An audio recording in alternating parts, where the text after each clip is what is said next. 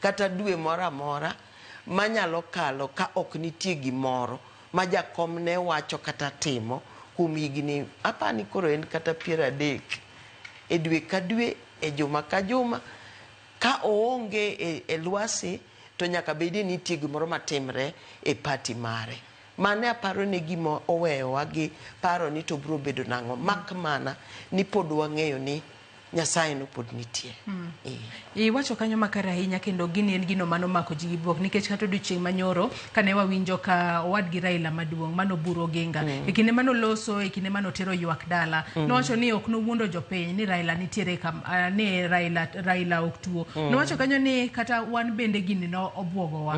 Raila ne ngima kendo kaluwore koda kata obedo ni nodhi thieth e pinyno mar India to ok wanyalo wacho ni ne nitiere kama rach ahinya. Wacho ni kata gin bende ne gintiere kod buok ahinya winjo ote makamae kaluwore kod buok mar adundo emano kelo tho mano mar Raila Amolo Odinga. To wang'eyo ni Lois in kaka jahocho wang'e ni sani gini omako ji kod buok ahinya kit kwa wacho ni nyaka ne wawinja mano milome kochakore chieng' tich adek mane moluor Raila Amolo Odinga owito ngimane e pinyno mar India e kinde mane wach makamano ochopo e it jopiny ang'e ni in bende ni neno wang' jowi neno kit kaka jopiny no wuok oko ka jopiny ywaka jopiny nitiere kod mirima mine nyithindo ojende jodongo no wuok oko ka giywak to ng'ato nyalo bedo ni penjore ni yes kata bedo ni jogi Raila ok watgi nikech wang'eyo ni kinde mathoth ng'ato ywago mana watne to Raila ni ok wanyal wacho ni jo Kenya duto mowuok oko ywaka ne otudore kode kata gin related kode nyalo bedo ni en kit lit mane ma jopiny winjo ma winjo be ni sani kori loso kod jopiny mondo jopiny kata bedo ni lit to gine kaka ginyalo manage lit ma giwinjo sani.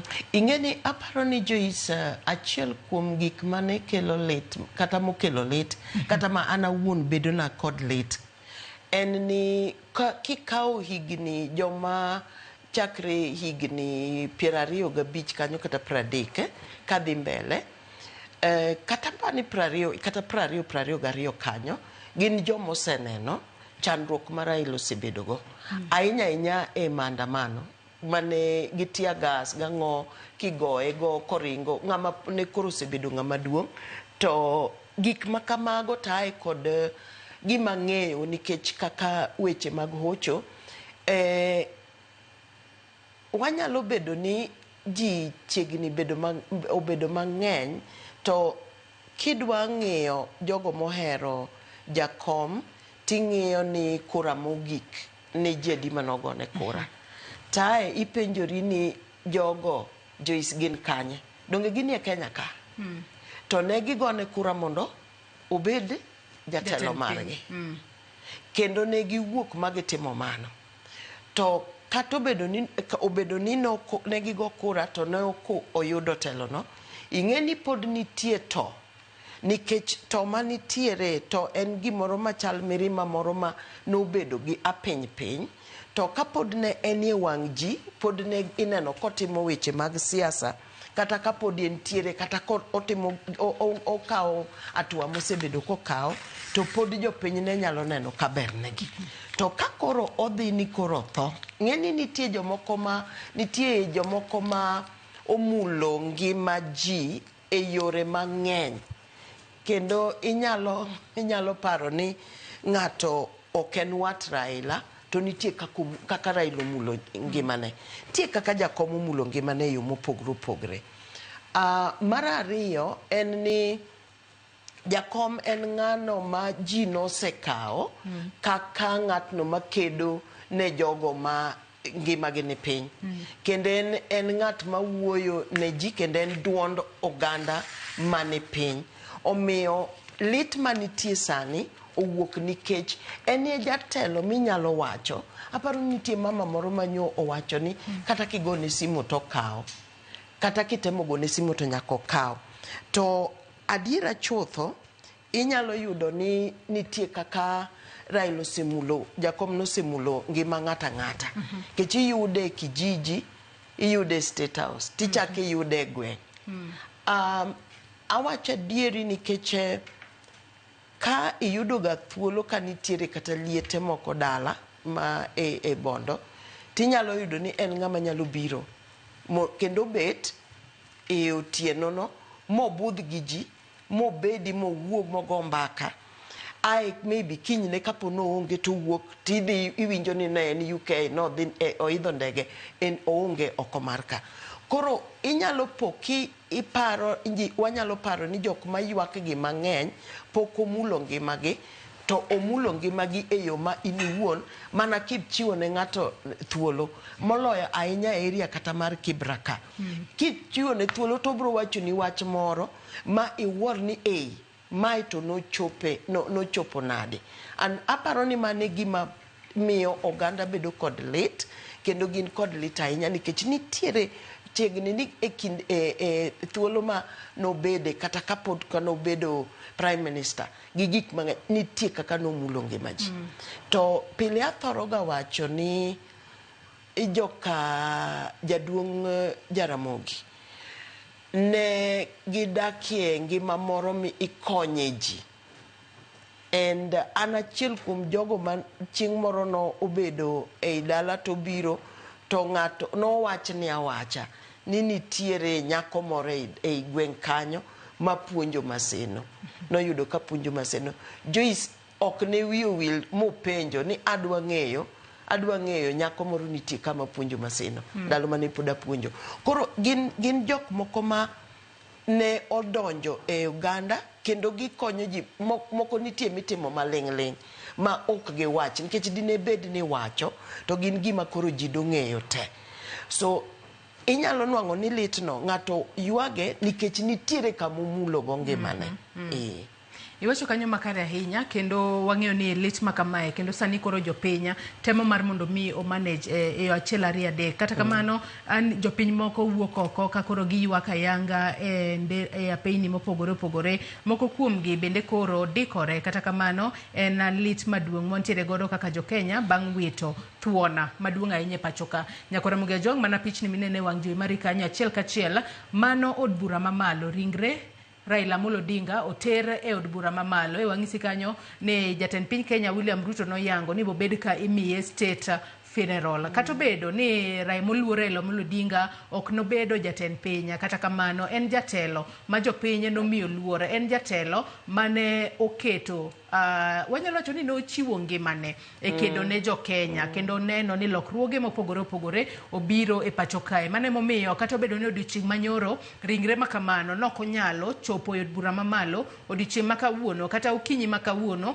ogol ringre no e kar kano ringre mali kendo ochomo mane od bura mamalo. Kineno mano aluora kata oko mar od bura mamalo arita nitiere ong'ala mamalo ahinya, oket kanya arita mamalo ahinya maneno ni seche moko jopiny oko muomo kanyo kaluwore ni chenro makamano nyaka koro dhi e wang' sa. Adwa tudre kod jafwambo marwa Efi Nyakidi mar mondo mi omeda ne leronwa ni to ang'o matimore. Efi oyawre ichiew nado kinyi makawuono kinyalo mana ng'iswa ni to gisani waneno kanyo ka ringre moluor Raila Amolo Odinga oter e od bura mamalo. Ang'o matimore kono gisani Efi?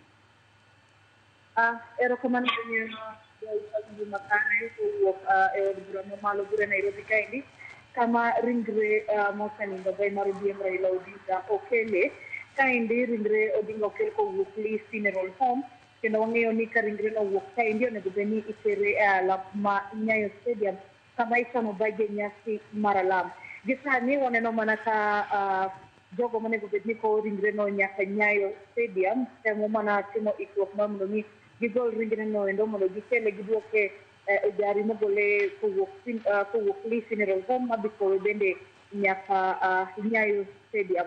Waneno ka nitiere arita bende moridi kaendi, nitiere ageng'a moket e apaya mano madonjo od bura mamalo kata Parliament Road, nitiere afisas moket kanyo, nitiere obila moket kanyo, wantiere gi jalweny, wantiere bende gi afisas mag NYS kaachiel kod traffic control bende madwa mana rango kendo tayo chenro niendi mar mondo mi gine ni safar mar Raila Odinga kowuok od bura mamalo nyaka Nyayo Stadium obedo mano mayot kendo timore maonge ng'ikruok moro amora. Gima wanyalo lero gi sani ma wang'eyo en mana ni ka giwuok kaendi to safar ni onego bed ni chomo Nyayo Stadium. Bed kiparo ni nyoro e kinde mane komiti mitayo kod jatend piny mano Kithure Kindiki kaachiel kod owadgi Raila maduong' mano Oburu nolandi nyoro kanyo ni nyasi no endo kar sario nego bed ni yudo ka oganda duto osebet piny mar mondo mi chenro no endo mar alam kata nyasi no endo mar alam mowinjore bag Nyayo Stadium odhi nyime maonge ng'ikruok moro amora kata odhi nyime e yo mayot kabisa. Koro oganda onego bed ni koromo kar sario osebet duto kaluwore bende ni nitiere welo mawuok pinje maoko ma jalop jatend piny Kithure Kindiki nowacho ni biro yuoro nyasi ma kamano. Koro gisani joikore rita waneno mana ka obila ni kaendi kaachiel kod jolweny pangore mar mondo mi giikre mar mondo mi ringre noendo okaw Nyayo Stadium. Joiko kang'eyo ka pono ni gi penjo moro amora. Erokamano ahinya Efi Nyakidi kuom bedo wang'wa e alwora mar od bura kanya. Ageno ni ang'eyo ni arita to chwal e ong'ala mamalo ahinya. Bende oyiene jofwambo mar mondo mi odonj e od bura kanyo ng'e ane ni to en ang'o matimore kose untiere mana kod untiere oko Efi? Gi sani ok oyiene jofwambo donjo iye kanyo, wachung' mana gi oko kaluwore gi bende chike moketi, kaluwore bende gi rang'iny mar chenro ma kamaendi. Koro gisani wantiere mana gi oko, warango mana gi oko ni to en ang'o madhi nyime. Kata kamano kapo ni ang'o miwa thuolo mar donjo iye, ang' ne wane ni to ang'o matimore e iye kanyo kata chalo nade e iye kanyo. Erokamano ahinya Efi Nyakidi, med mana bedo wang'wa kaachiel kod itwa e kinde ma intiere ong'ala manyime mar luonwa wuoth mogika moluor mara mosenindo moluor Raila Amolo Odinga. Ng'eni wabo bedo ka wamedo tudore kodi mar mondo mi med nyisowa moko misefwaro e kinde ma intiere oko kanyo mar luonwa chenro duto matimore odiochieng' ma kawuono. Nyakwara Mogejwang' mano jafwambo marwa Efi Nyakidi manitiere oko mano mar alwora mar od bura mamalo. Mana kasenyisi kanyo ne ringre mosenindo Raila Amolo Odinga nogola e kar kano ringre Mali Funeral Home okinyi ma kawuono, bang'e to notere achiel kachiel nyaka e od bura mamalo. Parno odiochieng' manyoro ringre ma kamano nowinjo bed ni lie in state e od bura mamalo, kata kamano mano nokotimore kendo nochomo lap ma Kasarani kama jopiny nobedo kod thuolo mar nene. Omiyo odiochieng' ma kawuono kaluwore kod kit luora ma imiyo jotelo e pacho kae, wang'e ni kuom thuolo malach kata kuom kinde mathoth e pacho kae jogo ma ringre maggi itero ga od bura gin mana jotend piny kata jolupa jotend piny e pacho kae. Kata kamano jatend piny Kenya William Ruto kaluwore kod luor ma bende nochiwo ne Raila Amolo Odinga e kinde manongima, kaluwore kod kit chia mar telo ma Raila Amolo Odinga ne nitiere godo e pacho kae, kit thuon mane nitiere godo. Prime Minister machon ma pacho kae mosenindo Raila Amolo Odinga ringre mare bende oter e od bura mamalo kaka ranyisi mano mar chiwo ne luor mare mogika kaka jal ma piny Kenya bro bedo kaparo kaka achiel kuom thuondi ma pacho kae. Nyakwara Mogejwang' bende jopiny medo chwalo ote maggi mago mag kuyo kaachiel kod leta toka tho mano mar Raila Amolo Odinga. Wayasoma ne ote mano mar Honorable Onyango Midika mano kotudore kod tho mano mar Raila Amolo Odinga. Wacho kaini to the family of Baba Raila, fellow Kenyans and the people of Nyanza, it is with a heart burdened by profound grief that I, Honorable Matthews Onyango Midika, former member of Parliament for Nyando and then Muhoroni, mourn the untimely departure of our fearless leader, Right Honorable Raila Amolo Odinga. Raila was a titan of Kenyan democracy. Our paths first converged in the crucible of the struggle of multi-party politics in the late 1980s and early 1990s. He was the formidable strategist, while we, the seven bearded sisters, were sentinels on the backbench. Our bond was forged in a shared defiance, defiance of the one-party state, a commitment of giving voice to the voiceless. His legacy is immense. He was a former political prisoner, detained for years without trial under the Nyayo era for his beliefs. Yet he emerged to become a prime minister, helping to heal a nation fractured by post-election violence. His name is etched not only in Kenya's history, but across Africa, from brokering peace to championing continental unity. To his wife, Ida, his children, and all who loved him, we share in your immense loss. May the ancestors welcome him with the warmth of the lake shore. Rest now, my brother and comrade. The struggle you led continues in us, in deepest solidarity and sorrow. Mano ote mar Honorable Matthews Onyango Midika, nen former MP mar Nyando kachiel kod Muhoroni constituency ka bende en emeritus cabinet minister mano regional development veteran of Kenya Democratic Struggle. Nyakwara Mogi Ajwang' mago mana moko kuom jotelo e pacho kae mamedo chwalo ote magi mag kuyo kachiel kod leta ne anyuola wede kachiel kod osiepe maga mosenindo moluor Raila Amolo Odinga. Med chwalo ote magi Nyakwara Mogi Ajwang', ote makamago abobedo ka somogi e kinde modhi mbele kod twak marwa okinyi makawuono. Ahinya nyate kinde momedo luonu wuoth mogika mano mar mosenindo Raila Amolo Odinga. Ka bende okinyi makawuono jatenda migao mochung' ne wechego mag omenda mano John Mbadi en bende nomol e pacho kae achiel kachiel kowuoka e pinyno mano mar Amerika mane boma ma Washington DC kama ne ntiere kod romo mano mar IMF World Bank. Ne ntiere kod romo makamano kata kamano no chuno mar mondo mi ong'ad nus romo makamano mondo duoga e pacho kae.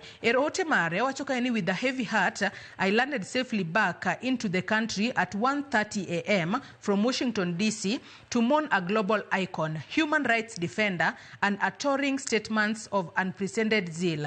I wish to inform the nation that the news of Raila Odinga's demise found me in Washington DC and I had to cut short the engagements, rush home to join fellow Kenyans during the grieving moment and pay last respect to Enigma, a man who defined every detail of my leadership and political life. Rest easy Baba. Mano ote mar jatend migao mochung' ne wechego mag omenda e pacho kae e kinde makoro no mol e pacho kae achiel kachiel kowuoka e pinyno mano mar Amerika kama koro no chuno mar mondo mi ong'ad nus chenro mage duto motimo kuro mondo duoge pacho kae oku kod jo Kenya e kinde ne ma wan kaka jo Kenya wawito thuon, walalo siro maduong' e anyuola marwa wan kaka jo Kenya. Wamedo chwalo ote mag kuyo kachiel kod lit. Nyakwara Mogi Ajwang' imede chwal ote magi abobedo kasomogi e kinde modhi mbele kod twak maro. To pichni ma ineno e wang' jowi mari kanyo mago pichni manitiere e oko mar aluora mar od bura mamalo. Ringre mosenindo Raila Amolo Odinga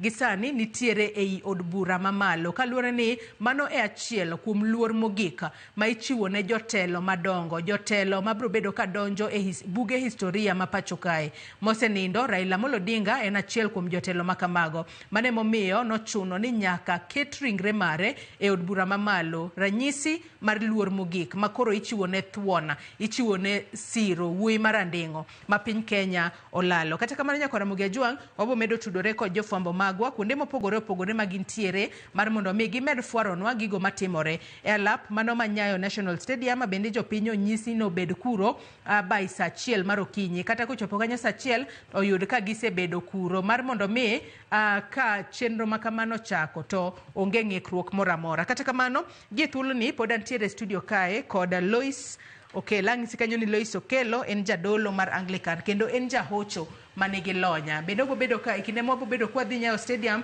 bende obobedo koleronwa e yo makare kaka itimo kopo mogik ahinya to e bwo kanisa mano mar Anglican. Kata kamano gie sani Lois kapok wachopo kuro wang'eyo ni gisani wanyalo wacho ni gino ma jo Kenya timo en gino miluongo kanyo kod dho ngere wanyalo wacho ni en collective kata national grief. Pogruok mane ma collective kata national grief nitiere godo kod personal grief? Aparo ni achiel kuom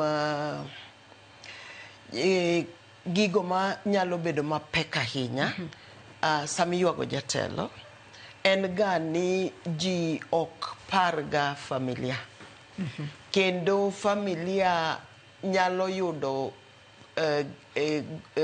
pigo maduong' kabisa nikech inyalo poni kata kapo kaka nyo gik moko timre ni kata kapo nuchung' kiparo ni nyalo kweyo ji nikech inie familia tinyalo po ka ng'ato bayo ni wach kendo obedo ga gima lit ahinya.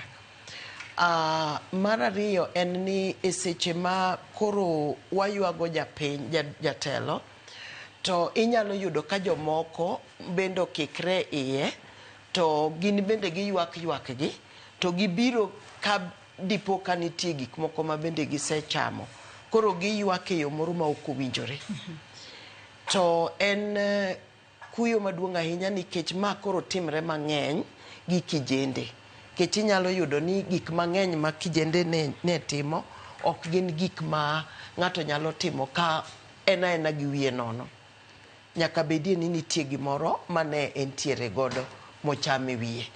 Koro seche ma ng'ato yuago jatelo kata familia mari jatelo yuago, to nyaka wang'e ni nitiere jok ma biro biro ka gini gi njore, nitie jok moko ma biro biro ka gibiro ywak ka gin gadiera ni gibiro yuago jatelo mo odhino endo.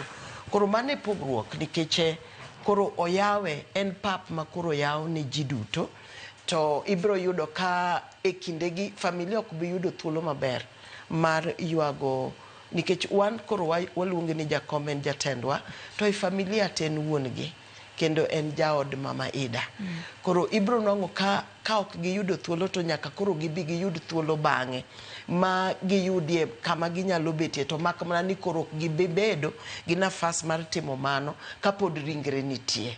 Biro bedo ni koro gibiro timo mano koseike, kendo ka joma ng'eny bende koro osetimo gik ma gitimo ma koro giwuok.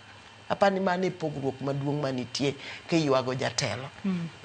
Nyakwara Mugia Jwang antiere kod wendo machielo, mano Daniel Juma, Director mar Global Peace Foundation Kenya. En bende osechopo e studio kae achiel kachiel mar mondo mi wameda ne poro wach kotudore kod kopo mogika mano mar moluor Raila Amolo Odinga. Odiochieng' ma kawuono ringre mare ibo bed ka ilemone e alap ma Nyayo National Stadium bore Nairobi ka. Oyawre Daniel kendo machiegni ahinya twak mar okinyi ma kawuono.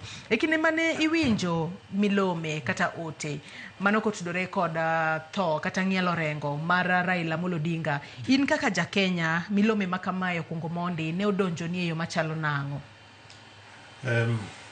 Oyawre uru jo Kenya. Mokwongo adwa mondo atim mos makende, achwal kuyo makende ni jo Kenya, sana sana ni jo familia Aida Odinga, Rosemary, Winnie, Raila Junior, kuom lalo jatendwa Raila Odinga. Wach ni ne anwang'o mnauru mna nyathina ma nuchaka last week na America. Koro ka duogo first chieng' mokwongo pod an gi jet lag, koro anindo gokinyi, to koro aneno ka nyathina oro na message to I've seen, Raila is dead. Okinyi. To hey, tema kura chiew to ka ng'iyo TV na kakana wach no se gini. Koro en wach malich ahinya, en wach okawa gi buok, wach jakom en jatelo ma osebet katayo Kenya mzima, to bende en jatelo moluor ok Kenya kende, en oluore gi jopiny mzima. Kanyo wach wuok ni jakom motho, to ineno ka CNN globally already wach no nyoro se keore. Koro an awacho ni sana sana jo Kenya duto wanagi magwa wabed gi riwruok. Jakom nyoto se omiwa en ng'at mohero kwe. King'iyo an kaka ng'amochung' ni Global Peace Foundation, asebet katiyo gi jakom ma higa 2015 nene adhi kod jakom Korea, watieko kod wik achiel. Wasewuotho kode Zanzibar.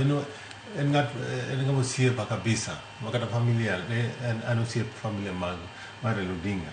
To nicho hero kwe, makata mna elections kod team, every time ma elections o team, to kuch Raila, kata kuch ne okwal kuche, ka bang'e okino ng'wono ni jok mokwalo kuchego, kendo riwre kodgi wach mag mos. Koro an awacho ni en wach malich, lakini kaung'e ni jakom kang manyicho chopeno oyingo kata mna ker. Winjoga jakom en a global figure. Kineno joma dongo kaka Martin Luther King, nene gibedo ker, lakini gin joma ibro somgi historia mag piny kuom lokruok manje gisekelo. Koro mene kaka aywago jakom osiepa. Iwacho kanyo makare ahinya, kendo ang'eyo ni lero bende ni nitiere kod tudruok mano malach ahinya kod Raila Amolo Odinga kaluwore kod tiji ma bende itimo mano mar neno ni kwe obedo e pacho kae to kata e pinje maoko, kendo in bende agoyo mos kaluwore ni ng'ama ise interact kodo machiegni ka owito ngimane, en gino wanyalo wacho ni en buok kata en lit moro ahinya. Nyakwara Mugia Jwang, pichni minene wang' jowi magi kanyo achiel kachiel gin mago mawuok bathe konchiel en od bura mamalo, bathe konchiel en Nyayo National Stadium, kendo kinno kanyo jopenya osechopo Nyayo National Stadium kanyo inno ka thoth gi gintiere kod gik moko marochere e lwetgi kani en handkerchief apani en handkerchief mar rachar magimako e lwetgi ranyisi mano mar kwe wange ni rachar kinde duto en ranyisi mano mar kwe ranyisi mar pisa nitiere moko kuom gi anno ka nitiere moro kanyo chalo ng'ama otweyo bendera e ng'ute kata kamano giwer gimiela wageno ni odiochieng' ma kawuono kwe biro bedo e kinde makoro miche gi miche mag jopiny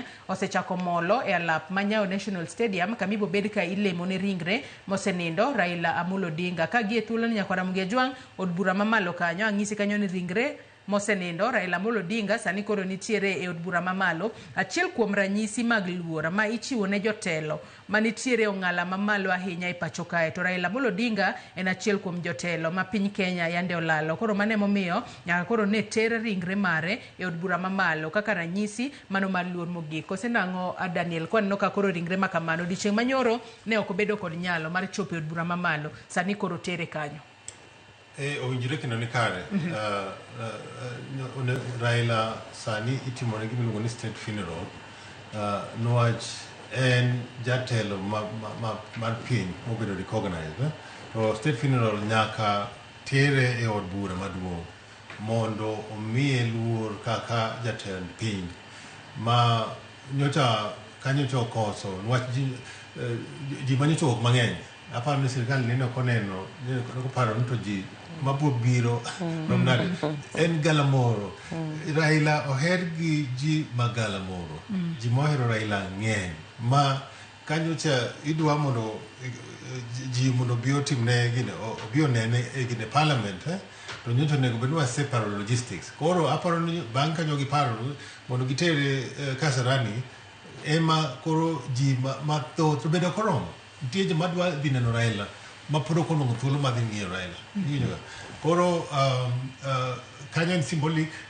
bura maduong' nyaka obedi niwach en statesman sani Raila kaka awacho ni okang' mochopo en property of the state ok en property of the state tiende ni od bura maduong' bende kaka ineno ka kata gino ka headline mar jopiny wacho the people's president en ye ker mar jopiny en ker mar jopiny to be nyaka ing'e ni Raila Odinga higa 27 Raila Odinga ne noyombo kura to kut Raila nokwal iwinjo to kane nokwal kut Raila to neno obiro botimo nade otimo handshake koro kata kane bed no ken ker to Raila Odinga ose qualify oseyombo kura to bende en gi ji mohere to bende osenyiso ni en statesman koro nyaka omi nyaka odhi od bura maduong' mondo ogo ni od bura maduong' oriti ogo ni jopiny oriti niwach en ker mar jopiny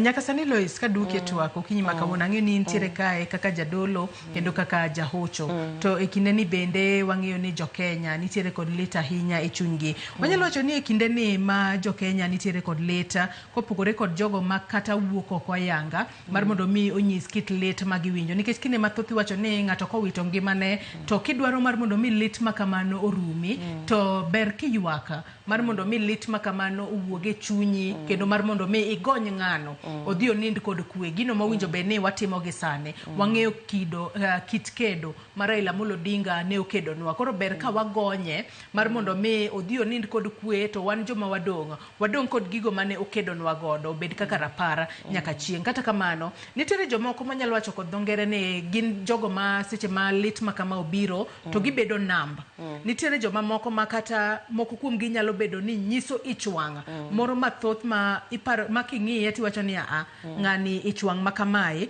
ok ojabedo godo kata kamano joma kamagi gie sechegi winjo be ne ihoyo gi yo machalo nade yes ma en kuyo makoro makowa wate kaka jo Kenya aparo ni nitiere tho mago ng'ato nambne silungo no Mbindi ogoyo Mbindi kaluwore gi kaka nitudori gi ng'atno motho kata ma Nyasaye koro kawo ngimane to achiel kuom gik ma tho kelo tho moramora kata obed tho mar gima in go kata lal wawach ni lal achiel kuom gima okelo ga en ga okelo mirima kendo omiyo nitie seche moko minyalo timo gimoro mane okichano ni dwa timo nikech to mar jakom ne nyalo miyo ng'ato bed ka ne en machiegni to nyalo po kata ko o TV ne ngum kata ko wito gimoro piny kata ka simbe olwar nikech en gima odwa buoge ji ahinya. To gima ber ing'eni ywak yot ka oko thogo yombindi tinyalo ywak. To ng'ata manyalo bedo ka owinjo mirima moro e chunye to ok onyal ywak to onge gimonyalo timo, onyalo mana neno. Ng'eni chon ne wawacho ga ni neno komo lagar. To ineno mana kinyalo neno to nyaka koro ing'e ni nitie kamoro mathoni ochoponie ma koro nyaka idwar kaka inyalo konyo ngimani in iwuon. Nikech ng'ato ka ng'ato sani ji gin milionde to ng'ato ka ng'ato nitie gima chunye nowinjone. Koro kinwang'o ka gini ogoyi ma ok inyal ywak, ok inyal wuok, ok inyal chung', ok inyal dhi kamoro, to dware mondo isudie kata iwuoye kod ng'ato kata ng'ama ni machiegni gi ng'ama chalo kamano. Onego wuoye kode mondo osude machiegni gi onwang' gimonyalo timo kata ka en go koko kata ka en rwako kine ka an bende koro arwako nanga ma orange mane kaka aywago jakom nikech en kala mar chama. Ni maybe kaka ng'ama jadolo ok anyal wuok sere na awuok aringe e ndara nago koko nikech mano nyalo kelo inyalo ng'iya yo machielo. So ng'ato ka ng'ato onego yud kaka onyalo ywago jakom e kinde machalo kama nikech ong'eyo wasewacho ka pode ka ndugu nani obiro ni ji milion 7 nogo kura kendo ne gigo kura ka giyiero ni ma ema dwaro ni mondo bed jatelo. To jogo nitiere ei Kenya ka to kane telo no okobiro kakiwacho pile ni nolal e yo manokowinjore to inwang'o ka jogi eki nigi chuny to kod ywak magin go to kapo ni gini ogoyi nyang'eng'o to nitie kako nego ng'at mani machiegni kodi ng'eni nitiere kama koro nyaka konyigo. Mondo kik wawe ni ng'ani okwat jakom kata ni ng'ani owuok e oganda moro to ineno ka en buti machiegni to iwuoro ni ng'ani onge gimobadho. Kapo ni neno kolinga linga ma kata oko wache wach moro to nitie kako onego koro konye. To bende nyalo bed ka ipenjo nang'o momiyo lal kata wito ngima kata ng'ielo rengo mano mar jatelo maduong'a kaka Raila Amolo Odinga manyalo wacho ni na public figure ang'o momiyo en personal ahinya ne jo Kenya milionde. Iwacho kanyo ranyisi ni jo Kenya milion 7 noluto ombulu e yiero mar higa mar 2022 kane gidwaro ni Raila Amolo Odinga obed jatend piny Kenya kuom hawi marach nokobedo. Ang'o momiyo sani koro wanyalo wacho ni lal makamae sani koro wanyalo wacho ni en personal ne ji milion 7 gi kachiel kod kata joma moko. Ing'eni telo ng'ama jatelo en ng'ama mulo ngima ji mang'eny to kako telo to chako duogo mulo ngima ji ahinya. Mar adek chia ma en go ing'eni nitie jomoko ma Nyasaye omiyo chia ma kama entiere to nitie kaka ngimane mulo ji mang'eny kabisa. To awacho kacha ni joka jaduong' Jaramogi king'iyo ng'enygi nyithindo kata jogo mowuokie dala kanyo keche koro an gi advantage mar ni awuokie anyuola makanyo kata e alwora makanyo. Iyudo ka ng'ato nitie kaka omulo ga ngima ji. Nitie ng'enygi ok gin jok manodongo ka gin malo kata obedo ni ne jaduong' Jaramogi ne vice president to ok ne gin malo, gin jok mani inyalo chop kuom gi mayot ma koyudo thuolo michopo kuome ndalo moko ing'eni nitie ndalo mane wadhiga go kura chiegni ni waduto nwadhiga go kura Lang'ata mondo oluto mbulu ne baba nikech nyaka ne wago kura Lang'ata.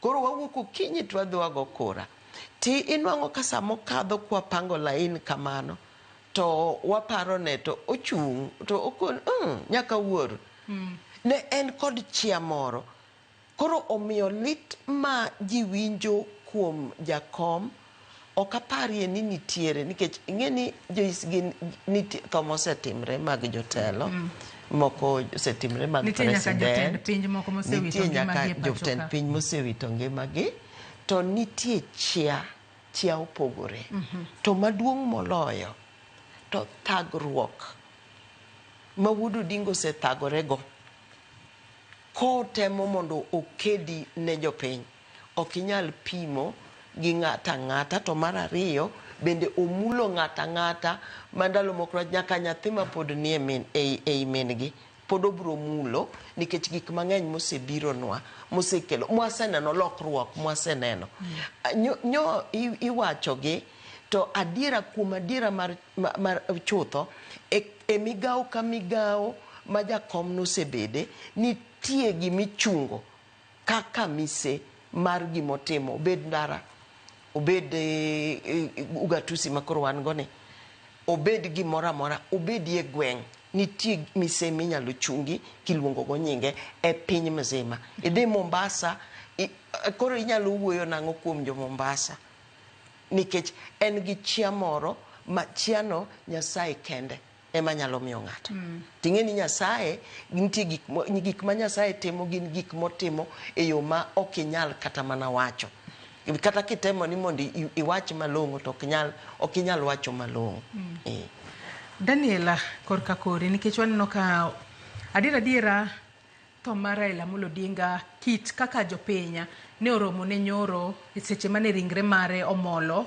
e pacho kae paw ndeke ma JKIA kowuok e pinyno mano mar India kit oganda makwar manowuok oko mar neno mana mar nyiso lit margi kaachiel kod dhialo jatelo makamano pok waneno gino ka otimore pacho kae Lois Ochura ranyisi ni adiera waseneno ka jotend piny mamoko wito ngimagi wantiere kanyo kod Little Teacher Arap Moi wantiere kanyo kod kata wantiere kanyo kod Jomo Kenyatta wantiere kanyo kod Jaramogi wantiere kanyo kod Mwai Kibaki ne giwito ngimagi to ok noneno ka jopiny nowuok oko kit kaka jopiny nowuok oko ne moluor Raila Amolo Odinga kata kamano e kinde ma jopiny nowuok oko adwaro mar mondo mi inyisa ne jopiny maneno wasaniere kaka jopiny nyalo ensure ni gibedo kod kwe nikech no bedo gimarach ahinya odiochieng' manyoro e seche mane ringre Raila Amolo Odinga nowinjo be ni chopo Kasarani to koro akiana wach ni jopiny ne obembo obila ochuo kuoro lisasi kanyo kwan mag ji mapoko yangi nowito ngimagi odiochieng' ma kawuono ji nitiere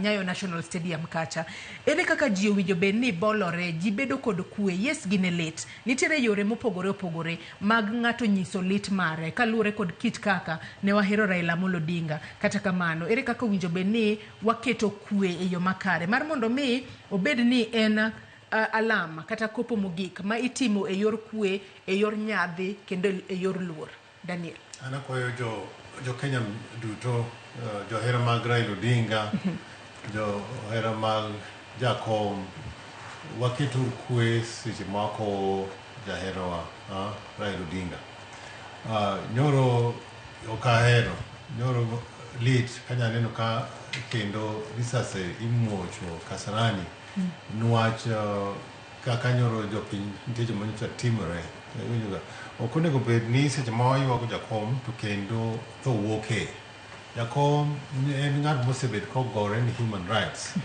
waseneno ka ji owito ngimagi election ko election ji osewito ngimagi kitimo maandamano seche ma gire Raila owito loch to ji nyaka tho koro seche ma Raila koro bende osenindo ang'o miyo kendo wamiyo kendo ji tho seche ma wayuago jakom ok owinjore ok nkare koro akwayo jo Kenya onagiwa aneno ka jomoko ting'o handkerchief marachar wating'o handkerchief wadhi Nyayo to wayuago jakom gi kwe en baba wanyiso hero kwe jakom nyiso hero kwe gimomiyo jakom kata nyiso ko onwang'o loch nyiso yombo lakini omaye loch nwach en ng'at maneno hero kwe kineno kata jomoko maneno ma loch manene kuchgi bed idwa kwal kaka Cote d'Ivoire ino ka jogo nino odhiro sirkal manene cha bunene gikaulo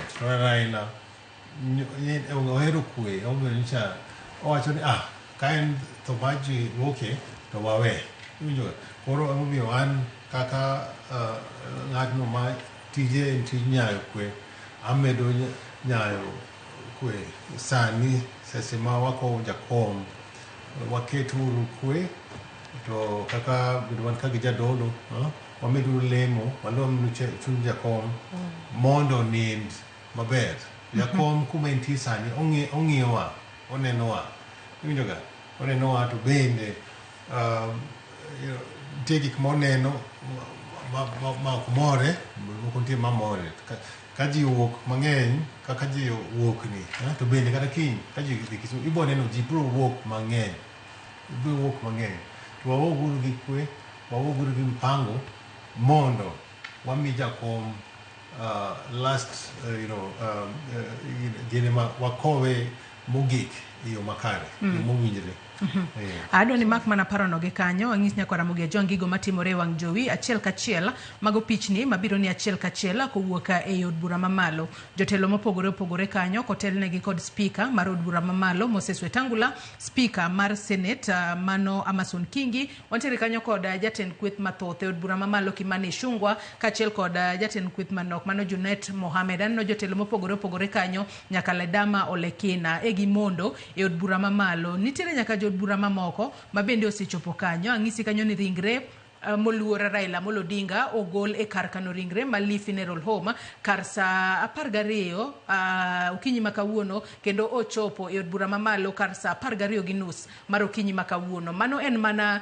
luor mogik ma ichiwo ne Raila Amolo Odinga kaka achiel kuom jotelo ma piny Kenya ne nitiere godo kata achiel kuom jotelo madongo kata jotelo madito ma piny Kenya nitiere godo. Anno kanyo nyaka ogai mar doho kata Chief Justice Martha Koome en bende osechopo e od bura mamalo kanyo kendo king'iyo kit kaka girwakre kaka ranyisi mano mar chiwo luor mogik ne jatelo ma piny Kenya olalo mano moluor Raila Amolo Odinga, wuoyi maranding'o, wuoyi mano ma thuona agwambo mano ma joma thoth e pacho kae ne luongo ni baba. Magi mana achiel kuom gigo manyaka tema kalure ni en jatelo makoro nyaka bed accorded state funeral kata nyaka chiwne luor mogik kaluore kod kit kaka imiyo jotelo madito e pacho kae, kit kaka idhialo jotend piny kowito ngimane, mano e kit kaka idhialo moluor Raila Amolo Odinga e seche makoro ibo bed ka otieko wuoth mare e pacho ka. Neno nyaka jod bura mopogore opogore no kanyo Millie Odhiambo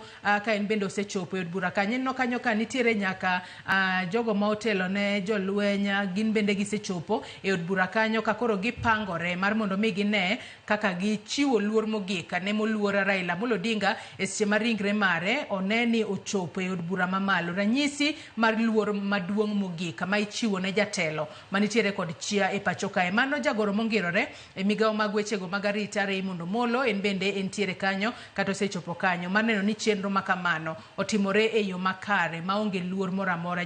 Jotend migepe mopogore opogore be naneno ka ochopo e od bura kanyo mar neno ni chenro makamae otimore e yo makare. Wanyalo wacho ni tho mar Raila ni bende koro oriwo jo Kenya duto kanyakla maonge dewo wang', maonge dewo kata oganda dhot moro amora kalure ni en jatelo maduong' ahinya e pacho kae ma ibo bed ka iparo e weche mopogore opogore. Kata kamano Daniel kapodi antiere kuomi ahinya nyato e wechego mago mag kedo ne piny Kenya yorego mago mag demokrasia achiel kod yore mamoko. Raila Amolo Odinga e yor neno ni kwe obede pacho kae kinde duto ibo bed ka ipare e yo machalo nade, nikech kata wang'eyo ni kinde mathoth ne waneno ka ji wacho ni odonje sirikal kata obedo ni ne ok yudo thuolo mano mar bedo jatend piny e kinde mano ngima, to ne oyudo thuolo mano mar bedo e achiel e sirikal kacha e yorego mag kwe. Ere kaka Raila Odinga ne bede ng'ala manyime mar neno ni kwe obede pacho kae kinde duto kendo jo Kenya odago ngima makare mwadage gi nyaka gi sani. Legacy mar Raila ok nyal compare gi legacy mar jatelo moro amora. To Raila en ng'ama otimo gik moko gimiluongo ni ok otim gik moko kaka jomoko time. Seche moko oneno gik moko kaka in ok ineno.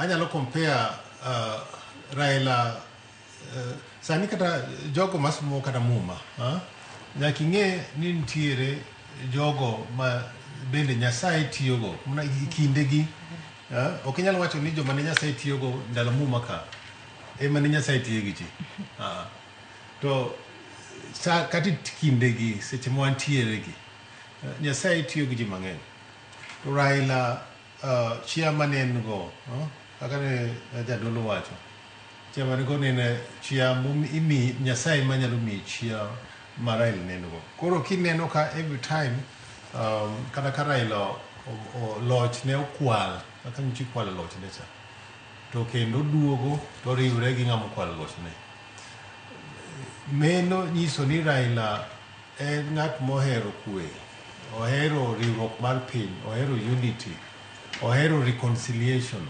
iwinjo ga en ng'at mowacho ni kata kudhaw nito wacho ni siasa ok en wasigu ok onego waket wasigu siasa onego bed kaka mpira ma seche mwago mpira ka in support Man U to ana support Arsenal to seche go ng'e en aggressive ma wapako anapako ruadha timini pako ruadha to ka mpira rumo to onego bed ni ji mosre to wadhi nyime gi maisha koro me era nyisi ma Raila osenyisowa kaka jo Kenya to gima nyaka wang'e ni siasa gimomiyo Kenya osebed kong'e ni en ga an island of peace Kenya osebed ka nigi kwe except for 207 kane ne yiero okelo kuyo mane ne okelo koro nyaka wang'e ni yiero ok onego bed ni miyo ji tho koro Raila nyisowa ni seche ma uyiero utima kaka utime ubed aggressive aneno ka jo siasa gigore wach gilore wach gigore gi sera lakini kutieko weche mag gine to bed nubiro karachiel mondo uriw parruok kineni to kata kineno kura kigoyo to seche moko kata kuch Raila en almost nus mag kuch ng'ama oyombo iwinjo ga koro tiende ni en gi nus ma jopiny koro king'iye ne bed ni sheria magwa constitution marwa chal kata constitution ma pinje moko nitie pinje kaka Philippines ma ki ng'ama oyombo cha nitie pinje sana Zanzibar chon constitution machon ma Zanzibar ne ni ng'ama oyombo cha ng'ama no kura mang'eny bedo president ng'ama no kura mar ariyo kendo miyo vice president koro mondo ogire oriw jopiny koro Raila and one of the reasons ma Raila nyocha kendo gore ni parliamentary system because parliamentary system miyo ji sana ng'ama nigi ji mang'eny kata ng'ama nigi od bura mang'eny bet gi teko mar rito sirkal to ineno ka constitution mancho arwako sana ochiwo teko ni presidential system koro ineno ka seche moko king'iyo 207 ni kuch loch Raila kuch ni nokwan king'iyo ne en gi jo od bura mang'eny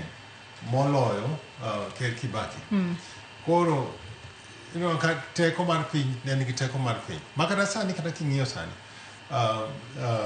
kura manyicho ogikni sana king'iyo ne bed ni sheria ing'iyo kaka onego bed ni ing'iye majority leader mar bunge ne onego bed ni Azimio winjo ga imagine ka joma ne ni Azimio joma ne oyier kata Ugenya kuma nantie kuma ai ka seche manene jaod bura kwayo kura to wacho en Azimio to kendo o campaign gi pitch Raila to ka osechopo kacha to timo nadi ka Raila sema maloch to koro defect odonjo kocha bed ni sheria tiyo kaka dwarore nonego bed ni kich oyieri in mrengo moroni to menen mrengo ma bunge dhika koro ananeno ni mosruok ma Raila osebet ka mosre ni ok onego ji ng'iye nitie joma ng'iye nok ber Raila nyisowa ni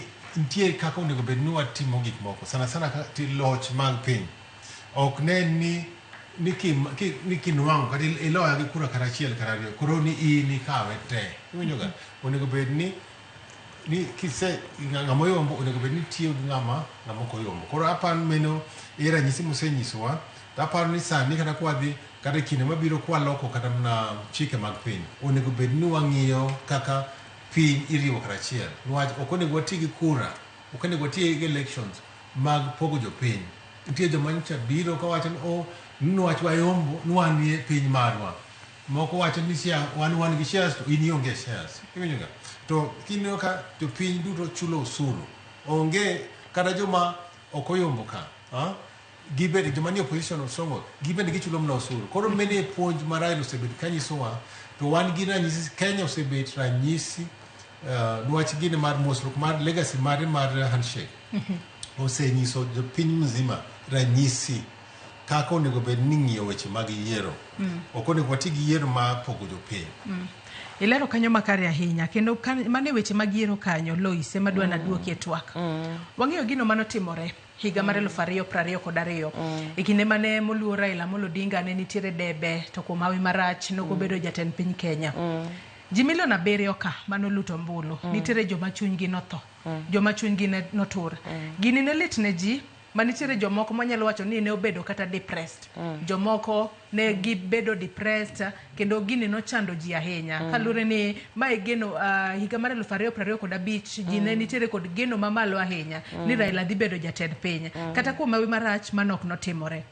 Sani koro Lois, Raila onge, baba onge, baba wito ngimane. Jopiny nyalo deal nade gi wach makamae, kata ere kaka ng'ato ko feel ni lit makama, kata lit mowinjo, kata kuyo mowinjo, seche moko ka koro kalo kiew, kata go beyond. Ere kaka ng'ato nyalo mesha mar mondo mi koro nene mato koro kalo amany kony mapiyo piyo. Tang'eni kony makamagi kinde mathoth imanyo kuom johocho kaka in. Kod jodolo. Kod jodolo. Joyce aparo ni kanitie kinde ma asegoero kama ni chunya wuon kaka dhano ni Nyasaye nitie, to en gima nyocho timre kokalo kuom jakom nino duogo mogo bade piny mowacho ni mondo okony sirikal masani mondo ti. Kanitie gima osetimore maber to moloyo nogandawa, to en gima kamano nikech ok wanyal wawacho gi chir ni nitiere achai moro ma jomoko nosechako koro chayo wako.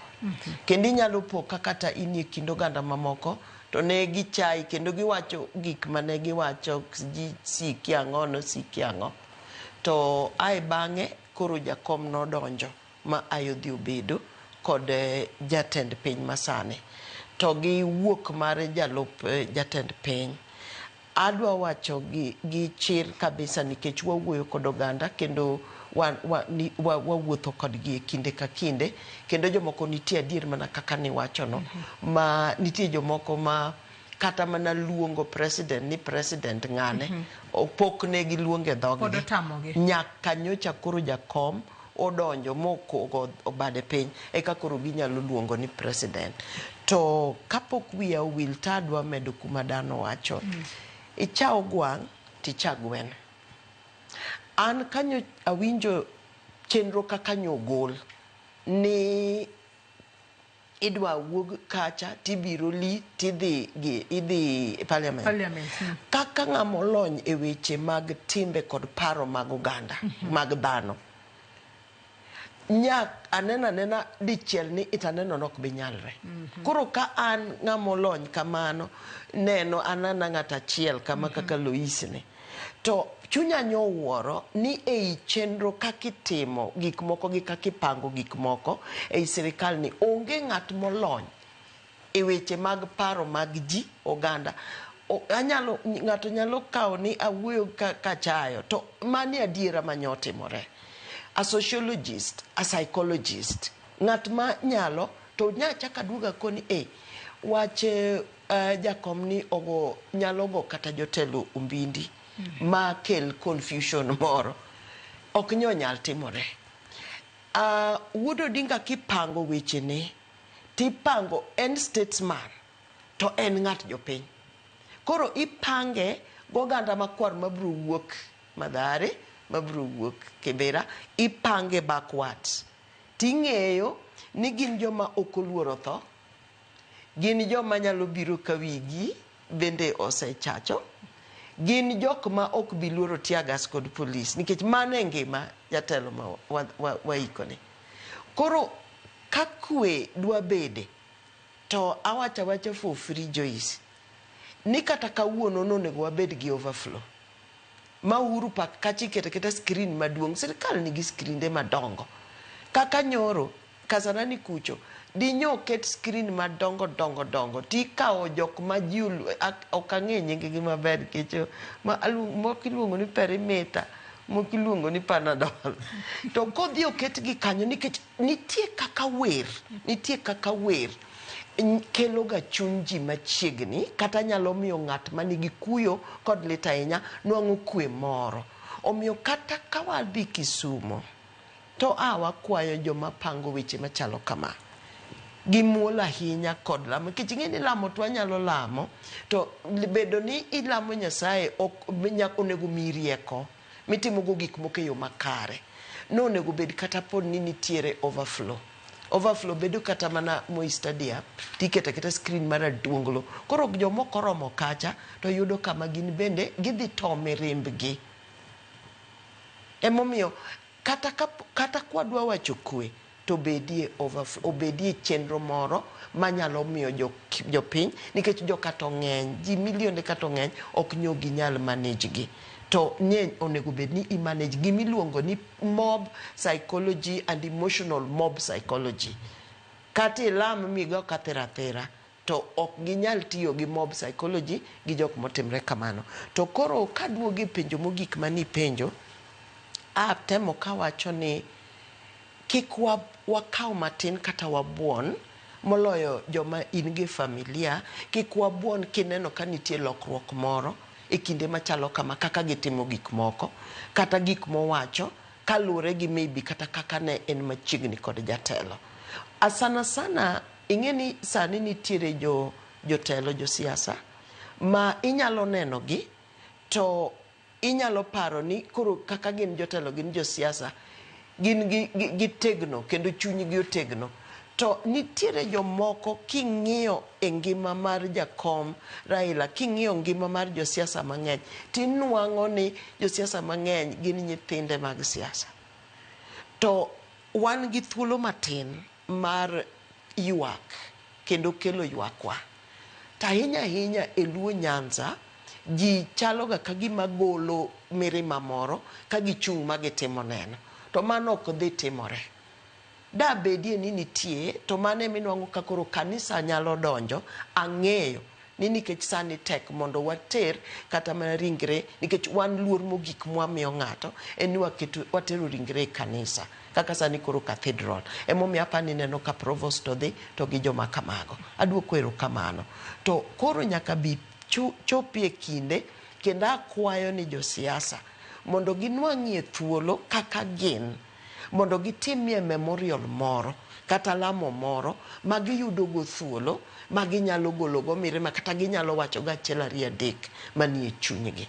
So ka nitie lokruok moro amora e kit ngima ng'ato, kata obedo ni oparo ni gino koro oserumo, ok inyal nindo maber, inwang'o ka seche inwang'o ka paro ni biro ni, inwang'o ka lit moro biro ni mi penjri ni lit ni owuok kanye, to koro en thuolo monego iyudie kony.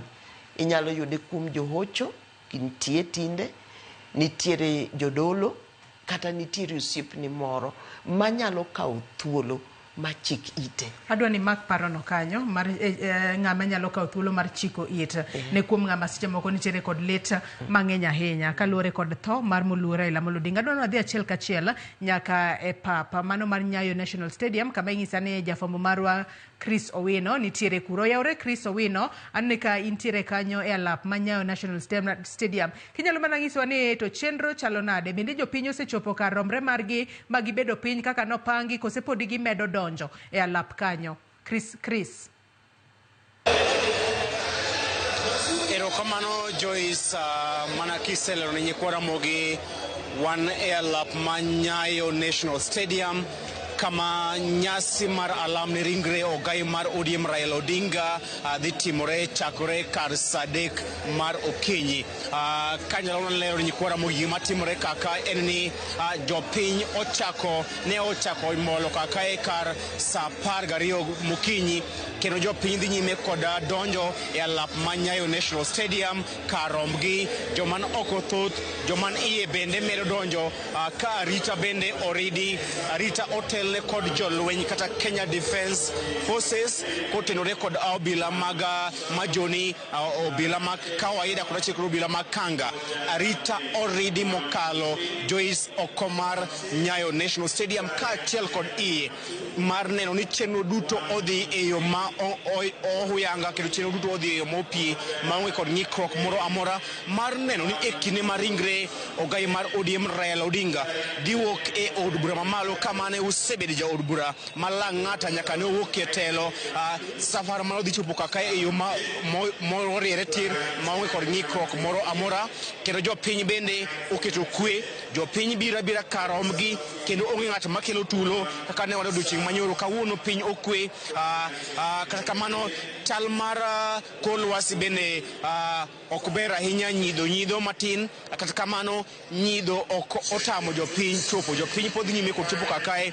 Jotelo mopogore opogore bende waneno ka osechako chopo kakae mar chopo e nyasi ma kawuono. An kod moko kuom jopiny ma bende oseyuoro mondo gipimwan to gin odiochieng' ma kawuono kama gidhi paro, kama gidhi lamo ni ringre ogai mar ODM Raila Odinga mosebedo sulwe e weche mag siasa kuom thuolo malach. Gin ang'o ma giparogo Raila Odinga odiochieng' ma kawuono kama gidhi timo alam mare? Inyalo nyiso ni iluongi ni ng'awa, to en ang'o miparogo Raila Odinga odiochieng' ma kawuono? An iluonga ni Edwin Odongo. An youth leader mar Waraka constituency e chama maduong' mar Eastern and Central Limpopo. Gimanya parogo Raila emokelo demokrasi, inya wacho pachi, en emokelo devolution, okelo county, inya gine. Koro jakomo dhi batato kaka youth leader mar ODM daka yuaga ni Raila owewa marach, kech Raila owewe sirikal, Raila owewa William Samuel Ruto. Koro inyalo nyiso nyikwara mogi ang'en sani jopiny ni kod kuyo, jokanyanam kod kuyo. En ote mane minyalo miyo jokanyanam kaachiel kod jokenya masani kod chunyi kod lit kalure kod tho mar Raila Odinga? Gimanya kono jokenya gi onagi duto sani pod wan e lit mar kowo baba ne en ng'ama ochung' ne ji kendo nok dwa ni ng'ato ohinyre. Koro nakwayo ni waketa kwe ka kiny baba ochopo Kisumu, jo Kisumu warwako baba, fujo kik bedi, wako baba gi nyasi, nikech mae e nyasi mar Raila Amolo Odinga baba mogik. An kod jalo machielo unaelewa Kijaluo man Kiswahili. Inyalo nyiso ni iluongi ni ng'awa, to en mich mane ma oganda jo Kenya nyalo miyo moluor Raila Amolo Odinga e kinde makoro en e safar mare mogik e piny kae? An iluonga ni Brian Owino. An e youth leader ma ODM Nairobi County. Wayudo lit gi kuyo kuom lalo jatendwa, en jatend Kenya, en mogemo lokruok mang'eny e Kenya kae. Koro wan kaka onagi onego remain united. Nitie joma nyoro nosechako gemo tungni, to akwayo we should mourn our leader with respect. Kata kwa dhi Kisumu, we should give him befitting send off. Wabed jomo pangre maber, wakoe gi luoro. Kata kwa yuak ichike gi timbe mag luo, wamiye luor kwakoe. Mano kendo manyalo wacho. Erokamano. An kod Joyce pod an kod jopiny ma bende molo dhi nyime kod chopo kakae mar chopo e nyasi mar alam ne ringre ogai mar ODM Raila Odinga. Ka inyalo neno jotelo mopogore opogore bende medo chopo kakae mar mana chopo kendo chopo e nyasi mar mondo gigo oriti ne Raila. Adhi loso kod japiny machielo. Waneno odiochieng' manyoro jopiny ne owuok karomgi mar chopo e alap ma Kasarani, ma chopo e alap paw ndeke ma JKIA kendo ne waneno tungni kod tulo. En ote mane minyalo kwayo johera mag Raila mabiro e alam ma kawuono? Okay, kuom nyinga Frederick Otieno, wuod Kisumu. Gima da kwayo, asetiyo ka baba from 2012 katiyo tij baba kaka security. To gima da kwayo nyoro na neno madongo. To yawuotu akwayo kendo akwayo gi muolo mondo wabeduru gi kwe, kik waket tich, kik watim gik moko madongo. Erokamano uru. Erokamano Joyce, an kod jatend migawo mar weche teko na achiel kuom jotelo machiegni kod ogai mar ODM Raila Odinga ma bende osechopo e nyasi ma kawuono. Mheshimiwa, en ote mane minyalo kwayo jo Kenya ma chopo odiochieng' ma kawuono e nyasi mar alam ne ringre ogai mar ODM Raila Odinga? Gima duong' ahinya mokwongo en goyo mos makende ni familia mar jakom baba Raila Amolo Odinga kotel kod mama Aida to gi jodala jaduong' Jaramogi Oginga Odinga duto. Gima anyalo kwayo gi sani en ni mondo jodalawa wabedru mana gi kwe mondo wakow jakom gi nyasi kendo gi nyadhi kaka jago manene joluoro e piny mar Kenya kod piny mangima. Erokamano ahinya. Kapok aweyi jatelo, inyalo lero ni jopiny ere mich maduong' ma jo Kenya nyalo miyo Raila Odinga e kinde ni ma piny bende weche mag siasa bende nitiere, tungni bende achiel kuom kinde, en mich mane ma jo Kenya nyalo miyo Raila? Mich maduong' ahinya ma jo Kenya nyalo miyo jakom Raila Amolo Odinga en bedo gi riwruok mar oganda. Ogeni duto ma Kenya mondo wadhi mbele ka jo Kenya oriwore. To moloyo ahinya en jakom oweyowa ka yande oketowa e sirikal motelni kod President William Ruto. En mondo jodalawa mondo wabedru e sirikal motegno mondo wakel weche mag dongruok ni jothurwa kod jo Kenya duto te. Erokamano ahinya. Joyce Maonje, jatend migawo mar teko Opiyo Wandayi ma bende osechopo kakae e nyasi mar alam. Kana aselero ni chenro dhi nyime, jopiny medo donjo kar rombgi mar chopo e alam kawuono mogik. Mae madhi bedo nyasi maduong' ne jodak ma Nairobi, kama ogai mar ODM Raila Odinga osebedo kagoyo siasa mare kuom thuolo mar higni 40 mokalo, kendo en kod mbi mokalo. Omiyo jopiny biro kar rombgi mar chopo e nyasi makamae, kendo kama imiye luor mogik kendo keto chunye e lwet Nyasaye e safar mare mogik pacho kae. Kaka naselero, arita kwe bende oridi mar neno ni chenro duto odhi e yo mokwe mopogore kod odiochieng' manyoro, kendo pod wago tach kae wabiro dhi nyime kod miyou achiel kachiel chenro madhi nyime e alap ma Nyayo National Stadium, kaachiel kod fwaro nu gigo duto matimore, jotelo mochopo, jopiny kaachiel kod gigo duto matimore. Koro giketo nakete e Ramogi TV, wabiro miyo gigo ka gidhiyo kendo ka gitimore. Joyce na inya Chris Owino ka intiere alap ma Nyayo National Stadium bore Nairobi kae, kama oganda makwaro osechopo kanyo e chenro mano mar alama ne ringre moluor Raila Amolo Odinga, mang'eyo ni biro bedo kamolo kanyo e kinde ma entiere safar mare mogik e pacho kae. Chris, bed mana kanyo, bed itwa kaachiel kod wang'wa, wang'eyo ni wabo bedo ka wamedo tudori kodi ka intiere kono mar mondo mi med lero no matut kotudore kod gigo matimore. Nyakwara Mogi Jong pichni minene wang' jowi mari kanyo, mana ka kiwinjo ka Chris owacho, jopiny osechopo e Nyayo National Stadium. Kata bedo ni piny ng'ich,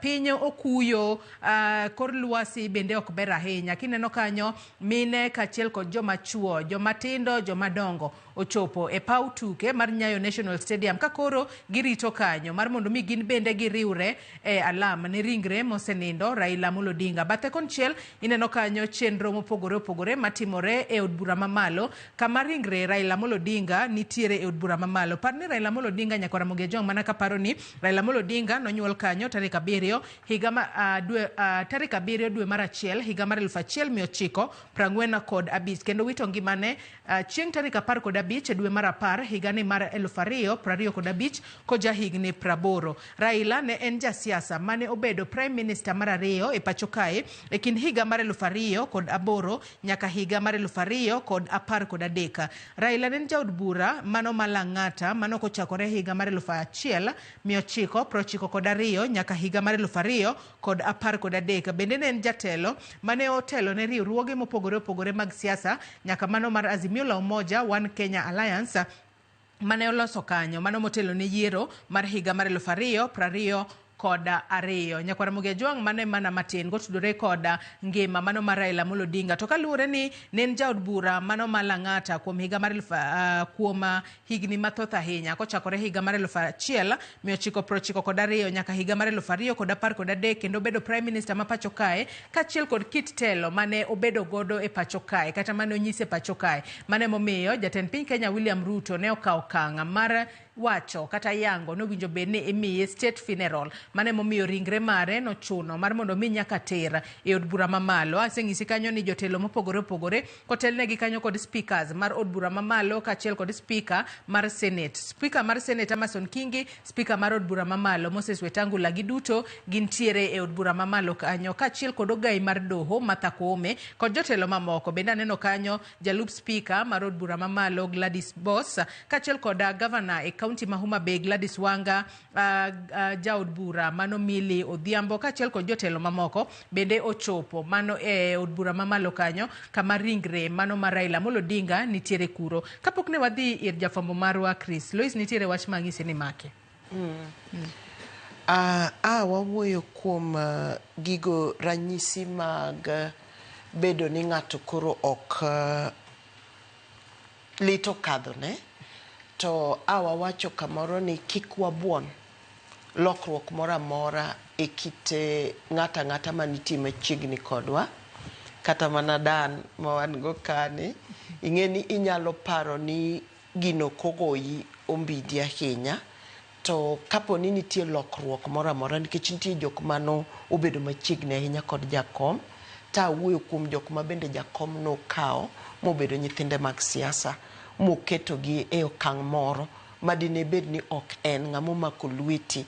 Koro kanitie lokruok moro e kit ngimane kata kit wuoyone kata kit kako otimo gik moko kata nitie lokruok e nindo e chiemo kata lokruok kako ng'iyo gik moko kochakore sano to ber mondo ng'at ma kamano kata ka chunyi koro jok gi gik moko kata kapo ni neno ka onge ber moro mineno e kit ngimani kata e piny kata e Kenya to inwang'o ka koro onego bed ni idwaro hocho kata imanyo ng'atno nikech nitie johocho, nitiere jodolo molony to bende kapo ni ok inyal to bende inyalo yudo osiepni moro manyalo chiko ite. Kanye ma wamake ng'ama nyalo chiko ite mawinj gimiwacho miwachne gima ipare chunyi ma oko omi advice mapiyo piyo bende okoraki gi wach bende okobuon wachni miwachoneno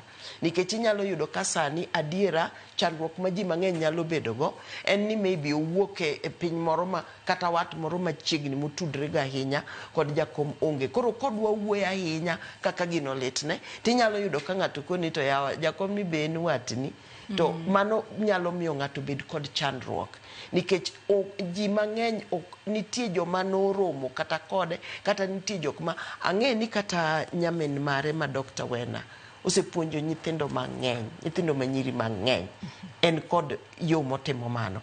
Inyalo yudo ka nyathi nikech nyaneno ka e tipo mar jowi nyaneno ka nyithind KMTC Mabondo kanyi neno gi uniform kaka nyogin ing'eni nitie kaka KMTC no nobiro mana e kinde ma jakom ne koro donje telo kane intiere minister.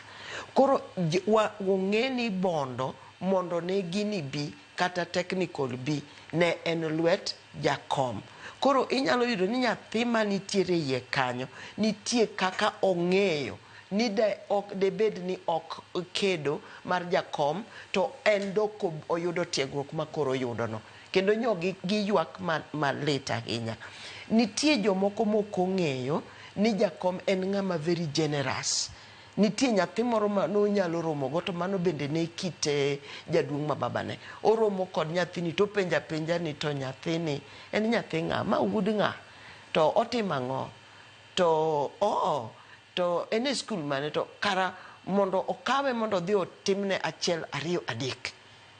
Iparo ni nyathino obed watne obed wuon gi min gi donge nyalo bedo ni gin kod lit kendo gin kod to kata mama Ida nitie kod gik motimo, nitie nyithindo mag osegolo mo ochulo negi kata fees, nitie foundation mar mosetimo mang'eny. Koro kik wabuon ng'ata mawuoyo kuom lit mar tho mar jakom. Kik wakawe ni en siasa, wakawe ni ng'ano nitie gi gimoro ma onego konye, onego winje, kata obedi ng'ama wuok oganda moro. Ing'e ni wan kod lit moko nikech wach tibayo, nikech tinde wanie e media inwang' ka ji bayo wach moko winjore. To kata kapo ni ng'ama nobayo wach no wuok oganda moro, to ng'at mowuok oganda no biro nodwa ni mondo owuok kodi, bedie kaka jakom, ng'ama ohero kwe, ng'ama ohero ji te, mondo iwinja ni en lit mane ma en go, mondo wakony jopiny kata e kinde ni moloyo kapok waketo jakom kare mar yweyo mogik.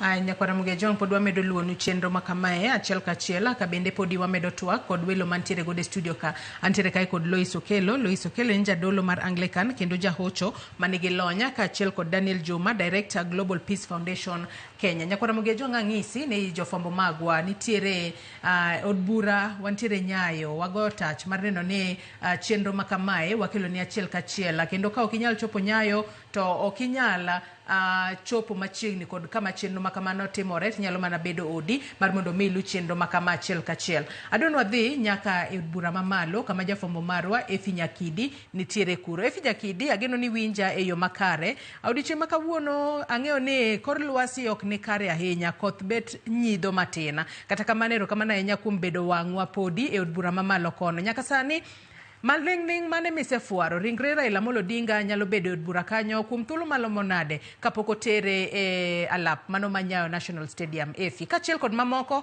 misefuaro e od bura kama intiere.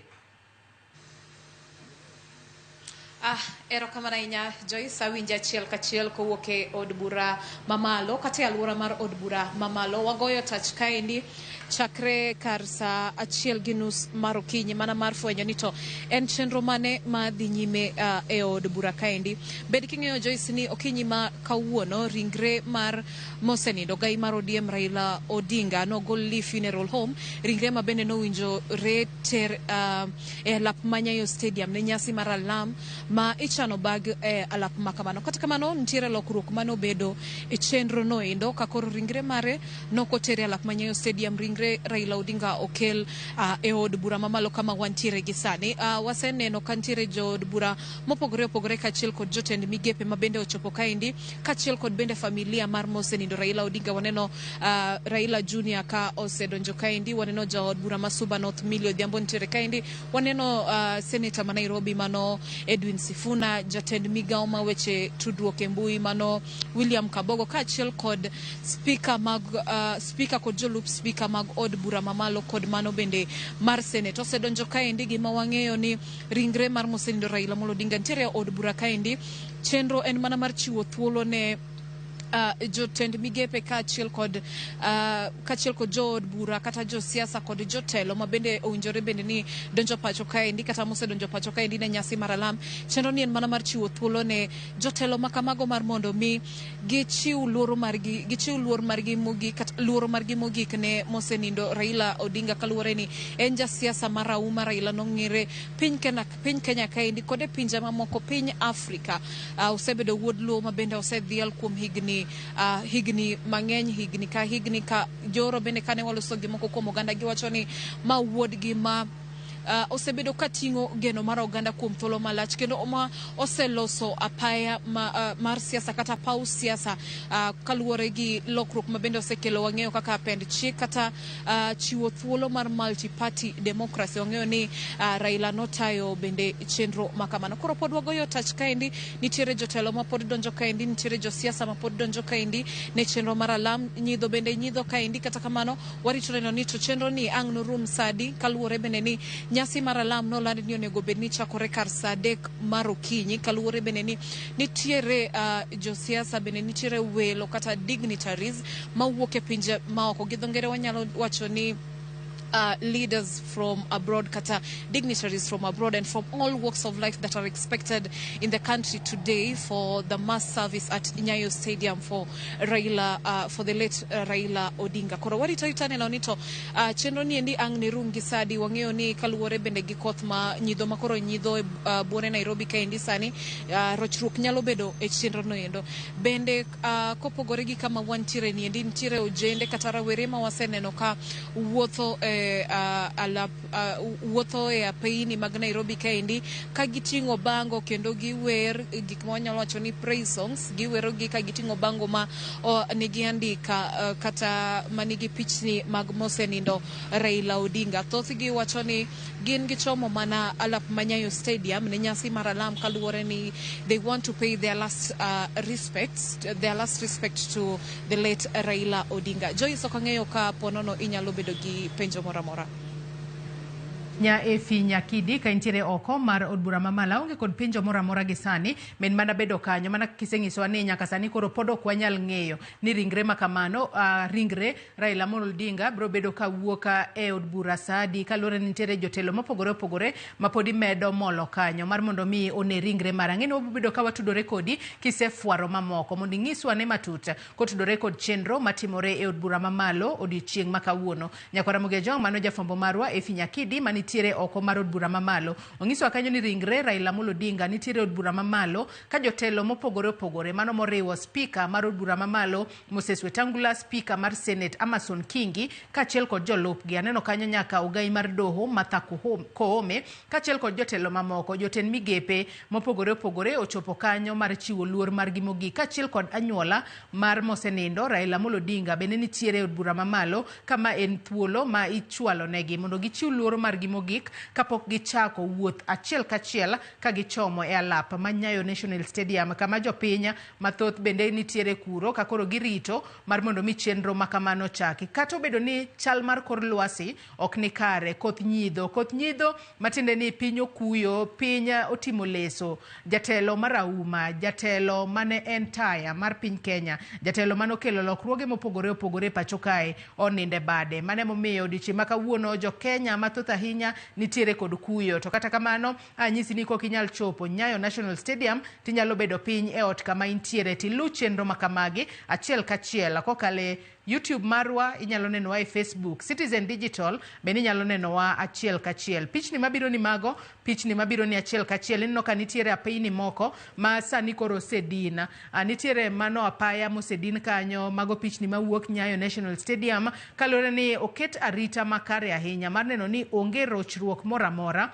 mabo bedo katimore e kinde mewo bed ka ilemo ne ringre mosenindo Raila Amolo Odinga kakoro nyaka sani bende jopiny kwayo mar mondo mi obed kod horuok jopiny kikel koko mora mora obed kopo mogika mano mar Raila Amolo Odinga e yo makare obed safara mano mar nyiso luora kendo mar nyiso kitelo makare mar Raila Amolo Odinga ne otemo keto e pacho kae nyaka gikone koro owito ngimane. Kata kamano Nyakwara Mugejong medcholo ote magi abobedo kasomogi e kinde ma wadhi mbele koda tuak maro. Nyakara Mugejong mana kaseng'isi jotelo mopogore opogore medo chopo e od bura mamalo mano mar chiwo last respect margi ne mosenindo Raila Amolo Odinga. Ng'isi kanyo ni Raila Amolo Odinga en achiel kuom josiasa marauma ma piny Kenya olalo. Jasiasa mibo bed ka iparo e okenge mopogore opogore ondamo mopogore opogore mane ogoyo e pacho kae. Kineno kanyo mana achiel kuom wang'apeyni ma obila odino kanyo kendo ging'iyo nitiere kaka nyamburko moko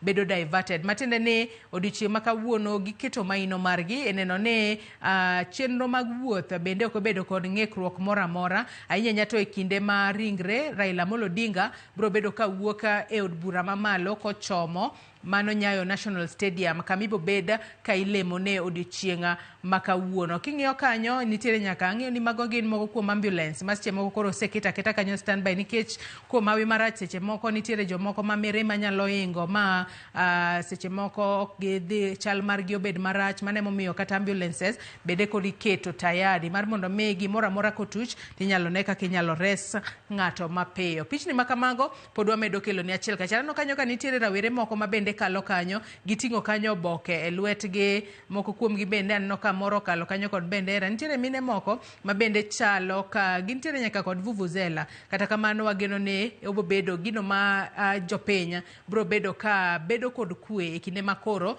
wariwore kaka jo Kenya e lemo ne ringre mosenindo Raila Amolo Odinga. Parni ne en dwaro mar Raila Amolo Odinga mar mondo mi oike e seche 72 bang' tho mare. Odiochieng' manyoro owadgi mano Oburu Oginga nolero ni seche 72 ichako kwana. Kanochakore kod odiochieng' manyoro, okinyi manyoro mane ringre Raila Amolo Odinga ochopo e pacho kae kowuok e pinyno mar India. Kalure ni e kinde mane Raila ngima nokong'eyo nobo bedo kowito ngimane e piny ma oko. Mane momiyo ne gichako kwano seche 72 kochakore e odiochieng' manyoro mane ringre mare owuok e boma ma Mumbai e pinyno mar India nyaka ochopo e pacho kae. Matende ni kikwano seche 72 ibo bed ka itere e kar yweyo mare mogika chieng' Jumapil ma en chieng' tarik 19 kama ibo bed ka ikete e kar yweyo mare mogika. Chenro mopogore opogore oket piny mar neno ni kopo makamano obedo e yor kwe ma onge ng'ikruok moramora. Nyakora Mugia Jwang' podi wadhi mbele kod twak marwa. Kopogore kod kaka waparo Raila Amolo Odinga, Daniel ang'eni wabu bedo ko wapare kod yiero mopogore opogore. Adwani wapare ne kaka nokonyo neno ni demokrasia obedo e pacho kae. Nikech nitiere ote moro manasomo kae, mano ote mar kuyo kachiel kod let mane or kanyo kod mano Matthews, mano Honorable Matthews mano wacho ni en achiel kuom jogo mane okonyo Raila inyanyate wechego miluongo kanyo ni multipartyism masani koro wantiere gode pacho kae. Ere kaka Raila Amolo Odinga ne oneno ni piny Kenya obedo kod demokrasia? Mano Honorable Onyango Midika mane en jaod bura mano Manyando kachiel kod Muoroni e kinde mokalo chiena ne owacho ni Raila Odinga kanyo gin moko kuom jogo ma ibo bed ka iparo. Owacho ni Raila was a titan of Kenyan democracy. Our paths first converged in the crucibles of the struggle for multi-party politics in the late 1980s and the early 1990s. Raila Odinga emanene okelo actually king'iyo ndalo manene Kenya nitie one party system. Mane ndalo manene Moi nie telo. Kiwacha ni kokiwacha chan KANU iwacha ja party moro yoyote to ibiro detain. Koro Raila Odinga is one of the people manene wacho nene en gi chir, nene onge luor, nene owacho kaka Kenya onego bed ni adopt multi-party system. Imiluongo ni section 2A. Ma kanene Raila Odinga odhi e bunge, Raila Odinga odhi e bunge kodonjo actually he's one of the people manene obiro that suggestion proposal mondo wabed gi wagol section 2A. To bende kiparo sana ndalo cha nene joma nene aluongo jo praise and worship mag Moi mane ka Moi wuoyo to gipamo to giwacho ni onge ok nyal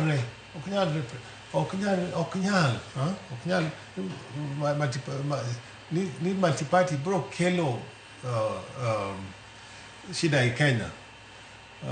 To Raila Odinga nochung' tir gi jo siasa magi ma ineno ka ne gidhi ndalo cha ka ne gidhi gine Kasarani to Moi bende nene oloko pache boyie gi paro mar proposal mar Raila bowacho ni minaona tutoe ile section 2A aino kanene obedo allowed no ka section multipartyism obedo allowed. Koro to bende ok mano kende, mano is one of the most important contribution. Another contribution and wise mag pend chick adwa ni make penchik kanyo mano penchik ma Raila Amolo Odinga ne okedo mabedo godo mano penchik mar higa mar 2010 nyakora Mugia Jwang kineno kanyo mano pichni mabiro ni achiel kachiel e od bura mamalo kama jatend piny Kenya William Ruto nosechopo e od bura mamalo en kachiel kod min ode Rachel Ruto irwake kanyo kod speaker Moses Wetangula kachiel kod Amason Kingi wantiere kanyo kod Chief Justice kata ogai mar do Martha Koome jalup speaker mar od bura mamalo Amason Kingi ten kweth mathoth e od bura mano Kimani Ichung'wah Junet Mohamed benaneno kanyo governor county ma Homa Bay Gladys Wanga jod bura masuba North mano Millie Odhiambo Rosa Buyu benaneno kanyo jotelo mopogore opogore rwako jatend piny Kenya William Ruto e od bura mamalo Ledama Olekina kachiel kod jotelo mamoko mane ochopo e od bura mamalo pani ringre Raila Amolo Odinga nitiere e od bura mamalo kanyo kendo jatend piny Kenya William Ruto bende koro riwore kod jotelo mamoko mago mag jotend migepe jod bura kachiel kod jotelo mago mag doho e pacho kae mar mondo mi gichiw luor mar gimogik ne Raila Amolo Odinga. Raila Amolo Odinga en statesman ma iwacho ni ik makamae kata nyasi makamae mar kopo mogik mar jatend piny mar ogai mar ODM mosenindo Raila Amolo Odinga en chenro ma itayo kod sirikal mane momiyo ineno kanyo ka jotelo mopogore opogore kachiel kod jatend piny Kenya bende ochopo kanyo mano jatend jolweny Charles Kariri kachiel kod jotelo mamoko bende koro ochopo kanyo mar mondo mi gichiw luor mar gimogika ne moluor Raila Amolo Odinga ma koro nowito ngimane chieng' tarik 15 dwe mar 10 mano mahigane ma en mana kita nyiso luor mogik ma ichiwo ne Raila Amolo Odinga kalore ni en achiel kuom jotelo marauma ahinya e pacho kae josiasa kata jasiasa marauma ma ibo bed ka iparo e pacho kae. Daniel ang'adi e kinde makoro ne dwa wacho kaka Raila Amolo Odinga nokedo dwa bedo kod katiba manyien e pacho kae. Koro katiba masani omiyowa thuolo ma wanyalo wuoyo wanyalo wacho gima ni e pachwa ka waonge luor ni nitie ng'ama luwowa mabiro makowa mor mabiro keto detention pen chik ni Raila ne nogore ni makata mana ker masani ne nopingo pen chik mandalo mane nikelo pen chik en ne owacho no Raila owacho yes to sani koro pen chik ni ema watiyogo wate to ji duto ohero pen chik makata ker masani vendo ohero mna pen chik mani no pingo cha koro no mondi idwar consensus which siasa iwacho gani leadership a leader must rally other people to buy his vision leadership tiende ni in jatelo jasayo mi telo to telo ni okonego bedne in gi vision mari to ka inyalo convince jomoko mondo accept vision mari wacho gani gi kizungu jatenda miluongo Dr. Mun wacho gani ka ng'ato nigi lek if one person has a dream then it is just a dream but if every other person share that dream then that dream is achievable koro ka in gi lek in jatelo in gi lek to inyalo convince jomoko bende mondo embrace lek ma in gono to wanyalo achieve koro Raila ne nigi lek mar kelo pen chik manyien ne nigi lek mar demokrasia to ok ne lek mane o convince jopiny makare lo yie ni wadwa lok pen chik to jopiny oyie go kaneno Raila otamre no onge ndalo mane wacho no mandalo mag chungwa gi rabolo kaneno pingo to ne kodonjo koro Raila en gi teko mar kelo meno is one of the most important contribution man chiwo mar democratic governance mapping to bende gima duong' e penchika en lok mar sirkal mar gweng' ndalo machon cha nene pesa odak na Nairobi maka jo gweng' dwaro lokruok to tiende ni Moi anobi gweng' ka Moi bire gweng' to eka nderni ibro pa ndalo paro kan watindo ka Moi obiro to ka wawerne wagine sisi makoro biro cha kore ko wacho wabunge kwae ni wadwaro kama miwa kama timno kama eka koro okelo lo gine to sani koro nwach pen chik manene Raila okelo tiende ni pesa ipogo migape ipogo mabiro sirkal mar gweng koro gino sebet ema konyo jopiny makata unie opposition kata kogo kura ke sirkal to unwango pesa makata gimoro manyocha jomoko wacho ni shares cha onge ji duto nigi shares piny ka koro meno one of the most important contributions Maja Raila Odinga osekelo freedom of speech, freedom of conscience. Jakom mose punjwa makata sani kanyoro kineno ka Gen Z. Last year kana Gen Z awoke. Gen Z the negis punj gisebe kagi learn from Raila Odinga. Chir maginugo and chir ma Raila Odinga mano punjwa makata sani wan gi freedom pinyka. Kenya ka okinyal timo gi pinje moko. Pinje moko kaki pinje maniba ka Uganda, Tanzania mokinyal wacho gimoro amora yote against the establishment. To Kenya ka wan gi thuolo wacho pachwa kok bet wacho nok ber ka bet wacho no ber to kwase wacho to bende timre kamano. Koro mego some of the most important contributions ma Raila osekelo ni democracy or governance ma wabro parego legacy mosewenwa ma onego bed ni watimo ere kamano masara sani kawaiwa go Raila to onego bed ni wang'eyo ni at least owewa gi gimoro to bende sani onagiwa masani sani Raila nyocho owewa kata bed ni waiwak Raila owewa sirkal sani Raila owewa sirkal wanda osiep na MP ma mancho gunya sani en mo chungni weche mag sitima John Mbadi mangiyo weche mag pesa masani nyoro ni ok ngiyo weche mag pesa oseduoge pacho Raila owewa mo makoro sani kikwa wach ni wadwaro gimoro sani wabed ni wariwre ariwa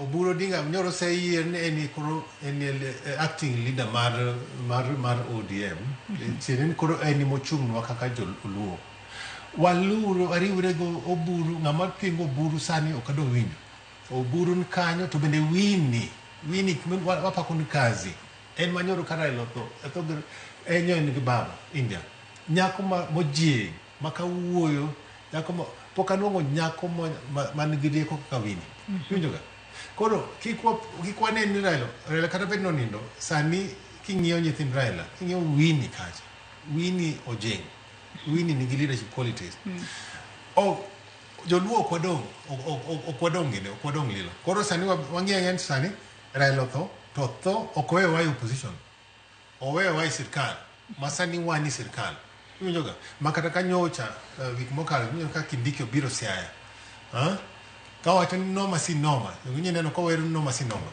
owere Siaya winyo koro Raila osetimo maber koro kikwa wabeni wayuak lakini wagon Raila kamano wasechandre sani wan e sirkal koro wamakre gi sirkal Ruto mondo sirkal mar Ruto ni pinya king'e ni 207 ndalo manene Kibaki omayo Raila loch ng'ama nene ni KCC kagore ni sirkal mar Raila kakwacho ni kuch Raila okwal Raila mancho yombo ne en William Ruto to Martha Karua on the other side nene giwacho na ni Tharaka Nithi nyoro winyoga koro sani odonjo gine winyo koro wan gi joka adwani imak parono gi kanya ahinya mos ahinya wadhi ane achiel kachiel nyaka od bura mamalo mar mondo mi wawinjane gima timore kuro gi sani ma Raila Amolo Odinga is lying in state od bura mamalo wawinjane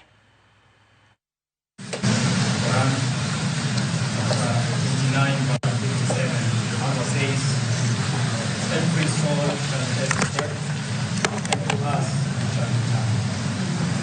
Lord, as we mourn the hero of democracy in Kenya, Africa, and the world at large, the Right Honorable Raila Amolo Odinga, we seek for your guidance, protection, and mercy. We thank you for everything. Guide us the right path. We thank you for everything, and we pray that you give us strength, wisdom, courage, and patience to be able to wait and carry the burden of sorrow. Lord, We ask you in your beautiful names. Amen. In the name of the Father, and of the Son, and of the Holy Spirit. Amen.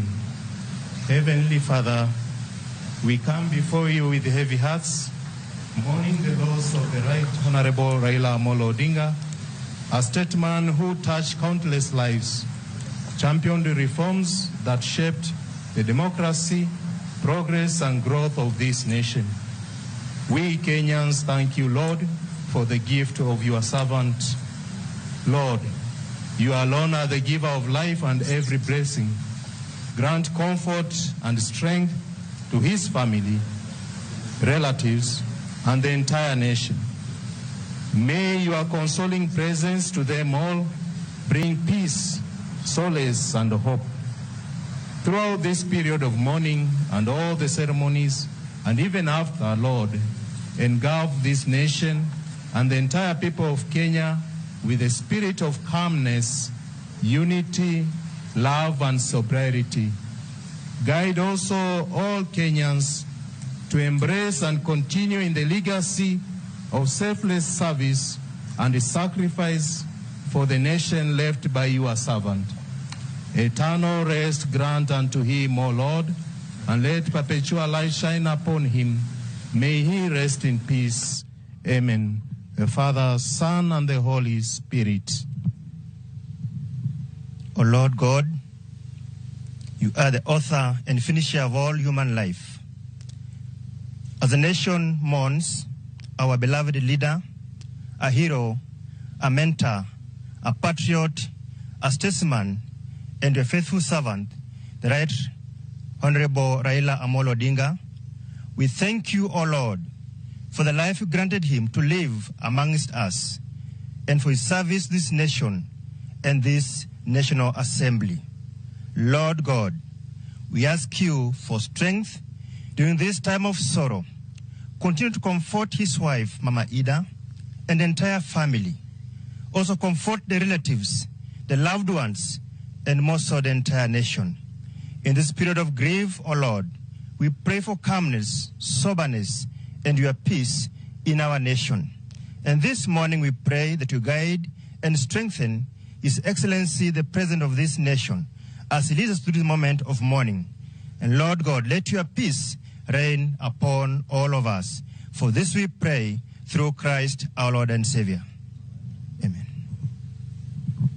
We will now progress to the viewing, starting with His Excellency, the President. The rest of us, I kindly request we hold our peace as we allow His Excellency to view, and I'll guide you on the order.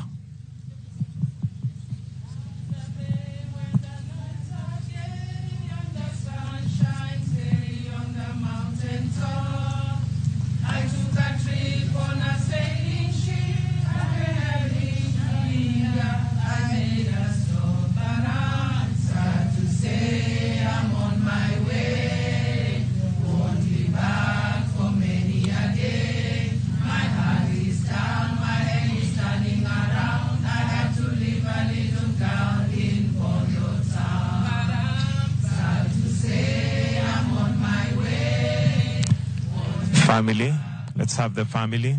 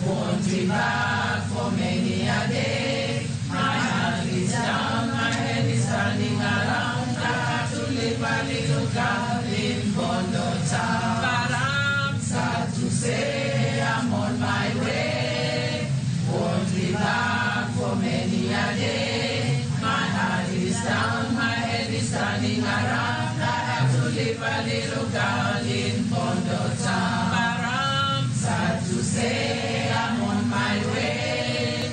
Won't be back for many a day. My heart is down, my head is turning around. His Excellency, the Deputy President.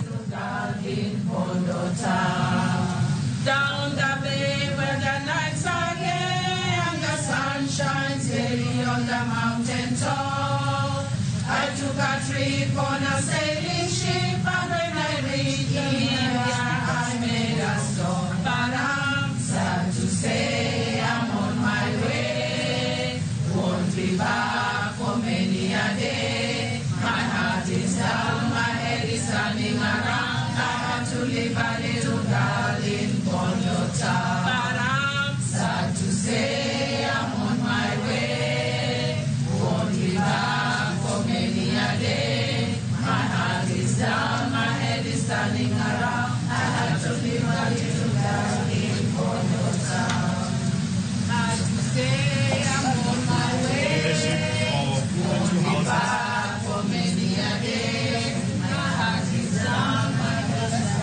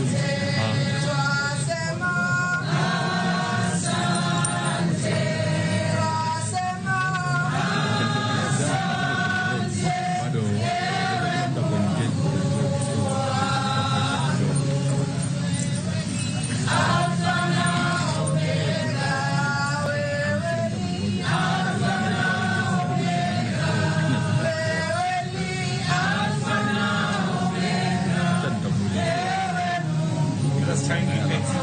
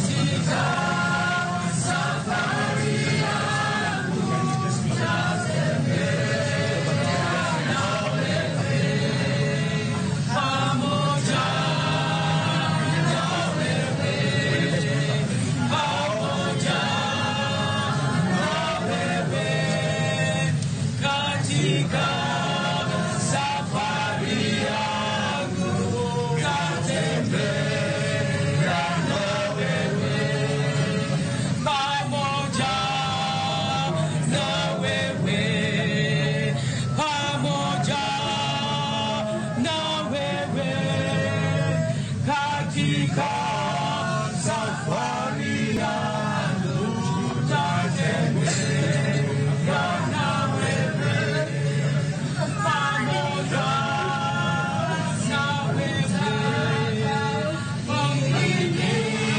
Niheshimiwe haya nikute mashaka sawa sawa na wewe, pamoja na wewe, pamoja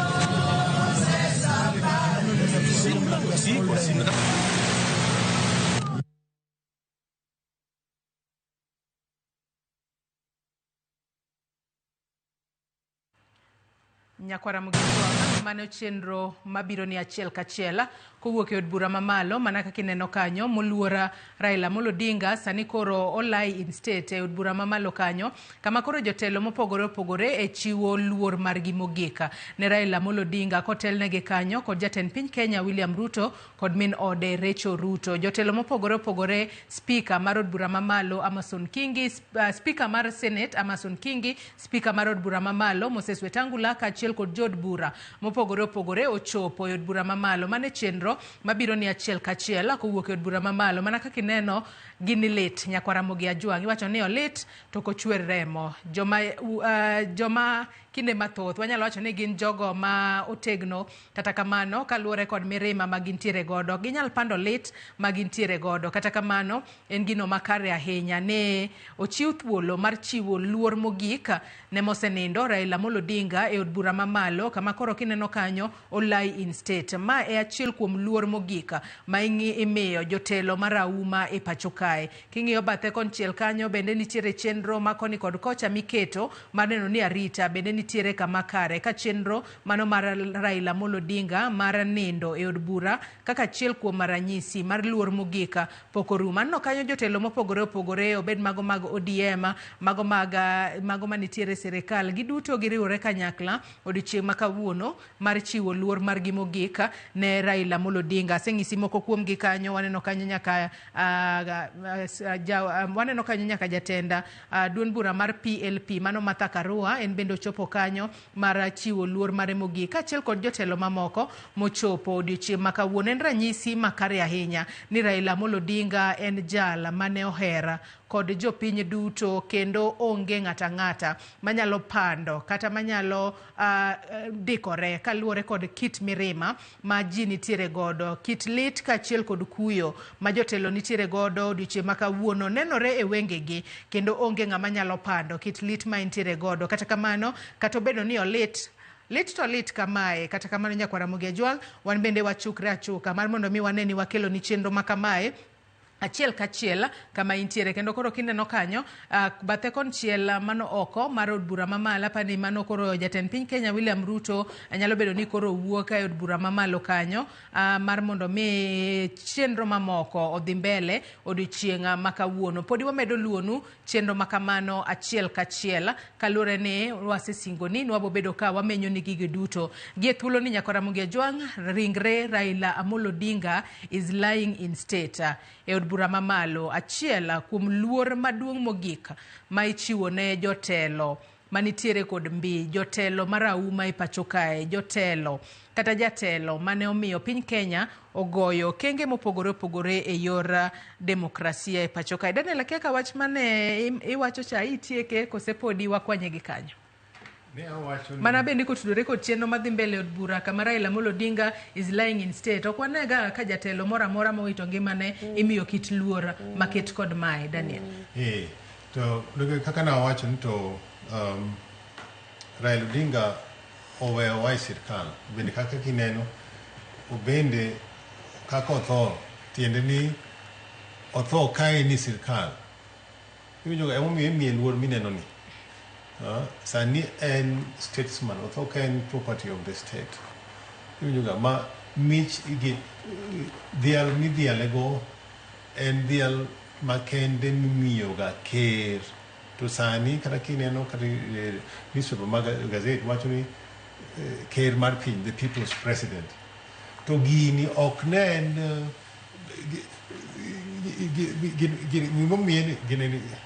luor momi Raila ni ok nen favor ma ker Ruto timo iwinjo ga en favor ker Ruto ong'eyo ni Raila neno yombo yiena mar mondo mi imak parono gi kanyo kendo wadoka ne e od bura mamalo mar mondo mi wawinja ne gima dhi mbele kuro kalo ni jotelo mopogore opogore mago manitiere sirikal mago maonge sirikal ochopo mar chiwo luor mar gi mogik ne mosenindo Raila Amolo Odinga we wawinja ne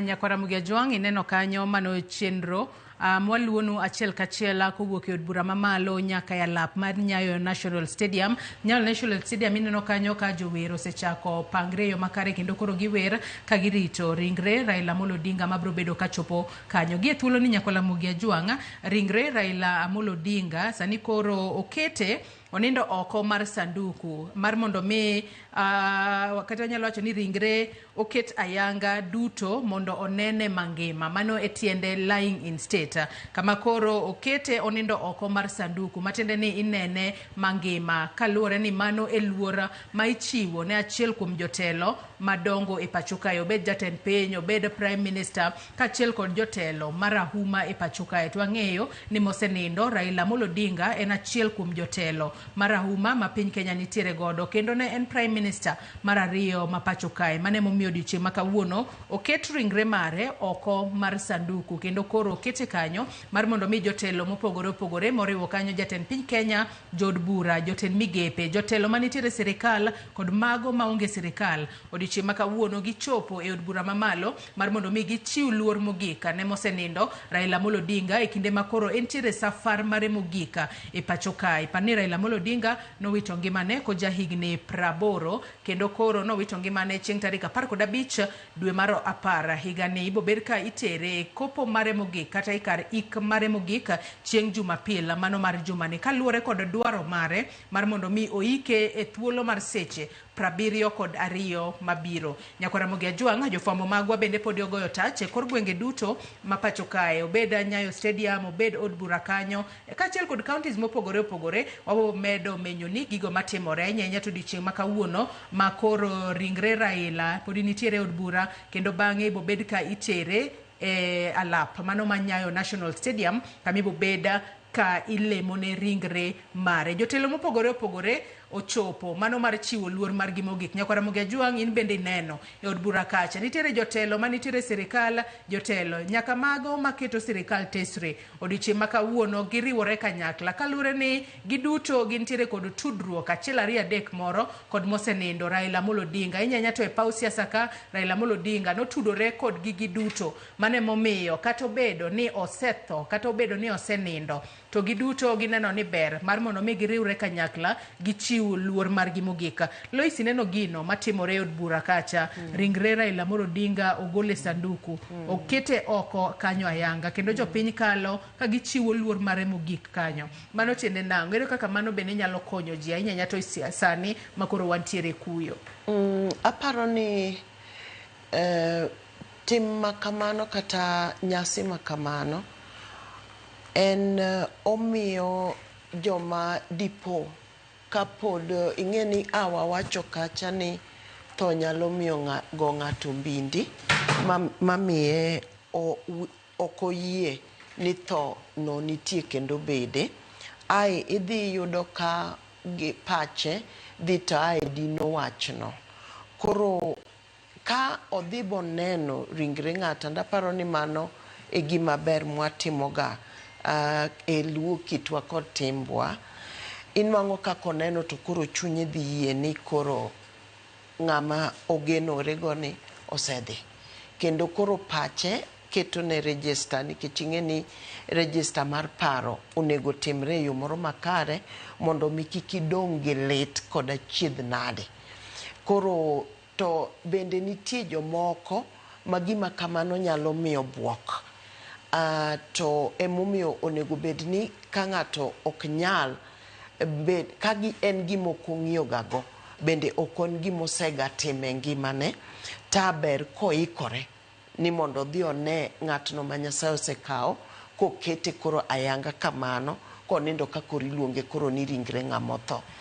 Kata kapo ni ng'ato timo kamano ka ok ong'eyo, to kapo ni nitie ni koro kodok to osiko oneno ranyisino e wang'e, oneno konindo, seche moko nyalo neno kata kobet piny owuotho, to koro dwaro ni mondo ng'ama kamano mondo odhi odwar kony mar hocho e yo makare, nikech en pand nyaluo ong'olo koni kod kocha. To wan to e kitwa mar luo kitwa gi timbega wang'iyo ni kineno dend ng'ato no to chal ka gima nitie kaka koro chunyi gonyre ni adier koro to odhi, nikech ji mang'eny ok bi yudo thuolo mar neno kiketo ringre jakom e bur, nikech mano bende e achiel kuom nyasi makatimre ga to kidhi mineno adieri to bedo ga gi lit moro tae koro iwinjo kigonyori. Koro ji mang'eny ok bi yudo thuolo no. Koro nitie ahinya joma ne chiegni kode ahinya, kaka wasewacho ni josiasa inyalo po ka ok obi yudo thuolo no. Koro kapo ni no yudo thuolo monene kaka onene no, to nyalo bedo machalre kod kaka onyalo yudo thuolo ka ringre iketo e bur kore kar yweyo ne mogik. But pod amedo mana jiwo ni ok en neno mayot, ok en gima yot moloyo kaka nitie oganda mok tim gama. Koro idhi yudo ka onyalo dhi nodwa ni mondo tim mano tae weye kod kod lit moro e chunye kata mbala moro makoro nyalo chande bang'e. To Lois, nitie gima idwa medo Daniel kapok apenjo Lois penjo machielo? No, apana ayiego kaka Lois wuoyo no. Ni kaka nyina kan joma ncha wuoyo mtandao ncha gigero rumors ni meno Jakom kana koro sani ineno Jakom gi dende gi ringre ne kaka en to bende mene kaka ne previous statesmen mano timni states burial funeral Kibaki Moi name na kamano no nyisi ni this is the statesperson or tho keni gine en gi luor mi luor diale kaka statesperson kaka ni na nyisi gana wacho mokalo ta en ni Jakom neno sechope kiwango osekalo kiwango mar ker to no se qualify o qualify gine en gi qualification mar this state funeral okay in favor mangato timon ne en gi qualification wach ne ngamo oseyombo kura oseyombo dinga ten nani locha maneno komiye iwinjoga to bende joma miye gigi mondo kata na ker ing'eyo kada loya ker Kibaki mondo yien mondo gi kaw sirkal mar bar neno yien wach no ng'eyo ni Kibaki ne Raila no yombo to bende intelligence ker ka ker ni intelligence ging'eyo to kura ngamo yombo en ng'a iwinjoga makata kikwale ti wakwale wala lakini no yombo koro emomiyo ineno ka omi Jakom luor kaka otim ni ker wach ne en ng'amo se qualify to senya kakalo qualification mar ker mar piny. Lois wacho kanyo ni kinde mane waporo wach kata kinde mane watwaka ni wacho kanyo ni kaber kinde mabiro mbele to kata obedo ni oseket Raila Amolo Odinga e kar yueyo mare mogik to ber kata ka iketo memorial moro kata kamano penjo en ni to ber mane ma seche moko nyalo biro ahinya nyaka wakuyo e lela ahinya nyaka kata kokalo weche go mago mag vigils keto kata memorial kata keto tributes kata chwalo ote kokalo e mbui kacha okelo gonyruok mane ahinya nyaka wuok e lit manitere chuny jopiny gi sani. Ing'eni gimoro amora kaka lal to moloyo lal e yo mar tho en gitno ma okelo lokruok maduong' ahinya e kit ngima ng'ato to ai machielo en ni omiyo ng'ato chopo e kiwango moro makoro ochope wang' gi wang' ni tho onge ng'ama nyalo geng'o. Ae owega ji kod gimoro mar ni dine watimo kata dine ok kata dine bedi. Ng'eni ng'ato nyalo wacho ni dino dhi kama chielo dine wang'e ing'eni ang'e ma aga chien ni obiro ga ahinya e yor tho dine bedie dine ok owuotho dine and inyalo ka awacho kod muol ahinya ineno ka gini chando jarit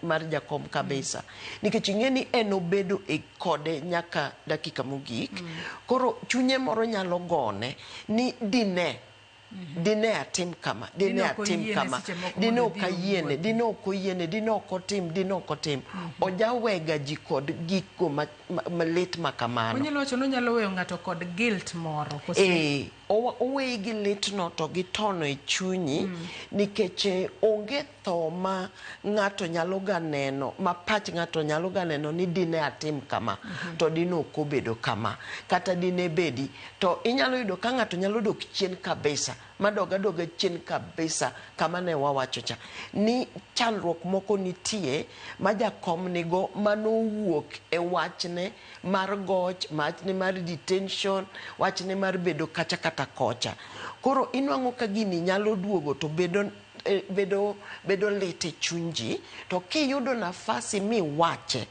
iwacho ga ni wacha niseme initoke ji nyalo wacho ga gini ka giro yuma to nitie kaka wach gonyo ga chuny ng'ato awacha yueyo ni en ga kaka wach nyalo gonyo chuny ng'ato to mano e ber maneno kata wuoyo kuom ng'atno migeno ongima kata to sana ka koro Nyasaye osekawo chunye. En ga ni kiwuoyo kuomeno mi wacho gima nie chunyi tiyudo ka nitie gonyruok moro. To kidong' kode tinyalo po kusiko oluorre aluora e wiyi, oluorre pachi, to magi gik mamiyo ga ji bedo kod kuyo moro ma seche moko ang' duogo to koro ochako lokre tuo. Ochako luokre mbala moro makoro ng'ato nyalo paro kata bang' higni 3 tinwang'o ka ng'ato timo gimoro to ji ok nyal paro ni yawa ng'e ni mae ne familia mar jakom to ne ok giyudo nafas mar mondo giwach weche manitie chunygi nikech koro kaka ne Dan wacho osekawe koro en sirikal, en ng'at sirikal ema pango to se ok nyal yudo thuolo kaka familia mar wacho gima gidwaro. Nyakwar Muge mana kinene wang' jowi mari kanyo mago pichni ma wakelo ni achiel kachiel kowuok kuonde mopogore opogore. Mombasa Road kanyo ineno ka kawuono wanyalo wacho ni onge nyamburko mathoth ahinya, kata kamano ndara bet ler. Kineno Nyayo National Stadium jotelo mopogore opogore osechopo kendo osebedo piny. Moko kuomgi aneno ka gintiere od bura kanyo kata gisemolo kendo ma gichopo Nyayo National Stadium. Matene ni chenro makamano nyalo chakore saa asaya. Kineno piny kono mano oko mano mar Nyayo National Stadium arita oket ong'ala mamalo ahinya maneno ni onge rochruok moramora motimore kinde mar ringre Raila Amolo Odinga bro bedo ka wuok e od bura mamalo kochomo Nyayo National Stadium. King'iyo mano wang' apaya mano ma Bunyalaro nitiere jopiny moko ma podi wuotho koni gi kocha, kata kamano diche ma kawuono wakwayo jopiny mar mondo mi obed kod horruok kendo kik gikel tungni moramora kawuono. King'iyo malo kanyo jotelo mopogore opogore no Babu Owino kanyo kaachiel kod jotelo mamoko ma osechopo Nyayo National Stadium okinyi makawuono ka koro ikruok ang'eno oseket kare mano mar alama ni ringre mano mosenindo Raila Amolo Odinga. Ringre makamano bro bedo ka wuoka e od bura mamalo kendo bro bedo ka itere achiel kachiel nyaka Nyayo National Stadium. Parni od bura mamalo kanyo ringre oket onindo oko mar sanduku, ringre oket ayanga duto mondo onene mangima, matiende ni okete kanyo mar mondo mi jopiny ok jopiny jotelo kotelnegi kanyo kod jatend piny Kenya William Ruto ochiw luor mar gimogik ne mosenindo Raila Amolo Odinga e kinde makoro entiere e safar mare mogik kata e wuoth mare mogik e pacho kae. Ringre mare ibo bed ka iketo e kar yweyo mare mogik chieng' Jumapil mano e sub county ma Bondo e county ma Siaya. Chenro makamagi Nyakwar Muge e wasesingoni ne wabobedo ka wakelo ni achiel kachiel e wang' jowi mar Ramogi TV. To kok inyalo neno TV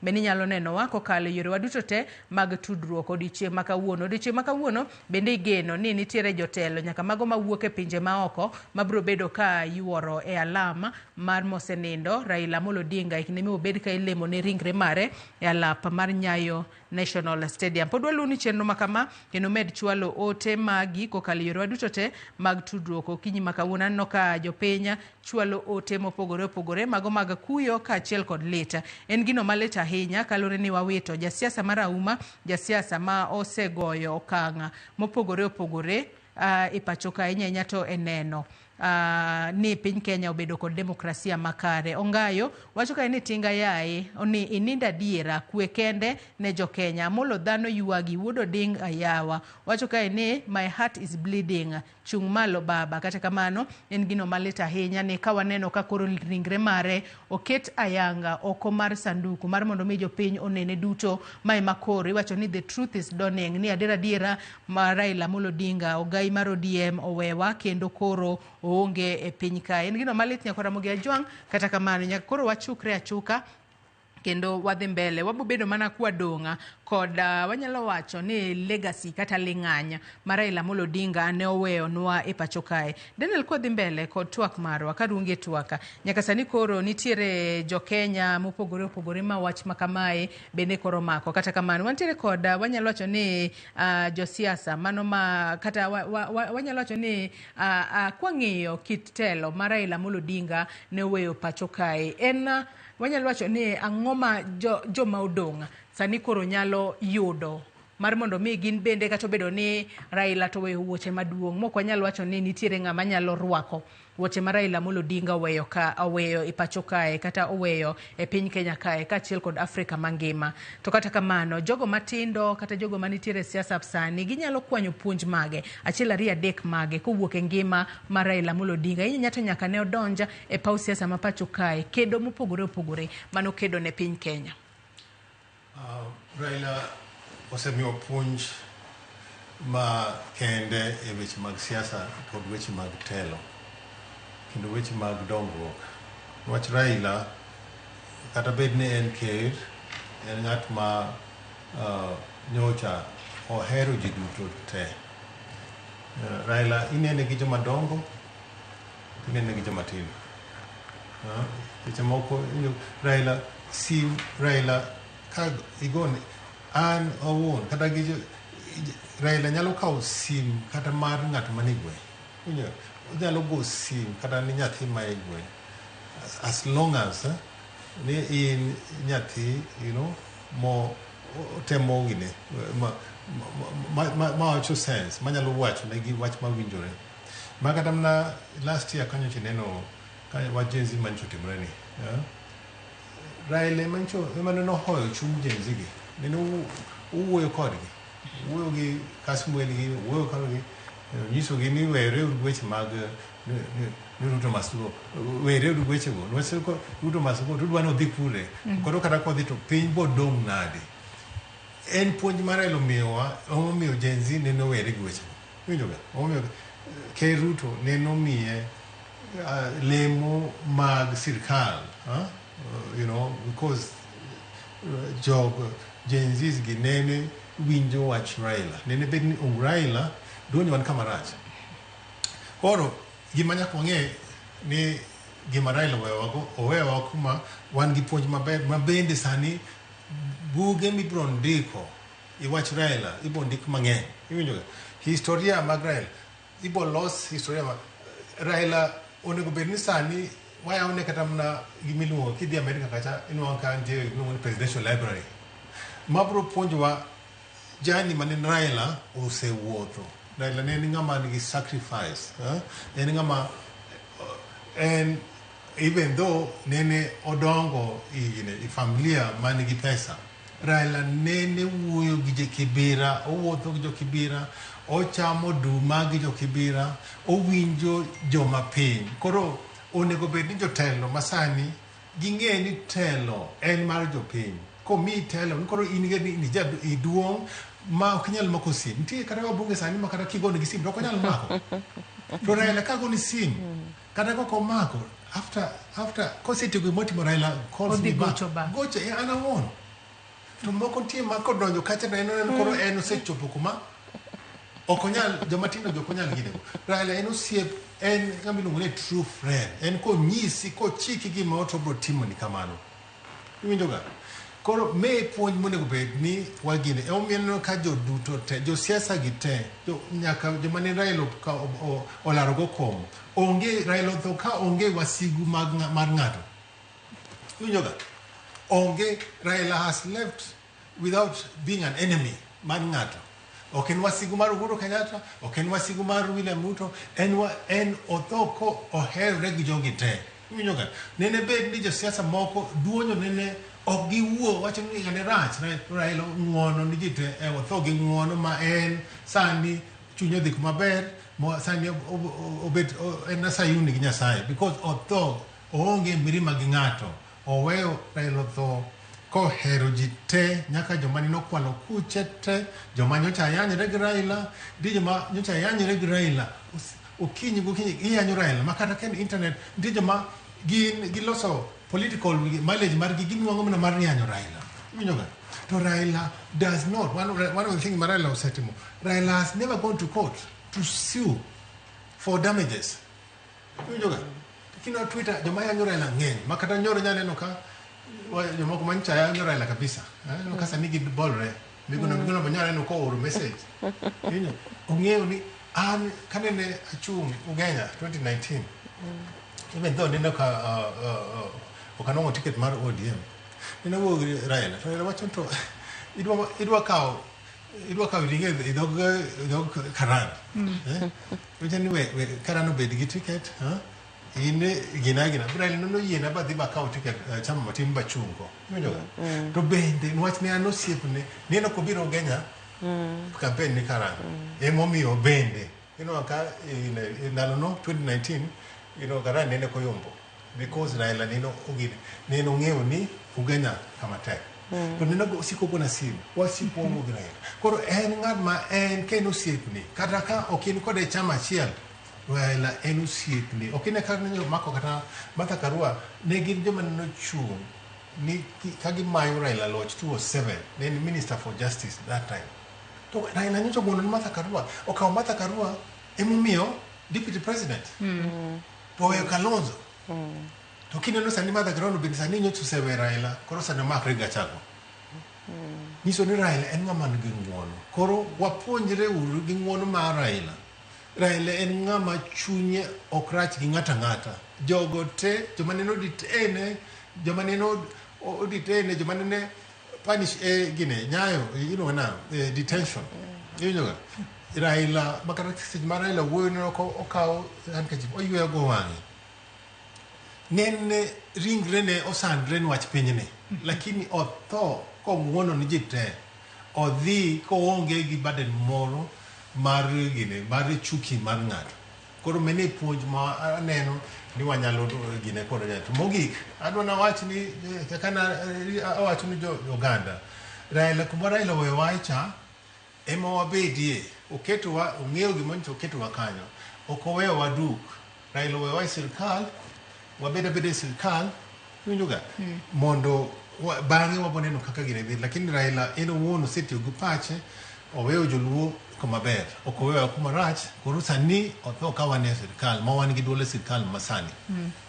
Lois kaduoke twaka wang'eyo ni nitiere jogo ma Raila ne gimiyo luor Raila wanyalo wacho ni gichalo jogo mane lamo Raila ne gimako Raila motegno kendo ne gigombo mar mondo mi gichope kata kit kiwango ma Raila nitiere kata kamano wang'e ni pok waneno ng'ama inyalo pim kod mosenindo Raila Amolo Odinga kata kamano ere kaka jogo ma sani koro seche moko ne gombo mar mondo mi ochopa e kiwango mano mar Raila Amolo Odinga ere kaka sani koro wanyalo wacho ni ginyalo loko lit ma giwinjo sani mar mondo mi obeda ne gino ma nyalo konyo piny Kenya kata gino ma nyalo wacho ni nyalo kelo ber moro e pacho ka nyato jogo mane nitiere machiegni kod mosenindo Raila Amolo Odinga aparo ni jeswach ma duong e kinde ma tho obiro en ni ng'ato ka ng'ato nyaka koro ng'e ni jaluo ne wacho ni yamo koro loko to ka yamo loko to onge giminyalo timo kata ka ne ndalo ma ji kwang' gi tanga to ka yamo loko tang' noter mna yie kuma yamo loko no koro ka ng'ata mane nitie makata ne ing'eni gima pek ma paro ni kata Dan temo wacho en ni nitie jomoko ma pod ne dhi liero e kod jakom e higa mar 2027 tinyalo yudo ka koro kaka no paro no bro liere koti no koro sani oonge en kama koro pap koro yaw pap koro wena jwa ng'ato ka ng'ato koro nyaka dhi ne kaka dhi timo makaponi ionge kod kido ma dano wachogo kata an mane gima achiel kuma gima na wuoro ni Raila nigi ng'uono ma kata jotich Nyasaye mang'eny onge go makaponi koro ng'ato ma ne dwa ni chalo ni liero e ng'uono mar Wuod Odinga to koro odhi odog chien mondo odhi okwa Nyasaye kata odhi okwa akia kuma onyalo dhi kwaye mondo omiye kido mar ng'uono to kod hero jopiny to kod weyo miriambo maonge tiende to kod bedo ni inyiewo ji nikech an okaneno dipo ka ng'ato noneno an to kaneno ka jakom nyiewo ng'ato mondo odhi ogone kura nikech akia kaka dino nyiewo ji 7,000,000 koro mane gima nitie sani ni koro nyaka ng'eny ji nitie ma nyaka koro bidog piny ma koro chak loko kitgi to koro kaka wan jodolo winyalo biro mondo walamni mondo kiti olokore nikech ne kata an awuon nitiere osiepena ma wasomogo ma joma wang'iyogo mamoko wachako go puonj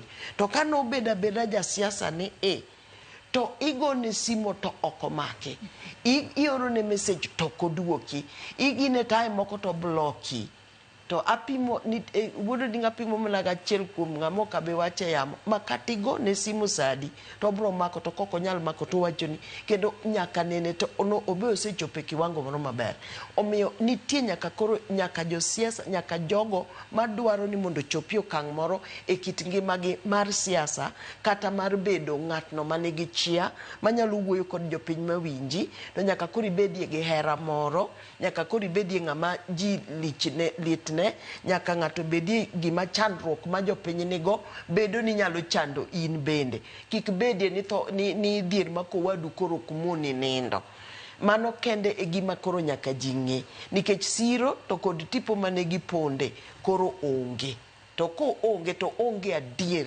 nikech onge kaka ng'ato nyalo duoko ng'at ma Nyasaye osekawo e ngimane tai juice yena mondo akel mos mar Nyigo Bei riwruok mar Nyigo Bei ora kakipoka angeria mban jagoro to gikoni mondo akel mos makende ka otelnegi gi Susan Oluoch to gi nyiri ma Kenya High mane mama Ido puonjo wan gin gi riwruok wan kod riwruok kotelnwa gi Caroline Agengo erokamano to Luis kapod antiere kuomi wang'eyo ni wach nindo mano mar Raila Amolo Odinga en gino momako piny ngima kod buok en gino ma seche moko kaluore kod gigo manotimore chakre chieng' tich adek mane milome makama ochope pacho kae gik mosetimore gin gik mapok one pacho kae to seche moko nitiere nyithindo kata wanyalo wacho ni joma dongo joma pod ok gi machu ahinya kata pachgi pok otegno ahinya ma seche moko neno kit kuyo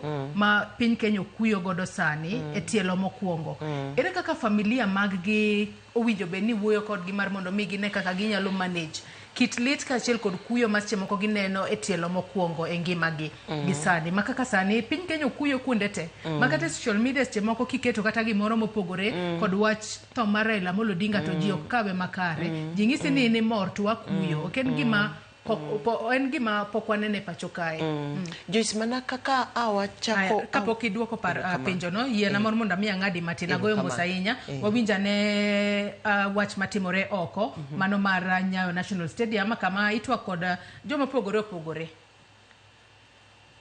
lakini kwa sasa naambiwa nirejeshe studio kwa sababu ya matangazo mengine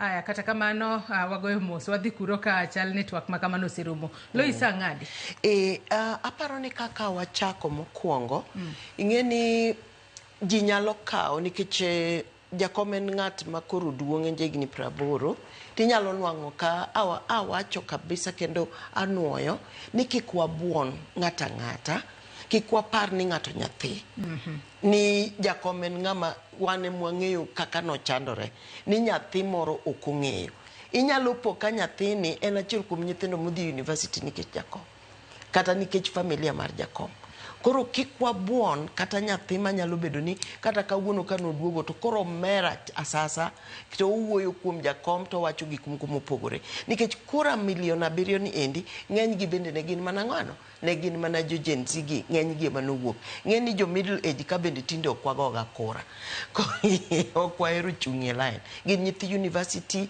gin jo ma onyalo kawo kura e sechegi to bende inyalo yudo ka nitie pogruok moro koro kata kaka nyathi wuoyo kata kaka ong'iyo gik moko inyalo yudo kata ka nyathi manigi lek moro mar bede siasa kata mar bede telo onyalo po ka koro oneno ka to jakom ni endi nyalo nego chunye koro kineno ka nitie lokruok mora e kit ng'ata ma in go machiegni kata kamora to onego wakawa twa kendo mondo wawinje ni lokruok no wuok nade to maduong' moloyo to mondo juritie gik magiwacho to kod gik magitimo e kinde machalo kama mondo okelie konyruok kata horruok ne ji, kata mondo e kinde machalo kama ng'ato bedie ni onyalo paro ng'uono kata onyalo paro gik ma ne jakom timo mondo be okawi e kidono owuothgo. Makna parono gi kanyo matin ng'isa ni jafwambo marwa Efi Nyakidi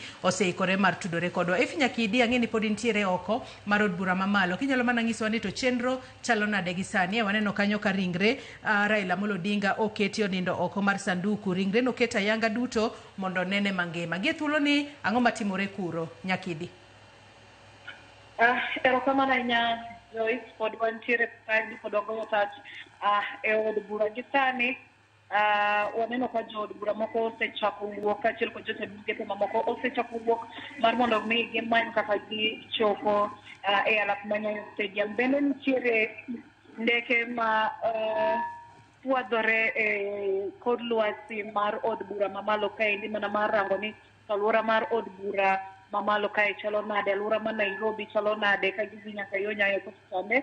Watudore gi jofwambo man kochane bende leronwa mano mondo giler ne girang ni to chalo nade alwora ma Nairobi motelo ne kao ringre mar mosenindo Raila Odinga kitero alap ma Nyayo Stadium. Gima wang'eyo gi sani Joyce en ni nitiere ikruok ma itimo oko kaendi mar mondo mi ringre mosenindo Raila Amolo Odinga okaw kitero kata oting kitero e alap ma Nyayo Stadium, nyasi mar alam ma idago kanyo endo kawuono. Bed king'eyo ni nitiere welo ma owinjore bed ni donjo pacho kaendi kata ma bende kinde seche moko osedonjo pacho kaendi ne nyasi mar alam, mana bende kaka ne olandnwa kod komiti no endo matayo chenro komiti no endo mochung'ne tayo chenro mar iko mar mosenindo Raila Odinga.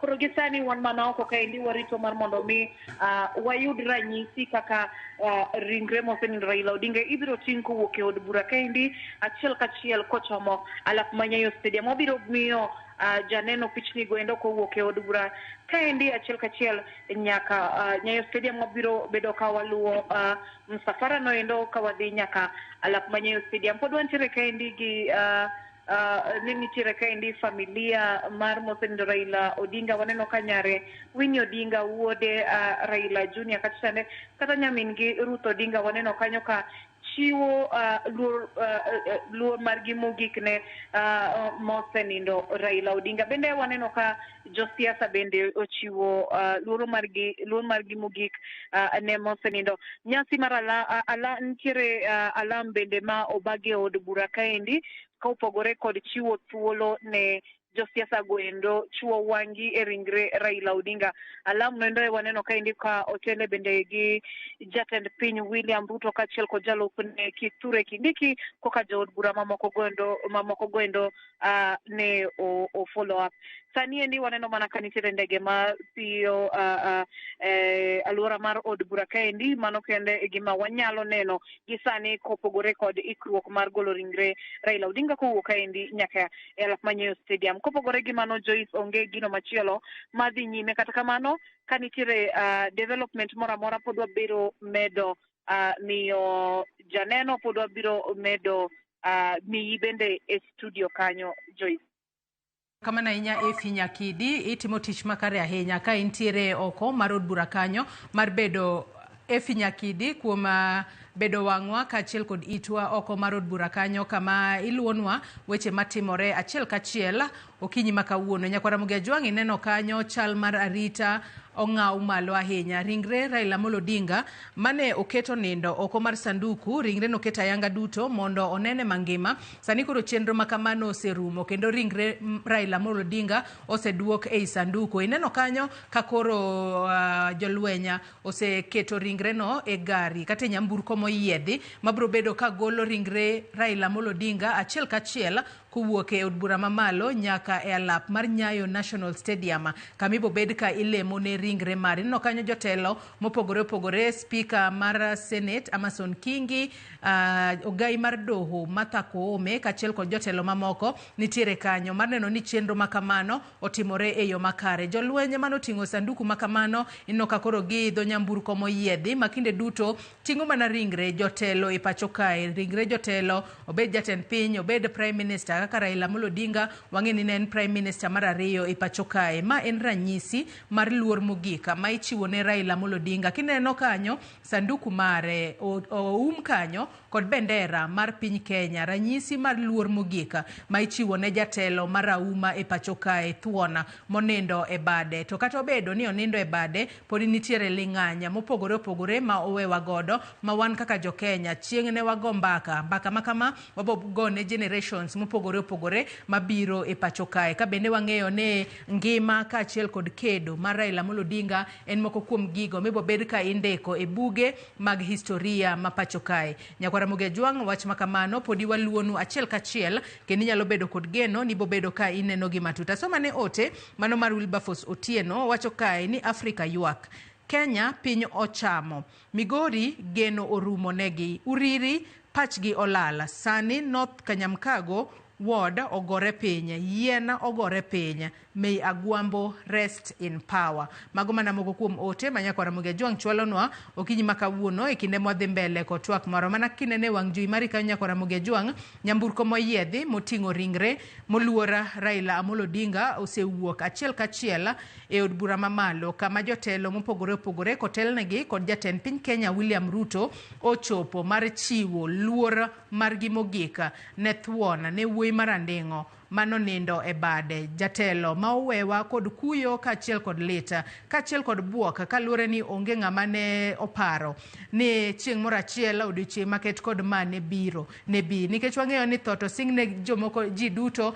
Kata kamano mar Raila Amolo Odinga to omako piny Kenya kod buoka kaluore kod gik mopogore opogore mosetimo e pacho kae. Ineno kanyo ka jolwenya bende koro neno ni arita oket kanyo e ong'ala manyime kendo onge ng'ata ma orocho chenro makamano. Safar makamano koro dwa chakore achiel kachiel kowuok Parliament Road mano oko mar od bura mamalo kochomo Nyayo National Stadium. En safar mobo bedo kwa luonu achiel kachiel nyako Ramogi Ajwang'. Nyayo National Stadium kocha beni neno ka jotelo chiw luor margi mogika. Inyanya tudiochieng' makawuono mibo beda ka ilemo ne ringre Raila Amolo Odinga. Med chwalo ote magi paro moramora minyalo bedo godo nyako Ramogi Ajwang' abo bedo kasomo gi e kinde mwadhi mbele kod twak marwa. Wadong' mana chenro makama pod wabo bedo ka waluwo achiel kachiel odiochieng' makawuono. Ka bende pod antiere kae kod welo maga e studio mano Daniela Juma, Director Global Peace Foundation Kenya,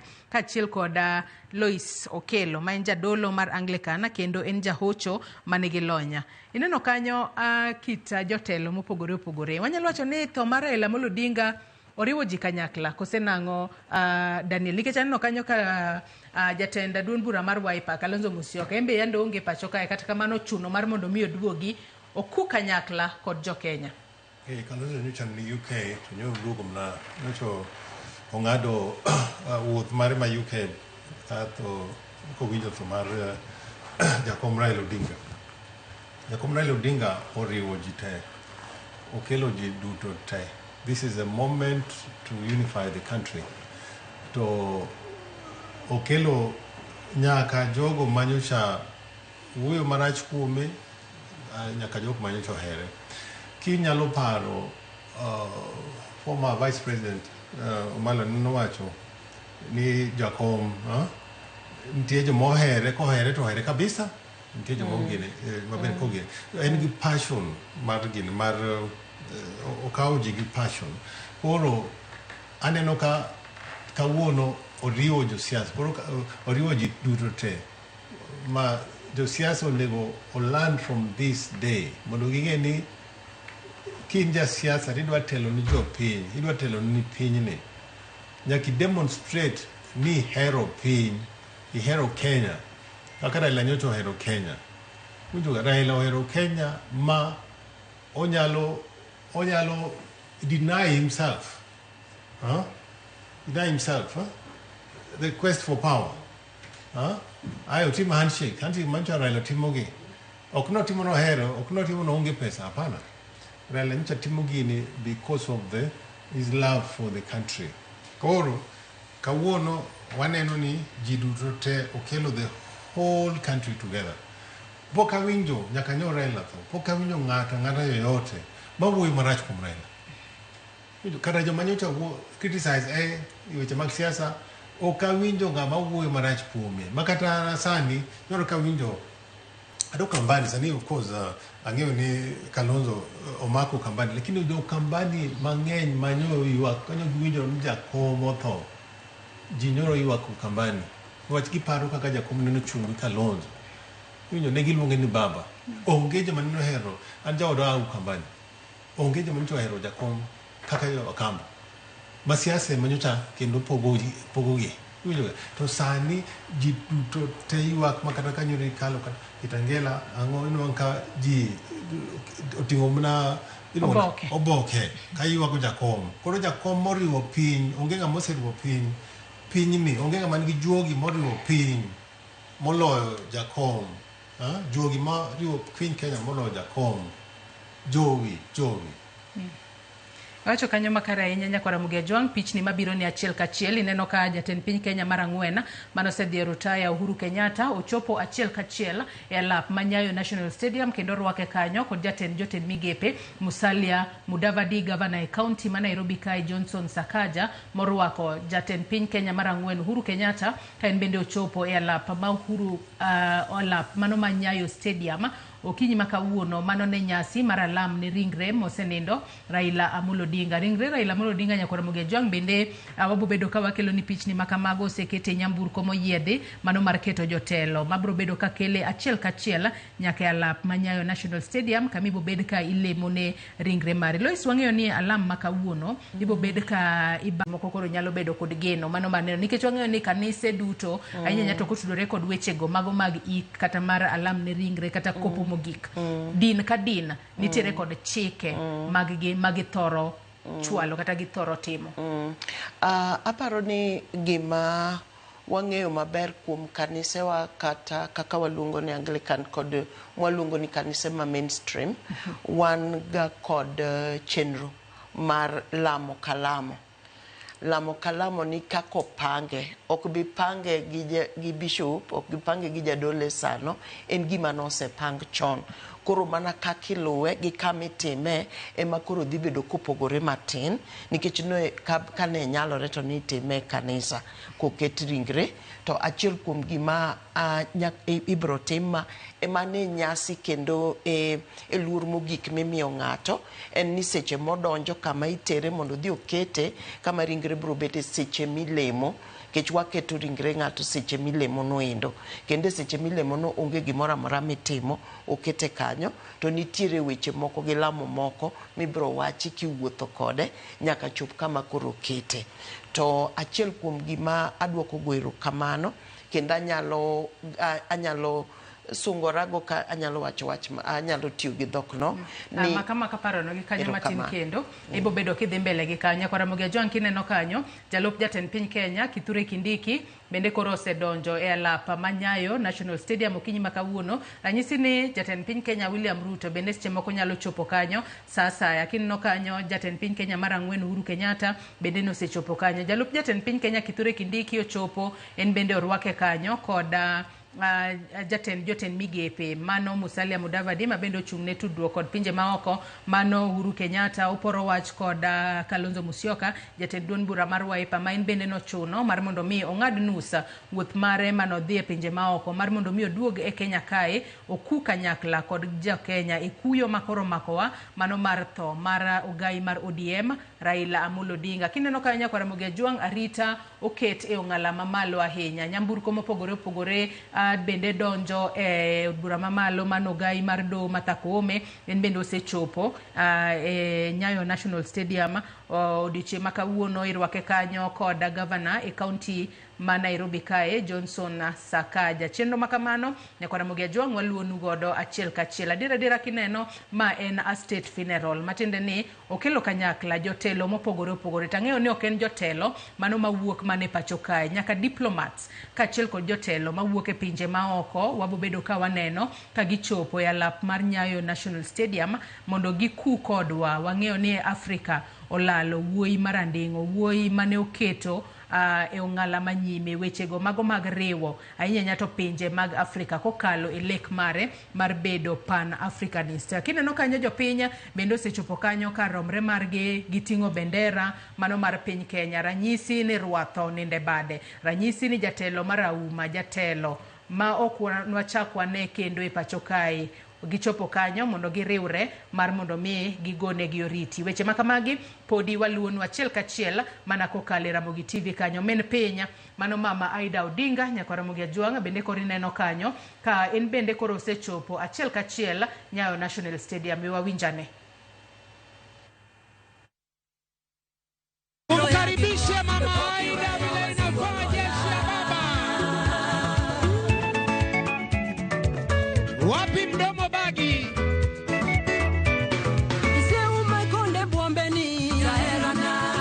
Kila mtu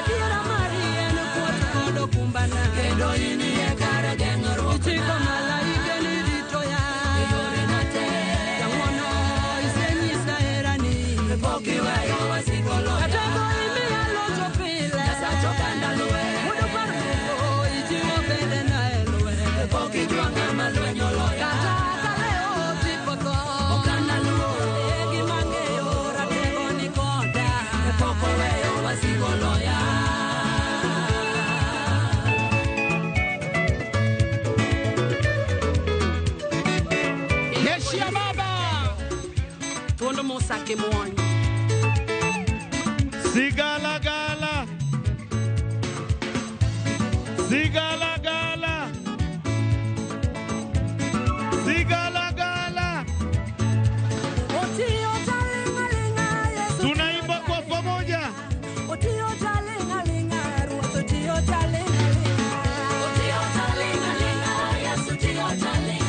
Ongeza sauti.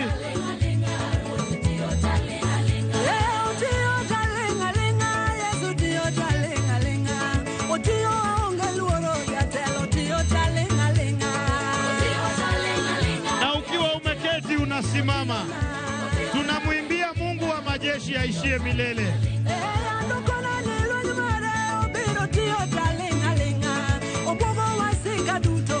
Kama hauna bendera unaweza peperusha mkono. Inua mikono yako umwinulie Bwana.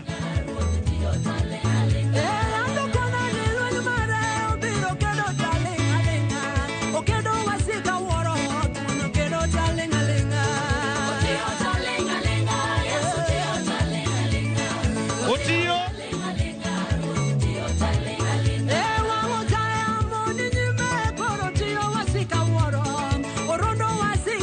kama unamjua huyu Yesu nipe vigelegele.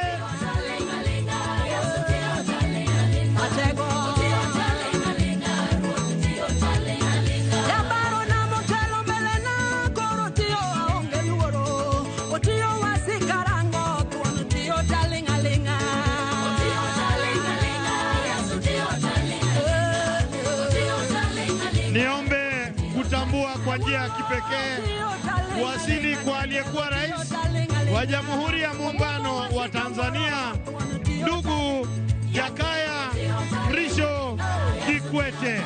Karibu sana. Asante kwa kujumuika nasi.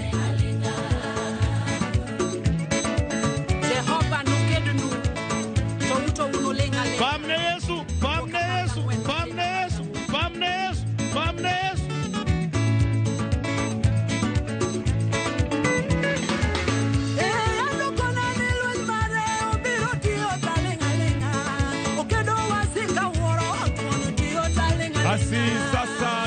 kumpokea rais wa Jamhuri ya Kenya Daktari William Samoei Ruto EGH. Tunaona kufika kwake rais wa Jamhuri ya Kenya Daktari William Samoei Ruto. Jeshi ya baba, peperusha hewani nione, peperusha hewani nione tunapomkaribisha rais wetu. Peperusha hewani nione tunapomkaribisha rais wetu Dr. William Samoei Ruto. Karibu sana Your Excellency.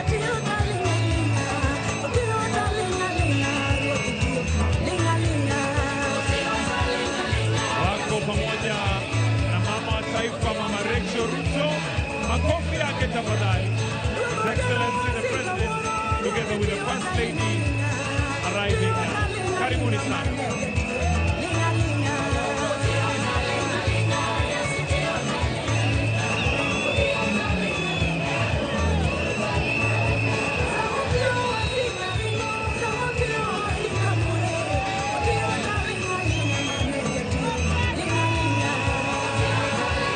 Nipeperushie bendera yako tumuimbie Bwana jamani. Katika nyakati hizi tunamtegemea, hatutegemei nguvu zetu. Sigalagala, sigalagala, sigalagala.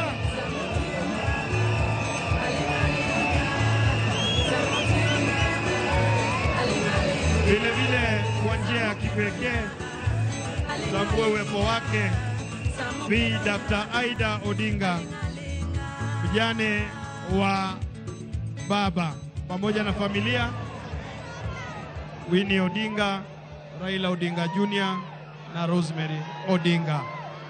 Niombe kwa njia ya kipekee tupigie makofi familia hii ya baba ikiongozwa na Bi Dr. Aida Odinga, Rosemary Odinga, Raila Odinga Jr.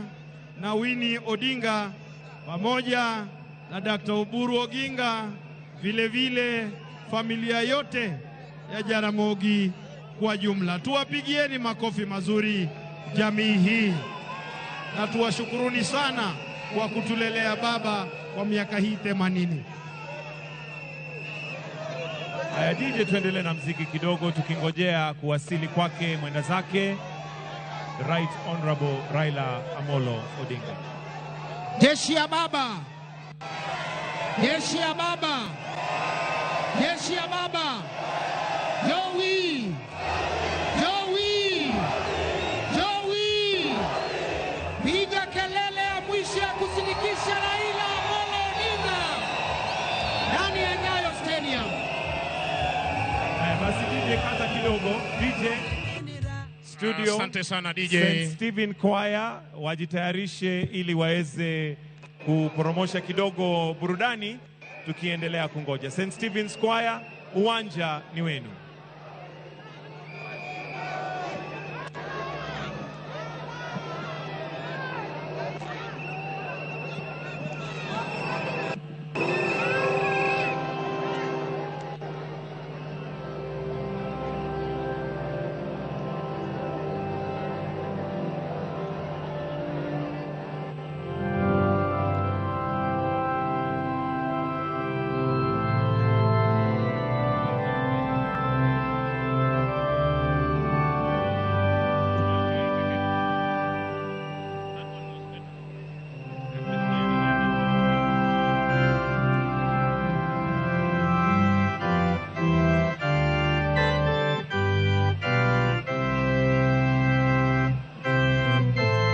Asante sana choir.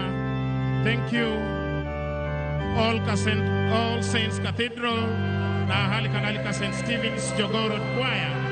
Kwa heshima tafadhali nafahamishwa tuwapishe wenzetu tuweze kupisha wanajeshi nafasi hiyo ili waweze kuendelea na gwaride tafadhali. Kwa heshima naomba sote tusimame kwa wimbo wa taifa. na wimbo wa Jumuiya ya Afrika Mashariki.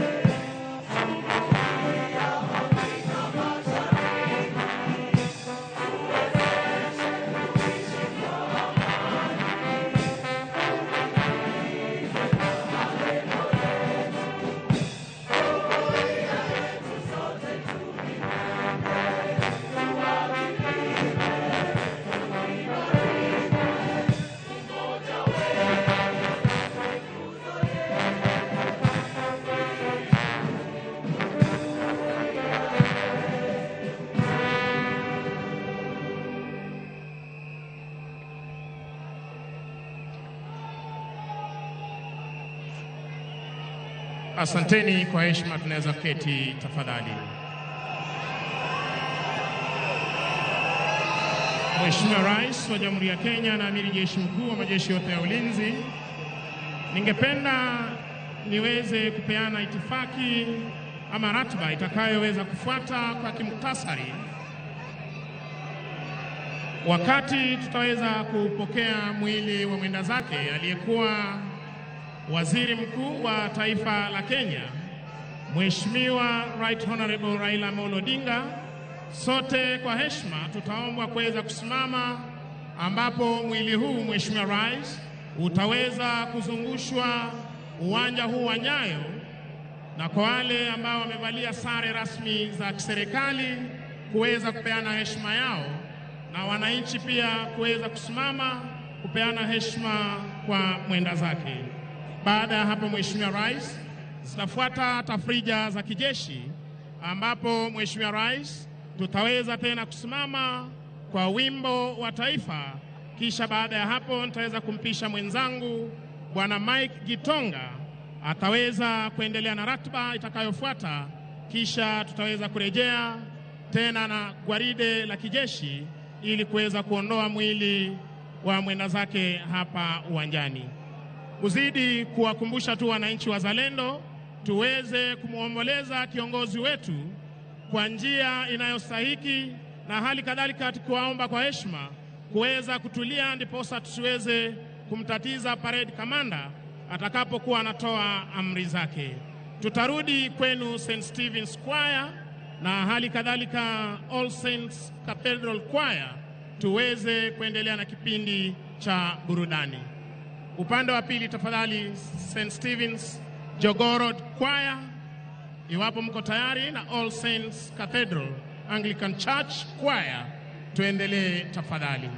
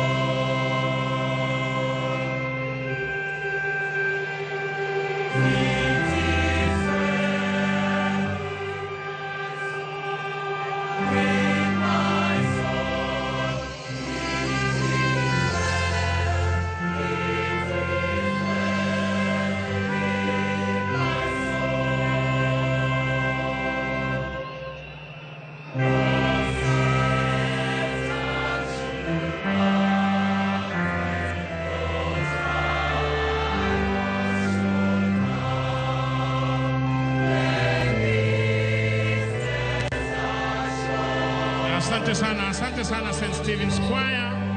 Wakati wowote tokea sasa tutakuwa tunapokea mwili wa mwenda zake. Kuweza kujiunga nasi rasmi mahali hapa, Mheshimiwa Raila Amolo Odinga. Kwa heshima naomba sote tusimame kuweza kupokea mwili wa mwenda zake Mheshimiwa Raila Amolo Odinga, aliyekuwa waziri mkuu katika uwanja huu wa mataifa wa Nyayo. Mwili huu utaweza kuzunguka ili wananchi waweze kupeana heshima yao, na hali kadhalika walio kwenye sare rasmi za serikali kuweza kupiga saluti.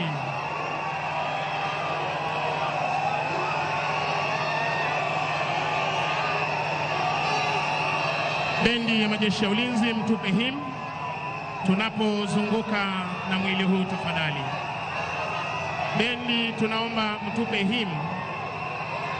him mwili huu unapozungushwa tafadhali.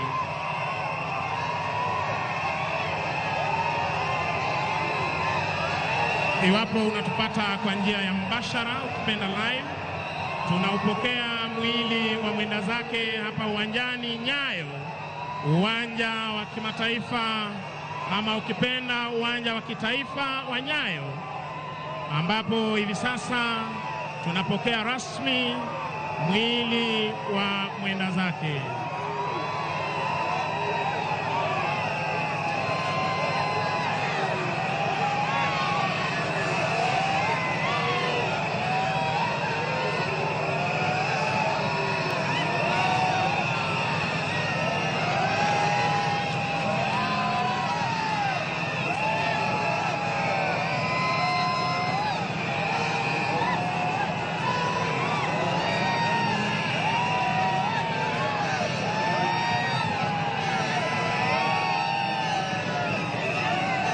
Wema nazo fadhili zitanifuata siku zote za maisha yangu.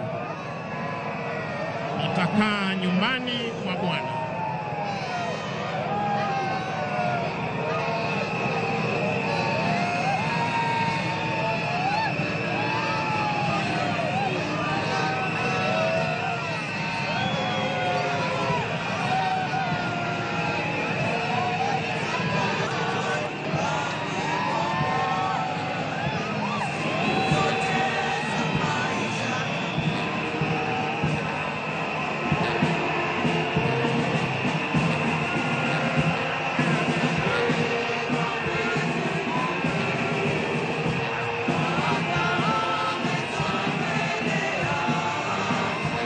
Iwapo unajiunga nasi kwa njia ya mbashara, hivi sasa tumeweza kupokea mwili wa aliyekuwa waziri mkuu wa taifa la Kenya, Right Honorable Raila Amolo Odinga, ukiwezwa hivi sasa kuonyeshwa kwenye umma ukiwa umevikwa bendera ya taifa letu la Kenya, ikiwa ni heshima ya hadi ya juu ambayo ameweza kupewa na taifa lake kwa majukumu aliyoweza kutekeleza akiwa hapa duniani.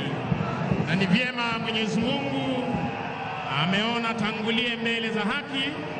Tunazidi kushukuru Maulana kwa miaka 80 aliyoweza kutupa tukaweza kuishi na kiongozi wetu Raila Amolo Odinga, na hali kadhalika tukishukuru yale yote aliyoweza kuchangia kwa miundo misingi ya taifa letu la Kenya. Wananchi wakiweza kupeperusha bendera hivi sasa, wakiweza kumpa buriani kwa heri Mheshimiwa Raila Amolo Odinga, hii leo ikiwa ni misa ibada, na inshallah siku ya Jumapili tutaweza kumpumzisha.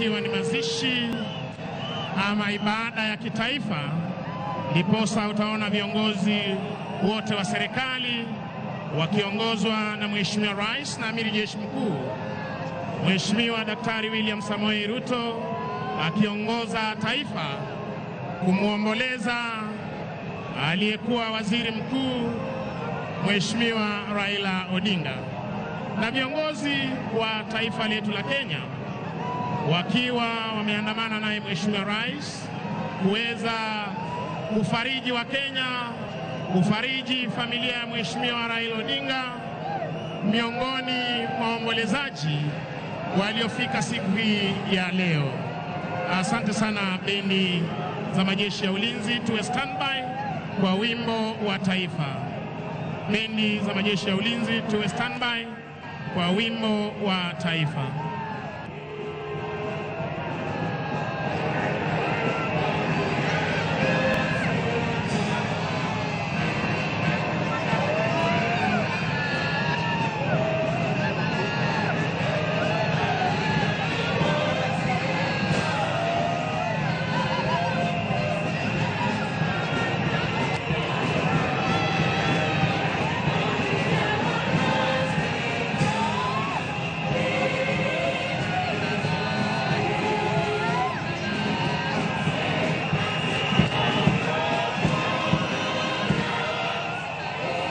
Basi tunavyoshuhudia sote, upande ule wa pili Mheshimiwa Rais na viongozi wa tabaka mbalimbali pall bearers wakiweza kujitayarisha kuweza kuondoa mwili wa mwenda zake kwenye gari hili maalum ambalo hutumika kubeba watu mashuhuri. Gari hili liliweza kutumika kubeba mwili wa mwenda zake Rais wa pili wa taifa la Kenya Daniel Toroitich arap Moi, tukaweza kuona ikiweza pia kubeba mwili wa Rais Mwai Kibaki na hali kadhalika aliyekuwa mkuu wa majeshi ya ulinzi Generali Francis Omondi Ogola, na hii leo tunashuhudia gari hili likiweza kubeba mwili wa aliyekuwa waziri mkuu wa taifa la Kenya Mheshimiwa Raila Amolo Odinga, likiwa ni gari maalum ambalo linapatikana katika idara ya jeshi kwa sherehe kama hizi.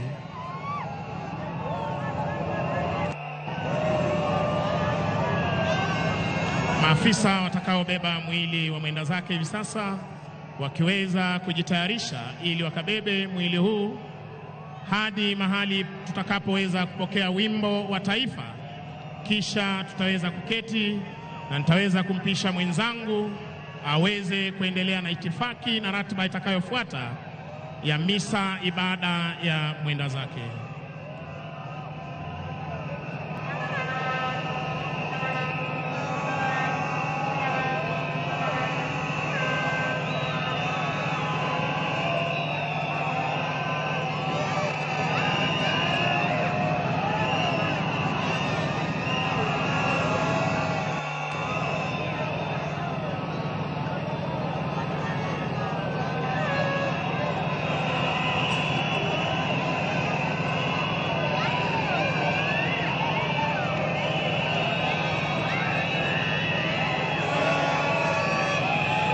Tunazidi kushukuru wananchi walioweza kufika kuweza kushiriki nasi misa ibada ya mwenda zake, na hali kadhalika tuwashukuru kwa utulivu wenu, na hali kadhalika kuweza kuhakikisha kwamba tumeweza kupokea mwili wa mwenda zake ugani Nyayo, uwanja wa kitaifa wa Nyayo, tayari kwa ibada ambayo itaongozwa na kanisa la Kianglikana hapa nchini.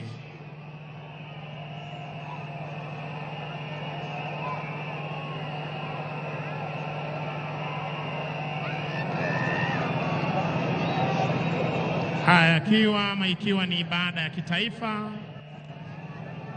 ya mwenda zake aliyekuwa waziri mkuu Mheshimiwa Raila Odinga, mwili wake hivi sasa ukiweza kutayarishwa na pall bearers ili tuweze kupokea mahali hapa rasmi. Tutakapopokea mwili huu, gwaride litaweza kuendelea, kisha tupate wimbo wa taifa, na baada ya hapo tutaweza kuwajuza ratiba itakayofuata.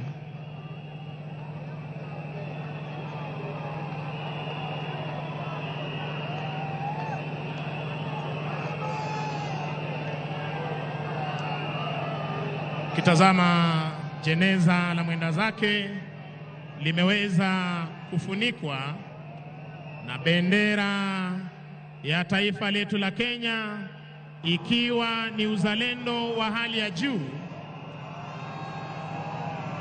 na heshima za hadi ya juu aliyopewa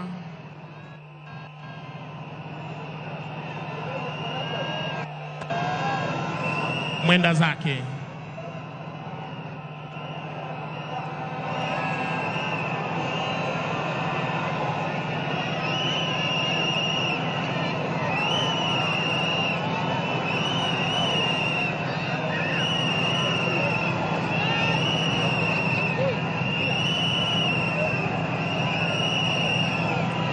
Wakiweza kujitayarisha hivi sasa ili wakaweze kuleta mwili huu, tunaomba wapiga picha wetu tafadhali muweze kuwapisha kwa heshima. With all due respect, kindly tunaomba wapiga picha tuweze kuruhusu gwaride hilo kuweza kuendelea tafadhali.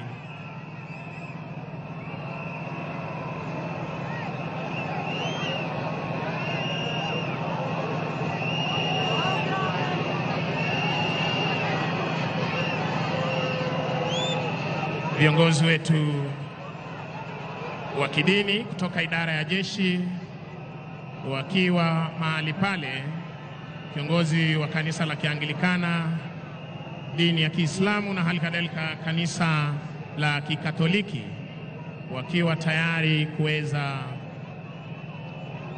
kutuletea mwili huu mahali hapa.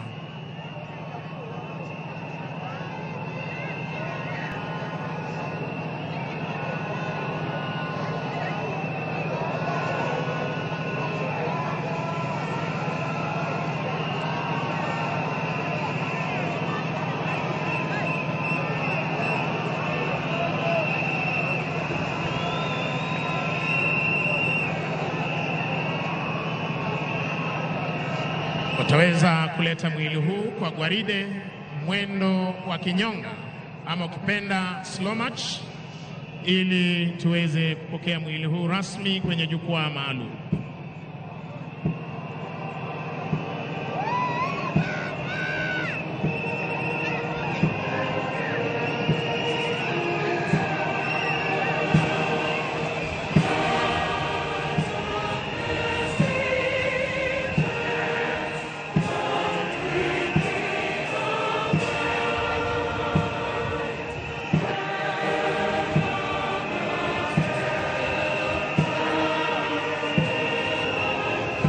Kija kwa mwendo wa kinyonga kwa umaridadi kabisa, wakiwa wanauleta mwili wa mwenda zake mahali hapa, tukishukuru Mwenyezi Mungu kwa maisha ya mwenda zake. Mungu wa majeshi mwenye kuneemesha neema zote, neema kubwa na neema ndogo ndogo.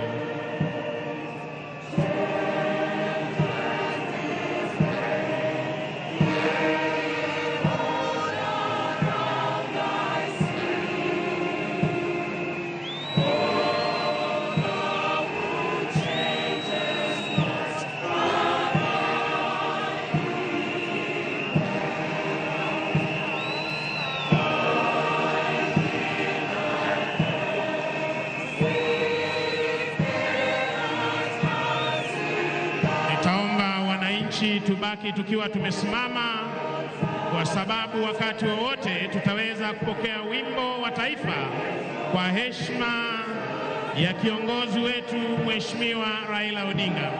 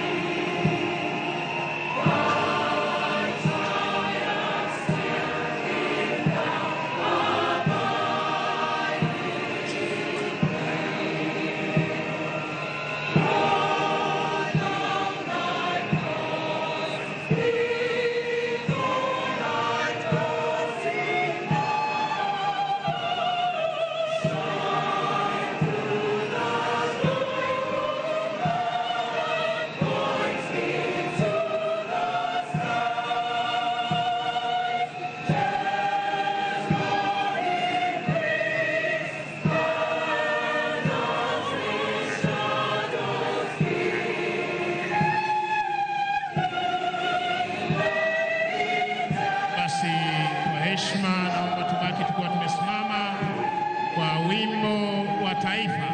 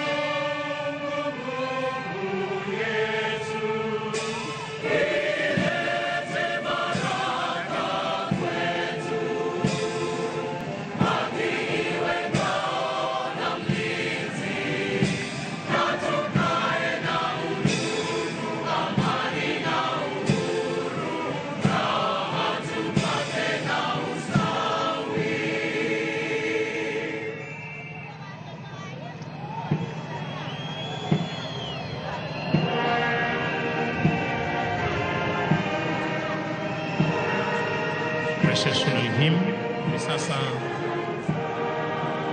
ukiweza kupitisha mwili wa mwenda zake katikati ya gwaride hili laandaliwa na jeshi la nchi kavu. Kisha baada ya hapo tutaweza kuendelea na ratiba ya siku ya leo.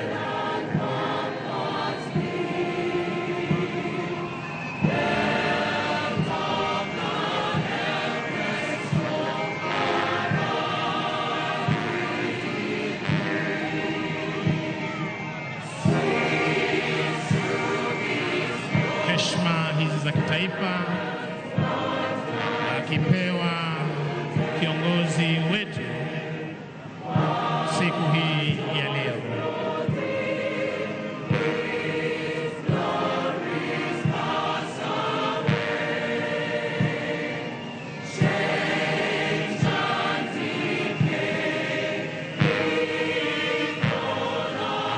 Asanteni kwa heshima, tunaweza kuketi tafadhali.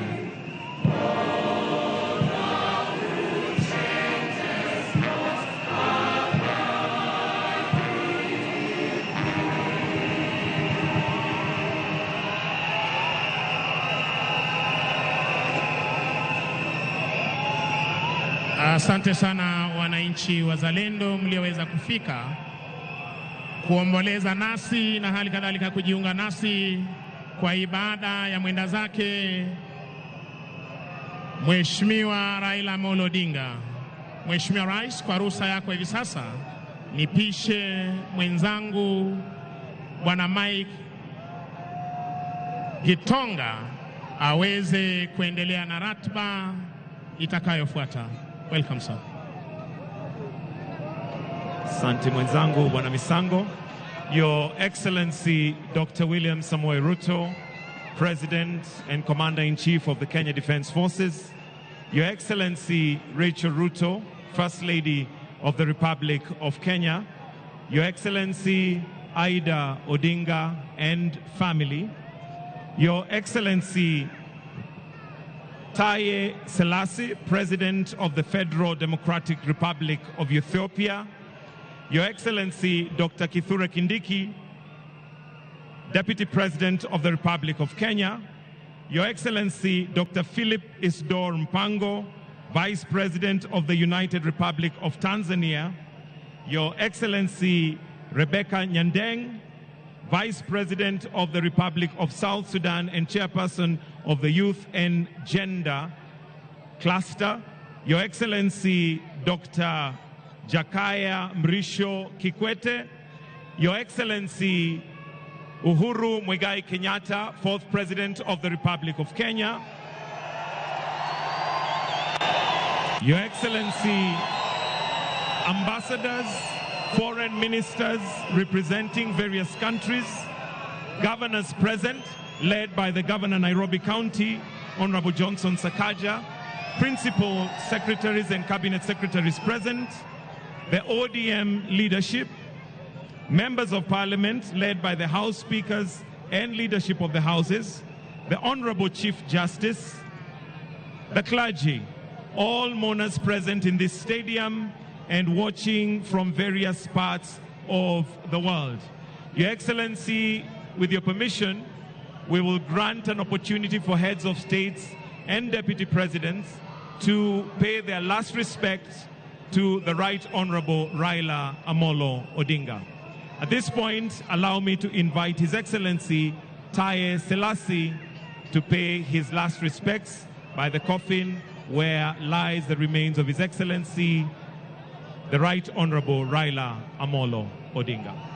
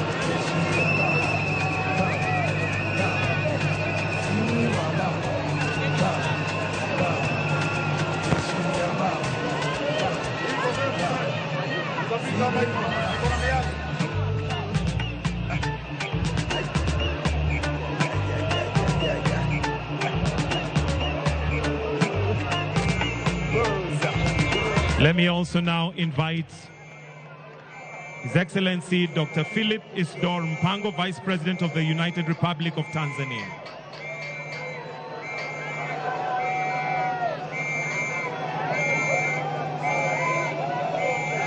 Followed by Her Excellency Rebecca Nyandeng Garang,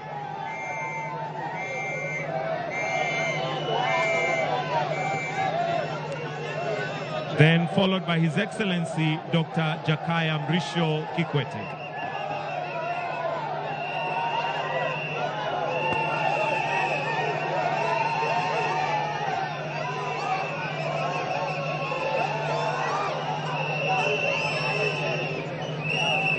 After last respects have been paid, we shall then hand over to the church to lead us in the sermon. But first of all, let's allow the distinguished guests who have proceeded to first of all view.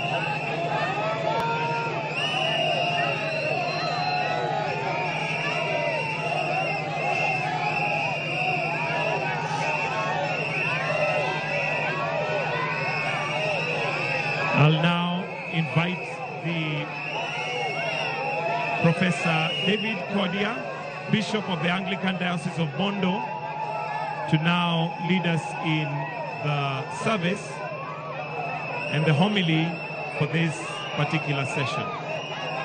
Professor David Kodia, Bishop, karibu tafadhali.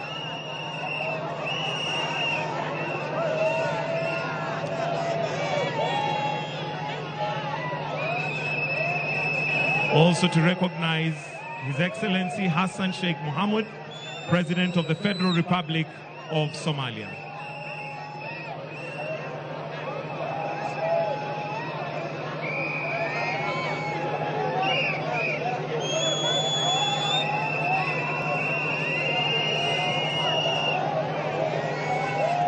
Also to recognize Interior Minister of Rwanda, representing His Excellency Kagame, President of the Republic of Rwanda.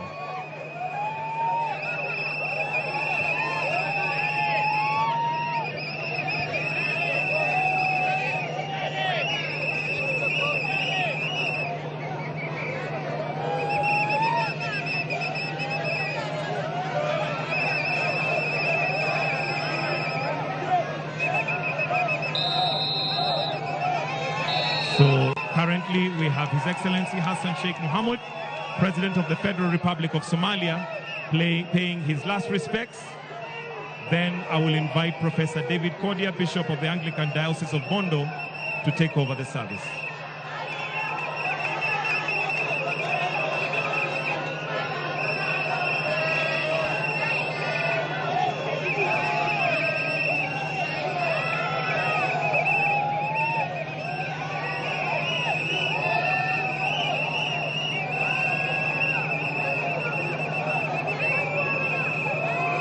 Professor David Kodia, kindly you may take over the service and lead us in the sermon.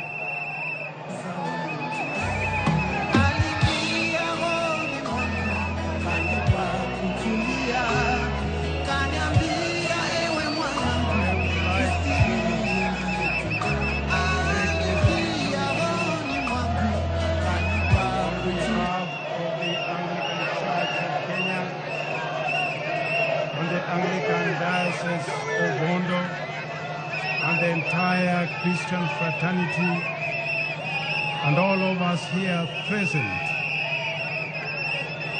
I want to say thank you for all those who have come and ask for silence as we begin this service. So by the divine calling to our episcopacy, I wish to declare this service, state funeral service, for the Right Honorable Raila Amolo Odinga officially opened. In the name of God the Father, the Son, and the Holy Spirit. Amen. And I would like to ask Bishop Jonathan Kabiru of Nairobi to come and open the word.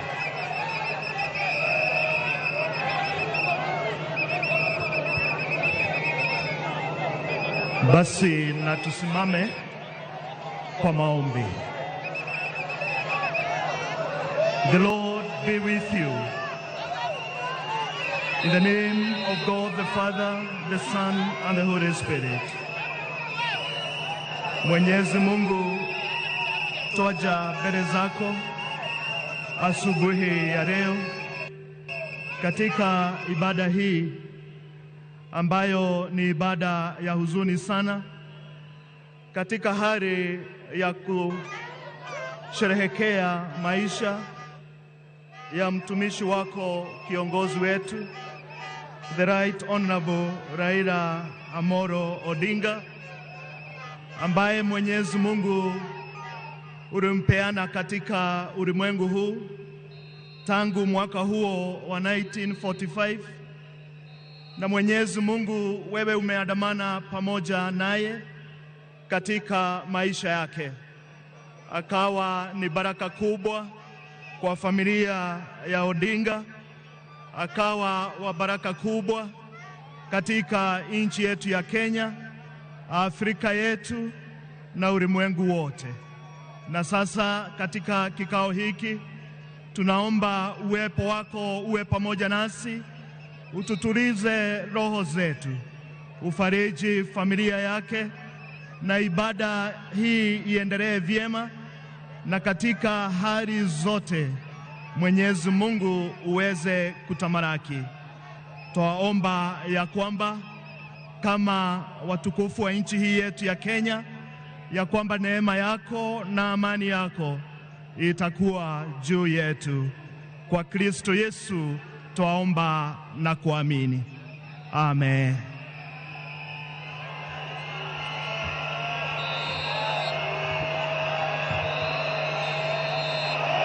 As we stand, Your Excellency, the President of the Republic of Kenya, Dr. William Samoei Ruto, and the Deputy President of the Republic of Kenya, Honorable Kindiki, Mama Canon Ida Odinga and her family.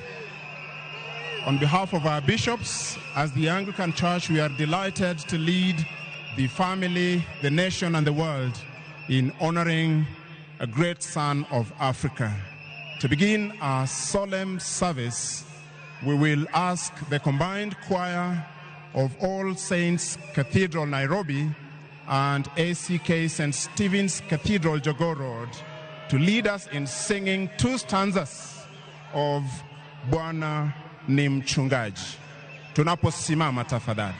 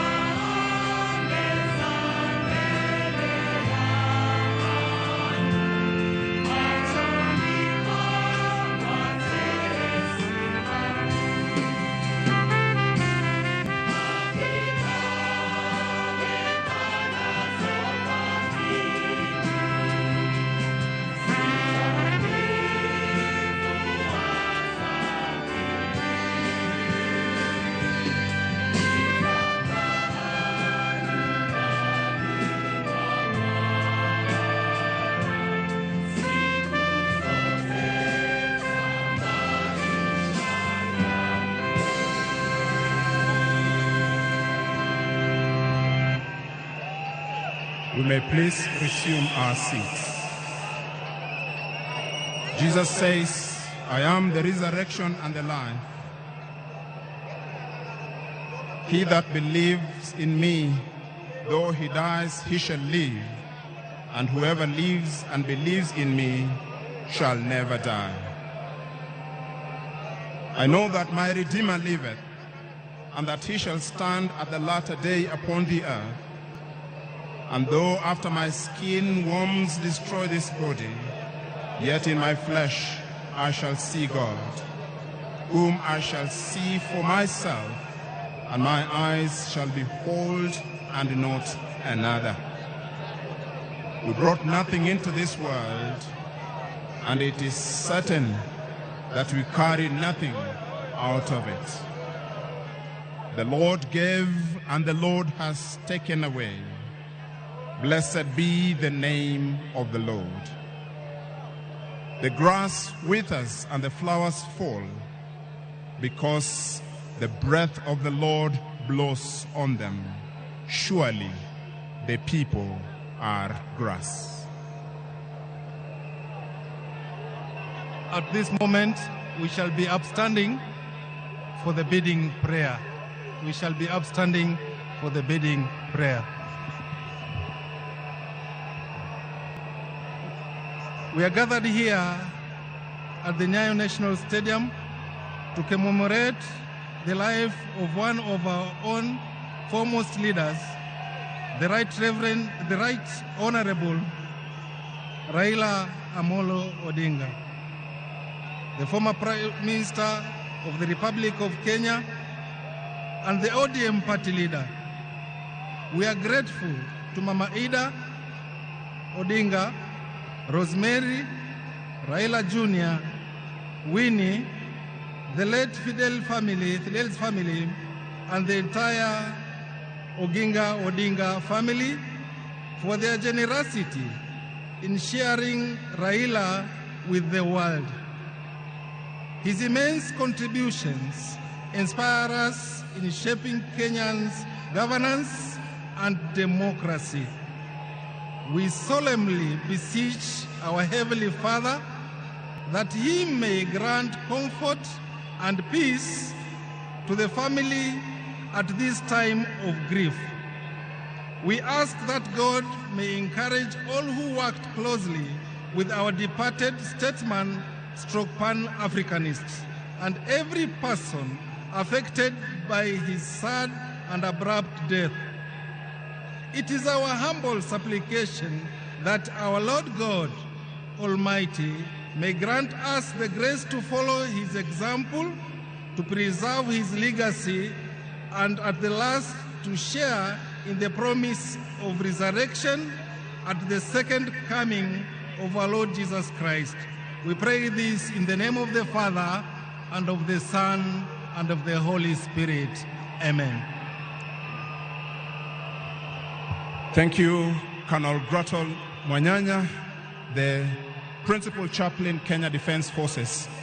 I now request that we please sit as we ask the combined choir to lead us in singing You Raise Me Up, after which Safi and Lamech will bring us the readings, followed by the psalm by Canon Geoffrey Okapesi, the Administrative Secretary, the Anglican Diocese of Nairobi. Choir, please.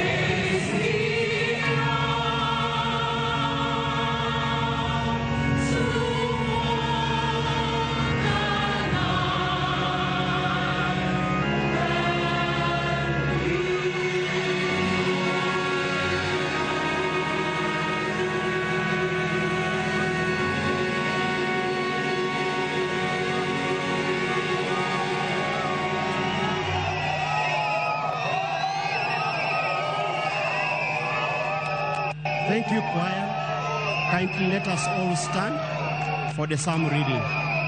Kindly let us all stand up for the psalm reading. The psalm reading appointed for today is taken from Psalm chapter 90, beginning to read at verse 1. Psalm chapter 90, beginning to read at verse 1. Lord, you have been our dwelling place throughout generations. Before the mountains were born or brought forth the whole world, from everlasting to everlasting, you are a God. You turn people back to dust, saying, return to dust, you mortals. 1,000 years in your sight are like a day that has just gone by, or like a watch in the night. Yet you sweep people away in the sleep of death. They are like the new grass of the morning. In the morning it springs up new, up by ever. Evening it is dry and withered. We are consumed by your anger and terrified by your indignation. You have set our iniquities before you, our secret sins in the light of your presence. In all our days pass away under your wrath. We finish our years with a mourn.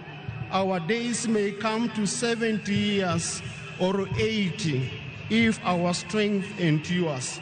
Yet the best of them are but trouble and sorrow, for they quickly pass and we fly away.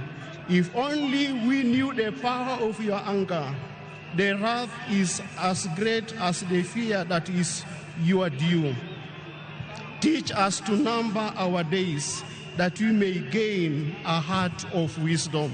Glory to the Father, to the Son, and to the Holy Spirit, as it was written in the beginning, so is now, and ever shall be.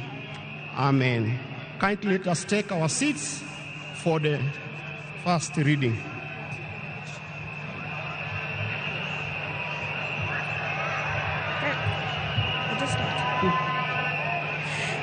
In presence of God, in presence of God and of Christ, Jesus will judge the living and the dead, and in view of his appearing and his kingdom, I give you this charge: preach the word, be prepared in the season and out of season. Correct, rebuke, encourage with great patience and careful instruction. For the time will come when people will not put up the sound doctrine. Instead, to suit their own desires, they will gather around them a great number of teachers to save their itching ears and want to hear. They will turn their ears away from the truth and turn aside from myths. But you keep your head in all situations, endure hardships, and do the work of evangelist, discharge, and duties of your ministry. For I am already being poured out like a drink offering, and the time of my departure is near. I have fought the good fight. I have finished the race. I have kept faith. Okay.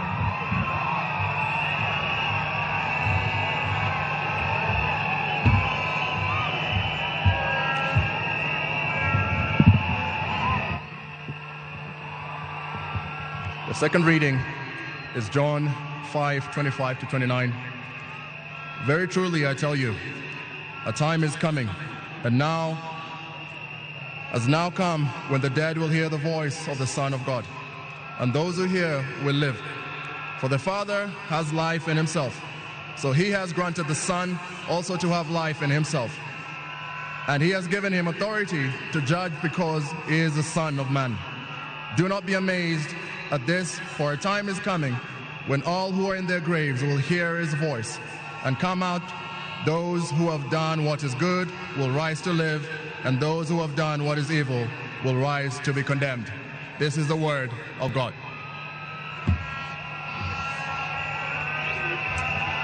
Amen. We now welcome the All Saints Cathedral 7 a.m. choir to do a special Goodness of God. After which, the Right Reverend Jonathan Kabiru, the Bishop of the Anglican Diocese of Nairobi, will come on stage to lead us in the litany through to intercessory prayers.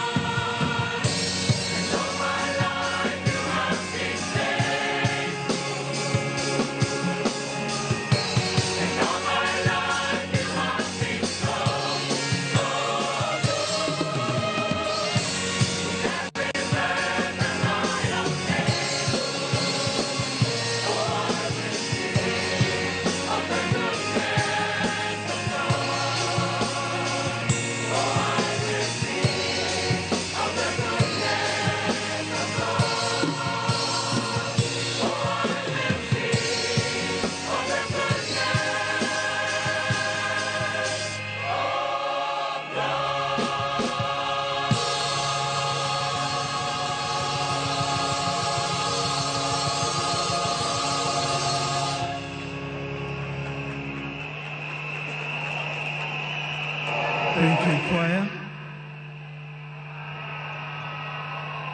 Let us continue in the litany.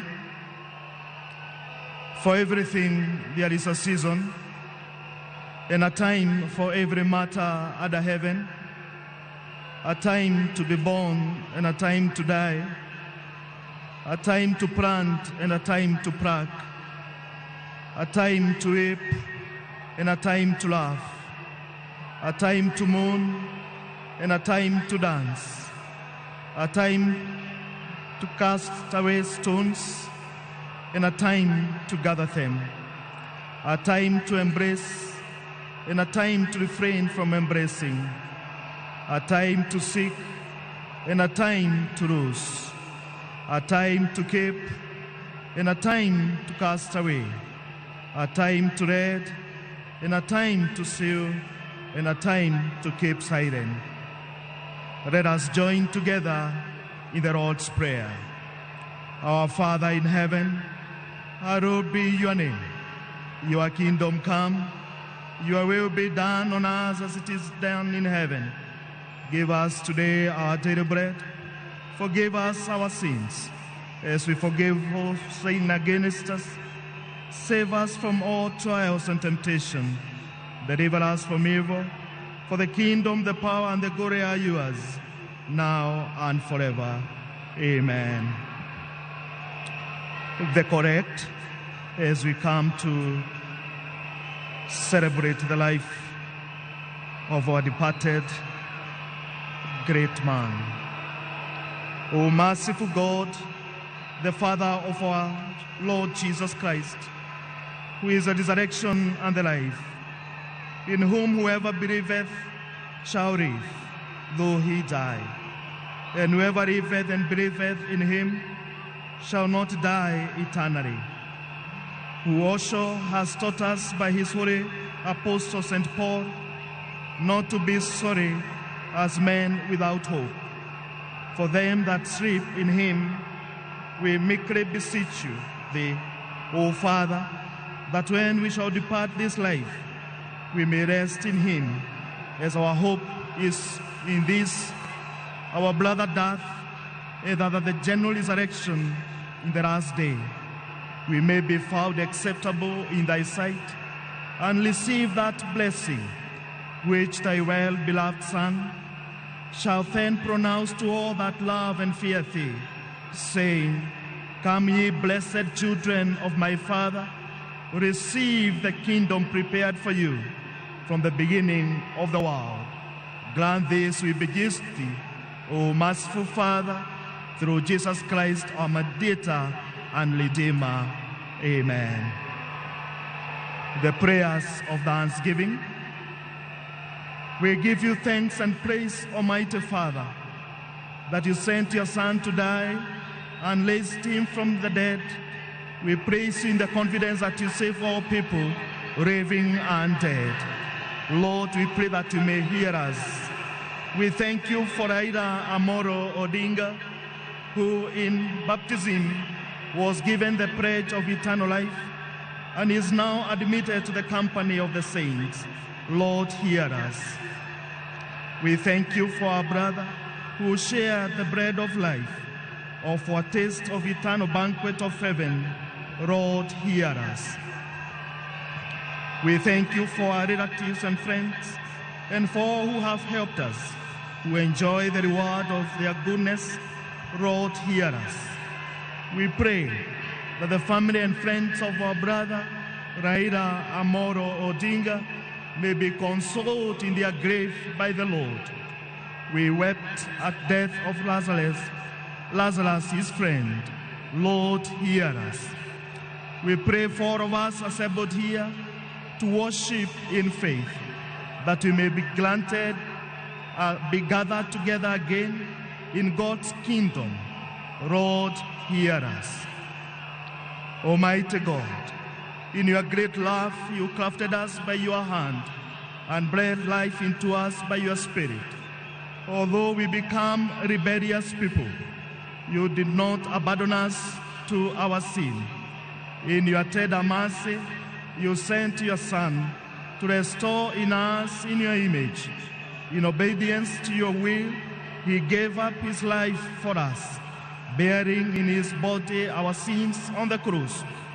By your mighty power, you raised him from the grave and exalted him to the throne of glory, rejoicing in his victory and trusting in your promise to make alive all who turn to Christ. We commit Raila Amolo Odinga to your mercy, and we join with all your faithful people and the whole company of heaven in the one and unending song of praise. Glory and wisdom and honor be to our God forever and ever. Amen. We are so grateful to God for this far that we have come in celebrating the life of the late Right Honorable Raila Amolo Odinga. We have with us the Bishop of the Diocese of Bondo, where the family of Odinga come from. And I take this opportunity, Your Excellency, to welcome Bishop Professor Cordia, who will bring to us a homily at this particular time. We are going to stand and we are going to be read in a hymn so that we can be able to welcome the preacher of the day. Kindly let us stand as the provost announced the hymn. When the roll is called up yonder. And as Bishop comes, please we request the marshals in the stadium, if you could kindly help calm our fellow Kenyans who indeed are joyous, but are expressing themselves in a manner that probably makes it difficult for Mama Canon Ida and our family, His Excellency the President and distinguished guests, not to quite follow what's going on. We kindly respect our pain and how we are expressing our grief. We graciously request fellow Kenyans in the stadium, could we maintain some level of calm? Baba Raila Amolo Odinga loved peace. Could we celebrate him in peace so that we hear the bishop speak to us? We stand to sing When the Roll is Called Up Yonder.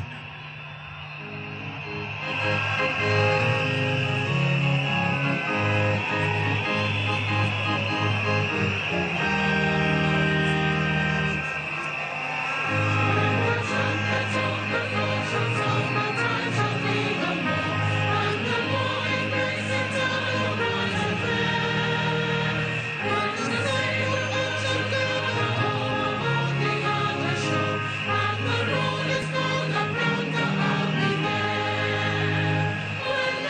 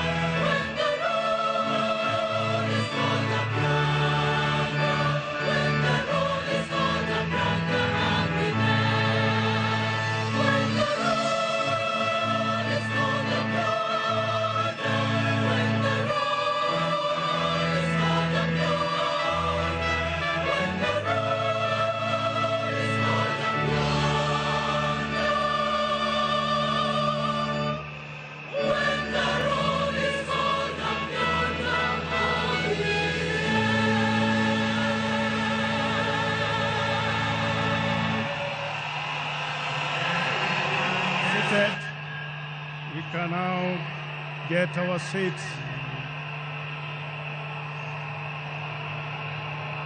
My fellow Kenyans, this is the time that God wants to talk to all of us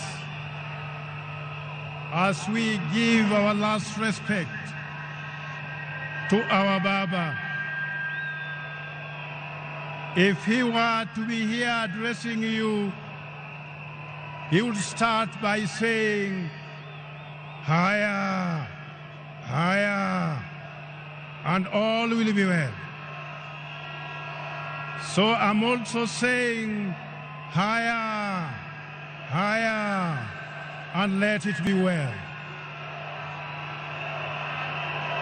So His Excellency the President of the Republic of Kenya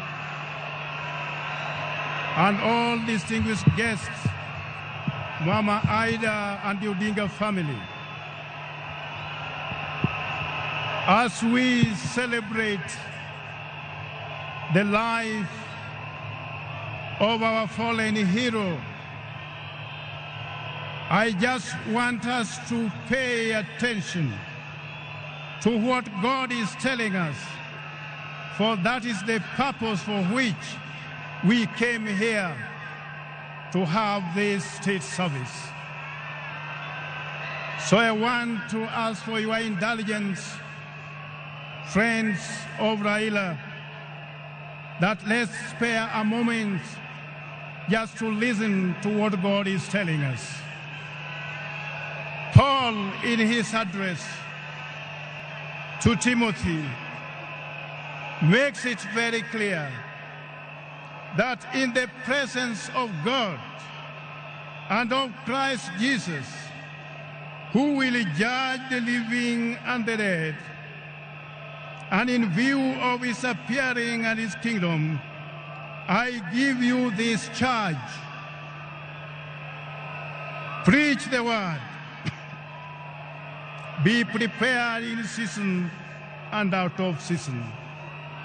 Correct, rebuke, and encourage. Those are powerful words.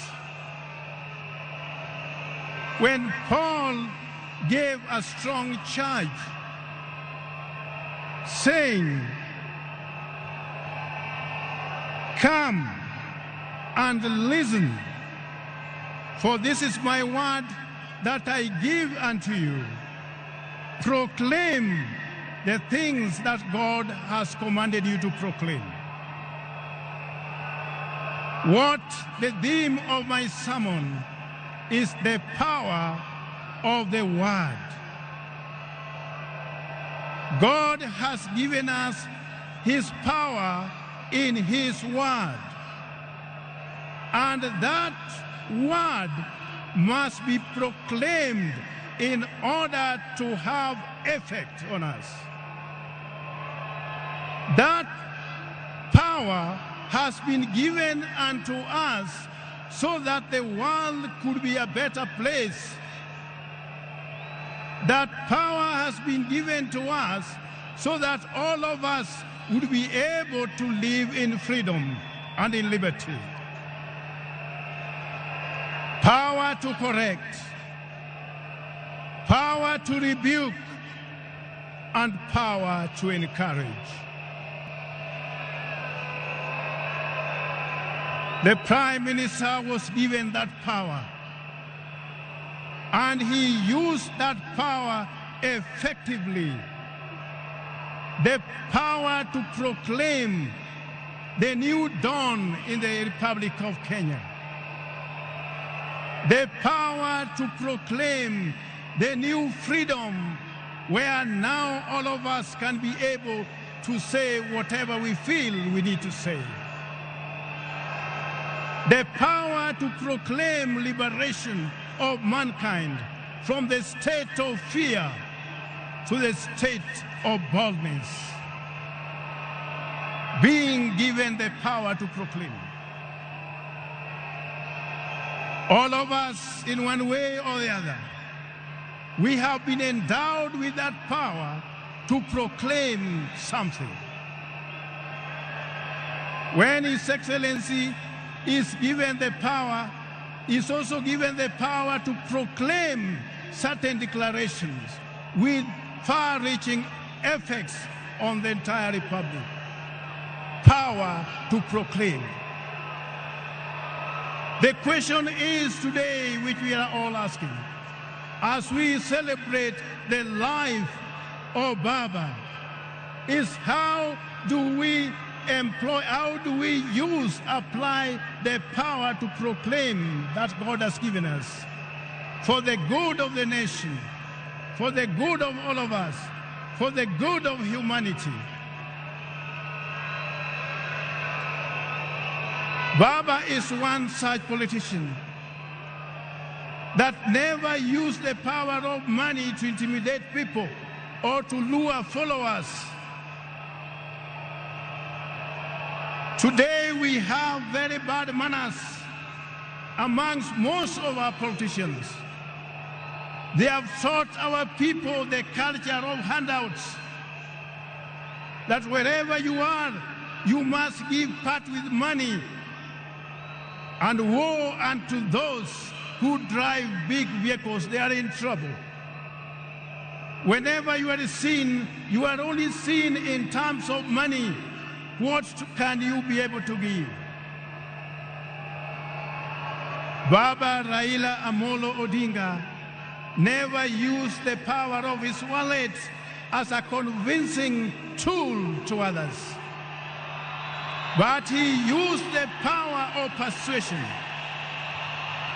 He used the power of persuasion. He used the power of the word.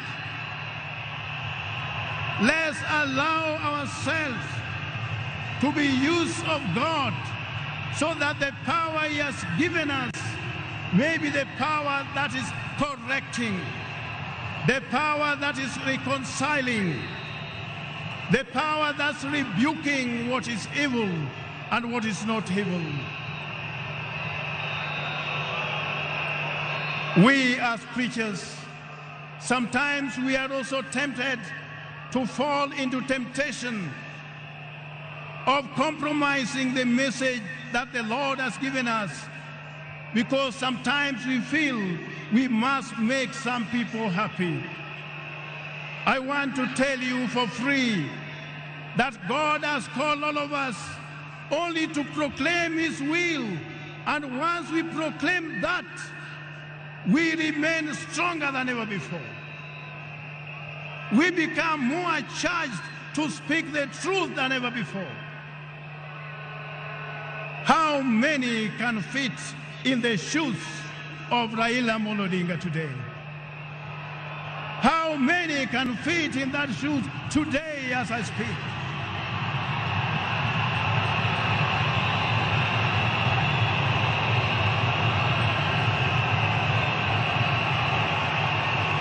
I am addressing you when I'm in the Spirit of God to proclaim that God wants us to do things right all the time, everywhere, so that Kenya could be free and all of us could be free to live in a united nation of our republic. That was the wisdom that God had given him.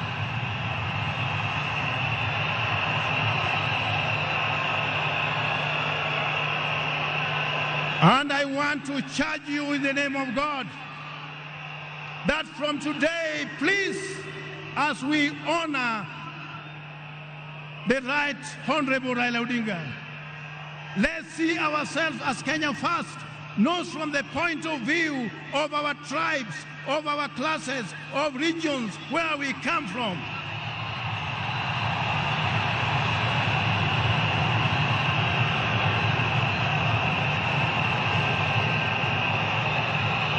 Kenya is too small to be subdivided into regions. As I conclude, because I was given only 2 hours to preach, now as I conclude, it is hardly a month ago when I had breakfast with Baba. We were with Mama Ida, And we talked about things touching on the church. And one thing I say, I saw a man who was ready to meet God anytime. I saw in him a man who had made peace with God in everything that he said and everything that he did. I saw in him a man who was ready to walk the journey with the Lord at whatever level. A humble servant that many people never listened to. A man who believed in God that many people did not know. I tell you, as his bishop, he is a person that we have lost. He is a person who was at the heart of our diocese. Some people think that for you to be a good churchman, people must see how you give. Sometimes you give by the right hand, the left hand may not have to know what you have given. A person who knew how to work for his Lord. That is the person whose life we are celebrating today.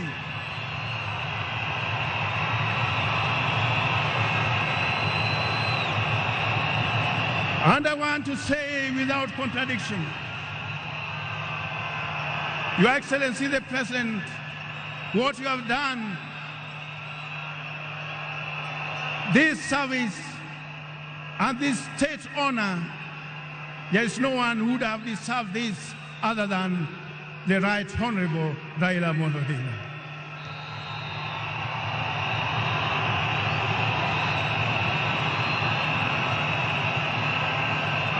And when we are proclaiming the word, we should not be fearful. Word proclaimed must have the power to transform, must have the power to make us renewed in our strength for the liberation of our country from those who are looting everything from us, from country level to everywhere.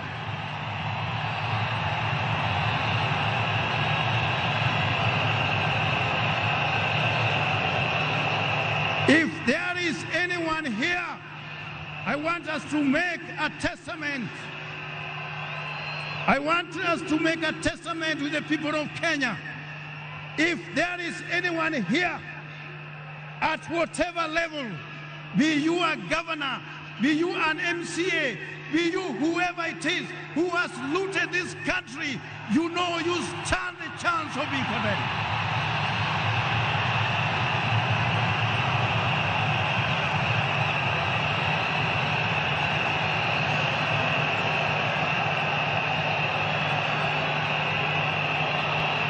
So when we are talking about a person of the stature of Raila Amolo Odinga, we are seeing in him those strands of justice which are yet to be won. We are seeing in him those strands of peace which are yet to be achieved. We are seeing in him the strands of reconciliation which we are yet to see. We are seeing in him the Kenyanhood being at the center of everything else. May God bless you all. May God lift you up as we bid farewell to Baba. In the name of God the Father, the Son, and the Holy Spirit. Amen.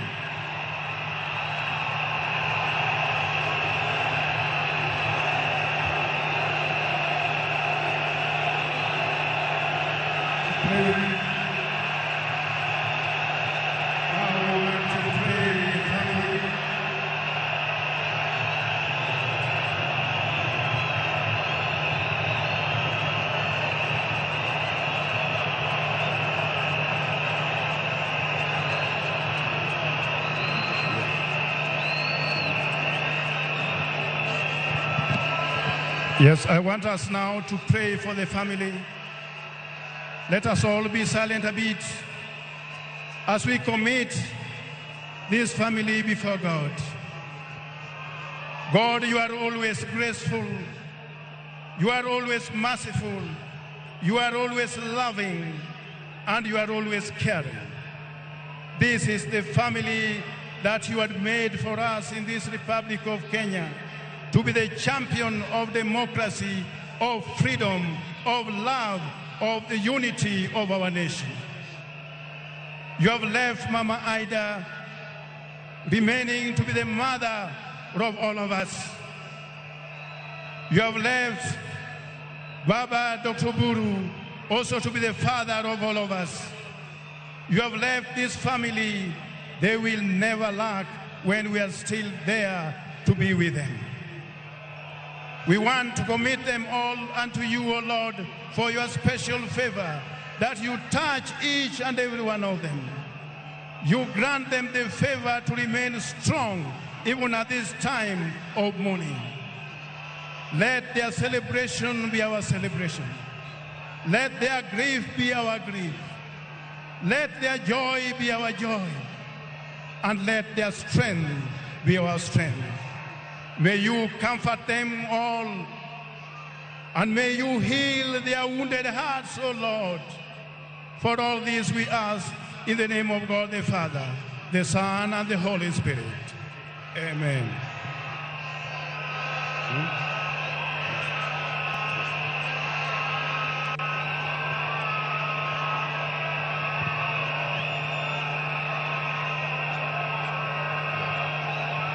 As we now close, we want to go to the commendation.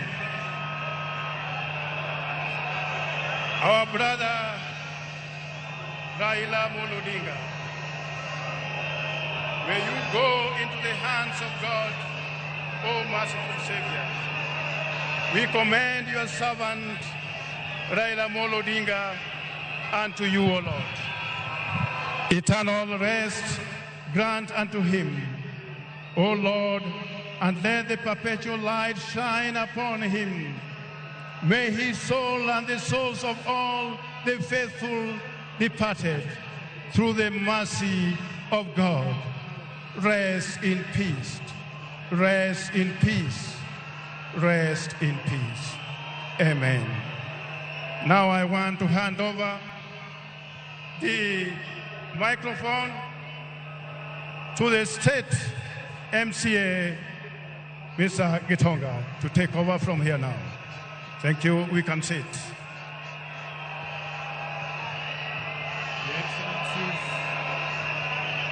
The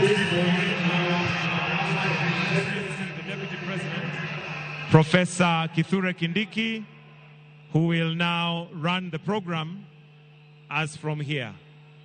Welcome, Your Excellency, the Deputy President of the Republic of Kenya, Professor Abraham Kithure Kindiki.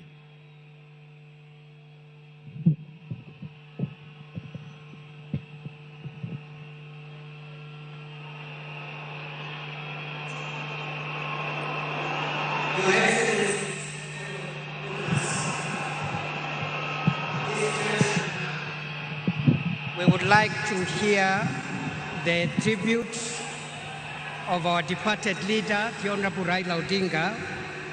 That tribute, the eulogy, will be read by Jaoko Oburu.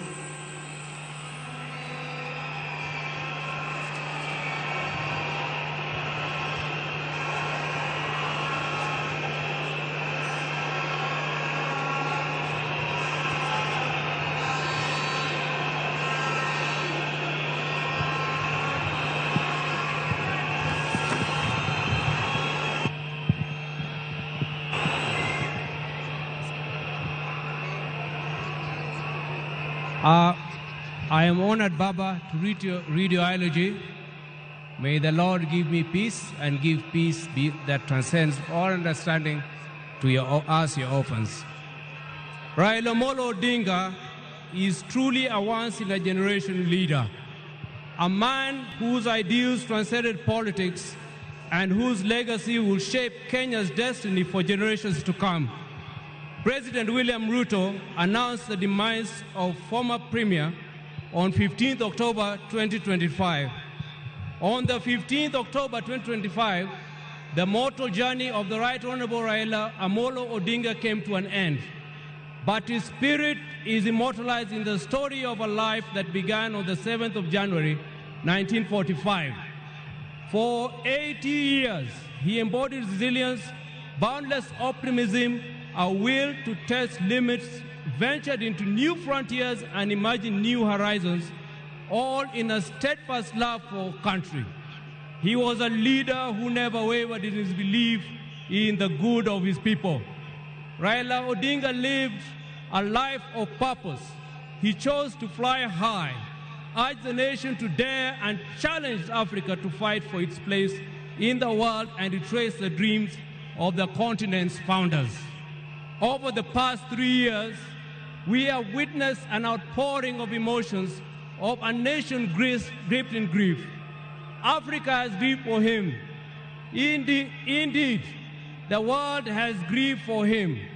Our nation and our world struggling with the question, did we really know him in his fighting to find hope in his enduring legacy? Raila Odinga may not have been there to fight the country's war for independence, but he bows out as an undisputed leader of the national rebirth of the Kenyan nation.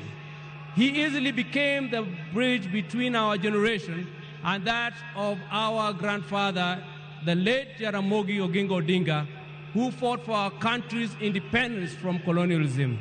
He learned at the feet of Kenyans and Africa's most revered leaders. He witnessed the liberation ideals and struggles of Pan-African heroes, including our grandfather Jaramogi, Jomo Kenyatta, Julius Nyerere, Kwame Nkrumah, Gamal Abdel Nasser, and Kenneth Kaunda, among others. He followed and internalized Nelson Mandela's struggles and agreed with his philosophy that courage was not the absence of fear, but the triumph over it. That the brave man is not he who does not feel afraid, but he who conquers that fear. Raila conquered fear and mastered courage. Possibility of death in pursuit of an ideal was not a reason for Raila to retreat, for he also internalized William Shakespeare's words that cowards may die many times before their deaths. The valiant never taste of death but once. It is from that perch that Raila began his own long walk for freedom and liberation, applying himself to the cause as a debt owed to past and due to the present generations. Many times he appeared to be on a cause much larger than himself, a mission almost impossible, but he seemed to be the way he loved it. He gave his life for it. In emulating the giant steps of Jaramogi Oginga Odinga, our grandfather, and the spirit of selflessness that ran deep in his heritage, Raila Odinga, just as his father once declared that he could be no freedom for the release without the release of their leader Jomo Kenyatta, proclaimed Kibaki Tosha, a declaration that propelled NARC to bring an end to KANU's 40-year rule. This defining act was emblematic of the man himself. Raila Odinga was Raila Odinga. He never cared what others thought about him or his actions. He cared whether people bought into his vision and mission. Once he felt he had the mandate of the people, there will be no turning back. In the process, he became Kenya's ultimate political prisoner and one of Africa's best-known freedom fighters, a dedicated and down-to-earth servant of the people of Kenya, a headache to the corrupt elite, and a beacon of hope for those struggling for freedom, not only in Kenya, but across Africa and beyond. Generations to come will honor him and offer gratitude. Raila Odinga cared deeply about Africa and worried eternally about its decline. For that, he applied himself to peace and reconciliation missions across the continent whenever called upon. During the 90s, he worked closely with the International Republican Institute as a resource person for peace and conflict resolution in the then war-torn countries of Mozambique and Burundi, and offered similar support to peaceful electoral processes in Nigeria and Zimbabwe. He mastered Africa's conflicts and the forces and issues behind them. The highest executive position he ever rose to was that of Prime Minister of the Republic of Kenya, following the signing of a National Accord and Reconciliation Act 2008, which created the office to facilitate power sharing after the controversial 2007 elections. Earlier, he had served as Member of Parliament for Lang'ata constituency within the city of Nairobi from 1992. However, the hallmark of Raila's life and career was not in executive mansions and offices. It was in the struggle for freedom and democracy in Kenya and across Africa, many times telling the continent's dictators to set their people free. It earned him outright enemies, cynical friends, and admirers in Africa and beyond. It is this record that saw him appointed Special Peace Envoy of the African Union in February 2011, following the post-election crisis in Cote d'Ivoire. He juggled politics, entrepreneurship, scholarship with ease. Besides his career in politics, Mr. Odinga is also a successful businessman and entrepreneur, having founded the flagship family business, East Africa Spectre, a manufacturer of gas cylinders for Kenya and the East African region. Subsequently, he founded Spectre International, also known as the popularly known as the molasses plant. Before that, he had taught at the University of Nairobi's Department of Mechanical Engineering between 1970 and 1974, and served at the Kenya Bureau of Standards, which he was instrumental in establishing. Even as he pursued all these careers, Raila understood that social, political, and economic changes in a country came through politics, and that although all politics is local, politics is also substantially international. So even as he appeared to be rabble-rousing in the trenches of Kibra and Kondele, he understood that an hour comes when he needed to dust himself off and sit in boardrooms or take a plane to global capitals to negotiate politics and policies. He did that effortlessly, moving from dusty Kamkunji grounds to a meeting in diplomatic circuits of the country within the hour. It was normal for Raila to be tear-gassed, water-hosed, and even shot at, only for him to show up at the boardroom for meetings with his tormentors as if torture at the field did not happen. He understood the place of man-to-man negotiations in the quest to influence policy and power. Raila disagreed fundamentally with many politicians about the state of the Kenyan nation and how to transform it. But those disagreements never stopped him from sitting down with those he disagreed with or sympathizing with the views of fellow politicians.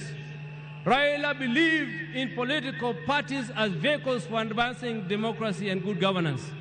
It is upon this belief that he was founder member of the Forum for Restoration of Democracy, FORD, later FORD Kenya in 1991, the National Democratic Party, NDP, in 1996, and the Liberal Democratic Party, LDP, in 1997.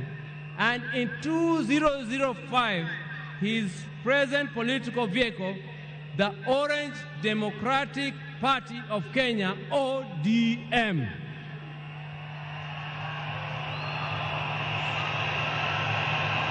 In 2013, he led his party into coalition with other parties to form the Coalition for Reforms and Democracy Code, on whose ticket he ran for president.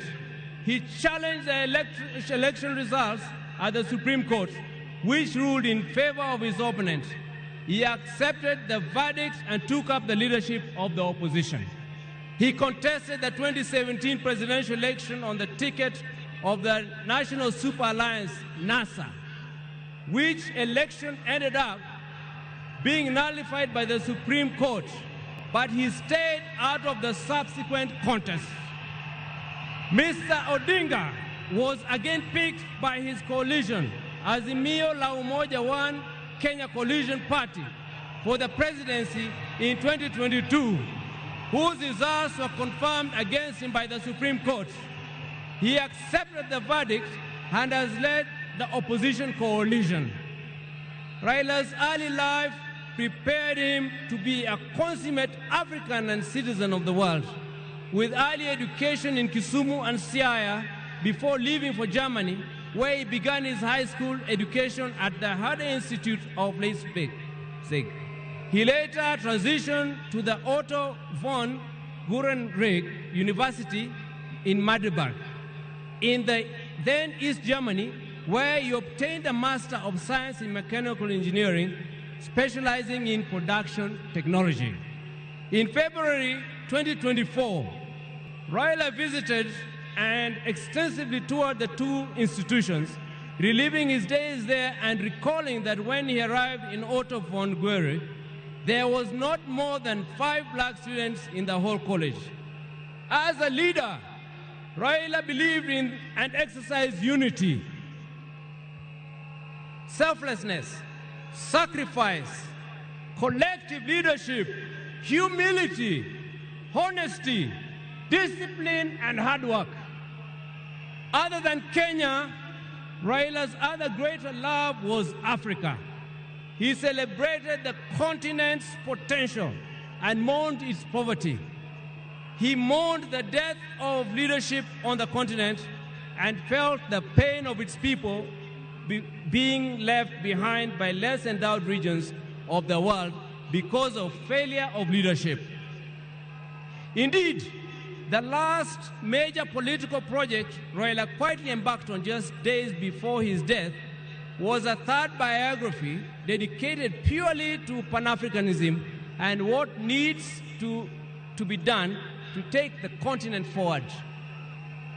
In October 2018, Raila was appointed as the African Union High Representative for Infrastructure Development in Africa. He moved into the position with the swiftness and certainty of fish in water. He named the continental highway networks corridors, railways and airports as if they were in Kenya. He was at ease with Africa's trade deficit figures in comparison to other parts of the world. In politics, Raila communicated the importance of reconciliation, forgiveness, and putting country over self. He forgave his jailers and worked with them to move the country forward. He emphasized that building a progressive country demanded leaders rise above anger and desire for revenge. He also believed strongly that preservation of a nation requires the triumph of pragmatism over ideology, that when the nation is under extreme threat, leaders must embrace extreme compromise. He believed power was not an end, but a means to an end. It should be used towards the desired end. He believed that power should be used to ensure the existence of the nation, not the demise of the nation. He wanted power to be used to ensure progress, prosperity, and peace of and among nations, and not for any causes that would yield contrary outcomes. We will cherish Raila's memory in the heart of our nation, and I believe in the hearts of many African nations. Fare thee well, our champion, our freedom fighter, our Baba. You have fought the long fight. You have finished the honest race. You have kept the unshakable faith. Your work here is done. The struggle continues. Rest in peace and eternal, rest in perfect and eternal peace. Thank you, Baba. Long live the King!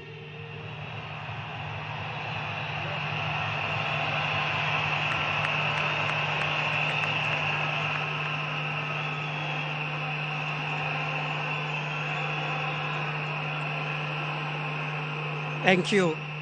Thank you very much. We are going now to receive the following family members to eulogize their father, Winnie Odinga, Raila Odinga Jr., Rosemary Odinga, and later on, Mama Ida, and Mzee Senator Dr. Oburu Oginga will close that chapter on the family tributes. Karibuni.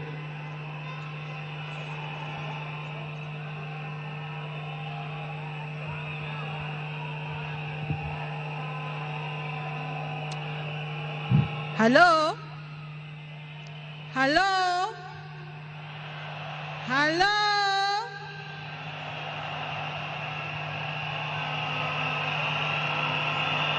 Mimi leo sina mengi ya kusema. Niko hapa na watoto wangu. Huyu ni mtoto wangu wa kwanza anaitwa Safi. Na huyu ni wangu wa pili anaitwa Senai. Niko na mandugu zangu huko nyuma, Junior na Winnie, na my cousins pia wako hapa. Leo ni siku wa uchungu mwingi sana kwangu mimi. Najua nyinyi pia mnasikia uchungu mwingi sana.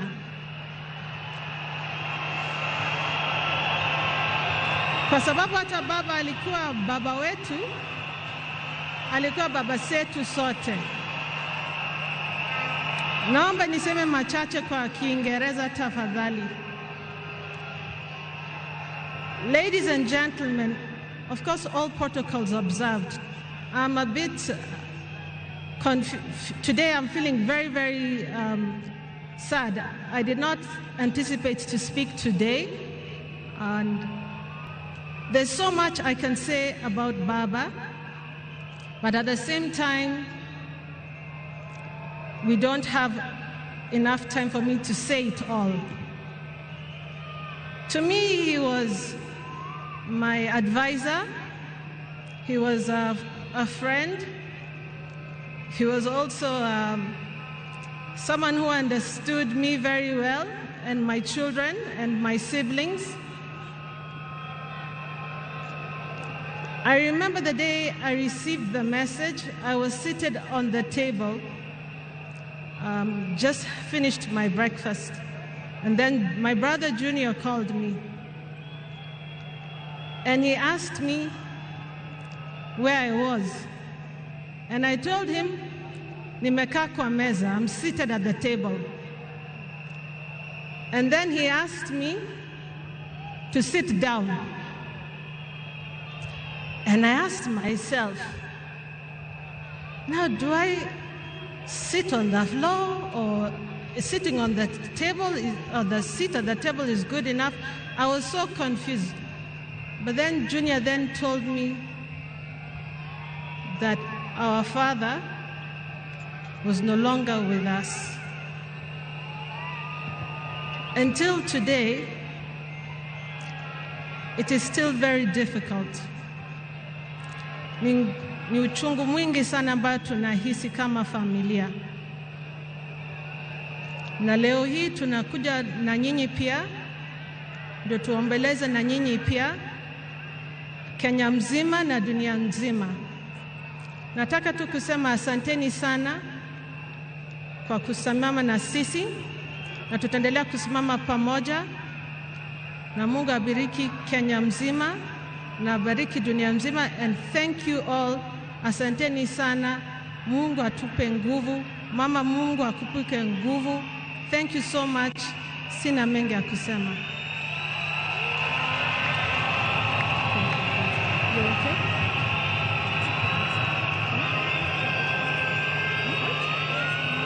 You're okay with it? I read my speech.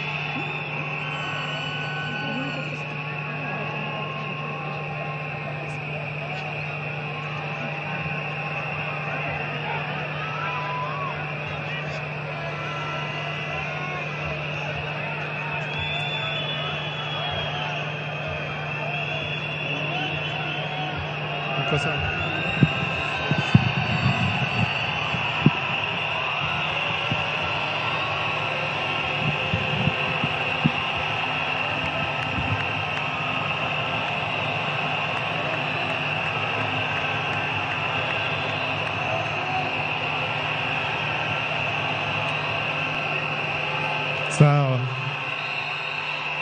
Haya. Haya. Okay.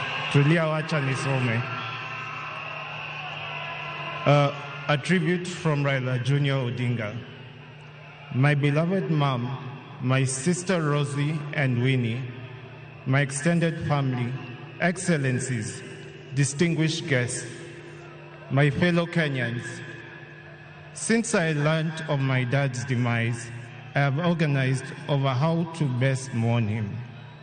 My father was many things to me, to many people, but to my siblings and I, he was simply Dad.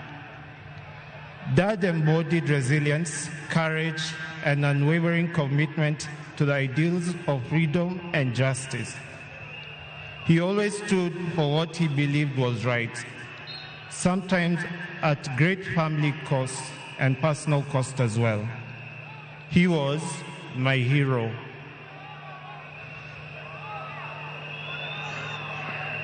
And his legacy lives in me, in my siblings, and in all those whose lives he touched. I am my father's son. And that is why I will continue to fight for values he believed in: justice, fairness, and service to others. I am very alive to the fact that my brother Fidel is gone. I remain the gentleman of the family. Dad, I want you to assure you that I will take care of our family, Mom, Rosie, Winnie, and your larger political family too. Erokamano.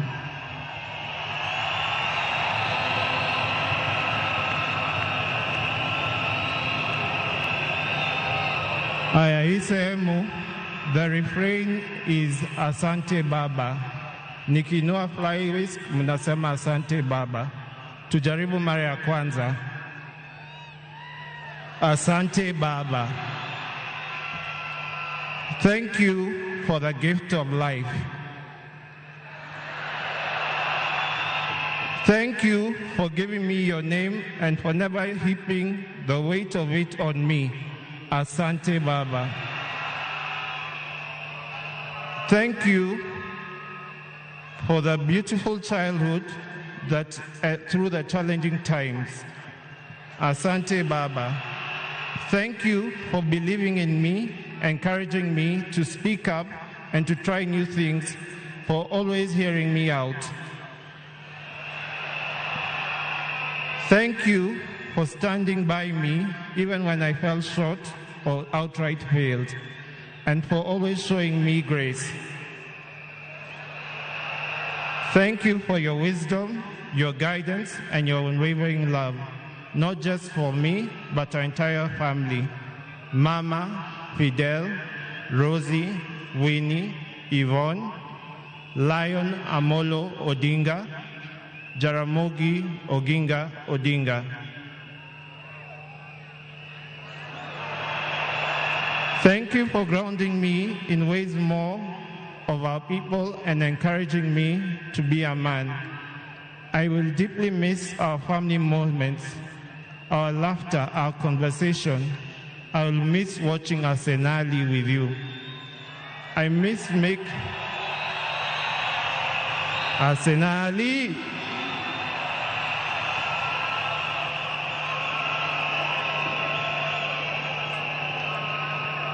Haya, wacha nimalize. I thank God for you and for everything you have meant to me. You have run your race with honor, and may grace now lead you home. May the ancestors receive you and rest well. Nindikwe, Baba, Aheri, Asante Baba, Asante Baba, Asante Baba, Joey, Joey, Joey.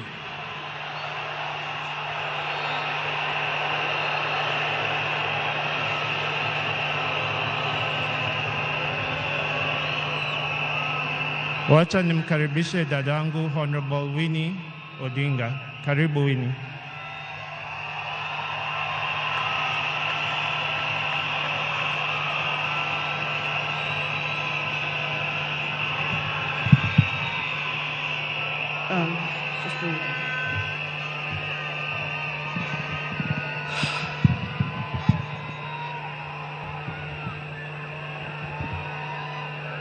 Hey.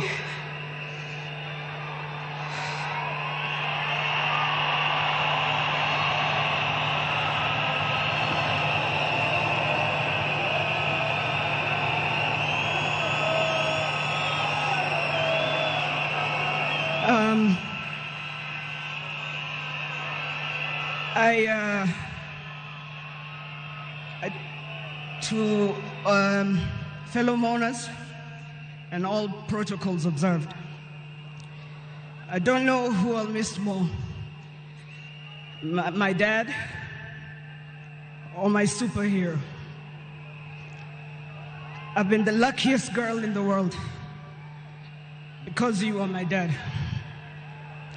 Only 3 other human beings were as lucky as me: Fidel, Rosie, and Junior. Dad, you are light, steady, unyielding, and deeply human. To the world, you are known by many names. When you were growing up, they used to call you Aluo. And then when you started work, they started calling you Jaramogi's son. And at some point, they started to call you Tinga.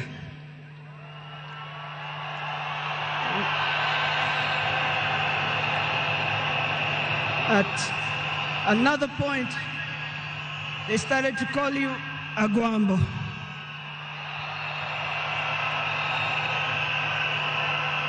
Briefly there, they called you Nyundo. They called you Jacom. They called you Baba Fidel. But in the end, they called you Baba.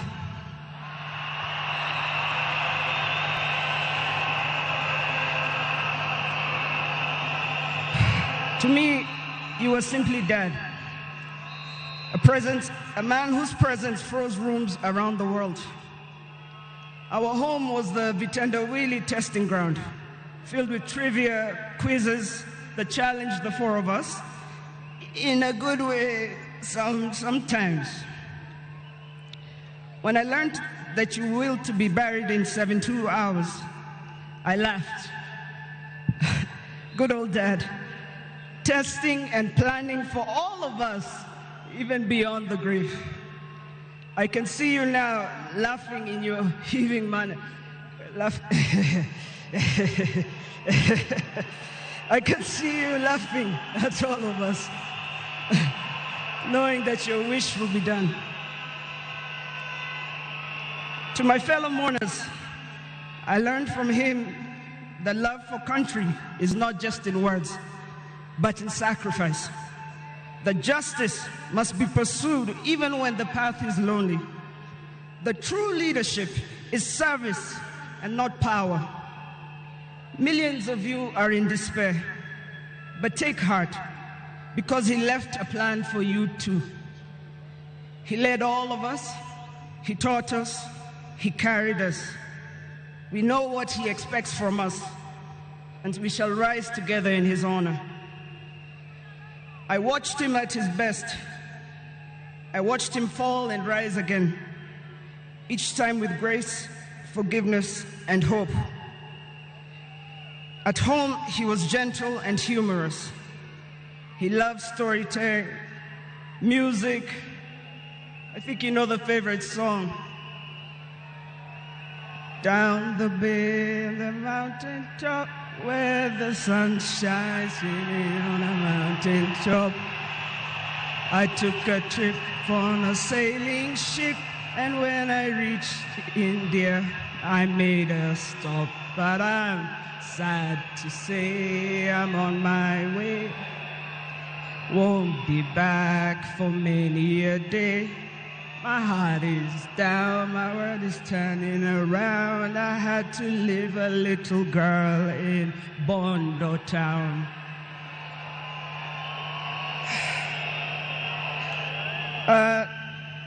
Dad loved his grandchildren. Safi, Fidel's son Alai, Junior's son Lion, Sanai, and Jaramogi. He loved you with all his heart. Even in the busiest moments of national duty, he would send me to check on all of you. I now know it was to remind us to stay grounded, for me to teach you how to dream boldly, and to always stand firm for what is right. Today, as we celebrate his life, I choose to remember not only the leader the world knew, but the father I loved with every fiber of my being. The biggest part of me died on the 15th of October, 2025. But the spirit of the lion roars on forever. Fellow mourners, I was with him in India when he took his last breath. He died in my arms. But he did not die like people have been saying on social media. Every day, he was waking up and walking. And every day, he would do 1 round. The next day, he would push 2 rounds. That morning, he pushed to 5 rounds. He died strong, with dignity and with pride. And you must be proud of that. You all must also walk with your heads held high and walk strong and proud that he left as a gentleman.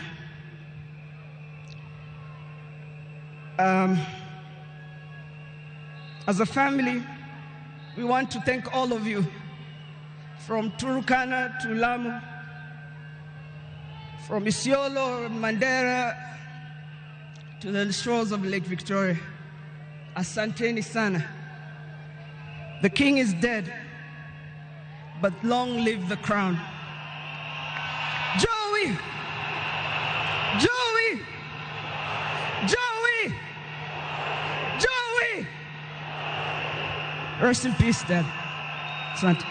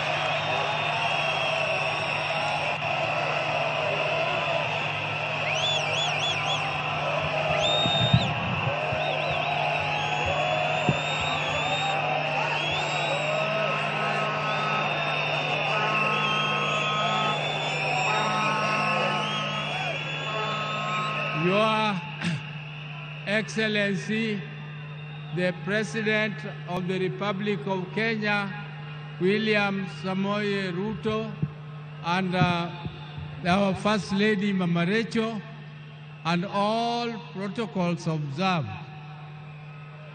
I have a very heavy heart to say farewell to my dear brother. Raila was more than a brother to me. He was my friend. He was my age mate. He was my advisor, and he was my confidant, and he was everything, including business partnership.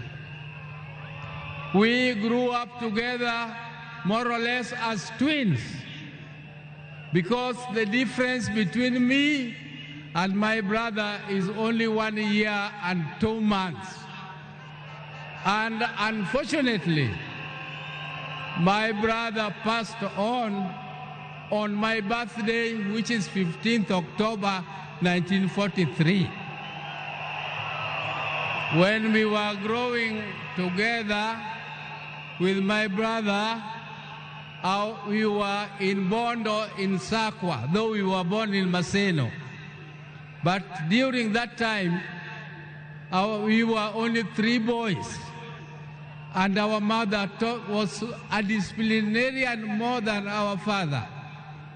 But my brother Raila knew how to cook. Our father's mother told us that you, my boys, you are also my girls. You must learn to fetch firewood. You must learn to cook. You must learn to prepare everything, including washing clothes and ironing and so on. Raila was best at all those things. The other thing Raila was best at was in class. Me, I was average. I could be number 5, number 4, number 3 sometimes if I did well. But Raila was always number 1. He was always number 1 in class. And I also want to tell you that Raila was a sportsman. He was a sportsman. He used to do what we were calling triple jump. He used to play football, and he used to do pole vault. But I was better than him in jumping and in pole vault.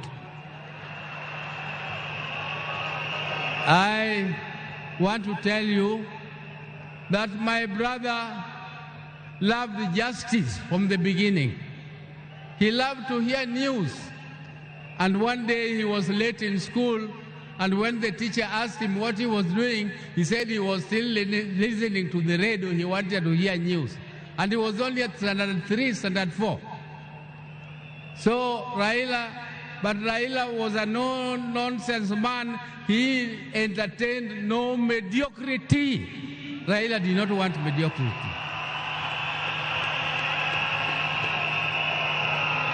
If you came across him with lies or something mediocre, his left hand was very fast.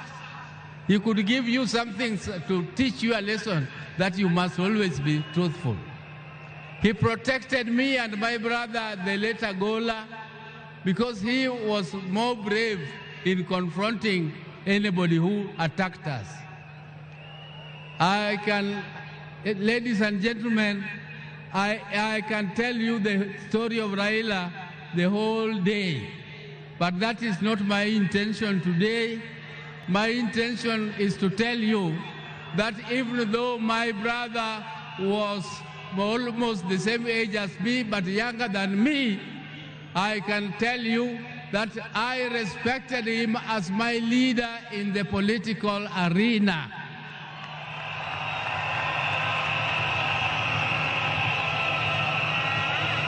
And I want to thank my party, ODM, for making me the acting party leader of ODM, the oldest and the largest party in East and Central Africa. I will take that mantle with vigor, and I must assure you, my colleagues, that I will not disappoint. Even though the shoes of Raila are too big to be filled. But I just want to try my best. I want to try my best. But now I would like to inform you that I'm also with my wife, My wives, I am a general. I have 2 of them.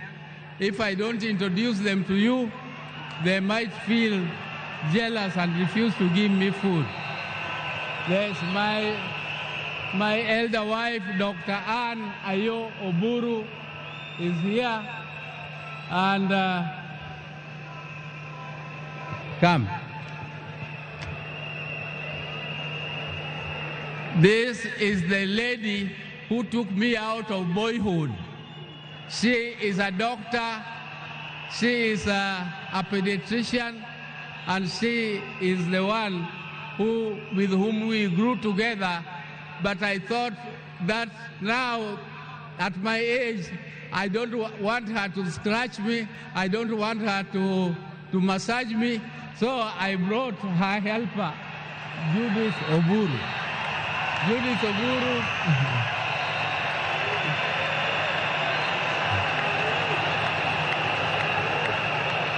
Judith Oburu here works with NSSF, and she is also an accountant by profession. So thank you very much, Your Excellencies. We have come here.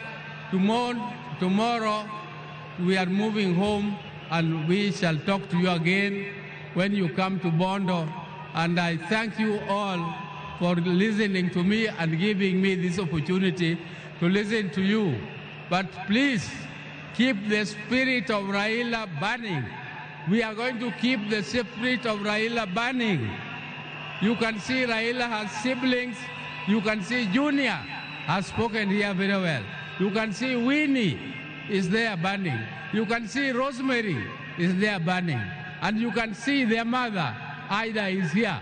Ida, please keep the family together and make sure that the fire of Raila keeps burning forever and forever more. Thank you for listening to me. Oh, let me leave on. Asante, my brother, rest in peace. My brother, rest in peace. Greet for us, my dad, Jaramogi Oginga Odinga. Greet for us, our mama. Greet for us, our mother, Mama Mary Oginga. Greet for us, our father, Jaramogi Oginga Odinga. Greet for us, all our brothers, Agola, Osewe, and Udima, who left before us. And greet for us, all of them. And I'm sure God the Almighty is going to welcome you with his hands there, because you were magnanimous, you loved God, and you loved people. That is what God also expected of you, and you have done your best. Rest, my brother. Rest in peace. Rest in peace, my brother. Thank you.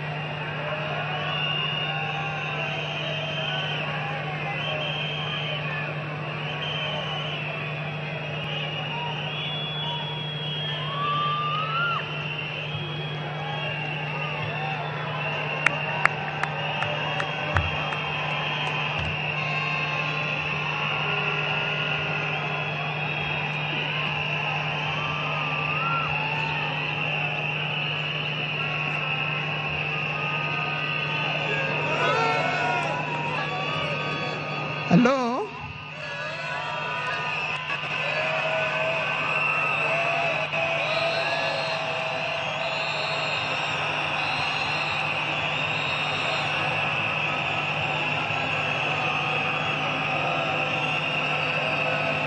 Thank you.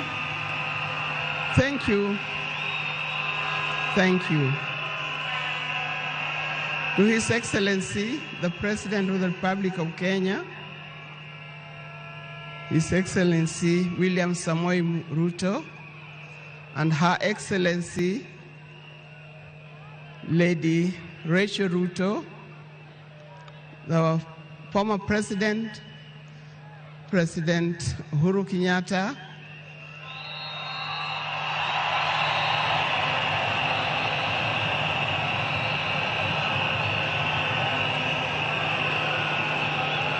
the visiting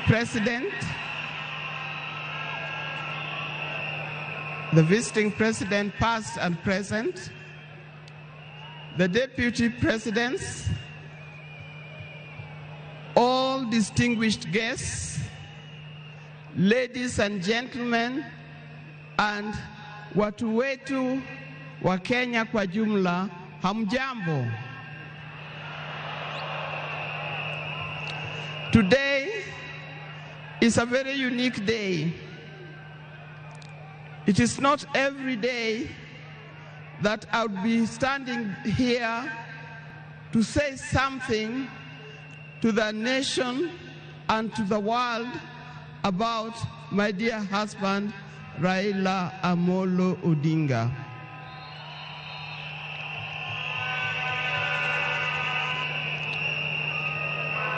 For those who don't know me, I've got a very long name. They call me Canon Dr. Ida Betty Odinga EST. Now, these names don't just come like that, but they are names that are given. I cannot forget the name that the public has given me called Min Pin.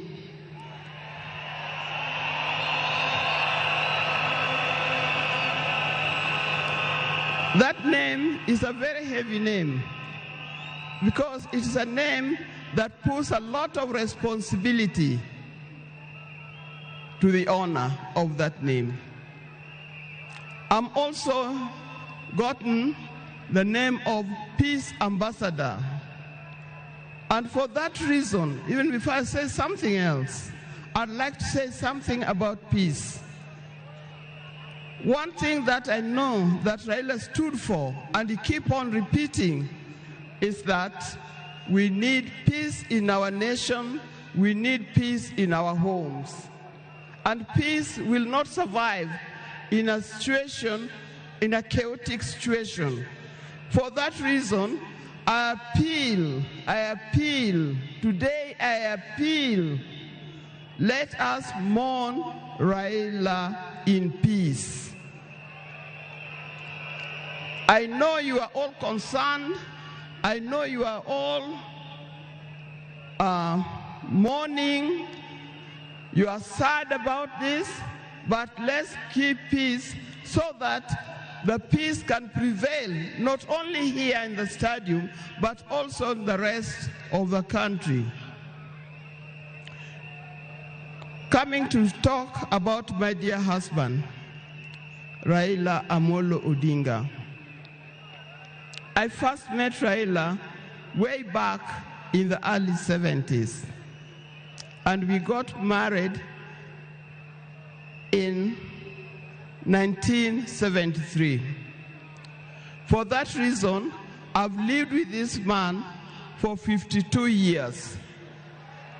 Many of the people that I see or who are in this stadium could have easily be our children. No wonder you call him Baba. That name did not come from nowhere, but came from the experience and the life that he has lived with and relationship that he has had with some of these people. During our union, we were blessed by 4 children. First, we had the first child was called Fidel Castro Odhiambo Odinga. When Fidel was born, I was a bit hesitant the way he gives the name. I say, why do you call him Fidel? Then he said he was a great admirer of Fidel Castro, and therefore he named his first child Fidel Castro Odinga. Later, we had the second child, Rosemary, and here again, Rose is the name of my mother, and Mary is the name of his mother. We combined the two names together, and we called the child Rosemary. It also has a meaning to us. When it came to the third one, and he named after his best friend and his cousin called Raila Kembo, with whom they shared the name. So we ended up with Raila Oginga Odinga. Last, there was a big gap, and I'll explain to you. Last came the fourth child. The fourth child, when I went to the hospital, and you know those mothers, or well, you know, you end up somewhere in labor ward. And I was watching the television, and on the television, that's the time when Nelson Mandela had come out of prison. It was he's been there for 27 years. Raila also had been in prison, but that's not why we named her Winnie. And I was watching the television, I could see Nelson Mandela and Winnie Mandela holding hands as Mandela walked out of the gates of the prison. By then, I didn't know what kind of child I was going to get. But then I said, if it's a boy, we'll name him Wilson Mandela. But if it's a girl, will be Winnie Mandela. And therefore, Winnie Mandela arrived. And that's the fourth child. I see when you look at this naming of the children, I know these days you can name your child anything that you want, but I'll appeal to those who are still having babies. Give your child a meaningful name, because you name them people you never saw, you never heard of, simply because it saw the name written somewhere. There's nothing wrong with giving our children the names of the people who in our lives we think are the heroes. Our life was not smooth life. Just like any other family, there's been ups and downs. But as we continue living together, we've learned how to cope, because we all have weaknesses and strengths. We learned to talk straight to one another. We learned to speak the truth, and we learned to forgive and move on. Now, that forgiving spirit was not only in the home, but is something that has spread to the Kenyan. You've seen how many times he has tried in the elections, but that forgiveness is a paramount. So please don't carry grudges from one generation to another and from one group to another. We are all Kenyans. We are all Kenyans. We are sisters and brothers. We must learn to forgive easily and build together Kenya.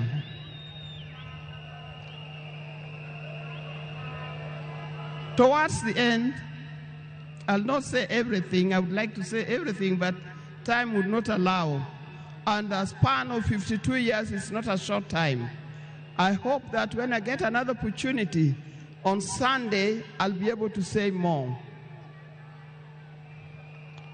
But one thing that he kept on repeating to me is that we must urge Kenyans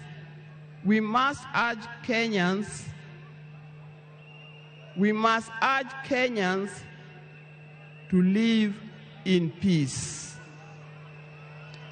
He kept on repeating that.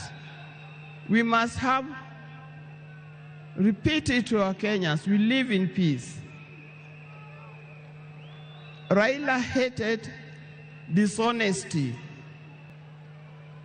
He hated dishonesty. He hated greed.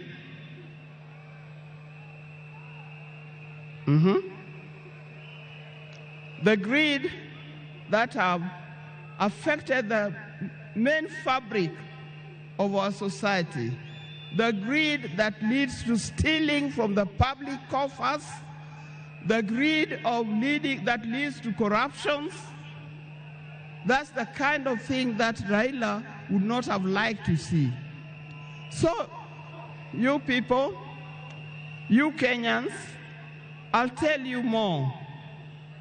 But I thank you, those who have come and those who are watching us from other places. I thank you for standing with this family. I thank you for being here for us. And I thank you for helping us to mourn Raila. May his soul lie in eternal peace. And for the people of Kenya, I wish you well, thank you, and may God bless you. Thank you.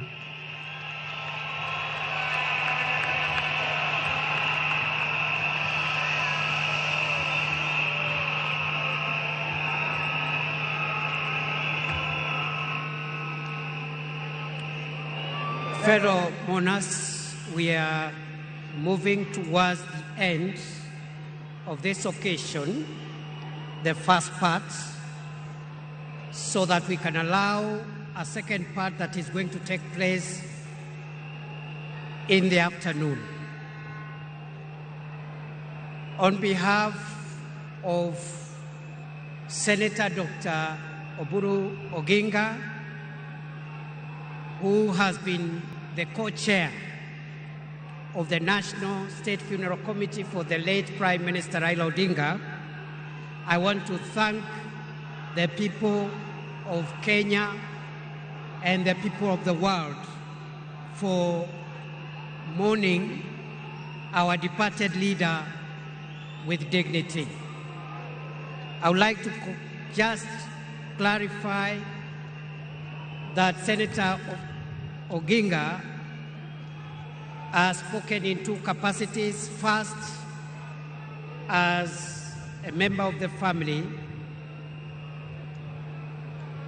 and secondly, as the interim acting party leader of ODM.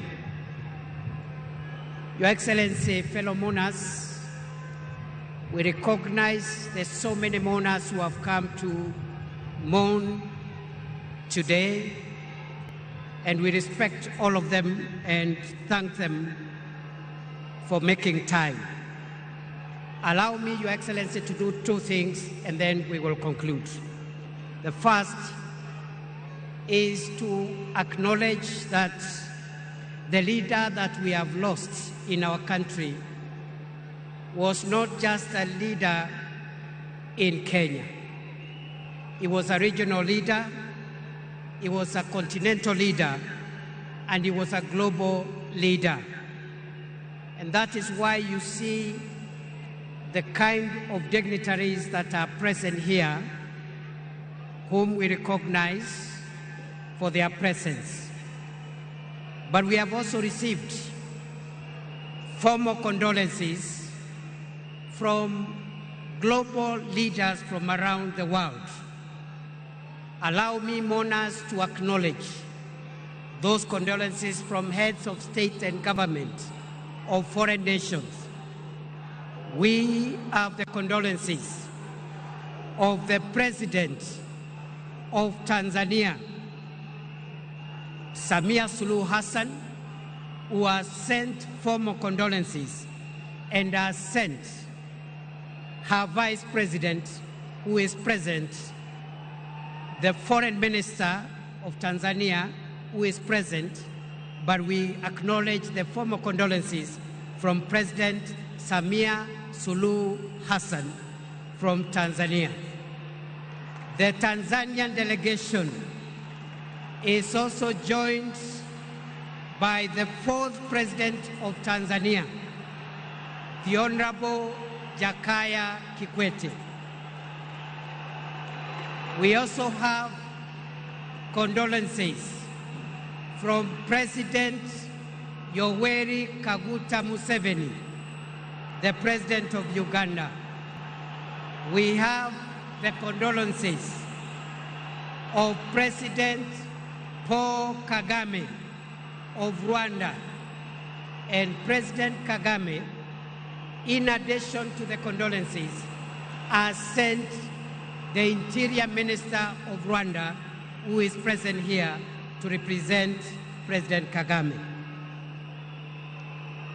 The President of Somalia, President of the Federal Republic of Somalia, I think has arrived after we had received these condolences, and maybe the President will acknowledge him. The Prime Minister of Ethiopia also sent his condolences. The President of Djibouti, Ismail Omar Gele, has also sent his condolences. The President of the Republic of Zambia, His Excellency Hakainde Hichilema, has also sent his condolences. The President of the Federal Republic of Nigeria, His Excellency Bola Ahmed Tinubu. The President of the Republic of Ghana, His Excellency John Mahama. The President of the Republic of Burundi, His Excellency Evariste Ndayishimiye. The President of the Republic of Sierra Leone, His Excellency Julius Maada Bio. The President of the Republic of Zimbabwe, His Excellency Emerson Mnangagwa. The President of the Republic of the Gambia, President Adama Barrow. The President of the Republic of South Africa, His Excellency Matamela Cyril Ramaphosa.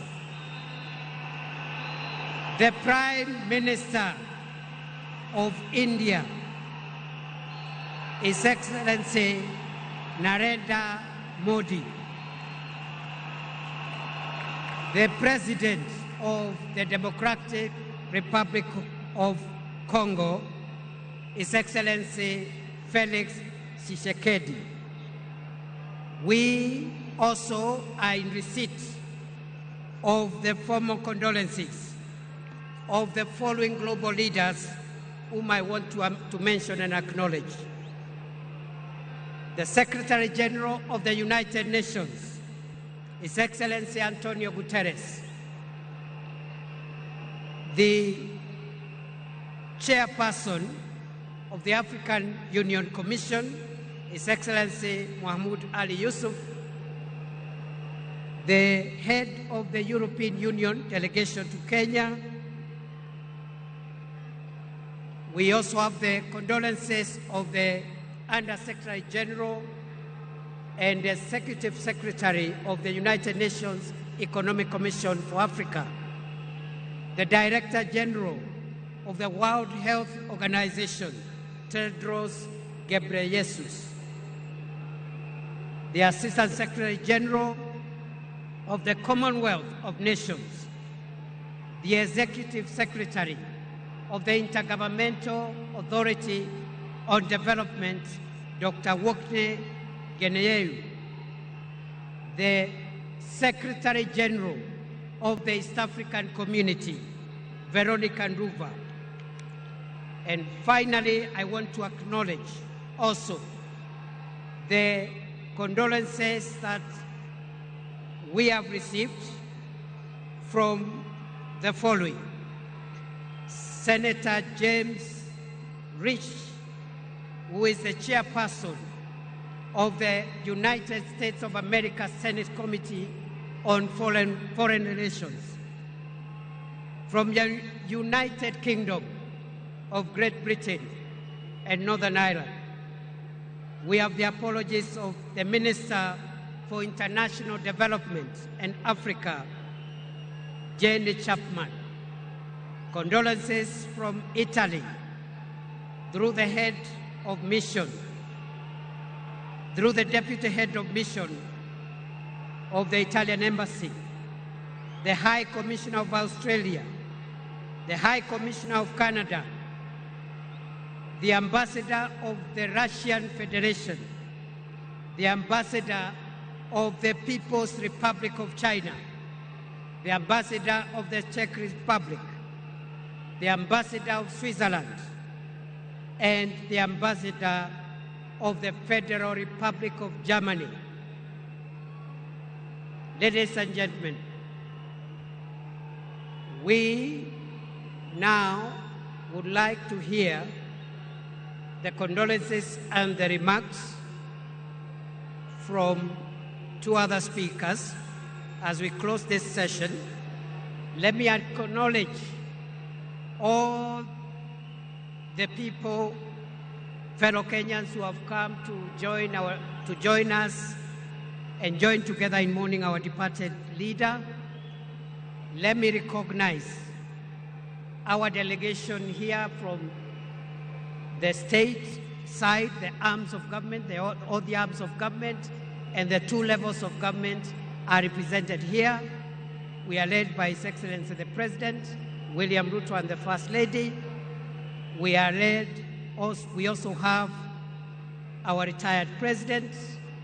We have the speakers of the two houses, the Chief Justice, members of the Cabinet, Principal Secretaries, the military command led by the Chief of the Defense Forces. We have our governors, senators, MCAs, and the ODM fraternity. Your Excellency, allow me to recognize, because you have permitted me to do so, in our presence, the names that were read, just for the purpose of record. The President of the Federal Republic of Somalia is here, His Excellency Sheikh Mohamud. The President of the Federal Republic of Ethiopia is here, His Excellency Taye Salessi. The Vice President of the United Republic of Tanzania, His Excellency Dr. Philip Mpango, is here. The former President, the fourth President of Tanzania, the Honorable Jakaya Mrisho Kikwete, is present. Mohamed Thabiti, Foreign Minister of Tanzania, is present. Rebecca Jadeng, Her Excellency Rebecca Nyandeng, Vice President of South Sudan, is present. And the Honorable Vincent Biruti, Interior Minister of Rwanda, who is representing President Kagame, is present. With those many remarks, allow me, fellow mourners, to request our former President, the fourth President of Kenya, Uhuru Muigai Kenyatta, to come and greet us and say pole. Mr. President.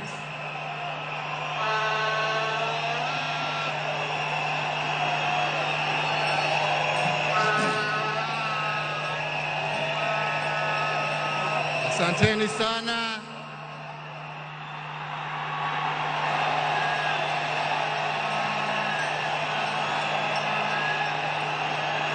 Asanteni sana.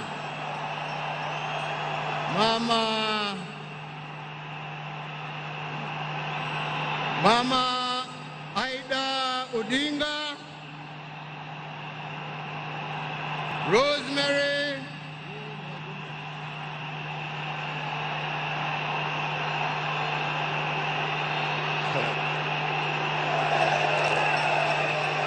Asante sana. Nimeshukuru. Thank you. Asanteni sana.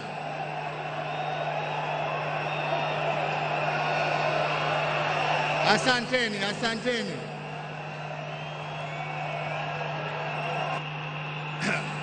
Nianze tena niseme Mama Aida Odinga, Rosemary,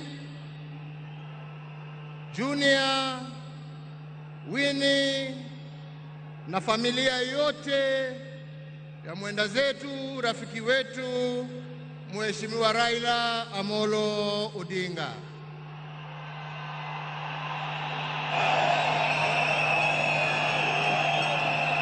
Mheshimiwa Rais wa Jamhuri ya Kenya, Mheshimiwa William Samoei Ruto na First Lady Mama Rachel Ruto,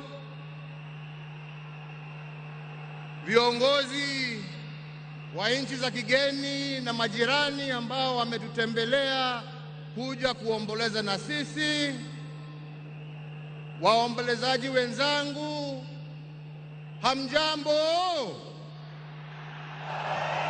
Hamjambo tena?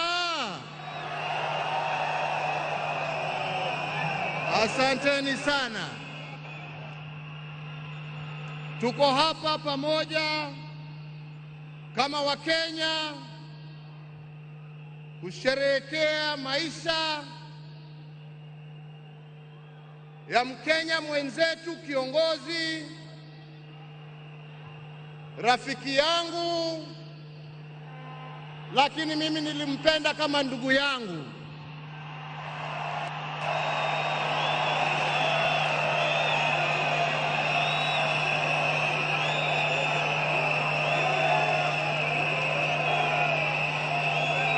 Mheshimiwa Raila Amolo Odinga,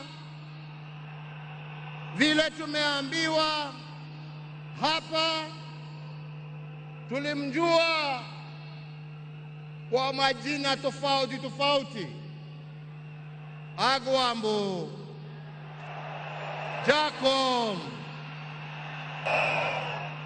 Tinga. Lakini kama Wakenya kutoka kona zote tulimjua na tukamheshimu kama baba.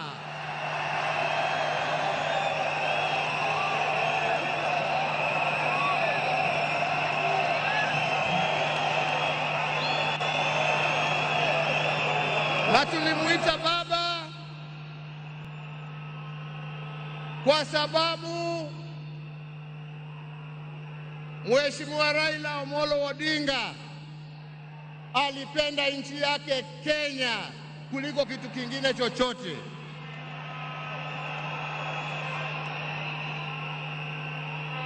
Mheshimiwa Raila Amolo Odinga alikuwa baba wa wote, hakuwa na ukabila na alipenda nchi na wananchi wa Kenya wote.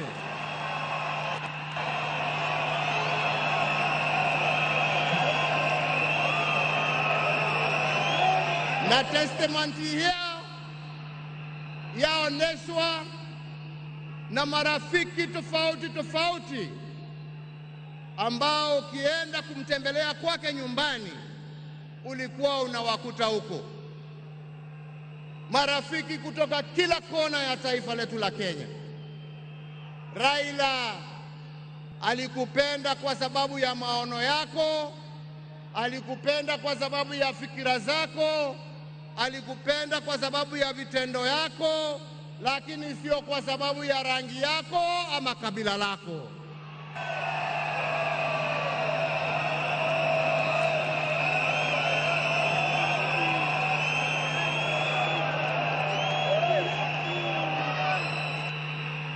Leo hii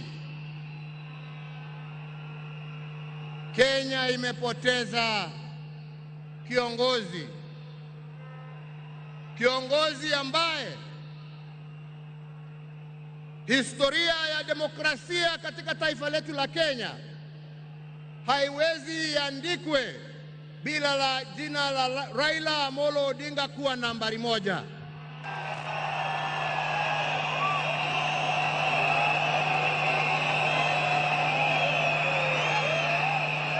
Historia ya Kenya ya kutetea haki za kibinadamu na haki za wananchi wote haiwezi iandikwe bila jina ya Raila Amolo Odinga kuwa nambari moja.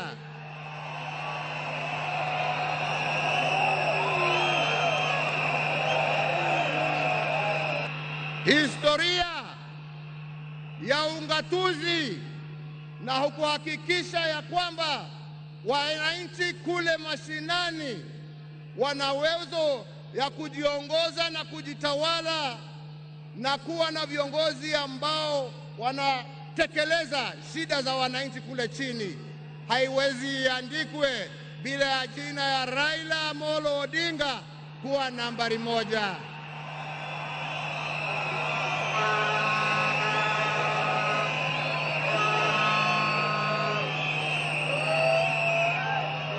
In short, nasema vipi? Nasema hivi, Raila ametuacha kimwili, lakini ndani za roho yetu, ndani ya spirit ya Kenya, ataendelea kuishi miaka na miaka tukisonga mbele.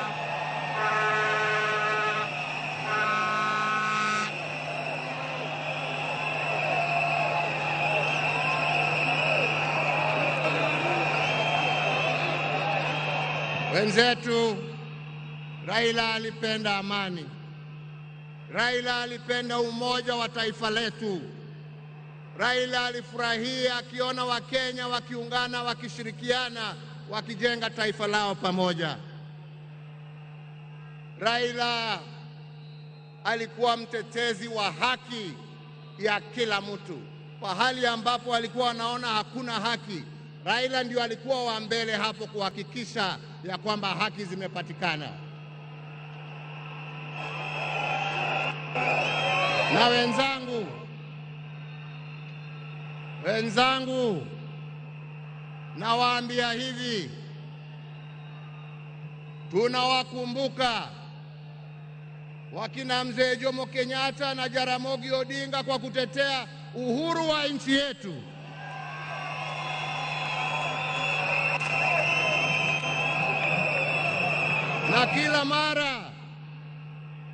Na kila mara tukiimba wimbo wa taifa tunasema tunatalinda uhuru wetu na damu yetu na jasho yetu. Leo hii tukiwa tunaaga baba yetu Raila Amolo Odinga, nataka pia tujiape ya kwamba hatutakubali kama Wakenya haki za kibinadamu, demokrasia na mambo yale yote ambayo Raila alitetea, hatutakubali arudi nyuma.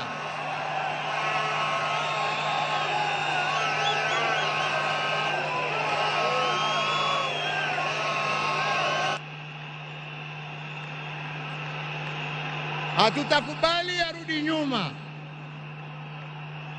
Tutasonga mbele tukizingatia hizo haki kwa sisi ambao tumebaki na wale ambao hawajazaliwa.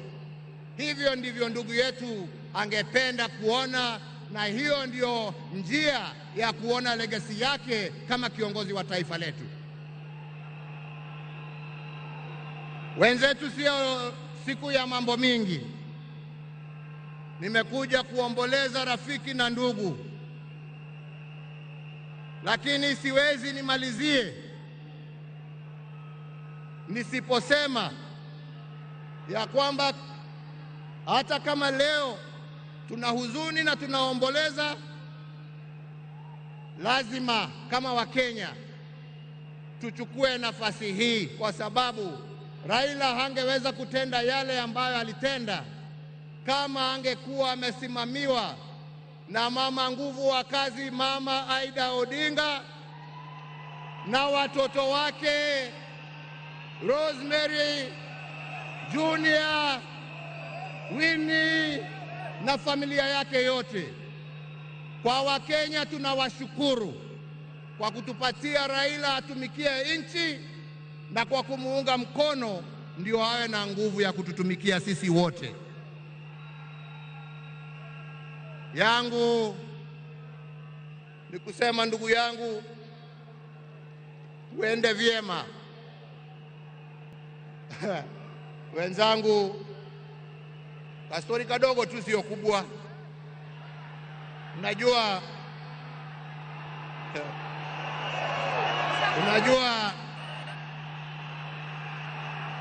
saa ingine baada ya kazi tukiwa tulia kidogo hapo nini, tunapewa kakitu kidogo hapo. Kwani unacheka? Mimi kakitu kidogo nasema uji na chai.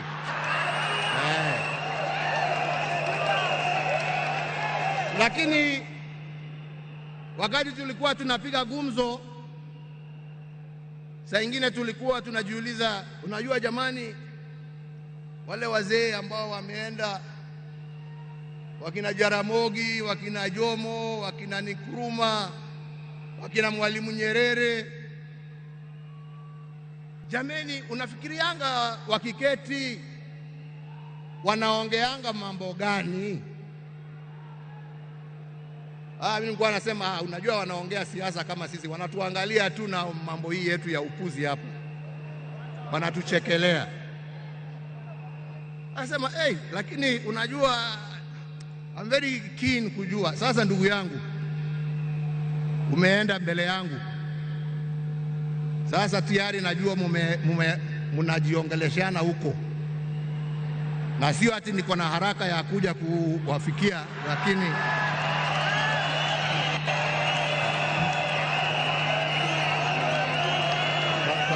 bado tunataka tutulie kidogo. Mwenyezi Mungu atusaidie, lakini najua wakati wetu tukifika utakuwa hapo kutuambia njia ya kutembea hizo mabarabara za huko.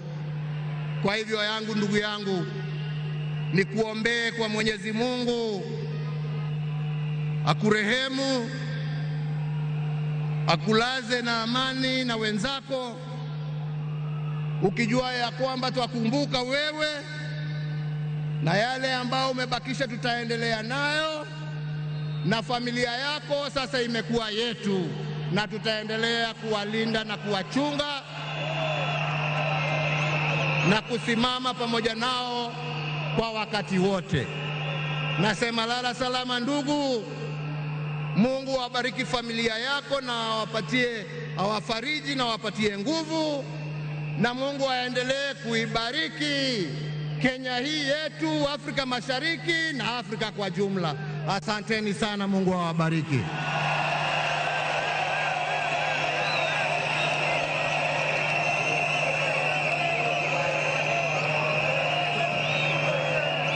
Thank you very much, Mr. President.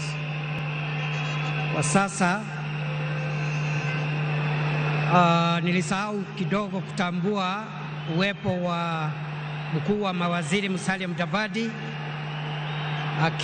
jaji mkuu Martha Koome, na aliyekuwa makamu wa rais wa zamani Stephen Kalonzo Musyoka, hata yeye ako area. After the end of this ceremony, the security agencies led by the Kenya Defence Forces will make announcements through the military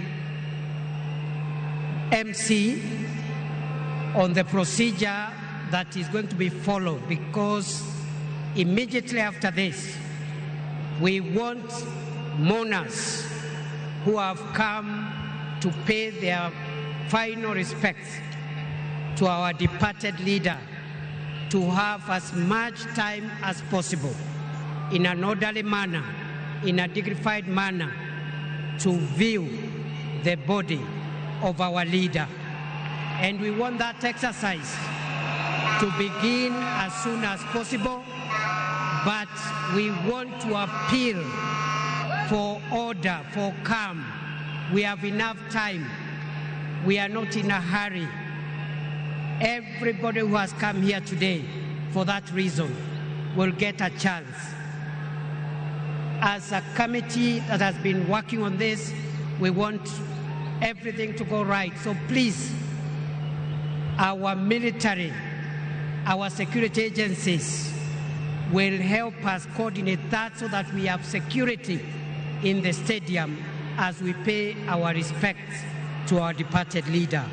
Before we do that, allow me, ladies and gentlemen, now to invite the President of Kenya, His Excellency William Samoei Ruto, to come and address us.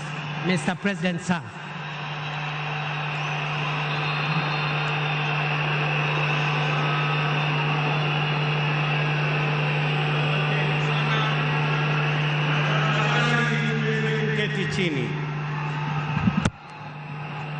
Fellow citizens, friends of Kenya from across the world, distinguished guests, ladies and gentlemen, every once in a generation there comes a leader whose impact transcends their moment, whose courage inspires change, and whose vision shapes destinies. My brother, Raila Amolo Odinga, was one such leader. Across space and time, there are few exceptional persons who, when summoned by the call of history, rise to meet the challenges and opportunities of their time with indomitable vigor, with absolute conviction, and with unwavering valor.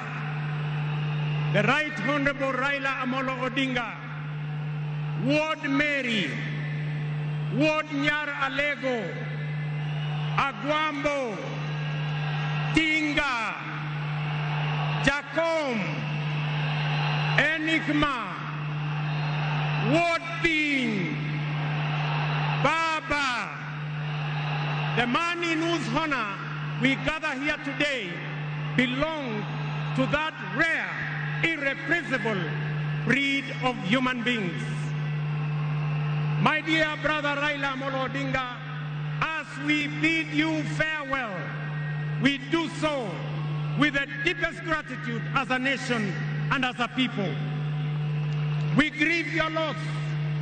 We celebrate your 80 years of presence and also salute you for the great statesman and patriot that you were. To Mama Ida and your children, Rosemary, Raila Jr., and Winnie, as well as the larger Odinga family, led by our elder brother, Senator Dr. Oburu Odinga, please accept the nation's most heartfelt condolences on this immense loss.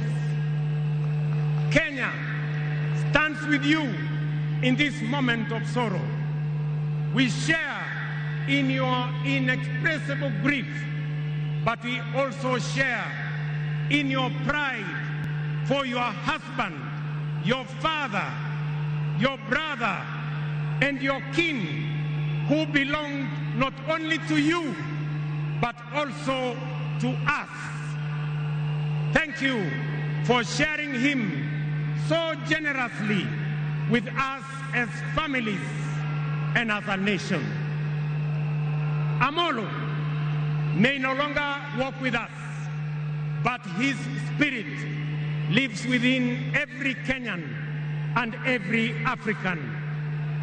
Such was the depth of his influence and impact that even in his absence, his presence endures. Fellow citizens, we gather here today not just to mourn the passing on of Baba, but celebrate his purpose, his vision, and his ideals. He walked among us as a man, but he also charged among us as a movement for change, a movement for justice, and a movement for inclusivity, and a movement for a greater and better Kenya. Allow me, fellow citizens, at this solemn moment to also speak as an ordinary Kenyan, a father, a brother, and a fellow traveler in the journey of our nation's history. I have come a very long way with Baba. When I stood by him with the other Pentagon members at a defining moment in his and our nation's history, I neither knew that one day we would find ourselves on opposite sides, nor could I have imagined that years later he would stand by me, this time to steady the nation and to help anchor my leadership, culminating in the birth of the broad-based government.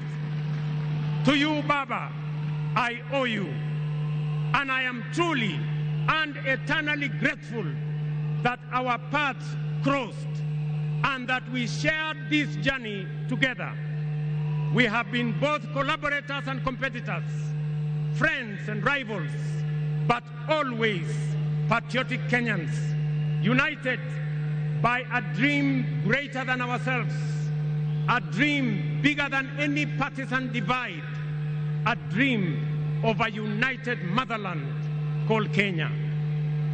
As I have reflected on Raila's legacy following his passing, I have entertained no doubt in my mind that history will judge him fairly and kindly, because whenever the nation needed him to rise above self, he always did unreservedly.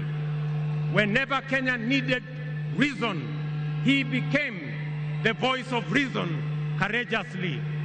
And whenever the country needed a hand of reconciliation, he offered it without hesitation. Perhaps one of the greatest lessons he taught us was this: in the noble task of statecraft and nation building, there is room for all of us, competitors and collaborators, rivals and allies, bound together by one higher purpose, the greater good of our republic.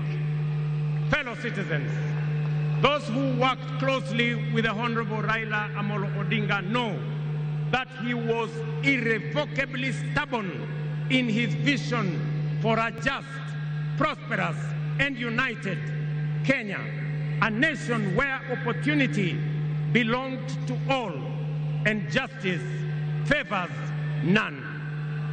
In Tinga, Kenya found a reformer, a moral compass, a reconciler. He proved that progress demands both courage and patience, that we must be stubborn on the vision, but agile on the details, adjusting our means, our plans, and our strategies, but never compromising our mission. The gentleman we are bidding farewell today gave more to this country than most will ever. He endured years of imprisonment, exile, and political struggle for not the privilege of power, but for the principle of service. He bore the scars of his struggles with dignity and calm poise, and turned pain and suffering into purpose. Jacom was also at home in the humblest of homes and at ease on the grandest of global stages. His heart belonged to the people. He shared in their pain, rejoiced in their victories, and never lost faith in the people's goodness. Fellow monarchs, one of the Honorable Raila Odinga's favorite songs was Jamaica, Farewell by Harry Belafonte, a melody of longing and gentle sorrow. He often broke into a dance and with a big smile sang, round the Bay of Mexico, where the sun shines daily on the mountaintop. Down the way where the nights are gay and the sun shines daily on the mountaintop, I took a trip on a sailing ship, and when I reached Jamaica, I made a stop. But I'm sad to say I'm on my way. Won't be back for many a day. My heart is down, my head is turning around. I had to leave a little girl in Kingston town. Thank you very much. Today, those words ring with profound meaning, significance, and impact. Our elder statesman, the Honorable Raila, is sailing on a ship, not to Jamaica, but to home beyond. He will not be back with us for many a day. He leaves behind many little girls and boys, not in Kingstown, but here in Nairobi, in Kisumu, in Mandera, in Vihiga, in Mombasa, in Kakamega, in Wajir, and in every village and valley across our land. Baba has finished his race. He has kept the faith. He has served his people and humanity. It is our solemn prayer to the Almighty God that the soil of the land which Honorable Raila so tirelessly served shall embrace him with grace, that the nation he sacrificed for shall eternally cherish his memory, and that the people for whom he fought for shall carry his dream forward. Ladies and gentlemen, fellow citizens, when a man of the stature of Baba, a towering patriot, a relentless reformer, a visionary statesman, and a selfless servant of the people departs from among us, when a mighty bongo tree falls among us, we are left in awe of a life so immense in purpose and impact. And in that quiet moment of both boundless gratitude and unfathomable grief, we are rightly bound to ask, from where shall another like him rise? Ladies and gentlemen, there was and there can only be one Raila Amolo Odinga, a man of great courage, a man that made sacrifices, and a man who had a big heart to forgive even when he was wrong.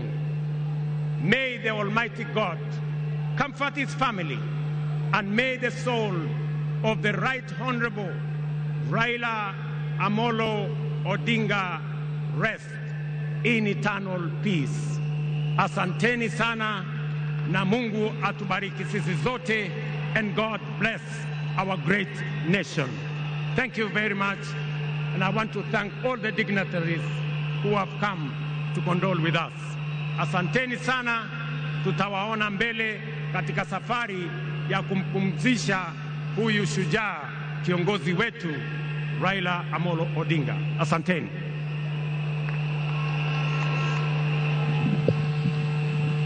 Na sasa naomba sote tubaki tumesimama ili tumalize rasmi kwa wimbo wa taifa. Wimbo wa taifa.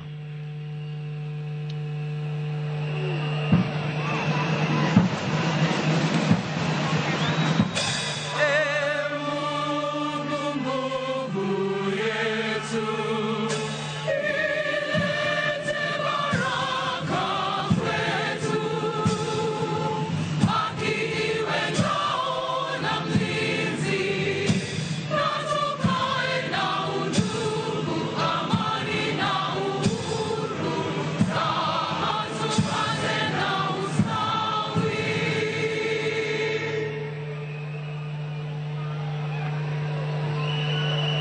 Na kwa sasa naomba tafadhali tuweze kuketi na kutulia ili tuelekezwe vile tutakavyoona mwili. Lakini kwa sasa, for the exit protocol, we'll have His Excellency the President Dr. William Samoei Ruto together with Her Excellency the First Lady to progress and leave,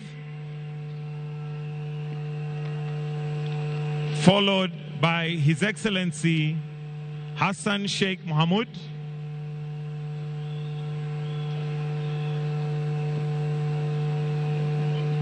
Basi alivyosema mwenzangu ni kwamba wananchi wazalendo tutaweza kupewa fursa ya kutazama mwili wa mwenda zake.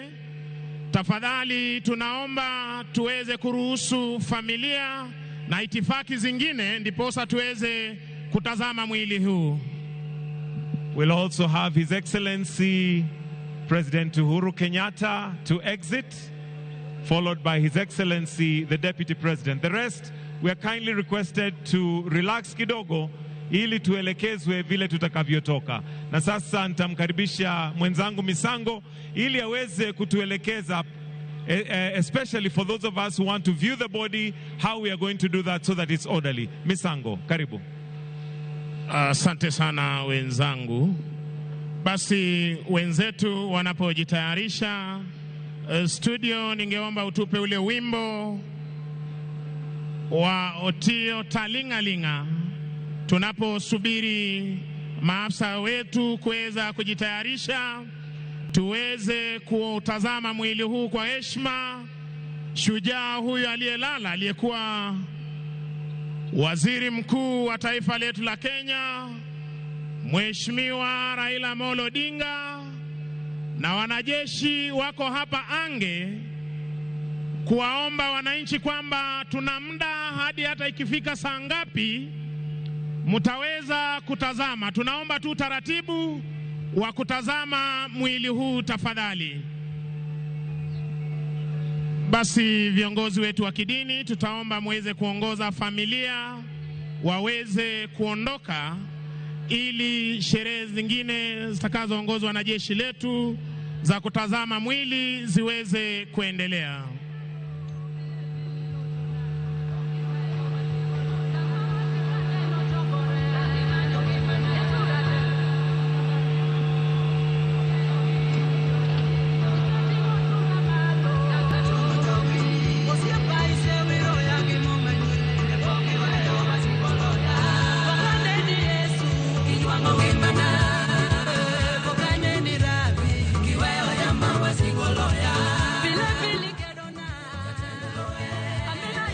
Manakamano nyakwarom gajuang mano alam makende ne Raila Amolo Odinga mabende en alam manitimo e pautuke mano manyayo mantiere bura Nairobi ka pichni mabende no kabiro ni achiel kachiel en familia mano mar mosenindo Raila Amolo Odinga. Ineno kanyo nyare machogo Winnie Odinga mabende no seluso kanyo motelo. Katika mano kaduki chenya kwa Romgajuang alam makamano no chakre kar sa adek mano mar okinyi mano makawuono. Motelo ne mano nyakwa Romgajuang ringre mano mar Raila Amolo Odinga bende no ter kanyo e nyimod bura maduong' mapachoka. Kama bende jotelo mopogore opogore no yudo thuolo mano mar neno ringre mano mar Raila Odinga mabende no lalo ngimane e pinya mano mar India. To par ni ringre mare nitero yod bura maduong' mapachoka kaluwore ni bende ne en jaod bura e pachoka mano chakre higa mar 1992 nyaka higa mar 2013 ka bende notelo e kar chung' od bura mano mar Lang'ata. Tekinde mano mar timo alam nano ni ringre mano mar Raila Odinga bende nyo kanyo ka jotelo mopogore opogore nyakwa Romgajuang no loso kotel negi kanyo koda jatend piny Kenya mabende opako Raila Amolo Odinga kaluwore koda kaka nochiwore ne en owuon mano mar tayo piny e okenge mopogore opogore. Bende diwinjo kanyo ka anyuola mage bende no ywage nyithinde nyakwa Romgajuang diwinjo kanyo Rosemary Odinga, ninjo kanyo Junior Odinga mano wuod Raila kanyakla kod Winnie Odinga mabende en chogo e odgi mabende koro nawacho kanyo ni babagi ne otho ka en kode mane piny mano mar India e kinde ma bende notimo orako. Iwinjo kanyo ka Winnie Odinga yuago wuongi kwacho ni weche mano osebedo ka wachore e mbui Nyakwar Mgajwanga ni Raila ni tuo ne ok en gin weche makare nikech nowacho ni wuongi otho ka en ratego, wuongi otho ka ntiere koda teko. Mano kaluwore kod orako ma bende dosebedo kotimo. Winjo kanyo odiochieng' mogik kaluwore kod Winnie Odinga ni wuongi notimo rounds 5 mano e pap kata kamano e kama bende ne olware. Lakteche e piny India noyango ni migosi Raila Amolo Odinga Nyakwar Mgajwanga notho kaluwore koda buok mano mar adundo. En alam Nyakwar Mgajwanga ma bende koro oserumo kata kamano ringre mano mar Raila Odinga to pod nitiere e paw tuke mano manyayo buora Nairobi. Kama bende jopiny biro bedo ka yudo thuolo mano mar nene kapok oter ringre mar Li mano kar kano ringre mar Li bang'e odhiambo ma kawuono bende ringre mano mar Raila Odinga ibiro bed ka itero e pare mano makaren mano mantiere buora Nairobi. Kata kamano Nyakwar Mgajwanga okan kende studio mokwongo monde nyinga Sharon Ong'ao Nyakwar Mgajwanga gini nitiere koda Joyce Oduoro kinyi makawuono sani antiere koda wendo mabende adwaro mar mondo mi bende ami thuolo mar mondo mi olose nyinge Philip Pande Nyakwar Mgajwanga en bende onyiso kaka lam makama odhi bende kanyo nwawinjo ka parne lam makama bende notelne koda kanisa mano mar Anglican kada otelne kanyo koda jadolo mano Reverend Professor David Kodia mabende en bishop mano mar kanisa mar ACK Diocese mano Mabondo. Kodia bende ne ntiere weche mopogore mabende nowacho kanyo. Pande harwaki ni machiegni mana kinyalo kwanyalo mana lose wi alam makoro okurumoni. Alam makamano inene machal nada alam mane beni na kao seche 2 kata kamano en alam modhi nyime dach ni kuom seche chakro sa 3 sanane mana kodong dakika 3 kama kapok oromo saa 7 mar odiochieng'. Ero kamano ahinya Sharon Amos Nyakwar Mgajwanga ni misawa uru kuonde duto mauntie to kenda chaka kao thuolo ni kaka an Philip Pande mondo atim mos ne wan kaka oganda ne familia mar Jaramogi gi familia mar Raila Odinga kuom wito jatelo mwaluongo ni baba kendo mwaluongo no gai marwa kaka oganda. En lal maduong' ne wan duto. Ana wuon awito ng'ato maluongo ni my mentor in political life, ng'atno masetiyo go machiegni kendo asetiyo ne mokalo yiero mar 2022 kaka National Youth Coordinator mar Azimio kendo ng'at miluongo ni Surrogate ne an achiel kuom joga 14 kende mane ting'o ote Raila Amolo Odinga e Azimio Manifesto. Machiegni nchine watiyo kode kane wamedo loso manifesto ne mar the AUC campaign.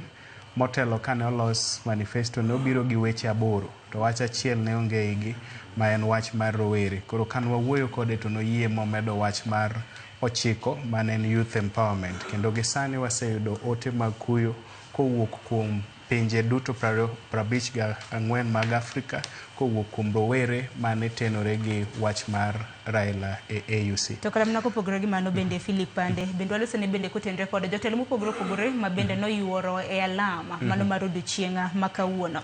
Jotelo mopogore ma bende wuok e pinje mopogore ang'ene moko bende nochopo kanyo e lojo tend pinje kama giwuoke bende. Gima otimore alama sani apani thuolo mar yuago Raila Odinga tin kabisa to wanene kokalo kuom nyasi mobedo sani alamni nikech mopogore gi kanisa gi pate mowuoyo jotendwa mag piny Kenya mowuoyo wan gi president apani mar Somalia wan gi president mar Ethiopia wan gi vice president mar Tanzania wan gi representative mowuok Rwanda wan gi former president Jakaya Kikwete duto mokoyudo thuolo mondo kel otegi mag kuyo. Ang'eyo ni nitiere jomosendiko otegi mag kuyo kaka jotend pinje maoko kata mar India mowachi to ne onego obed ni gi thuolo ni kata achiel kuom wendwa mobiro nikech ma en state function. Protocol wacho ni nyaka wamiya achiel kuomgi owuo maka oken jalup president momiyo gi thuolo to kero wuon e pogo sane kata mana dakika achiel mondo duol mowuok e East Africa, duol mowuok e Africa bende mondo yuage Raila kaka wang'e ni en the African Lion kata sibuor mar pinje mag Afrika duto kendo kamane kaka waluonge. To kara mana kopogore gi jotelo ma kamago bende nitiere moko kuom jotelo mabende jotelo mabende jopiny na pinyo ni to kara gin kanye. Ing'e jatend migawo mochung' ne weche mag omenda pacho ka mano FCPA John Mbadi bende nokoro ong'uko chenro mage mabende notime pinje mago mag Ingereza mar mondo obi e alam makende. Kanyakla koda jatend duond bura mano mar Wiper Kalonzo Musyoka bende nitiere piny mano mar nitiere gwenge mag United Kingdom. En bende nong'uko chenro mage kaluwore koda limbe mabende notime gwengego. Jotelo mang'eny ong'ado gigo mane gitimo mondo giduog dala gi ne ringre mosenindo Raila Amolo Odinga kendo mondo giku kodwa. Jatend migawo mar omenda odonjo kawuono gokinyi. Jatend chama mar Wiper Kalonzo Musyoka to biro nyaka e papen bende obiro. Taparo ni onego bede ni thuolo nikech king'eyo osiepe Raila Matimata mosebedo bende kochung' kode kuom higni mang'eny. Ka iwe Kalonzo tapani koro thuolo odiyore ahinya nikech waneno ka owuok kuom jatelo machon Uhuru Kenyatta wuoyo kodwa. Atapani japiny bende mantiere pap to wacho ni ato bende Kalonzo be wawinj duonde matin. To agombo mana ni e thuolo mabro yudore Jumapil nikech Jumapil be koro chwok moingo kata kawuono. Wanyalo tieko chenro ni kokwa winjo duond ji mang'eny kabisa nikech sani kata kaka inene kata mana wabunge ok nyal wuoyo, kata mana senators ok nyal wuoyo, kata mana jotend migepe ok nyal wuoyo. To nyaka wabed ni waluomo matin thuolo machuok no kata kumi mana dakika achiel to imosa ji tiketo otendi mag kuyo. Kora pani program kaka wariembe odhi mapiyo to odhi wewa gi kuyo mang'eny moingo kaka onego bedi. Emana ni jakom Raila Amolo Odinga noketo wil no ike bang' ndalo ndalo adek. To kane wantiere liend ker mar Luo mane otho aparo ni immediately ka elections to ne wadhi dala ne godhiambo Nyahera. To Raila owuon nopenjo ni ntiere buk moro apano ndik gi Paul Mboya ni ka jaduong' ma jaduong' otho titimo nang'o. Apani gisane kako oganda onego penjre ni to ka jaduong' ma jaduong' otho titimo nang'o nikech ntiere luo kitgi gi timbe gi gima nyaka watim. Ntiere kanisa gima nyaka kanisa tim. Ntiere state protocol mabe osechando ahinya nochando anyoro kabisa kane jakom Raila Amolo Odinga obiro nikech en kaka en ing'eyo ni nyasi ne ok yot mondo predict mana kaka no kinyal predict kama odhiye kata gi rally ne samo donje gi kaka ang'o conduct. Apani chacho matin makmana ni nyaka koro wahikre ne sana budho makiny Kisumo gi budho ma Jumapil mogik. Bende pande walusa ne kaka Hugai mano mar ODM mabende ne Prime Minister machon mapacho ka bende kaka no pare odiochienga makawuono mano kaluore koda welo mopogore bende no loso anyuola mare kaka ne opare. Wachaka nagi senator e county ma Siaya mano Dr. Kramana Laktar Oburu Oginga kako paro mano owadege. Nyalo paro kanyo ko wacho ni en kanyakla koda mosenindo Raila Amolo Odinga ne gidongo kaka rude kaluwore ni ne giwere mana gi thuolo mano mar higa achiel gi dweche 2 nikech Oburu wacho ni bende malit ne moloyo en ni owadgi matin notho kata mana nong'elo rengo chieng' nyuol mare mano chieng' tarik 15 dwe mar 10. Ng'eno Oburu nonyuol higa mar 1943. Raila to koro nonyuol higa mar 1945. Oyuage ko wacho ni tin margi kana gidongo. Raila ni bende mana kedo negi kanyakla kod owadgi mano mosenindo. Apani gik mang'eny mawuok gin mopogore gi siasa, mopogore gi Raila kaka wang'eye. Ntiere Raila kaka joma moko bong'eye, kaka nyithindegi ong'eye, kaka mama Aida ong'eye, gi kaka nyithinde be ong'eye. Gima nenore ma owuok kuom message ma Dr. Senator Oburu omiyowa en ni Raila nochako tije mar telo chon kapod otin. Samoro iwacho ni nyagweno madhi bedo thuon ineno kapod tin kabisa. Koro pani bende ma puonjo kaka oganda ni nyithindo seche ma gidongo gibed jok marikni e klas gi bed jok mariek, nyaka wa pay attention gi dongo mar joma tindo gi nyithindwa, mondo ka ng'ato chako nyiso kit telo kata kit jiwruok moro kata nyao moro e timne, to waloso gi chon mok ni irito nyathi sama koro obedo teenager kata obedo ng'ama duong', nikech kiwinjo message mar Oburu ni Raila nowachon, he was a protector from chon, to ne odak kodgi maber kokonyogi kapod en ng'ama tin. To bende kamna kopogore gi manya Korom Gajwang', wang'eni wantiere koda jofwambo magwa mopogore opogore ma bende nitiere e gwenge magwa mopogore opogore. Bura Nairobi ka wantiere gi jofwambo magwa ma bende pod nitiere e paw tuke mano manyayo, mano mantiere Bura Nairobi ka. Neno kanyo ka ikruok makoni kod kocha dhi nyime nya Korom Gajwang' mar mondo mi chiwne oganda jopiny mar mondo mi one ringre mano mar Migosi Raila Amolo Odinga. Bana kan manaka chenro mano mar neno ringre mano mar mosenindo Raila Amolo Odinga bende osechakore kanyo. Odiochieng' manyoro naneno ginore ma bende notimore e paw tuke mano ma Kasarani Philipande. Manyaka sani koro jalub jatend piny mano Kithure Kindiki okwayo oganda mondo bed gi horuok mar mondo mi gima noneno odiochieng' manyoro nyalo paro bende odiochieng' manyoro lal mar ngima ji adek bende nolalo ngimagi kinde rakruok ma kamano. Odiochieng' ma kawuono neno ka rita matek bendo ket kanyo. En adieri ni nyaka wahore kata wan gi kuyo. Lal mar jakom Raila Amolo Odinga litnwa kaka oganda, litne supporters mage. Agombo ni jowa mawinjowa kamoro amora ma wantiere, sana sana joma kinyne wabed go Kisumo, joma obro bedo go e pap Jaramogi Oginga Odinga University on Sunday, watem bore kendo watem hore mondo kik wabed ni ng'ato kendo wito ngimane. Nyoro nyobedo makosa ni ne nyaka polis ti gi risasi ma duok ji chien kata ga ji chien. Ji nyene gi mirima, to thuolo bende nyok obedo malach manye kapok gineno jakom ing'eni ji dware, ji dimande dwa nene samora mora. Koro apani kwa seng'eyo jok mwadilgo to waseng'eyo anxiety mantiere gi mirima ma jowa nitiere go. Chenro opango maber to jowa nyaka hore, jowa nyaka bed jomo hore kendo bolore.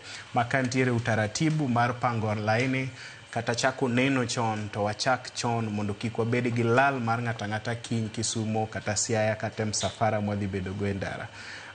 Lal maduong' mogik mwabedo go kaka piny Kenya en lal mar jakom Raila Amolo Odinga. Koro kik ng'ato kendo chak lal kata wit ngimane, to wasebedo gi lal maromo gi mar jaduong' Raila Amolo Odinga kama.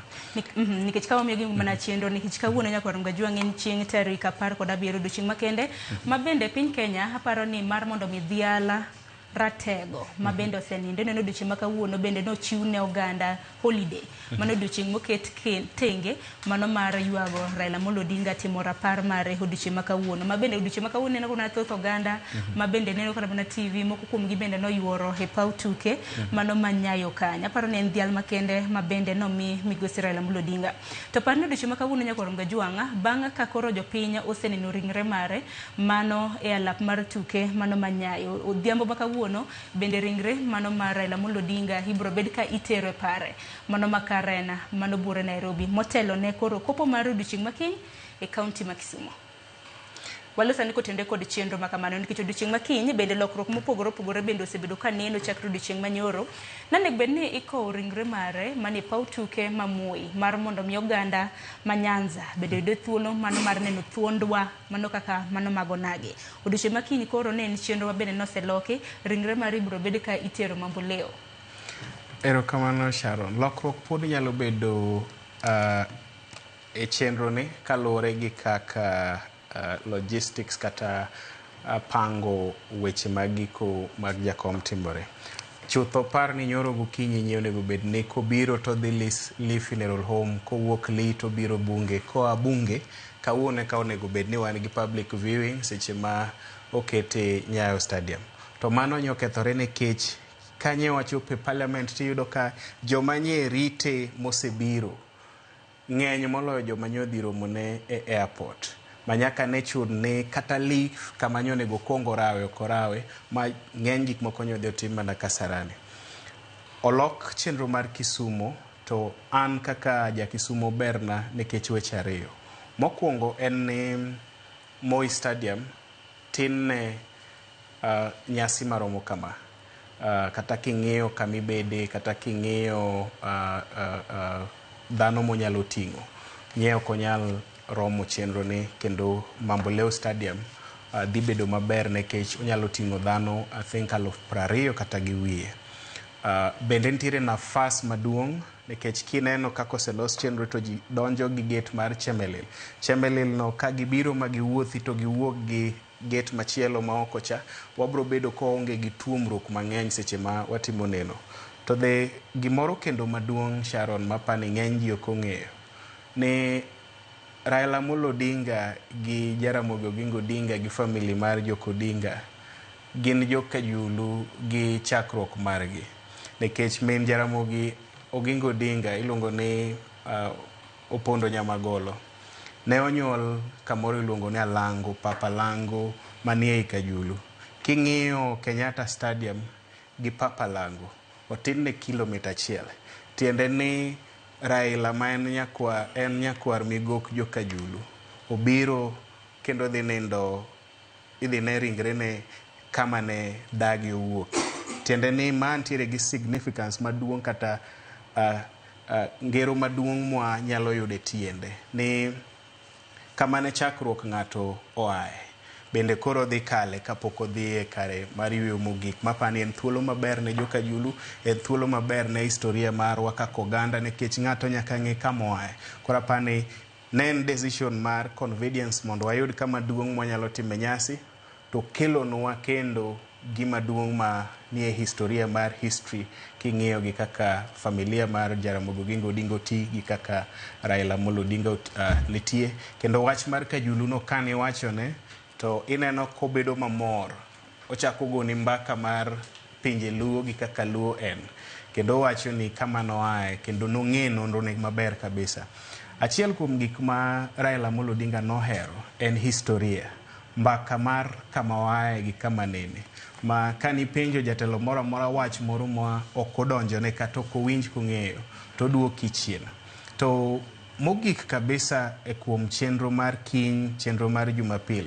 Iwinjo bende gima mama Aida owacho mopogore gi gima jalup jatend piny owacho. Kwe. Jakom Raila Amolo Odinga nohero kwe.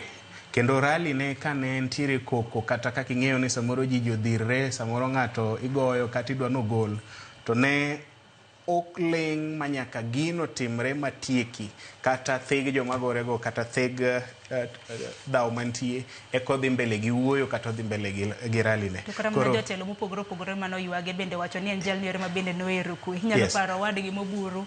Nowacho ni nokohero mediocrity, mano fuwo. Okohero fuwo. To okohero lweny, to okohero koko. Koro apani ng'ato kik kel koko, to ng'ato bende kik kel gima jakom samoro ne wacho ni ofuwo. Samoro bende inyalo neno ka iye wang' mo odir wach moro ne ohero wacho kabisa. Koro kik wakel koko kata tungruok kama idhi nene ringre mar jakom Raila Amolo Odinga, kama idhi timne alam mogik chieng' Jumapil gi kama ibro ike dala kang'o ka Jaramogi. To wach machielo mabende min piny mano Ida Odinga mabende en min oda mano mosenindo Raila Amolo Odinga.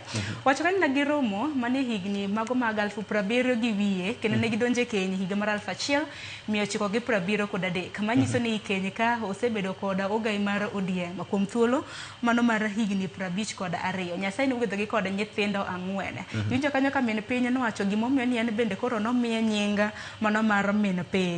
Wacho ni koro en bende wacho ni it puts a lot of responsibility e wiye nikech konyisi ni koro in min piny in bende nitiere koda ting' mano mar piny mangima. To bende kata ne winjo kata na kopwoe kanyo gi Uhuru Kenyatta man jatend piny Kenya machon ma pachoka ma bende nopuoyo mama Ida ni en bende osebedo miyo maratego nikech mar mondo miyo gai mar ODM ma bende en prime minister pachoka bed thuon kaka ne en thuon no. Iwacho ni min Ida mano min piny mama Ida bende nitiere responsibility ma bende nokawo. Min piny okawo responsibility maduong' kata ting' maduong' kuom kaka oganda mar joluo kata joma ni e siasa. Sasa kidhi dala Raila Amolo Odinga Karen katobiro Kisumu idhi nene Riat katobiro entie Opoda to otopong' gi welo madonjo chakre okinyi nyaka ang' saa 5 kata saa 6 otieno. Mano ting' mokwongo. Ing'eni jogo be nyaka giyud kamoro ma giloge. Kata kamano hadandro mar mondo mi ang'adi mano mapiyo piyo. Nyakwarom Gajwang' atiri achiel kachiel nyaka lap mano mar tuke mano mar Nyayo. Wawinja na jagoro mano jagoro maduong' e bwo migawo mar thieth Dr. Oumo Oluga kaka loso gi sani.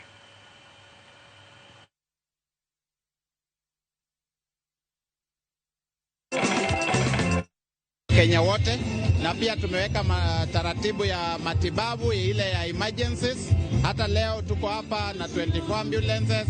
Mtu yote ambaye ako na shida, tuko na Red Cross, tuko na St. John's, tuko pia na Wizara ya Afya na University of na County ya Nairobi. Tumeweka madaktari hapa. Kule Siaya tuko na mipango na pia Kisumu tutaweka 41 ambulances all around. Lakini pia tungependa sana kuhimiza watu wetu wawe watulivu. Sisi wote tunaomboleza, tuwe watu wa amani, tusikuwe tunasukumana sana. Jana kuna watu wameumia, tumewashughulikia karibu watu 100, lakini tungependa sana haya yote ambulance tumeweka, madaktari tumeweka, lakini muhimu zaidi ni tafadhali mtu asiumie. Tafadhali tu tuombeleze Raila kwa heshima, tupatie mzee rambirambi zake za mwisho. Na huko Kisumu pia kuna vile crowd itakuwa inaendelea na kila pahali tumeweka vile madaktari watakaa, na tunawashukuru sana kwa heshima yenu. Pia tunawashukuru kwa watulivu. Asante sana. Shukran sana Daktari Oumo Oluga, waziri katika kunradhi, katibu katika Wizara ya Afya, na umeweza kumsikia akizungumzia tu kwamba jagoro maduong' mane bo migawo mar thieth pachoka mano Dr. Oumo Oluga mabendi winjo kanyo kwayo mokwayo godo oganda ma pachoka mabende wuok oko mano mar paro Raila Amolo Odinga. Wacho kanyo winjo kanyo kowacho ni bura Nairobi kod odiochieng' ma kawuono mane paw tuke ma Nyayo noket kanyo ambulances 24. Ting'eni ber kiwacho wach ma kama nikech odiochieng' manyoro noneno gino mabende natimore e kinde mabende johera mago mag migosi Raila Amolo Odinga kanodhi rwake ringre mare kinde mabende nomole piny mano mar India.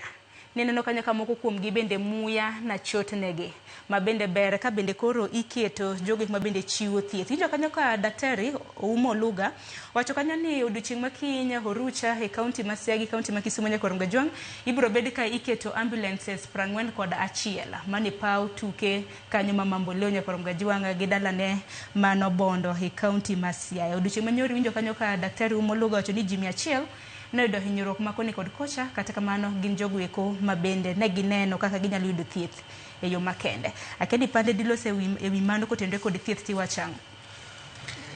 Sharon, thieth muhimu kendo services mag first aid dwarore kabisa, nikech nitiere joma ywak ma muya chodnegi, nitiere jok ma samoro dhirore, nitiere joma gore piny hinyore.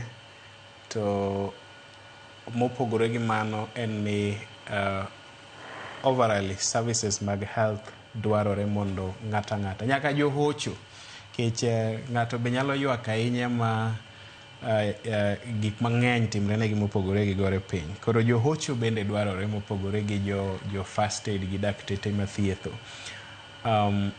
To sana incident kata gik monego bed ni ok timre gin gima notimore nyoro ma jowanye obedo garaka kata dhirruok kata chopo ni koro gi demand ni gidwa neno Raila kata ringre jakom Raila Amolo Odinga gi thuon manyo chuno ni teko mar polis otigo.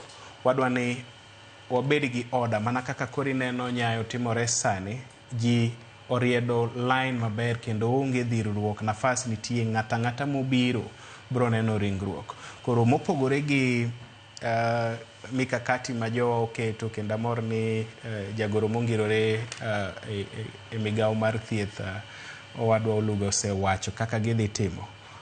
Agombo maber ni wabed gi utaratibu machalo gi mantiere Nyayo sani ni mondo gima nyotimore nyoro kik timre. wachak chon, watieko chon, ok wadhirre, ok wagore, mondo ka ng'ato yud thuolo. Nikech kodhi mayom to ntiere flow, to ng'ato ka ng'ato biro neno to wabiro tieko chon. To kwa yware kaka yware nyoro cha, to kata neno nyalo tamowa. Yeah. Nikech koro ma koro en wuodwa, iwacho ni wuod luo koro dok dala. Ng'ene oganda maka luo samoro nyalo bedo kwa neno. Iwacho ni oganda matagalanyo, oganda makwar, malo kata makamago mabende noneno buore Nairobi kae. Odhi bedo mang'eny, ma ok en wuod luo, ma en juok luo. Amolo en amolo juogi. Mondo itel oganda mar joluo kata ng'eny joma ong'eyo. Bro wacho ni ok en gima biro ni osiem ng'ato ni ng'ane dhi bedo jatelo. Kaka asewinjo ji mang'eny gore ni do bedo kingpin mondo inherit the Luo family. Juogi ema chiel kuomi. Koro amolo en juogi. To gima miyo Kisumo dhi pong' en ni par ni jo Western te biro Kisumo, jo Rift Valley te biro Kisumo, jo Nyanza te biro Kisumo, welo moa Nairobi kawuono biro Kisumo, welo moa pinje maoko duto biro Kisumo. Sani ok inyal yudo kata mana accommodation kitemo book te yudo ka otende ng'eny gi opong'. Mano nyisi ni Kisumo opong' moingo kaka Nairobi nobet. Koro mondo gimoro amora timre kare en ni nyaka wachak chon to wabedo orderly. Koro wa expect ni wadhi bedo gi welo mang'eny, wadhi bedo gi jotelo mopogore opogore. Gima benda nyalo kwajowa ni kiseneno Raila Nairobi to wedhi nuori Kisumo, rit iko chieng' Jumapil mondo joma moko bende oyud nafas. Ka ing'eyo ni nyalo yudo thuolo ma private kata nyalo bedo Karen kawuono gotieno, we biro mako laini ne joma epoko neno jakom mondo ng'ato ka ng'ato yud thuolo, nikech oganda ma support Raila Amolo Odinga ok dikwan gi tiekgi. Kiny ni ne giwang'i kaka Kisumo chalo. Kata mana Daktari Oburu Oginga mabende en senator e kaunti ma Siaya, kinde mabende notero ywak dala mano Bondo e kar chung' od bura ma Bondo e kaunti mano ma Siaya. Nokwayo oganda magwa mar mondo wabed gi horuok, warwak welo yo makare, kik wabed gi koko, wabed mana gi kwe. Nikech koro ng'eni bende liel makama dhi ywayo welo mopogore opogore. Liel ni ywayo welo mopogore opogore, to wane joma obi ywagi, wane jok ma rwako welo. Koro kirwako welo kata in gi mirima tiduoko mirimbi piny, ing'iyo kama wendi bete. Kirwako welo okine miketh yo ma welo nego bed ni luwo kata kombe ma welo nego bedie. Koro ibedo ng'at ma ochanore kendo ng'at ma odimbore. Koro mondo ywagwa odhi maber, mondo nyasi odhi motimre kare, en ni the host kaka wan joka Julu, waywago nyakwar Migogo, waywago juokwa kaka Amolo mar koth piny Luo koth ka Julu, wabro bedo mstari wa kwanza mar keto order. Wabro tenore gi police gi protocol moketi mondo waket choga Amolo Kisumo bed maber. Mopogore gi mano en ni kiwinjo kwayo ma askofu oketo seche ma oyalo, tiyudo ka ng'eny ji pod wuoyo kata wer kata giyo timo gik mopogore opogore. En nyaka koro wang'e saa misa en saa misa, to sama waywaga Amolo mwachoge gi juok Luo ber mana saa ywak kendo choge gi juok Luo. Koro apani magi gik ma kwa kete tim kata Jumapil sama timo nyasine, to nyasine mondo dhi kare. To bende wapara ni na Professor Mano Reverend Professor David Kodia hekine mabende na ochiwo iwacho ni neno koso iwacho ni yalo e kinde mano mar alam ne ringre mano mar Raila Amolo Odinga. Nitiere wach mano owacho mabende neno mana ka jopiny bende na puoye he okang' mager. Mana ka nyalo mana somo gi dhongere ka sobro bedo kwa loko negi. No wacho ni God gave Raila Odinga the wisdom to unite Kenyans. Mopenyo ni how many can fit in his shoes. Omedo ni as we honor him today, let's see ourselves as Kenyans first and not our regions, where we come from. Omedo kanyo ni Kenya is too small to be divided into regions. Mano tiende na ng'e korom gajua ngi dholuo. Professor Kodia mabende en bishop mano mar kanisa mar ACK Bondo Diocese. Nocho kanyo ni Nyasaye nomiyowa mano migosi Raila Amolo Odinga mar mondo mi oriw wi oganda mapacho ka. Wacho ni ng'anyalo chopo kata mana chopo dwaro mano mar donjo e wuochene. Wacho ni odiochieng' ma kawuono wamiye nyadhi kendo wanenre kaka jo Kenya. Kendo wacho ni piny Kenya tin mok nego bed ni ipogo. Iwacho ni gwenge mopogore opogore pacho kae. Apane ote maliuko so owe. Ote Professor Bishop Professor Kobia en ote mowinjore gi kawuono nikech jasiasa ywako kaka jasiasa, jathumbe ywako kaka jathum. Gimane jakom Raila Amolo Odinga ochung'ne mogik maduong' en riwo oganda mar piny Kenya. Emomiyo wacho ga pile pile ni samoro kata thuolo kobiro kaka nyineno ki oyudo thuolo mag jotend migepe abich to pogo gi ma piny ka piny oyudo joluo boyudo maggi. Ibro yudo kotero moro Turkana, otero moro Coast, otero moro Western. Mano Raila Amolo Odinga. King'iyo kite ndalo te en ni ja-Kenya modak Marsabit bende ni mana gi thuolo maromre gi ja-Kenya modak Mount Kenya kata ja-Kenya modak e gwenge mora mora mopogore. To king'iyo kit Raila Amolo Odinga ni nokwongo odewo wang' jomoa oko mopogore gi jowa ma wacho ni nyithiyo. Adwaro mar mondo mi ang'adi matin pande kata kamano Nyakwar Mgajwang' adwaro mar mondo mi wadhi achiel kachiel nyaka Bondo mano dala mano mar migosi Raila Amolo Odinga. Kata kamano odiochieng' manyoro noneno kanyo ka nosechak tim hikruok makoni kod kocha mano mar timo kunyo mare kama bende ibro bed ka ikete kar yo mare mogik. Gisa Nyakwar Mgajwang' adwaro mar mondo watudre gi jafwambo marwa Steve Biko mabende goyo tach mano e county mano ma Siaya. Biko kintiere e county ma Siaya ng'eni ntiere e dala mano mar Kangu ka Jaramogi kama bende ibro bed ka itimo ne Raila Amolo Odinga kopo mogik kanyo. Chenro chalo nade? Jopiny wacho ang'o ahinya nyaka luwore koda lal mare?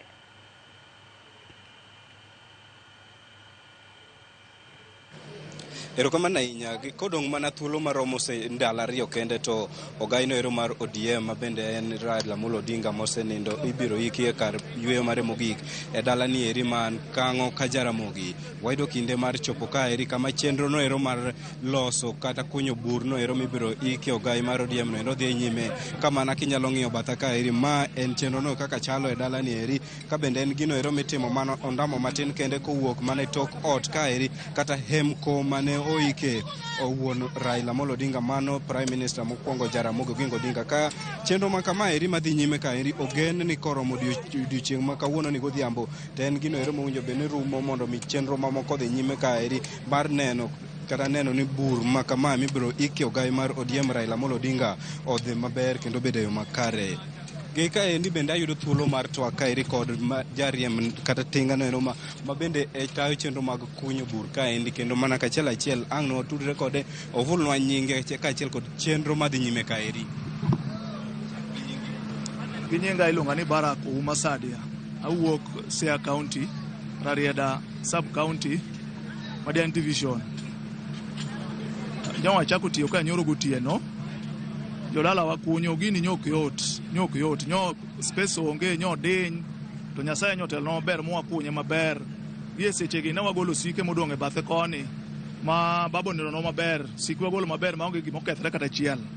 Koro an bende gi kora amor gi tich mutire kani watiyo maber no koyot tiyo kama tin kama maonge space tek gik mang'eny manyalo kethre tatemo kaka nyalo matiyo maber. Wagone Nyasaye erokamano. Baba odhi gi kwe.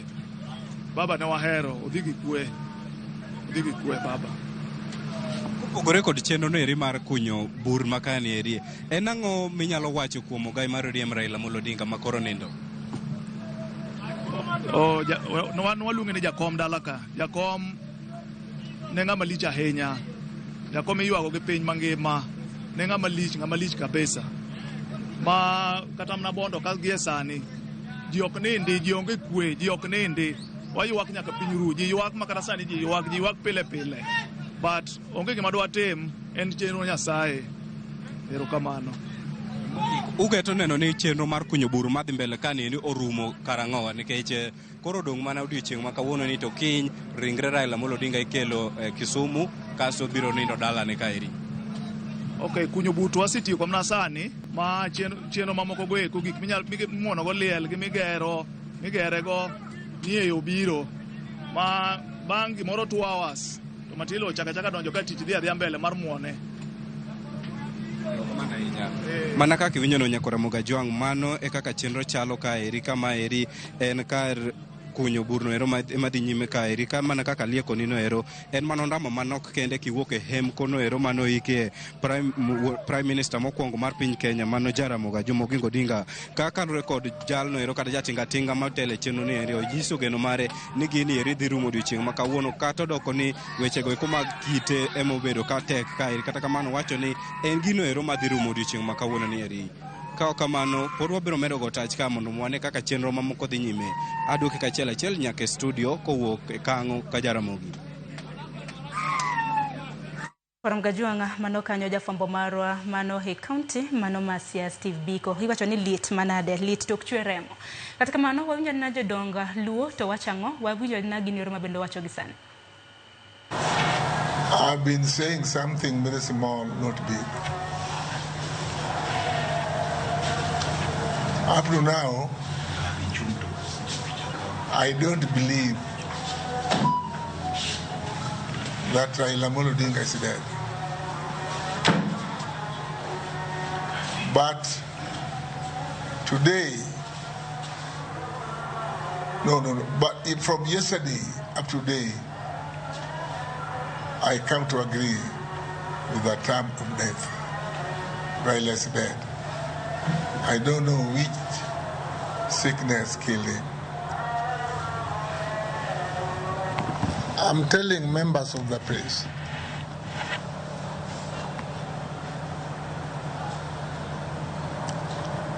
that when the body of Raila will be flown here tomorrow, we are asking our young men to be peaceful during the time of mourning our hero, who has brought us so many good things. He brought revolution, he brought new constitution, and many others. So, as the care of Luo community, I'm appealing to our young men, be they men, girls, to be peaceful during the period of mourning Raila Odinga. That is what I've been saying to the members of the press. I'm also asking my fellow countrymen, Wazis, let them not to be at any gathering late. Let them come on time, because time is money. If you waste time, there must be something wrong with you. Thank you. I just had a brief question. If you would help us explain, there has been a lot of, the death of Raila Odinga has put a lot of focus on the rights of, or the culture, the mourning culture of the Luo people.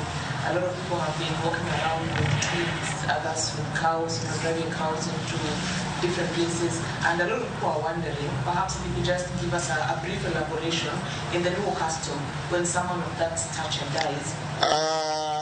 This is what we call cultural chameleon. Let me explain it to you to the Luo. Shon Gilala kande ngama dungo tho. Toni teru buru. Buru nitie ting nyadiriyo. Nitie buru machwe matero gimine matekre ng'eny. To nitie buru mamine matero. Mine tero buch mine kendo giringo machiegni ka go boke to gigo bul machiegni ok dhi mabor. To mar ng'ama dichuo ka koro Raila ni yo be odiochieng' manyoro cha, I mean some years back, da uneno ka dhiang' dowuok e piny Sakwa gi piny Alego gi Imbo gi Ugenya dhiang' motimo nam. Gino ne waneno e piny Kenya ka. Anomera noto higa 40 kapod watindo ne neno dhiang' moa e piny Kenya ka. Dhiang' itero buru kumiluongo ni Boya, kuche mane bor mokadho. Ibuko dhok, buombwe gi kuodi machuo ringo, kendo en gima lich koter buru. Omiyo gima nadwa wenu kanyo, nakwayo jothurwa, kata mana the so-called Christians, mondo we kik neg timbe wa machon. Achiel kuom gitero buru, achiel kuom gitero dhako, yuori mitero, ogitero yuor ng'ato kumoa kumoka moro. Yuori mitero. Tiloso go kowadu. Nyithindo minyuolo kagi, inyuolo nyithiu. Kawang ng'ato wa kamoro nono, jalang'o biro tere piny Luka. Okobiro kelo timbe lang'o, timbe kuo, timbe juok makocha. Omiyo gini timore maka. Cultural. Kik mane timore chon, ka kuro Raila onindone. Dala Raila machok lielie. Neighboring homes. Emachimo ae bibiro chamo ka. To tinde dhok idwa yango katuri. Omiyo ana yie go Raila has done something very good. To bury him within 72 hours. I congratulate him for that. Even me, I'm going to tell my people, Nikatho, ukune kita okondalo mang'eny na ji nena godo. Busama ngima to ginena, gima kidwa miaka puda ngima ogimiya. Kata ng'adwa yango na dhero yang acham, mondo agone erokamano. Kata ng'awahera madwa ng'iewo na suit ok ong'ieona. Arwaka wuoth go ji onena go pe ni ker tinde nyien, oduogo manyien. Ok winjo wachno. Omera wenyiero kanyo. Wenyiero dhogohi.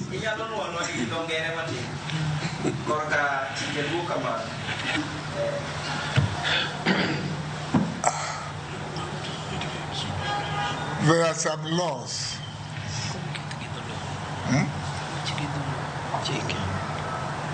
There are some laws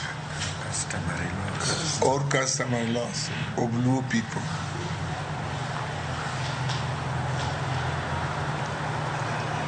When a man dies at home and he left a lady, or he left a lady there, that lady must be inherited by her in-laws, not people from some other areas. Whether it's a Luo, when a man dies in a harem, suppose I die, there are my brothers who are ready to take over the leadership of my home. One of these young men must take charge. I think you want to start taking charge where I lived. Not somewhere from South Nyanza. Nandi, Alego must be within the area. It is what you wanted. So what about the rites being performed during the burial when an older person dies, for example, Raila? The things like Sikuya, Keremuru, and all that. I think that I've said it already. So you can do a summary in English. What do we call Terubu in English? You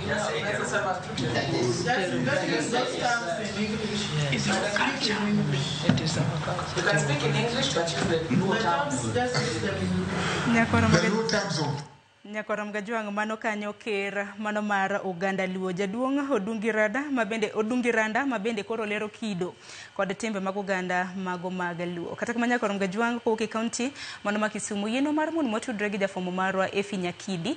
Efi Nyakidi osebedo kaluwonwa chenro mar odiochieng' ma kawuono mar alama ne ringre mano mar Raila Odinga. Tekni mabende wamanyo Efi Nyakidi iwinjo kanyo Filipande kaka Jaduong' Odungiranda owacho kotenre kod kaka opuoyo migosi Raila Amolo Odinga makoro osenindo kuom keto thuolo mar seche 72 mar mondo mi otimne godo kopo mogik.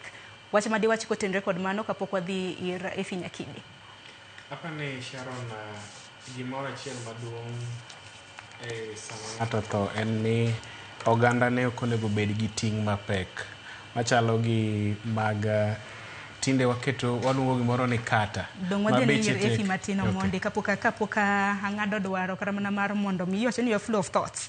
Adhen achiel kachiel Nyakoram Gajwang' nyaka ir jafwambo marwa Efi Nyakidi mabende biro bedo ka tudre kodwa e yor ong'we yamo. Efi Nyakidi nyalo mana lero ne Nyakoram Gajwang' in kanye ang'o matimore e kinde mabende nitiere nikech wang'e ni nitiere e paw tuke mano manyayo to paw tuke manyayo nyaka sani kwang'iyo chenro pogore mabende dhi nyime oganda pod dhi nyime kod neno ringre mano mar mosenindo Raila Amolo Odinga. Efi. Pod wantiere alapma Nyayo Stadium kae pod wagoyo pach kaendi kaluwore ni tok chenro mane ochan mano nyasi mar alam ne ringre mosenindo Raila Amolo Odinga. Oganda koro oyudo thuolo, oganda mochopo e alapma kaendi moyoro nyasi ma kamano koro giko yudo thuolo mar mondo mi gichiwo wang'gi kendo chiwo luor mar gik mogik ne ogai mar ODM mano Raila Amolo Odinga. Koro gisani mane chenro madhi nyime kaendi, chenro ma kamano itayo kod jolweny migao mar arita mar jolweny Kenya Defence Force mantiere kaendi kendo imiyo gi sir kod obila kaachiel kod apisas bende mag NYS mabende osegoyo pach kaendi chakre okinyi e kinde mane nyasi ma kamaendi ni chakore. Apisas gi bende mosebedo ka tayo chenro kata kowo ringre Raila Amolo Odinga mano chakre paw ndeke ma JKIA nyaka e alap ma Kasarani kuma ne oganda yudo thuolo manene nyoro kaachiel kod e kar kano ringre Mali Funeral Home. Koro gisani en chenro mar mi oganda goyo wang'gi e ringre ogai mar ODM mosenindo Raila Amolo Odinga.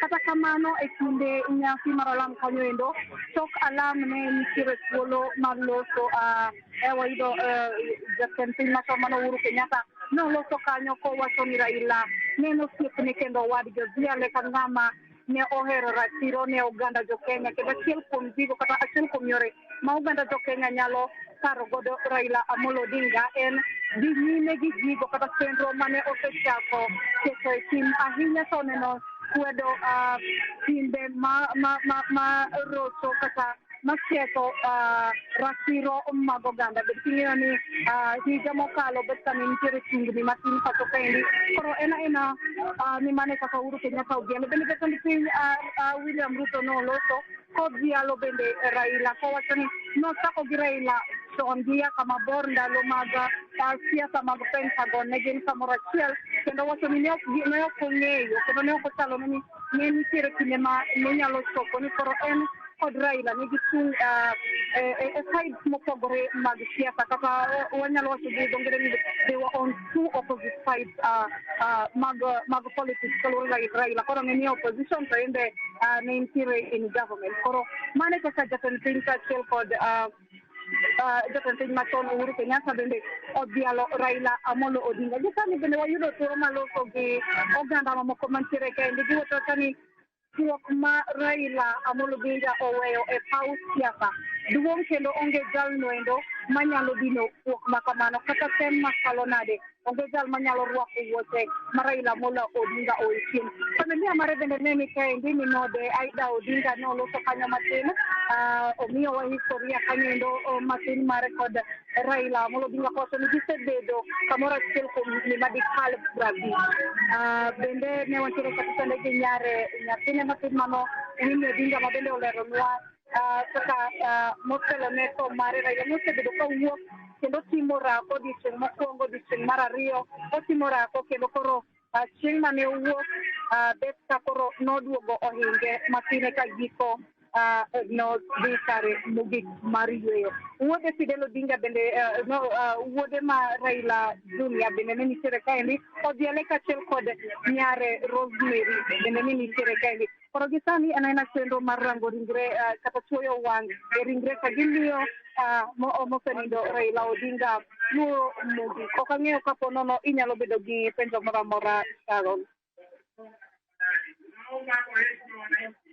Rekoda nikech kono kar mana wang' jowi waneno ka arita onyamo tegno.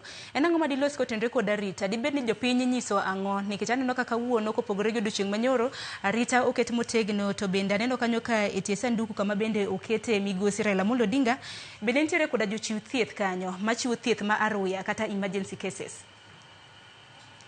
Kawacho ni nitiere jogo manoriyo mantiere kaendi kod John Kalaba makwa kata Kenya Red Cross ma bende nitiere kaendi, kata kinde ma wawuoyo ni nitiere rawera moro ma ikonyo ma itemo mi thieth ma aruya. Kaluwore bende ni mae koro luwore gi kwan mar oganda mantiere kaendi, nikech ji temo mondo mi giyud thuolo mar chuoyo wang'gi e ringre mosenindo Raila Amolo Odinga. Koro iyudo ka en laini mabor, jomoko bet kaol gi e diere, koro nyaka jogo machiwo thieth mar aruya bed machiegni kod oganda mantiere ma opango laini kamano. Kaka nono arita bende oridi, kata kinde mane wadonjo kaendi en arita ma oridi e alap manie stadium kod oko bende mar stadium ma kamaendi. Pod wantiere kaendi kod apisas mag Kenya Defence Forces machiwo arita kaendi, kod obila bende ma kawaida bende nitiere kaendi chiwo arita. En arita manie rang'iny mamalo, koro mano gima wanyalo wacho gi sani, Sharon. Nyakidi ma bende leronwa kaka chenro na nitiere mane alap mar tuke manyayo sani gi motelo kaka chenro makamano nochako saa 3 mano mar okinyi. Nyakidi hero kamano ahinya. Kata kamano pande ka duoki mane studio mapiyo piyo nitiere wach ma bende jaduong' Odungi Randa ma bende en ker mar oganda Luo nowacho ahinya nyako tenre kod weche mosebedo ka wachore e mbui magwa mag oganda. Gino momiyo ni Raila nondika will mare ni oike kinde thuolo mar seche 72 mano kinde thuolo mar ndalo 3. En owuon wacho ni ng'at mantiere gi flowers maua kata manyalo nyiewo ne suit onyane gi sani. Ka bende en wacho ni familia mare medo oneno ka bende kapo nono ni ong'ielo rengo en bende dwaro mar mando mi ike mana kinde thuolo mar seche 72. Nitiere moko ma bende wacho kotende kod kitwa gi timbewa kaka oganda Luo. Akene nang'o ma bende ni wache kopimo gi gwek ma bende timore chon gima timore sani. Erokamano Sharon. Achako wacho ni liel tindo bedo garama maduong' ne familia ma owito ng'atgi. Nikech kukawo thuolo mang'eny mar bedo gi ng'ato piny kapok oike, odiochieng' kodiochieng' girwako welo ma en garama kendo en budget mantie malo kabisa. To mopogore gi mano en ni odiochieng' giko nitiere gima jowa sani oluongo ni catering. Budget mar catering duong' moingo budget mar puonjo nyithindo mantie university matiek school.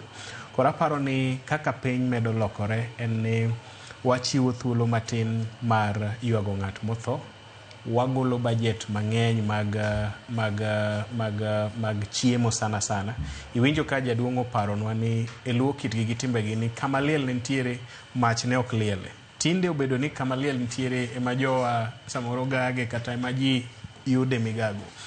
Waduok bech liel piny kaka oganda, waduok ndalo mag ywak piny kaka oganda, to warit kitwa ne familia ma samoro yudo liel watenore kod gimoromo. Mana kako paronwa ni jok ma wawito warito kargi ok kethre. Apani mago gin lessons madongo monego wabedgo. Kata an awuon an to pok andiko will Sharon, but asenyiso jowa pile ni an ok abidwaro ni abedo gi catering e lienda. Tiende ni adwano bedo ma very smooth. Ka ng'at ugola e kanisa kaka ja Kristo ma ja Catholic tadhi aywe dala kiny ka nenoro urumo ti ka chon to wach no rumo. Tingini pande wa kiasa kata mana odiochieng' ka koro pok ndiko will koro odiochieng' ok wang'eyo will pok wandiko will ok obindiko sani to en mana niya liel waduok beche chien ensure ni family mobedo bereaved kata moyudo liel wamiyo gi tenruok manyalore gi kony manyalore tok ni gine ma kendo wachak wamiyo gi garama mar iko ng'at motho. Pande nikech odiochieng' ma kawuono bende wantiere koda welo mopogore opogore moko kuom gi bende aneno ka ntiere e studio ka e kin thuolo mar dakika 10 ma bende wadong godo kapok waweyo ne Milton Ochieng mar mondo mi odonj gi welo ma bende wantiere godo mar mondo mi otim rapar ne thuonwa ma bende koro osenindono. In iwuon kaka Philip Pande kaka rawere pachoka akeni iparo Ugai Raila Odinga gi ang'o? Aparo Jakom Raila Amolo Odinga gi weche mang'eny to sana sana ni gima nchie nomorago en ni noero mondo jomatindo oyud nafas. Sharon e girwa mar siasa ni en ni inyalo los rally to microphone no kalia kala mokang' iyude. Inyalo ket kombe to kichopo tiyudo ka name tag ni kata kamondi kinyingi kombi no ng'ado segolo nying kore ni mobede. Tapani Jakom Raila Amolo Odinga ne paro seche te mondo protectwa. Chieng' moro kane wan e campaign Murang'a to wadhi yweyo matin kata modho pi moro kuom achiel kuom osiepege apani ong'eyo osiepne ma Murang'a no ma en jatend Royal Media Services. Koro kane waa kanyo to ne nitie mana ndeke 3. Koro joma dongo ma nigi nyinge midewo ne oidho gi haraka magidhi. To kano chopo e stopover no to wan wadong piny to openjo ni ere vijana ma onego wuoka the youth leaders nikech ne en Babu Owino kata Philip Pande kata Senator Ezena. To noyudo ka waonge wate. Nochune mogolo ndege moduogo omowa kama ne wadong' e dala osiepne Masharia motero wa e rally Murang'a e chiro kama nonego bed ni wadhi lose. Kuom wan en assign mar keto jomatindo machiegni. Iparo bende ni Raila Amolo Odinga e ng'atno mane laro kom mar ker mane ochiko ni koloso sirikal to biro bedo gi rowere 4 kaka jotend migepe. Nyiche kano yudo nafas mogik mar loso chiwo PSS mowuok kuom chama mar ODM. Nineno kokao kijana matin ma kore ka dhi chopo higni 30 kilongo ni Fikirini Jacobs moketo PS mar rowere. Koro an gima paro go Raila maduong' en kaka noero vijana. Higa mokalo dwe mar 11 kane wadhi e Pan African Youth Forum to nating'o otene ne rowere mane romo Algeria e 4th Pan African Youth Forum. Mane wa recruit vijana manche ne support campaign ni kata agenda ne mar AUC. Achiel kuom kwayo magisebedogo en ni kaka Raila osejiwo weche mag institutions kata loso msingi marito oganda kuonde mopogore opogore, independent commissions, katiba, devolution, gik machal kamano.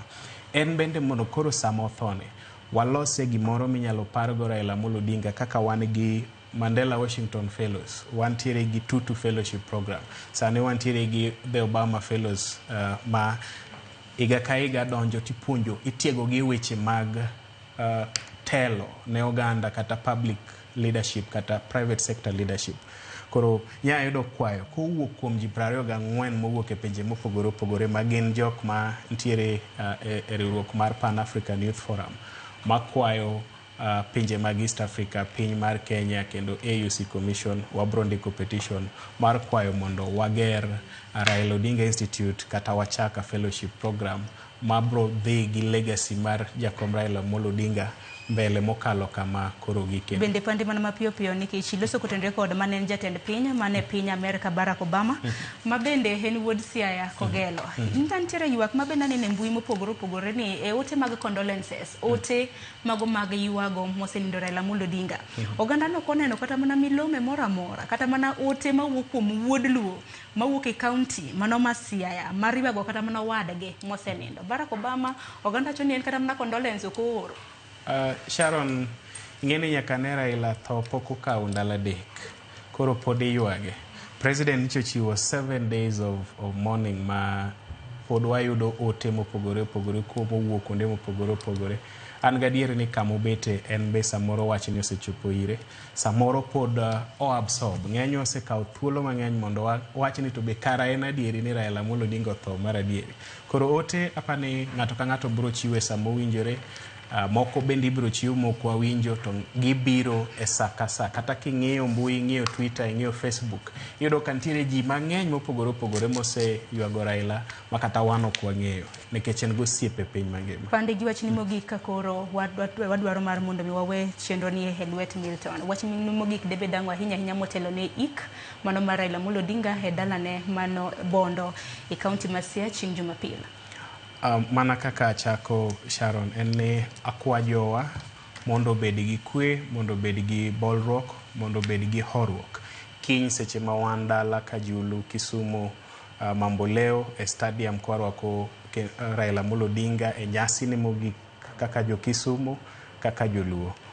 Bende wabed gi horuok kendo warwako welo maber chieng' Jumapil seche ma wabiro timo nyasi mogik Jaramogi Oginga Odinga University Bondo, mondo kik wabed gi ng'ukruok, kik wabed gi hinyruok, kik ng'ato wuogne e liend Raila ni en be koro chako yudo chandruok moro mopogore. Koro waket mana kwe, walemne ogandawa, walemne chuny Raila Amolo Odinga mondo Nyasaye okete kama okwe. Erokamano ahinya Philip Pande kuom yudo thuolo mano mar chopo e studio mar mondo mi watim kodi rapar mano mar thuon luo mosenindo Raila Amolo Odinga. Kata kamano nyaka Ronga Jwang dakika 55 tok sa 7 mar odiechieng' chenro mano mar neno ringre mar mosenindo thuon mano mar oganda luo, thuon mar piny Kenya, thuon mar piny Afrika gi piny mangima. Bende koro ringre mare ntiere e paw tuke mano mar Nyayo. Kintiere aluora e kaunti ma Nairobi nyaka Ronga Jwang ne ni chiwo luoro mari mogik ne migosi Raila Amolo Odinga nyaka Ronga Jwang mabende kaluore kod jalub jatend piny nowacho ni kawuono onge haraka, ibiro bed kineno ringre mare nyaka godhiambo mar odiechieng' ma kawuono. Mana katiere chenro mana mapiyo piyo bang' ka koro jopiny oseneno ringre mar mosenindo migosi Raila Amolo Odinga, odhiambo ma kawuono ibiro bed ka itere e pare mano ma Karen, kama bende obiro bedo kuyweyo otieno ma kawuono. Bang'e odiechieng' makiny ma en chieng' Ngeso, chenro bende opogore, ringre mare ibiro bed ka itero e kaunti ma Kisumu. Ang'eni ibiro bed ka itere nyaka Ronga Jwang kitiyo koda ndege nyaka kaunti mano ma Kisumu. Ting'eni kaunti ma Kisumu nyaka Ronga Jwang men wuodo nage, manyiso ni kaunti ma Kisumu nyaka koro kaka wuodwa mabende osenindo, kaka thuon luo mabende oseng'ado kodwa aoche nyaka Ronga Jwang gi gode mopogore ibiro bed ka imiye nyadhi makende.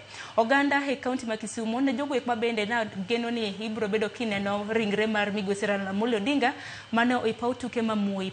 Parni lokruok nosetim odiechieng' manyoro. Koro kiny kik ichop e paw tuke ma Moi, dhi e paw tuke mano mar Jomo Kenyatta, mano ma Mamboleo. Mano Mamboleo bende ntiere e Kajulu mane kar chung' od bura ma Kisumu East. Bang'e bende odiechieng' onogono odhiambo makiny ringre mare ibiro bed ka itero e Bondo mane kaunti ma Siaya, kama bende chenro mar iko mare ibiro bed ka itimo chieng' Jumapil. Nyaka Ronga Jwang we amake gi kanyo, kata kamano adaro mar mondo mi awi e lwet Milton Ochieng' jafombo wadwa mabende biro bedo bende kadonjo gi welo mago mag oganda makaluo mar paro migosi Raila Amolo Odinga. Nyinga Sharon Ong'ao, Rituru Masane.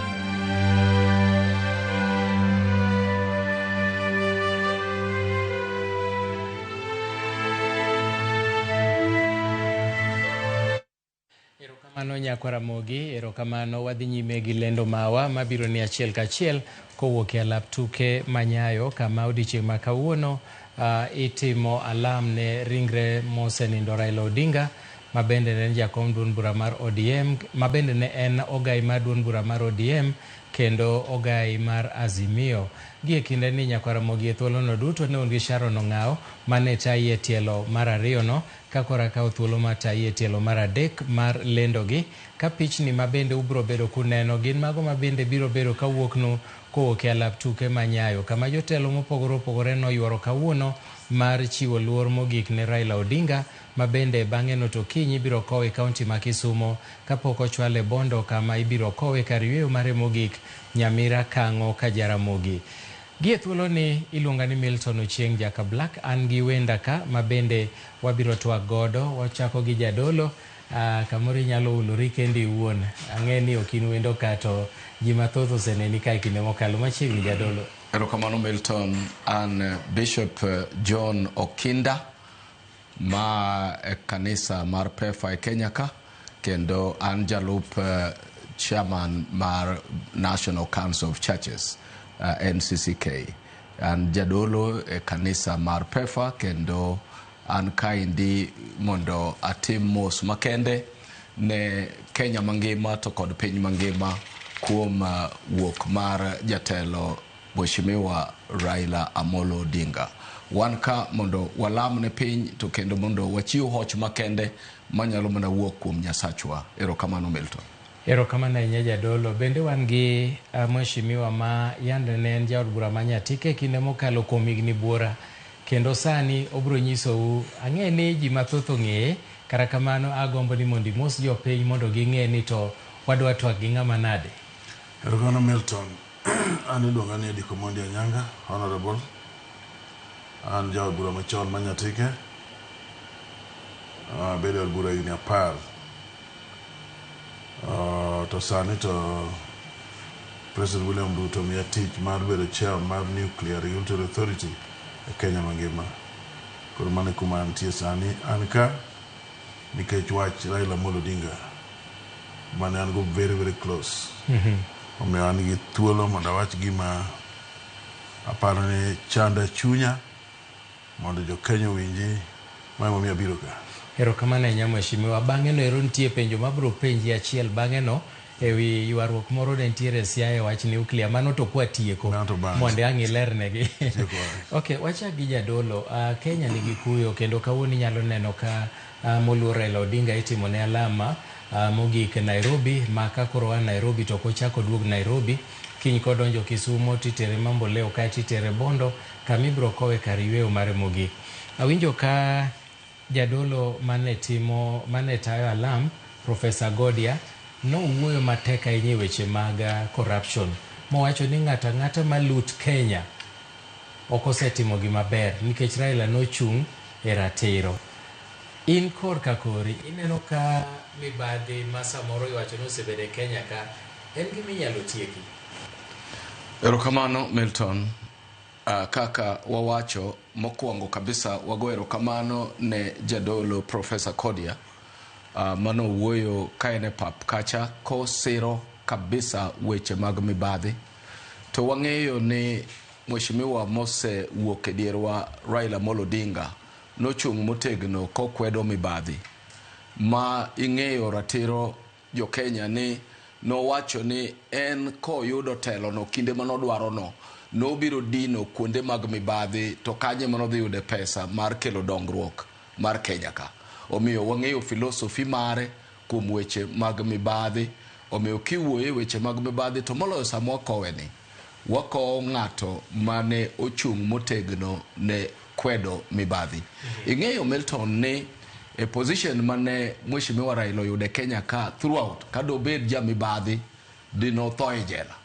To Nyasaye no konye moketo lwete obedo lwedo maler kendo wuok e Kenya ka onge wach mora mora momule kata obedo ni ne ji okoyie kode duto e telo mokalogo to ne ok nyal yude wach mora mora. Omiyo ka wan kaka jodolo to wamedo siro ni Kenya nyaka watiek mibadhi to kendo nyalore. Okay, to koro in kaka jalupa jakom mar NCCK inyalo wacho nang'o usekawo okang' mane un kaka jodolo mar temo tieko mibadhi ni, nikech wayudo ni nitiere samoro ma jodolo pogore paro. Iyudo ni jomoko yie kata mana gi solro moa kuom jogo miwacho ni jo mibadhi, jomoko bende wacho ni ok wanyal kawo. Un kaka jodolo chung' maru en ang'o mar mondo mi watiek mibadhi e Kenya? Gima wachung'go motegno en ni mibadhi wuon ok wayie utewa mag lemo. To mae mosekelo wacho ni utewa mag lemo ok wayie, to moloyo e duond NCCK ok wayie mondo jogo manie siasa ogo siasa ka gichung' e madhabahu maler mar Nyasaye. Wayie negi nikech moko kuomgi gin nyithindwa, gibiro lemo, moko kuomgi gin jogwengewa, ginyalo lemo kodwa, to ginyal biro mondo mi giti gi mwandu mondo mi gi display ka ginyiso ji thoth mwandu magengo. Mano e gima ne Dr. Kodia wacho kawuono ne Mheshimiwa Raila Odinga ne ok otiyo gi mwandu ne mar manyo wafuasi. To kendo en adieri. Omiyo wan bende e kanisa waduto ok wayie mondo ng'ato ti gi mwandu mage kobiro nyiso go ji ayanga kodwaro mondo miyo jo oluwe nikech mwandu. Wadwa ne lu ji kaluwore gi kitgi. Gi gima giyiego, gi gima gilando, tok nekech mwandu magiting'e lwetgi. Omiyo wan kaka NCCK to moloyo bende kaka PEFA e Kenya ka ok wayie gi mibadhi, wapingo mibadhi, to kendo wayie ni ka walamo kendo wayie motegno ma waluwo chike mag Nyasaye to kod chike mag pinyni, mibadhi nyalo rumo. Mheshimiwa, we aduogi iri kapod wan mane weche mag mibadhi gi, ni winjo ka jadolo loso motegno ahinya kendo wacho ni Raila be nochung' e tieko mibadhi. To gik moko timore mopogore opogore, kata mopogore gi ei sirikal, nitiere kata riwruoge mag ji giwegi. Iwinjo ka ji ywak ni ng'ani opodho kambiwa, ng'ano timang'o. E Kenya ka, yo mane minyalo ti godo mondo watiek mibadhi, gino ma Raila Odinga nochung'e motegno? Erokamano Milton, mokwongo adwa nanyisi ni Raila Amolo Odinga makoro magoro lalgo ni apoya nono ne en party leader mara. Kendo ne en ja mentor mara maduong' kabisa, kendo ne en osiepna. Kendo Raila ni ng'ama samoro ka gimoro tek tadhi ire mondo apenje. Kendo adwa ni ng'e ni weche mibadhi ne ok odwar kabisa. Kendo kowinjo gimoro kata bunge kano dhi marach kata ng'ato bedo accused, to duogi mobio penji mana on mowach answer ni dhi utim kama kama kodok e bunge. Omiyo yore minyalo tiek go weche mag mibadhi e Kenya ka en luoro Nyasaye. Ka ok iluoro Nyasaye, mibadhi poro biro dhi nyime. Nyasaye ema chiwo barabara ba ng'ato wego mibadhi go kata ng'ato timo gik mabeyo manyalo konyo piny. Omiyo answer mara en ni ji te nyaka dog ir Yesu Nyasaye mochwewa mondo wach ni mibadhi bolo piny. Mane answer kende. Nikech mibadhi mar Kenya osedhi matut makati puonj ma ng'ato ni dhi we to ok owe. Kata wuonde mane nyimi ni aweyo to pod ok owe. Omiyo lemo gi ng'eyo Nyasaye ema nyalo miyo ji tim gigo maber. Niwinjo kata Mukago wacho ni Raila ne en ng'at Nyasaye kabisa. Manyiso ni gik ma Raila wacho korka mibadhi ka ebe Nyasaye mane nyise mondo tim. So Nyasaye answer. Okay, to ka watemo ng'iyo Raila Odinga kaka party leader mari, kuom thuolo ma ji mathoth osebedo gi paro mopogore opogore ewi handshakes mosebedo kotimoga. Nochako gi Moi, ochako dhi e Kibaki, Uhuru kendo koro gi William Ruto. Ineno ka handshakes manotimoge nitie ber manokelo koso ywaruok kata ywak ma jomoko nigo ka be gin ywak ma genuine? Kabisa, ineno ratego. Nyaka ing'e maler ni e pinyni onge ng'ama nyalo thrive kabisa ka ok otiyo gi sirkal. Raila Amolo Odinga nong'e ni sirkal ema mwandu nitie. Sirkal ema igogo ohala. Sirkal ema miyo ji tije. Sirkal ema loko piny. Sirkal ema gelo yore. Sirkal ema timo gimoro amora. Omiyo kotemo to nono ka gik moko ne dich ahinya nikech gik machalo kuokuogi ne obedo weche mag yiero. Onge richo ne mondo odonj mondo okaw handshake gi jatelo moro amora mobedo president. Omiyo bedo ni obedo gi handshake gi joma opogore go te mikwano go te. Anano ni mano gima ber kabisa nikech at some stage okonyo joluo mamoko sudo. Okonyo joluo mamoko nogo tije. Okonyo joluo mobedo gi nyaka ing'e maler nitie diere moko makata ka jaluo nodonjo ofis sirkal kosewach ni en okong'o kata ochola to ineno ka ji lokore to mano Raila notieko kidonjo wach ni nochola tirwaki kaka jaluo kendo kaka ochola no omiyo handshake mar Raila Amolo Odinga notimo nikech nohero jopiny kendo nohero joluo kendo nohero Kenya kendo nohero the whole world kech mokwongo handshake no nokelo kwe maduong' kabisa Kenya ka kendo world to nikech ne America bende penjo ka kitimo gini gimoro dhi wuok ng'eno ka president wuok no pogoro kama ka bikel kwe Kenya nikech Kenya as a country and very strategic e weche mag dongruok kata weche mag tim kata weche mag kwe e piny mangima omiyo handshake mar Raila okelo e Kenya ka oloso gik maduong' kabisa okata ne joluo kende to ne kabila mamoko ketetete e Kenya ka kendo gi Afrika. Okay, Bishop kaduogo iri ing'e ni nitie seche moko ma wanyalo wacho ni wapaka ahinya Raila Odinga kuom gigo manosetimo. Un kaka kanisa, ere kaka Raila okonyou kata ang'o mane diyo chon ma Raila okelo lokruok minyalo wacho ne jopiny? Erokamano Milton, to kiyie tadogi chien e mibadhi, adogi chien e wach handshake matin. An bende adwa medo kama Mweshibe wacho, nekech ing'eyo ni handshake ni nitie kako kelo healing, okelo chang. Nekech yiero duto mosekalo, Raila osetiyo matek kabisa manitie kata mana kura manol yombo en owuon, to gweny, nekech dhano ero gwenyo gik moko. Manyiso ni jo Kenya mang'eny ne nigi mirima. Koro mondo bi ogol mirima no kuom wafuasi mage ne nyako sudo lwete mondo dhi owuo gi joka mondo mirima no dog piny nikech okinyal tayo ji mopong' gi mirima nikech onge gima digi concentrate go koro miyo kuom mosruokno nitie kako kelo healing ne Kenya to Raila ne ng'at madwaro healing no ng'at madwaro kwe koro mano nomiyo wakwe mondo wati gi joka o kaka wasikwa to kaka jo Kenya in fact to me Raila ne neno Kenya kaka Kenya oknone Kenya kaka kabila moae kata wafuasi mage omiyo ngimane te nodwaro mondo Kenya obed gimoro adi achiel bed achiel no ema koro kata ang' nwawuoche nang' ni kelo wach mar devolution makoro adwa kelo ni kama ipenjo ni to kanisa to ere gima ginyalo neno ka Raila otimo negi ing'eyo matut ni kapod ka Raila ochung' mo fight for devolution mwandu mag piny ni ne ng'eny mana kaka ging'eny kawuono ni to ne ok negi tiende ni jatelo achiel kanoseyudo gi to nopogo gi ne joma dwaro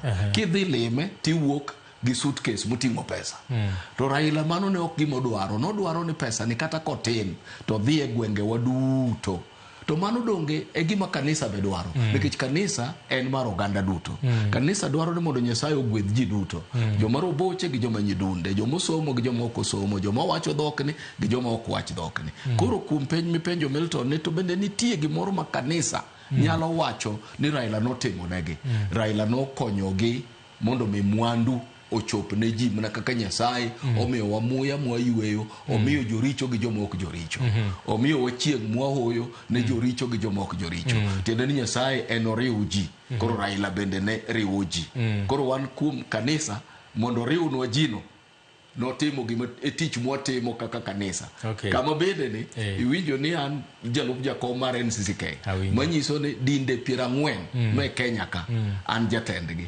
mano ok inyal timo ka ok oriw ji nyaka iriwgi kata giwacho dhok mane giyie gi ng'a gidage ng'a to in kaka jadolo iriwogi pefa miwinjo no kanisa 6,500 machung' negi e Kenya ka dhano 2,000,000 machung' negi e Kenya ka gin dhano manie Kenya mangima kamoro amora midhiye tidhi yudo ka kanisa mar pefa nitie koro ayie gi penji ni nono kech en penj mowinjore wan kaka kanisa Raila nokonyo wayalo injili marwa mar riwo ji mamano e gima pod watimo tang'e ni iwacho ni kanise 40 manie bwo NCCK dinde ang'o momiyo nitiere moko ma bende onge nitie munyalo rwako joma onge to ang'o motimo nikech ang'e ni nitie joma pod obalo gidwa donjo e riwruok to gin jodolo nitiere several umbrella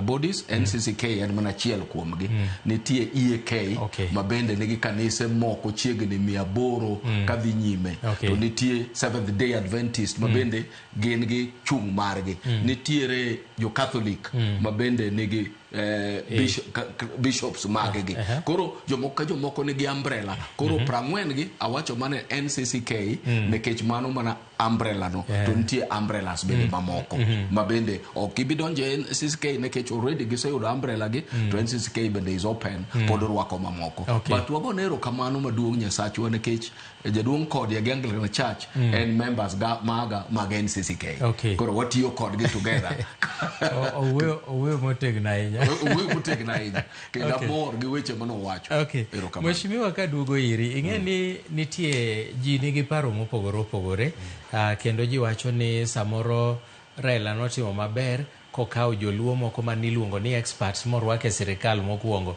ni mane momiyo maybe oganda luo oluwo nikech dongruok manikelo to jomoko bende nene kagima chal kagima jatend piny William Ruto ochal gima ochiwo asoya in a way ne ji kuom kawo joluo rwake sirikal mondo mi oyud support chung mar ji sani nikech baba nokawo ji morwake sirikal owe ji kapo ni e sirikal ji nigi paro mopogore opogore jomoko wacho ni pod ing'eni ka wawacho wach baba nyaka wach siasa kech en jatelo mar siasa koro chung ni kanye nikech jomoko pod neno ni samoro ji nodonja donja nikech gik manitero Nyanza Joka Black mokwongo adwaro ni mondo jo Kenya te ong'e particularly joluo ong'e ni watimo mos ahinya ne Odinga's family kamano moso Mama Aida mosebedo gi jaduong' Raila Odinga chakre higni machon ka gin gi tabu mar cases mane bedo framed nyaka sani kendo atimo mos ahinya ne Rosemary manyar Raila Amolo Odinga kendo gi Junior gi nyithinde te nyaka Honorable Senator en late kabisa kendo kawan ka Milton chunyo ng'awre an wach ni nyomaka ka an Mombasa tich to kaka ringo na dhi airport Jomo Kenyatta nyopong mondo ndego chako dwoko wa kendo Mombasa kendo chako noduogo ndego chako dwoko Mombasa nyochuna mondo dhi Kasarani godhiambo ka piny tek wan gi kuyo ka duoki chien e penj mipenjo no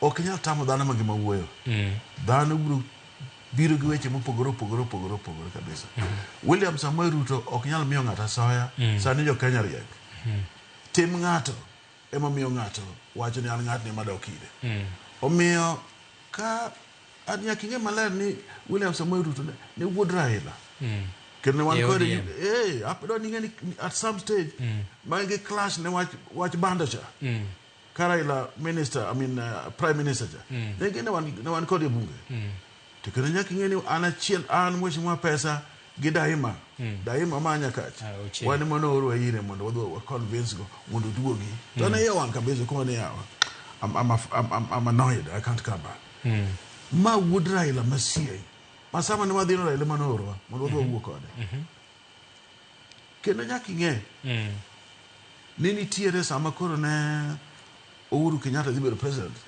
nyageni an gi Dalmas Otieno an mana Raila gwela wan gi Dalmas kwa dhi wuoyo gi Owuor ing'e Owuor ma ja Nyasaye ne ode Lavington mondo wayie gi Ruto mondo Ruto obed ang'o obed running mate mare I was in that committee at that meeting mano tieni mano ng'ama osiep ne mowuoyo go mawuode omiyo kano gik sama koro ginyalo wuoyo nikech ja ODM machon ema koro president mawuode onge tabu omiyo ng'ato ng'ama nyalo wacho ni kia ng'ato samoro tiyo gi pesa mondo kaw ji odok koni onge tim mar Ruto gi tim mar Raila emomiyo jogo winjore mobedo kanyo nikech ing'eni at some stage ajenda gin achiel ne gin ajenda mar ODM machon ma pod Ruto keto koni agendas mag ODM moko ema ne sirikandni omiyo ka Raila gibedo gi mar wacho ni okay Ruto boy bi wati onge rach kata achiel duo mosere onge rach kata achiel to kendo joka are qualified joma no bedo picked ka gima gitiyo gi joma timne gi favor king'eyo badi favor mar motimne king'eyo wandai favor they are qualified omiyo joluo beda mos ni kuma Raila owe gino no kik wabede gi weche moko mitong'o mang'eny manyalo insight jowete wakata jo insight jomoko kaka dhano nitiere ne kaka ber kuma Raila okete jino onge richo kata achiel omiyo onge gimoro ma ng'ato nyalo wacho ni pesa moro tigo mondo ikaw go jomoko kata ni mondo onge gima kama. To ing'eni kata kane jatend piny donjo no chiwo singo moko kendo nowacho no bro chiero kata factories mane ntiere Kikomi gik moko mag niangi, to bang'e no ero to wawinjo ni koro gibedo privatized. Ber ni kanye nikech nowacho no buchiero gi mondo mi okony jopiny. Koro privatization ni dhi konyo moloyo kaka ni chiero gi tiwene jok mane ran gi. Igeni gima nyaka sirkal mar Kenya motelne gi William Samoei Ruto nowacho male ni odwa kawo ji tete mane Kenya ka oket kanyakla. Iwinja? To kendo nyaka ing'eni gimipenjo ni notimono mag sugar industries te mane Kenya ka. Kapok otim gimoro amora nyaka tim gimoro ni feasibility study. Ka feasibility study wacho ni gino dhi konyo Kenya, so be it. Koro mane omiyo paro ni gino timore, omiyo dede nyuok dhi konyo Kenya kaka sirkal osewacho. Okay. To maybe kapok aduogo ir Bishop, wang'i ane sekta mar pur. Ere kaka kata winjruok e kind Raila Odinga gi moluor William Ruto osekelo konyruok ne jo Nyanza e sekta mar pur. Wang'i ang'iya pur mokwongo. Mano is very true, but wapenji to Raila Odinga nochako bedo gi Ruto karang'o. Mana machiegni the other day. Wamigi miya time gimoro wana dhi losore. Kineno gik machalo matimore Homa Bay, mago osechakore. Kendo gik matimore kata yo Awendo gini, mago osechakore. Kendo gik matimore yo Nyatike kuma aye, mago osechakore. Kendo gik matimore Siaya, mago osetimore. Omiyo nitie gik manyaka mid time, kokine results. Okay. Bishop, ing'eni kapo biro nitie kaka jomoko thoro bedo gi mirima, kendo mirima nyalo bedo mang'eny. Ing'eni Jaluo mar Raila ni ok awinje ng'ama wuoye, to kinde mokalo Jaluo ng'ega ni tho ok en tho athoya. Ni nitie gima kelo tho ng'ama okelo tho. Mak mana mar Raila ni aneno ka ji oling' thi nikech en tho mobiro ka en e thieth. Koro sani nitie jok man gi mirima kata mana family kata jo Kenya moko manoketo Raila e chunygi. Noketo Raila e chunygi ma ging'e ni mae ng'atwa ma komiwa direction to wadhi. Ere hocho ma kaka in jadolo inyalo miyo jo Kenya ma pod nigi lit, nikech ing'eni nitie watni moro ma kotho tibedo gi lit aming'a, ok a e chunyi piyo ma kata liende isiki dhi ting'iyo tiduogo.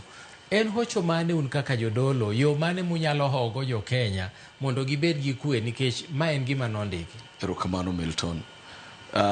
Yie na chaka dogi chien matin nikech gik mipenjo gin gik ma mulo chunywa. Mondo mi Raila Amolo Odinga oterwa e sirkal. En gima nadwaro ni kiyie tawach ne jopiny mondo winji. Ik Raila Amolo Odinga duto te gimosekedo ne en ni mondo watere obedi e sirkal. I mean adwa ni nene ki Nyasaye koro. To Nyasaye makare nong'eyo ni Raila ok notho ma ok oweyo oganda ne sirkal otimore. Adwa ni joluo ng'ata mawinjo Ramogi TV oneni lwet Nyasaye ni e gini. Gimosedwaro higni te, mosemanyo higni te, koro kano gik ni sani ochiegni to Nyasaye owuoyo kode. Kaw jogi te itere sirkal mane dwa ni bedie. Kendo kawuono ni kawuoyo owe joge wa e sirkal. En lemba ni kik waketh chenro no. Walu chenro no wane kama chenro no brutero wa. Nikech mano edwaro mar Mheshimiwa Raila Amolo Odinga. Ma omiyo wagone Nyasaye erokamano, ok oweyo wa oko, ok oweyo wa ithim. Kata obedo ni Jordan ne nigi nyinge ma bende no kecho matin, but koro koduogo luoro koni to yudo yo mane nyalo terowa nyaka the promised land. Koro sani owewa e promised land, wan wayiege mano walamie Nyasaye, wanene to Nyasaye biro tero wakanye next. Mane gima dianga wach. Kaito koro wadoge hocho mipenja. Wach ni ne wach malet. Ma kata in kata ng'ata ma winjo wa sama ni winjo wachno gimora mora mane temo ni weyo.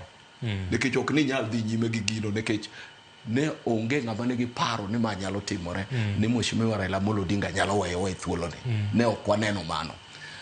Kana dhi Karen, ka koro ji teringo dhi Karen, ka koro achung' wamosore gi mama Aida, wakao chiegni dakika 2 ka ok wanyalo wacho gimoro, yani ang'iye to ebo ng'iya. Mano seche mane president bende nitie ot kanyo. Ne en gima late. To ka koro no late mwanene kamacha, donge ji nigi mirima? Ji nigi mirima. Mirimb tho en mirima maduong' ma dhano ok nyal. Tadwa na nyis ji ni Nyasaye mochweyowa ong'eyo odiechiengwa mwabiro wuok e piny ka. Jomwa hero te chieng' moro achiel Nyasaye nowach ma wanawegi. Mane momiyo amor ni kare mar jaduong' Raila Amolo Odinga onge ng'ama owacho wach moro ni kia ng'ate momayo wago. Ji duto te chal ka gima Nyasaye wuoyo kodgi ni mane sa Nyasaye mondo yue. Mane momiyo amor kana neno dhano manowuok chakre nyoro gi kawuono mar kowe. Dhano obiro gi duto te mapok notimore e Kenya ka, be ok notimre e Kenya ka, to timore man Raila Amolo Odinga. En ng'ama ji ogeno. To mano ok oulo ni mirima oserumo. Pod biro kawo thuolo mondo wachangi. Thuolo mar chango nitie kendo wabiro chango mos mos, to en lembwa kaka jo kanisa gi jo Nyasaye ni Nyasaye makelo hoch mad hojo Kenya duto thuolo ni. To moloyo jo dalane kamoting'o Mama Ida Odinga min piny kaka no wache stadium ni en nyinge manomiye gi ji en min piny manyiso ni nyithinde opong'o Kenya ka kokalo kuom tich ma Nyasaye nomiyogi gi Mheshimiwa Raila Amolo Odinga. Nyasaye ochange mokwongo en owuon mondo yiene mane dwaro mar Nyasaye. Oyiene Nyasaye manomiyo wago to Nyasaye mokawe. To kendo jo ode duto bende mane lamo mwalamo. To jo ODM te mabende moko nogolo kama ne ok nie siasa mokelo gi siasa magibedo ji magibedo gi nying Nyasaye odwagi.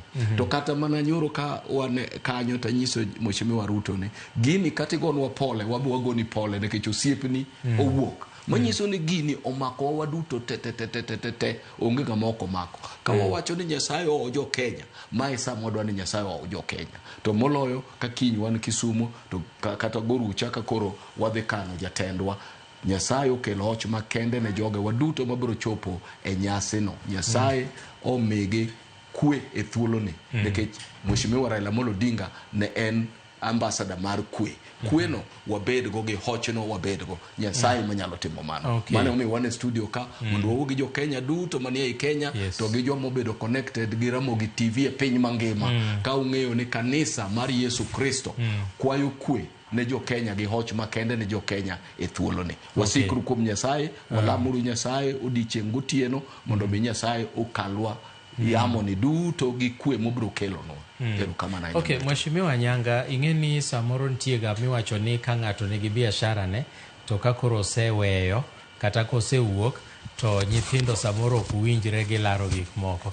Be ineno ka jo ODM tema no rwake sirikal biro dong' e sirikal koso ywaruok moko matindo tindo nyalo sieko, to ka ywaruok osieko to wachomo kanye? Mano to luwore gi pach ng'ato kendo luwore chuny ng'ato.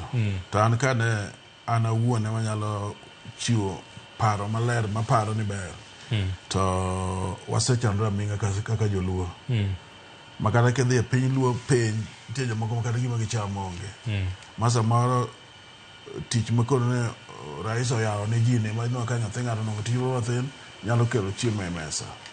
Omiyo an anyalo manyiso ji ni ka yot kabisa to kuma Raila owe ji ne ma ji obedie ma en ka President William Samoei Ruto. Ing'eni bwana nyaka ing'e maler ni Ruto en jaluo to jaluo en Jakalenjin. Kada kedhi e muma nitie gin kuma ne gin achiel. Omiyo an anyalo mawacho ni kik ji lawre kata gi weche moko magalagala. Kendo ng'ato Nyasaye omiyo teko kama lich miluongo ni Oburu Odinga, the senator. Nyasaye omiyo teko kabisa kendo aneno kuma piny dhiye kendo wacho. Kendo ananoi Raila ne en ng'ama ohero kwe. Mama Ida mamin piny mama mohero kwe. Nyithinde tata monyuolo ohero kwe. Odinga's family thothgi ohero kwe. Omiyo kwanyalo donjo kwe mane Raila oketo cha. Kaka noseketo mokalo kod lweny moketo wa ir President William Ruto. Ma otho ka ok gidwokore yo moro marach. Ana feel ni kanyo kuma onego wabedie. Kamano. Jadolo, feeling mari chal nade kanyo?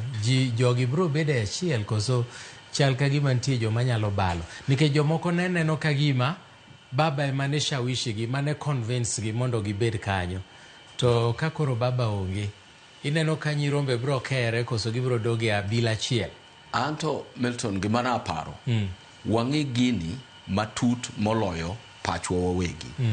Ng'iye matut en ni bedo kama wewano. Ohala mane mantie. Nikech ka ok dissect mineno ni to en kar lal koso en kar yuto nikech ibe nyaka kuong ing'i gimoro kapok idhie mirimb ng'ato nikech ng'ato nyalo biro gi mirimbe owuon but wang'i gini mane momiyo be wan kaka jodolo kendo wabro bedo ka Milton kimiyo wa thuolo ndalo mabiro mondo wawuo gi jopiny wanyisgi paro ma Nyasaye be wabe waneno nikech wabe waneno gi Nyasaye ok wane siasa to neno to waneno wan lembo maduong' en ni jok manigi mirima manade madigi bedo go magiwacho ni wae sirkal wadhi wabed oko mondo wapingi ginyiswa ni to ka gipingo ere ohala ma oganda bro yudo to ka wabede sirkal to ere ohala ma sirkal ma jopiny bro yudo sirkal ka wayudo mano maber koro kwa make decision to wa make uamuzi mwang'eyo gimomiyo wa make uamuzi but kama wachope ni to ata neno ka kik warengo haka moketwane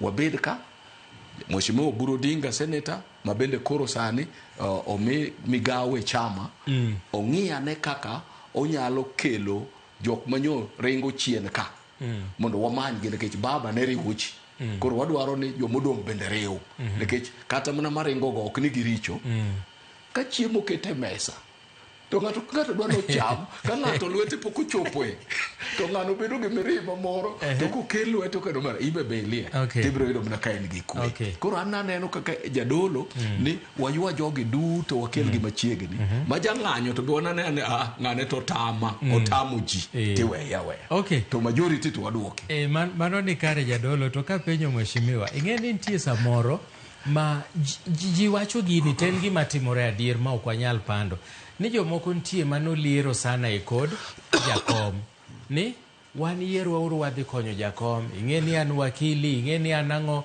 kaburo dhiedo wadhi timo gino nono gik machalo kamago be ineno ka nitie joma dhi lus Milton mane penj mang'eyo ni dwaro ni penj to kore ni chaki penje yo mopogore an samwa mi nalore gi penj mi penjo na penj mi kori penjo ni tanyisi ni thoth joma noliero go to piny nyaka bedo go marach that is a fact it is the truth and you can take it to the bank ng'ata manoliero ma ok noduogo konyo jopiny kaka jopiny notero nikech ing'e ni kane gintie to giwacho niya waka pesa ni oket thenge 40 million ni ka sa ogik abiro dhi tero mondo miya ticket mano nyalo bedo matek wang'ni nikech kendo gini kikipan ni time gira gima ni time gi joma chiegni kele gini adhi wuoyo iwinja mano so joma kamago to kipenja kaka an nyanga ma siasa jo Migori luongo ni sangwenya kata bado sirkal dugi ni osiem gi loth let me tell you joma chalo kamano tanyisi for free ni kasa ogi jo piny biro penjo ni nyiswa gimitimo no nyaka yicha wateno kada nyaka yicha dhi od bura ka onge gimotim to mano nyaka doga chien nikech ok dhi bedo mayot and I want answer tine jo piny mondo jo piny oteri ke jo piny ok nyal teri nikech ing'e gimoro lit kan ya ing'e ni une okutera an mana ng'e kaka dhi an mana ng'e kaka dhi koro na malo Nairobi Ginyi taon gweng' ok odhiye iwinja kodhi gweng' to mana matima to chako wuok godhiambo iwinja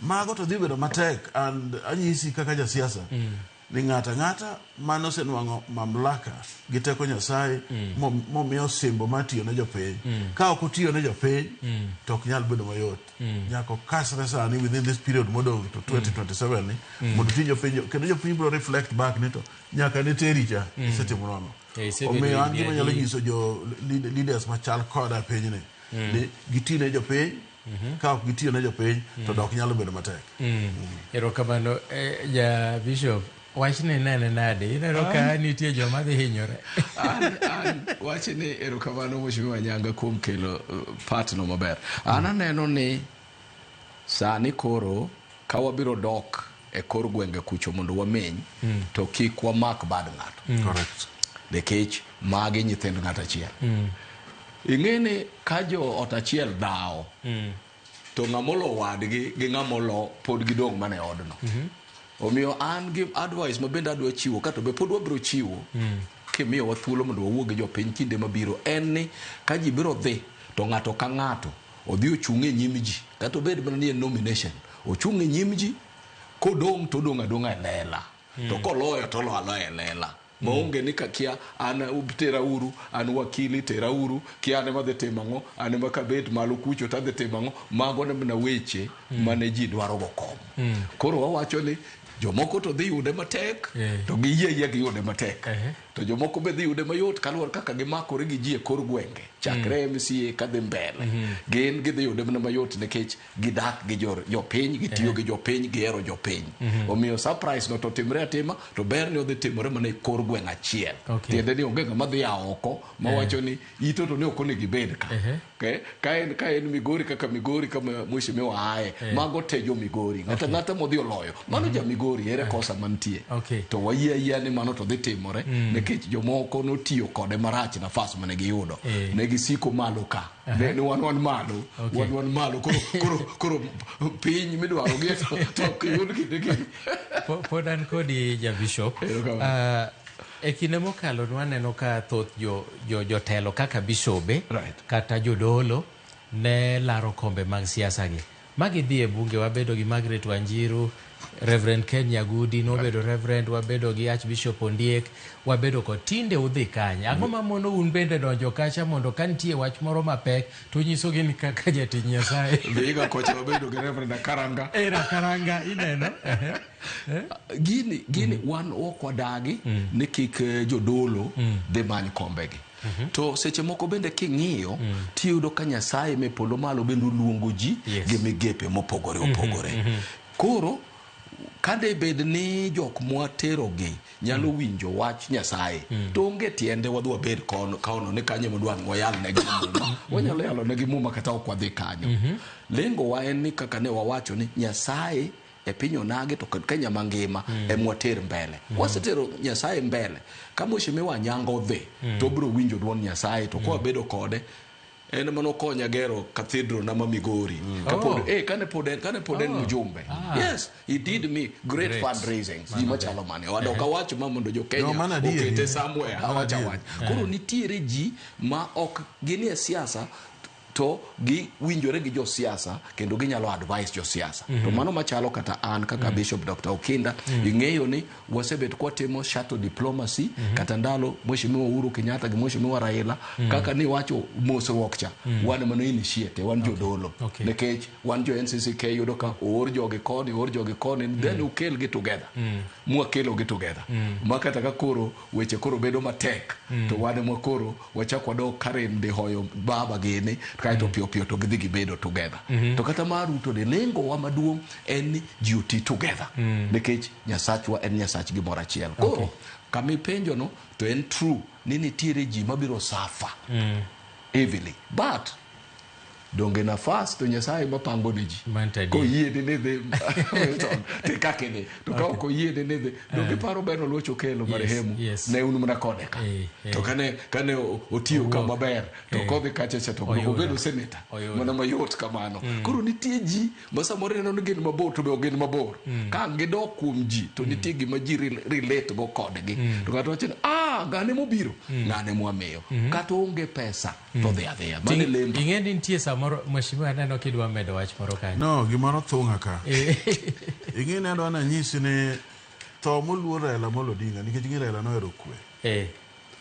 dhi miyo kelo kwe e Nyanza e Luoland mapok odwaro nwa kendo nyalo predict ni sani ni mae sama joluo dhi bedo achiel kabisa ma ng'ato ka ok nyalo to wewa ni ng'ama nyalo joluo dhi bedo achiel wanyisi gima timore e parliament nitie tribes moko manosefwenyo kaka joluo timo samo kel kata gimoro e parliament modano jaluo moro non tich to kalo through parliament to gidhi inside jaluo against jaluo wadgi koro jaluo pingo jaluo wadgi ma jaluo chak donji kato ka jaluo sefeto gikelo ng'atgi to ng'atgi to gi inside jogegi ma joga support ng'acha to mogi chagire nyaka jaluo ma support ng'atgi kinano statistics mar ka okadona wajni tribes go ibiro kan ti tribe moro e Kenya ka mane gin jo no kawi ga jo matin kabisa to kina gisana sirkal they are almost the majority nikech giriek sama jaluo kudho jaluo wadgi to gichikwiti to gidog gidhi gibedo piny ibinja To kendo sama jaluo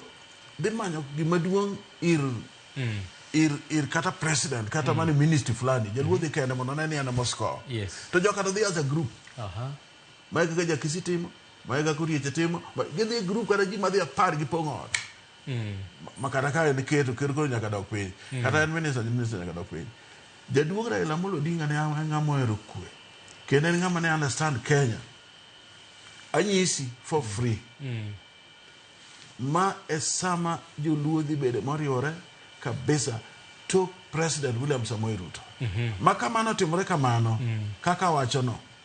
To joluo biro bedo gi kwe kendo kanye mwade ko bedo kata ma deputy president. Ing'eni jogi wawuoyogo. Kendo onge ng'ama gero maloyo jaluo. En mani jomamoko ka keto joluo gore joluo diro weche maricho kato koro chunygi kethore.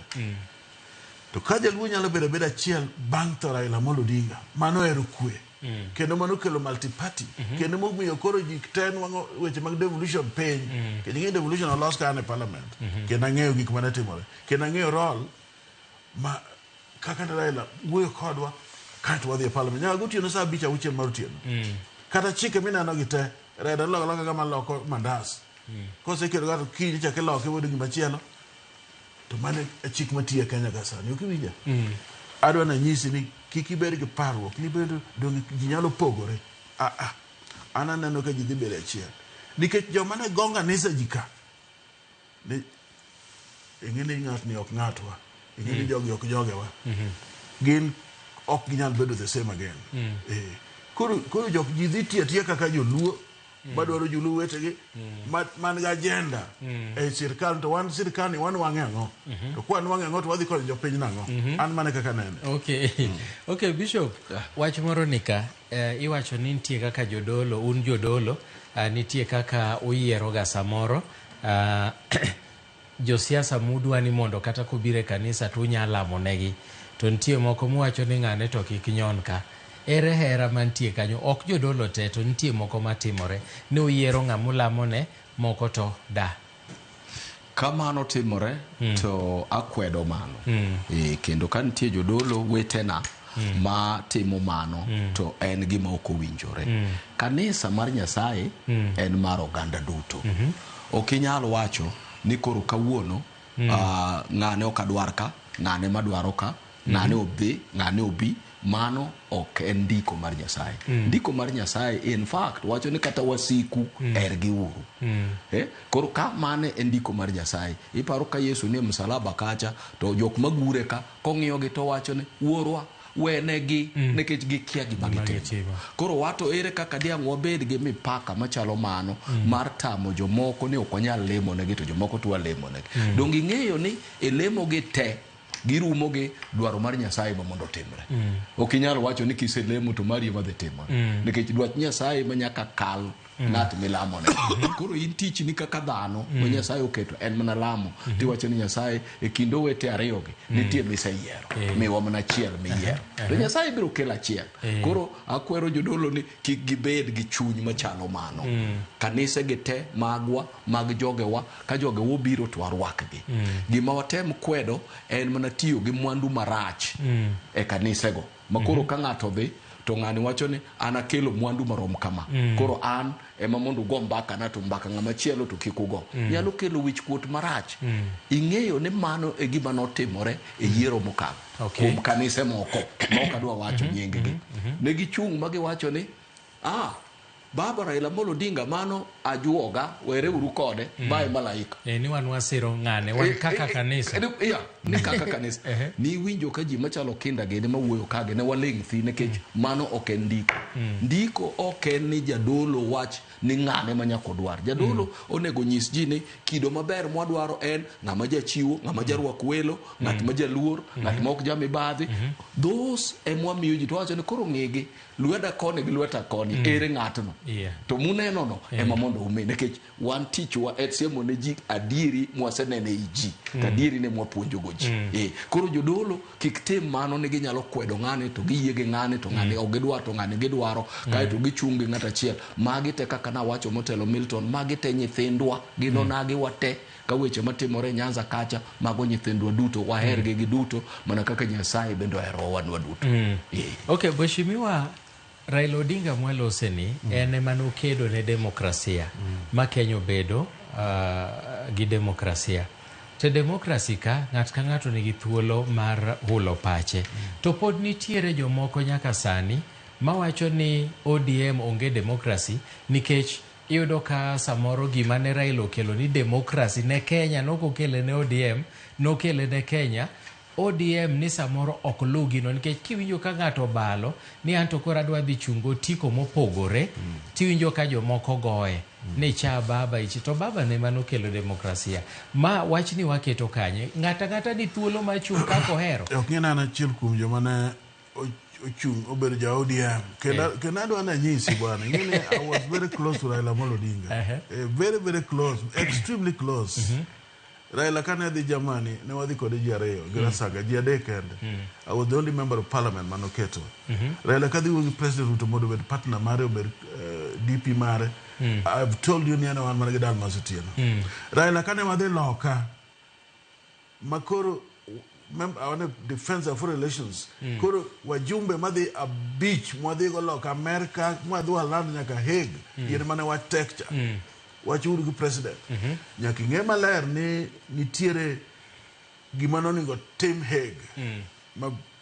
was quite sad ka wuoko ka gone sime to nyisa gimano ningo tim to natimo kamano oking'eyo ni bawo manilungo ni Ben Suda cha nagaga mesa moriere tir makone ni agenda mano kelo waka ok miwacho moyie koda because Raila was not the president then moyie koda Raila no siepna omiyo wayo ng'ama lich kabisa to joma circles madwaro gik mang'eny mondo injo wetegi mondo ng'atie jo wetegi mondo tim jo wetegi gik maricho timo kata ka Raila kien no timo omiyo Raila ng'ama nero kwe to kano fwenyo gino I can remember one incident kana yombo nyatike to koro certificate no sandike wa maya nikech ng'ama duong' apredese pacho kabi wacho ni nyinge onyise ni ng'ena nyanga ne goji kanye nyatike okaw gino gi thuon ne okoyombo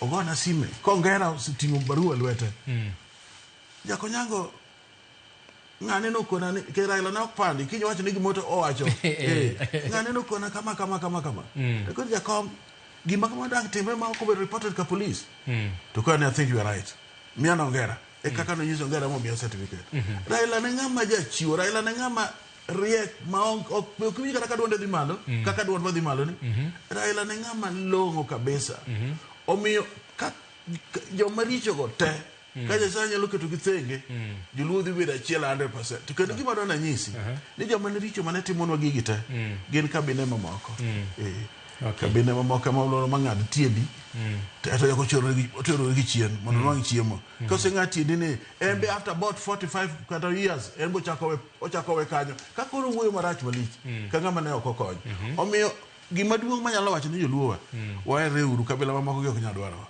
the only tribe manyalo dwaro en mana tribe mar William Samoei Ruto momiyo watonga wachieme kendo waneno kendo pod bura medo kadi pono timore marach to bura maloso udhi mai bura to pimo na ang'o migino timore marach watimo marach kama kama in short adona nyisi ni this is the time ma jaluo dhi bedo achiel kendo jaluo moro manyalo wacho ni koro ni wang' ni koro wede gi party dhi gi machielo koro giwe nikech gini dhi lokore yo mopogore Nyasaye dhi loke kaka oking'e ni samoro we party nikech ong'iyo demokrasi mantiere Kenya koro wacho no dhi ochunga gi party machielo tek ni ene demokrasi kata kochung'e Luo Nyanza to chung gi party machielo machunye oyango iparo ni mano koso ka ng'ato makosa kanyo timo ka ng'ato ng'iyo demokrasi mare owuon to neno ka kumoro ohinya wegi momo ne timo gi party machielo kata na nyalo timo ero kamano nikech aneno kata mane Luo nitie joma bende nodhi gi parties moko to be gitiyo atiya maber. Kendo gitiyo maber moloyo joma dhi gi party.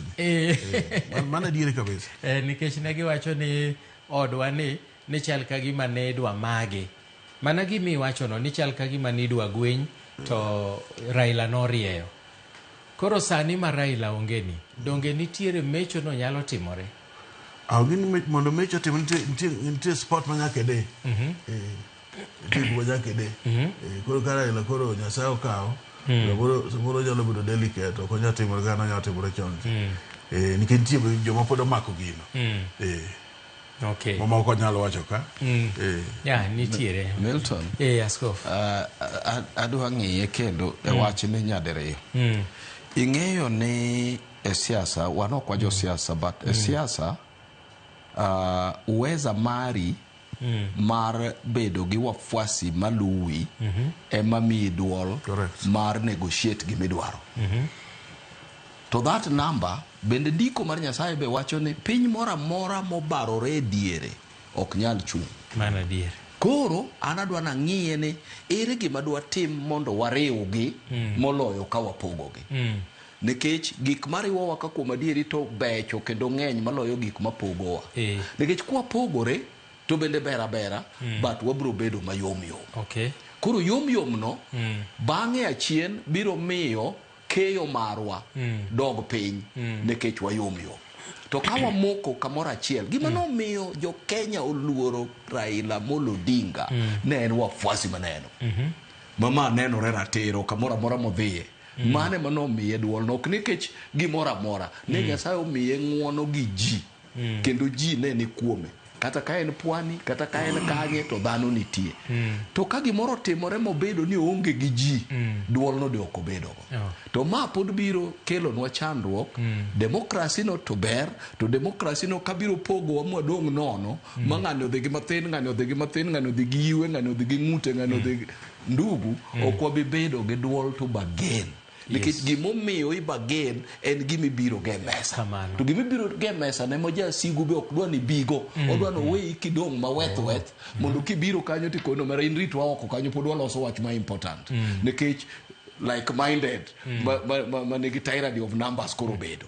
Koro mano an gima nanyalo wacho ni watem mokwongo mogik ka wanyalo riwo kapok wapogo. Kotamore to pogruok bende samoro ber nyalo miyo kwe bedie to kik obed chenro mokwongo obed chenro mar ariyo. To mokwongo watem kwariwo kawariwo ma ka wanyalo riwo gige waduto kamoro achiel kata bang' wuok Mheshimiwa Raila Amolo Odinga to wayud ni pod wariwore. Mano e konyruok ma wan go. Mano ema biro miyo wakonyruok. Okeni Milton, iwuoyo ir gik moko ariyo ka. Iwuoyo e party mar ODM to kendo iwuoyo ir joluo. Aning'e na wuoyo ni wal party mar ODM. Joluo na seko ni nyaka dhi bede achiel. Onge option about it. Nikech joluo koro oseng'eni kare ng'ato nyalo tho. Kecho ndike muone tho to unu tho. Imana di. Omiyo joluo koro ng'eni ng'ato nyalo tho. Ka Raila Odinga nyalo wewa sani. To kata na paro mar dhi kuma kata dhi yo Kakamega koro wabedo wada koro ka dhi Kakamega. Omiyo anang'eni joluo to pod dhi riwore. Party cha to koro demokrasi iwuoyo no. Eto ng'ato nyalo miendne ma to pod gima dhi konyo en gima Bishop kendo wacho. Ni ji onego bed achiel. Nikech kwa bedo mochiel to wabedo jomotero wabedo strength mar dhi negotiate kata ji wuoyo pogore. To ere kaka dwa yud joluo gi mondo gibede achiel? Bishop owacho ni nikech ng'at ka ng'ato biro gi pache, ng'ato neno na adier onega bed kata ODM, wach kata joluo onega bed ODM ten jaluo. Ma e party mar baba. To kanyo no bende en gi luoro ni kochope nomination tibro mae nikech oseneno kotimore e kinde mokalo. Mano te na adieri mok wapandi nitie mang'eny mosetimore.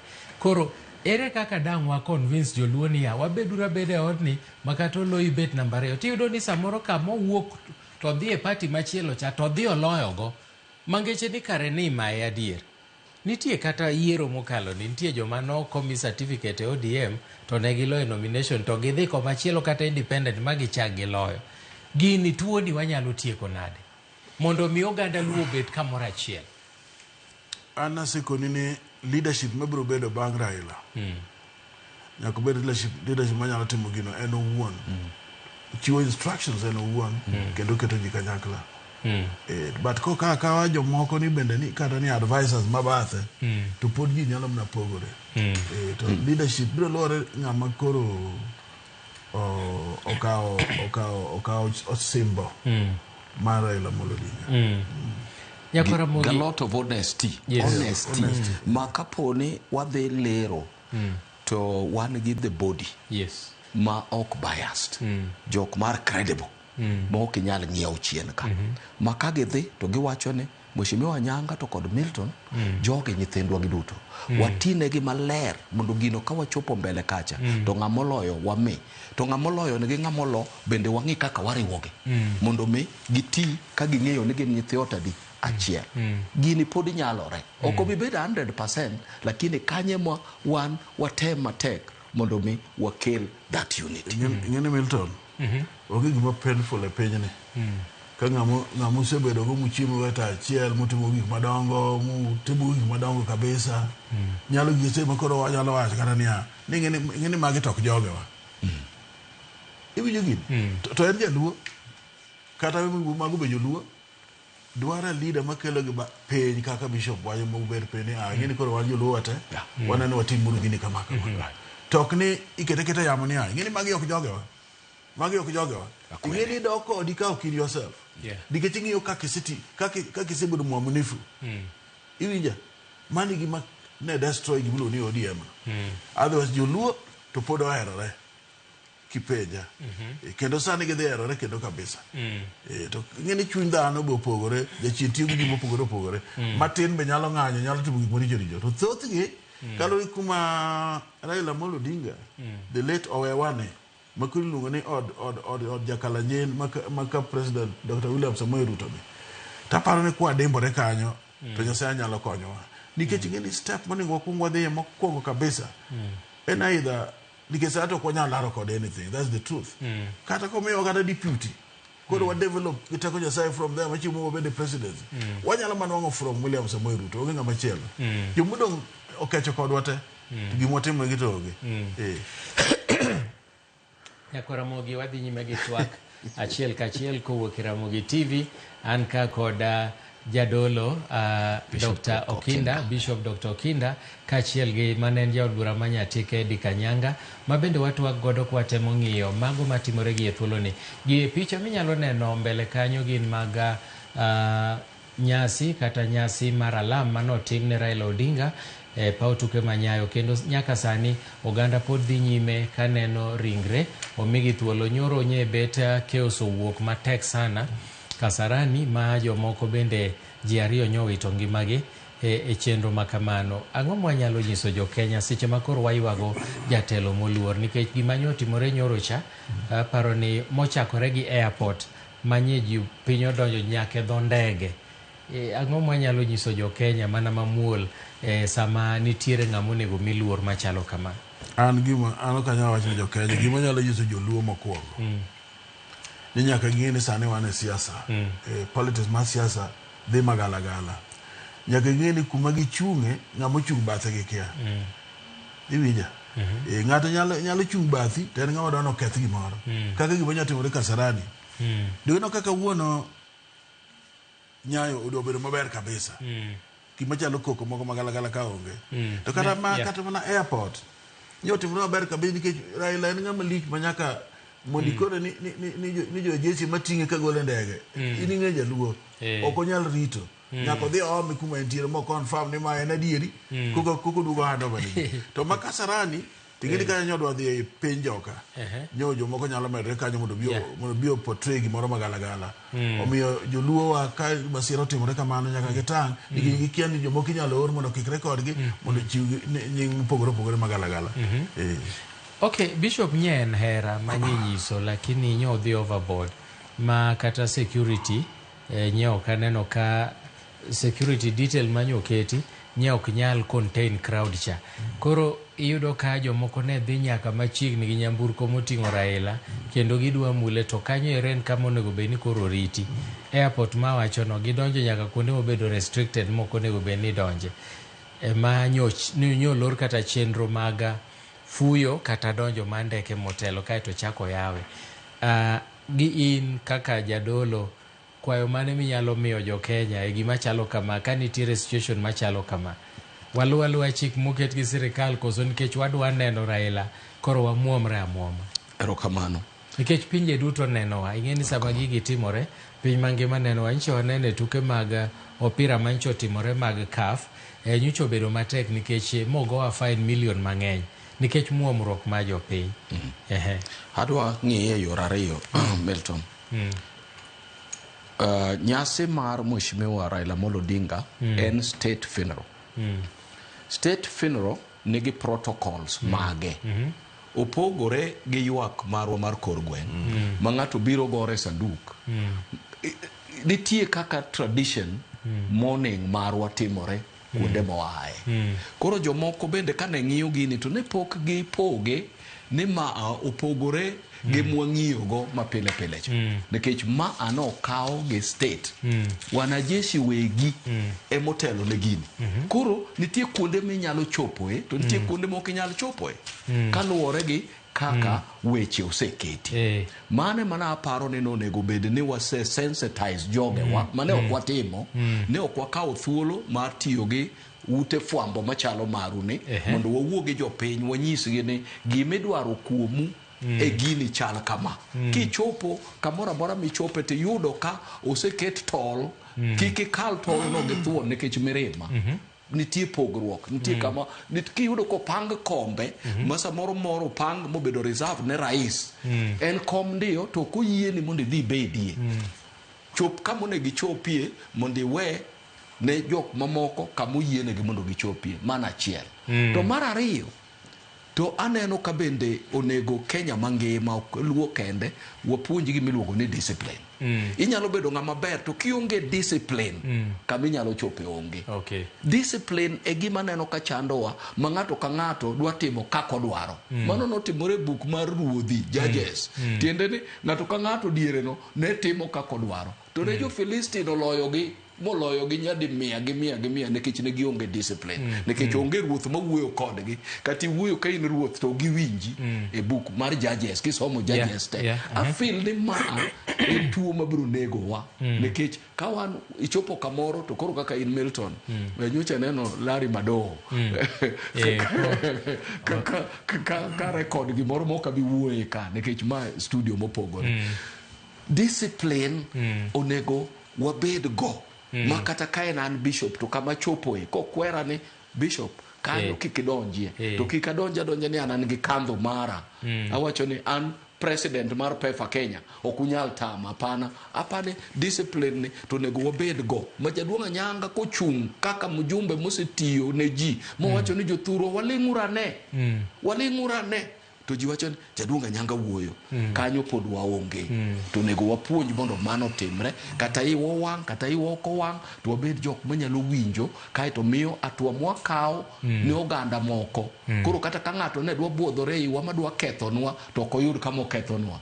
Ing'eni mpira ka jatugo moro dwa bedo offside to ng'iyo ni jatugo modwa bedo offside ne oringo chopo kanye. Ka kiringi chopo do gol e kaka ibiro miyo ng'ani tem mondo kal mondo bedo offside mondo low. To koyudo ka un chien kode to mondo kali ebo ng'iyo ni referee gi linesman ng'iye biro ting'o bendera. Koro wan bende samoro kik wayie mondo wasud ji makal kama onego ne wachopie kae to gidhi kethonwa. Nikech ka gikethonwa to wan ema nyingo biro wacho ni ne uru joluo kaka timore. Ne uru ne jodaro gi Bishop Okinda kaka timore. Ne uru exactly. Milton. Joluo nyaka change. Kech ok en mar Raila ni kende. As a witness jatho moro manotho yo Siaya hapa ni yo Kisumu. Ma jopiny biro mating' maiti ni koro gikon gitiyo jo pikipiki kio ting'e ni kaka momoko ogoye piny ma maiti bochako wuok e sanduku. Nyaka nyithindwa bed gi discipline. Ng'ama Nyasaye oseomo nyaka miluor. Nikech kitimo kamano jodala gi makoro neno lit inyito munyiso nang'o. Ok inyal ywak malo wuon liel. They have to know that. Onge kuminyalo ywak malo wuon liel. Maybe you know ok nyalo ywak malo wuon liel. Ka wuon liel pok oting'o kata giche wiye iti ting'o nang'o. Nyaka ng'ama tho nyaka miluor. Discipline ma Jaduong' Okinda wuoyeno nyaka tim kendo nyaka bedie. oken mana timo gimanyo timore ka nyoro airport ni gitime luo Nyanza mang'eny kabisa to gikia kaka jifil marach kabisa omiyo jaluo particularly maringo gi piki gi nyaka giwe timbe manono go Milton kanya chopo Karen nyoro to wayudo ko lor dot an awuon an jatelo mar din mangima NCCK to lor dot to nyiswa ni malo kanyo president nitie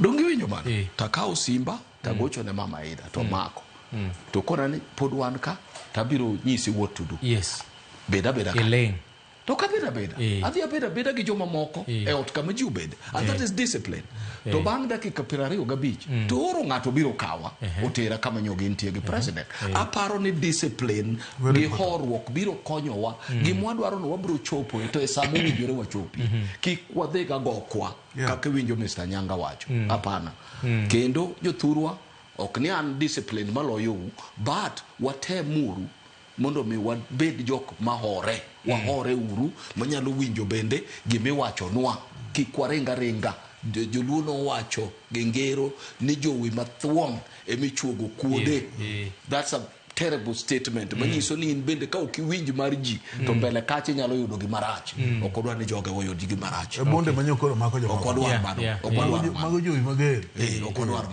okodwa mano okay to nikech koro jaduong' kowuok ka kiny gokinyi to bro dhi Kisumo kochopo Kisumo onego bed nodhi Mamboleo be waneno ka ero koro wafwayo kwe nikech gik moko manyo timore Nairobi to jaluo be samoro chal ka gima en ng'ama ok dwa noloye odwa nonyis ni ma wuodwa nikech kato koro ji okikore en yo mane minyalo tigo mondo at least gino timre yor ungwana na neno chieng' moro kane jo Malema ja South Africa oluongo ng'anyo kane giwacho ni president must go ne en ng'anyo manyaka police kowe ji en ng'anyo mamuol miela tiko ji to kutieko ng'anyo tiko udo noko to Kenya ka en ng'anyo ma samoro kata jopinye makwanyo kidi bayo obila gik machalo kamago ang'o mwanyalo timo so mondo wayud yo moro makata kaka koro Raila dhi donjo Kisumu kikowe to bed moro mar heshima makata piny mangima neno nikech gigi te piny mangima neno giwach ni Kenya noko jatelo gi heshima maduong' na nyisi ne jaluo moro amora kumoro amora mantie wach Raila ni nyako geni kumochung'e no ng'amochung' bathe no nyalo bedo ng'amarach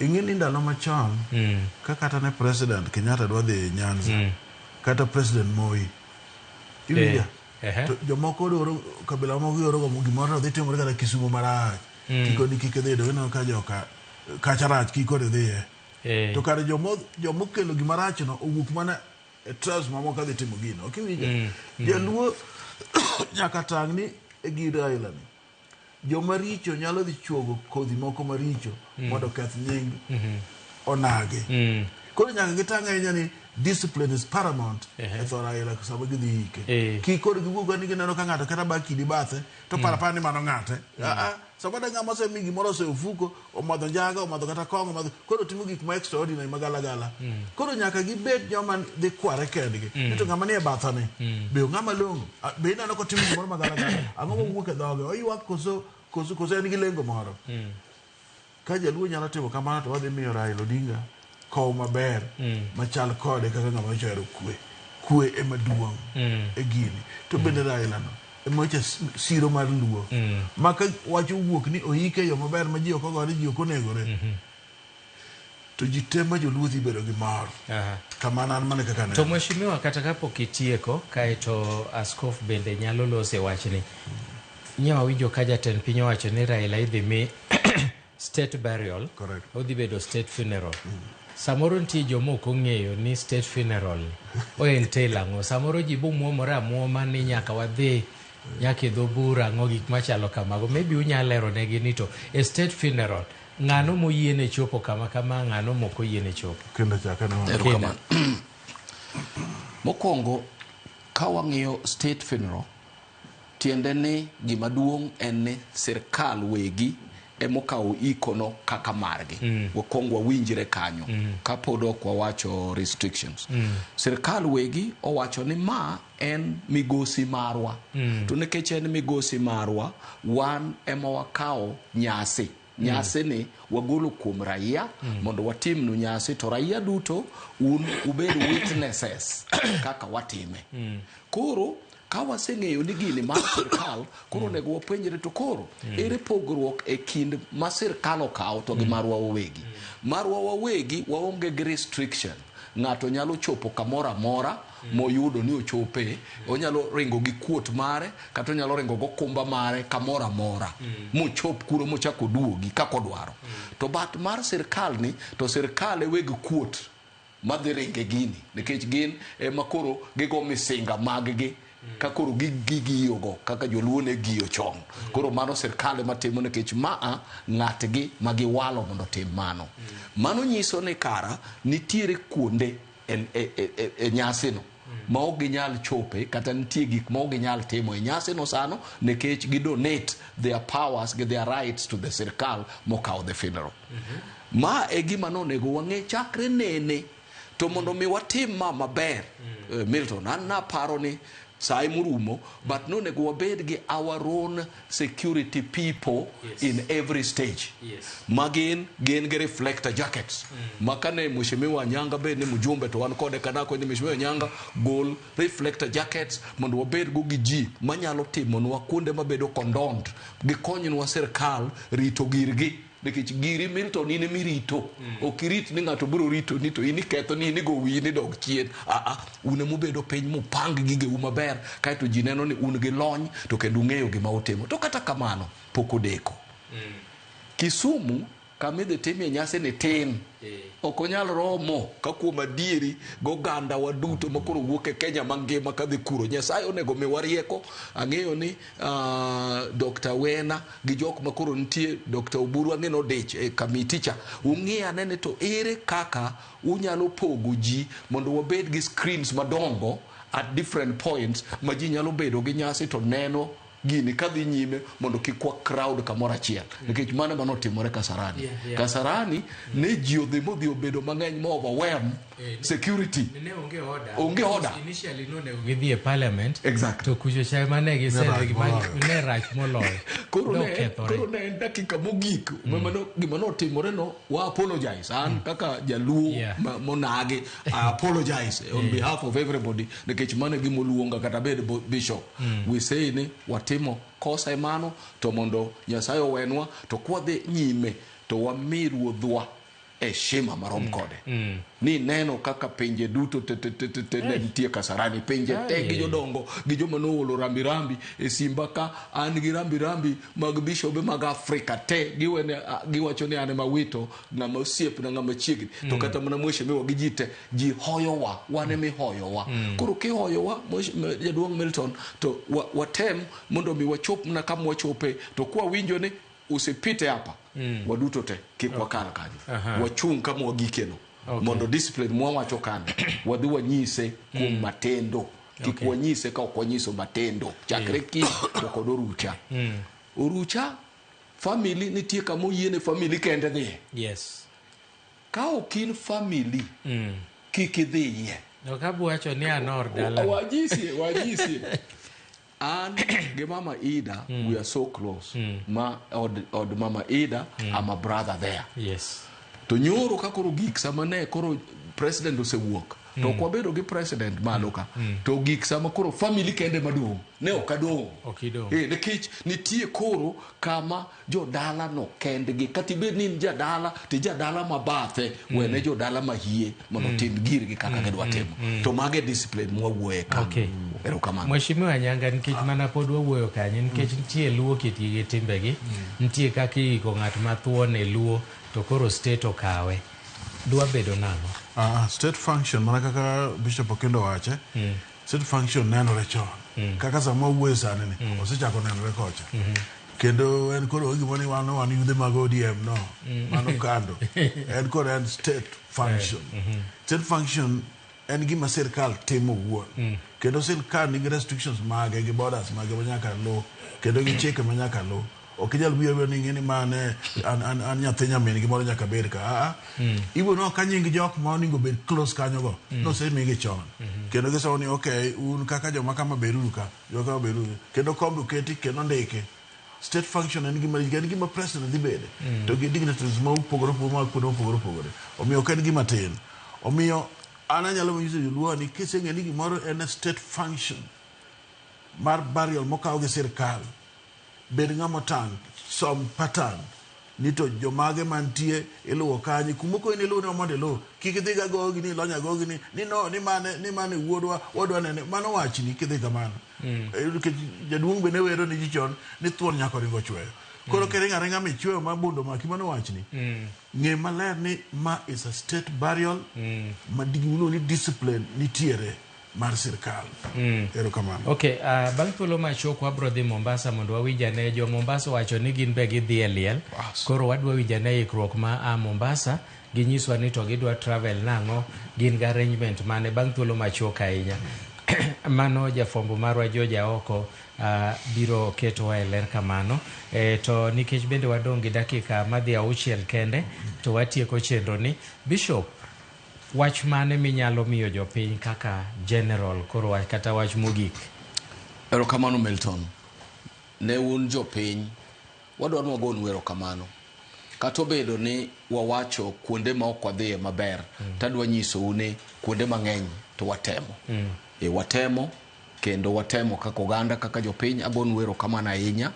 Gima nyalo wacho koro ne un ni wabedu joma waore ure ndalo modong' gi wawuothuru gimoro achiel kaka oganda mar jo Kenya wanere gi jo Kenya to moloyo wasupport uru jotendwa ma Nyasaye omiyowa e sirkal mantiyo ni sani wan gi owetewa gi nyiminewa ma Nyasaye nosesudo mbele owewa ka gisudo mbele wamigi luor moromo kodgi kata ka ok winjuru kodgi e gweng' kuro kik wadhi nyis ji ni ng'ane ok wawinjrego mago nyithindwa mago wetewa wan kaka kanisa katieko Milton en ni walamo nu Nyasaye kendo wabro dong' ka walamo ne jo Kenya walamo ne Mama Ida Odinga makoro osiepne mbasne oweye wang'eyo kaka weche go tek to kod nyithinde te kamoting'o Winnie Rosemary Junior gi nyikwa ute walamo nu to gi Dr. Buru gi joka Oginga Odinga te joka Jaramogi te walamo nu Nyasaye obed kodu kendo wan kodu achiel. Erokamano Bishop kapok atieko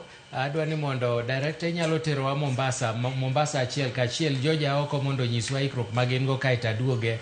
Joja Oko inyalo nyiswa ni to en ikruok mane ma jo Mombasa digo to gichano mar dhi e liel e yo machalo nade. Joja an kodi.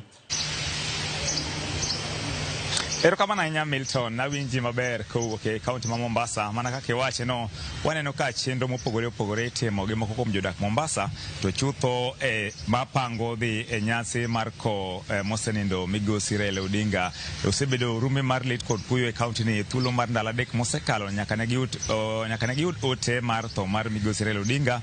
To kaunti ni waneno ka oganda mopogore opogore osebedo ka chapne ka ging'iyo ni to ang'o ma ginyalo timo gini ne opogi koro sani chenro dhi mbele. To kama antiere gi achiel kuom jokombe mag riwruogo nagi Mombasa adwa ni to ginyisa ni to chenro chal nade mar dhi ko jako machiegni ahinya chakata gi nyingi jatelo to nyisa ni to chenro chal nade. Nyinga iluongo ni Ismail Ochola, an chairman mar Ramogi Welfare Zone Mombasa.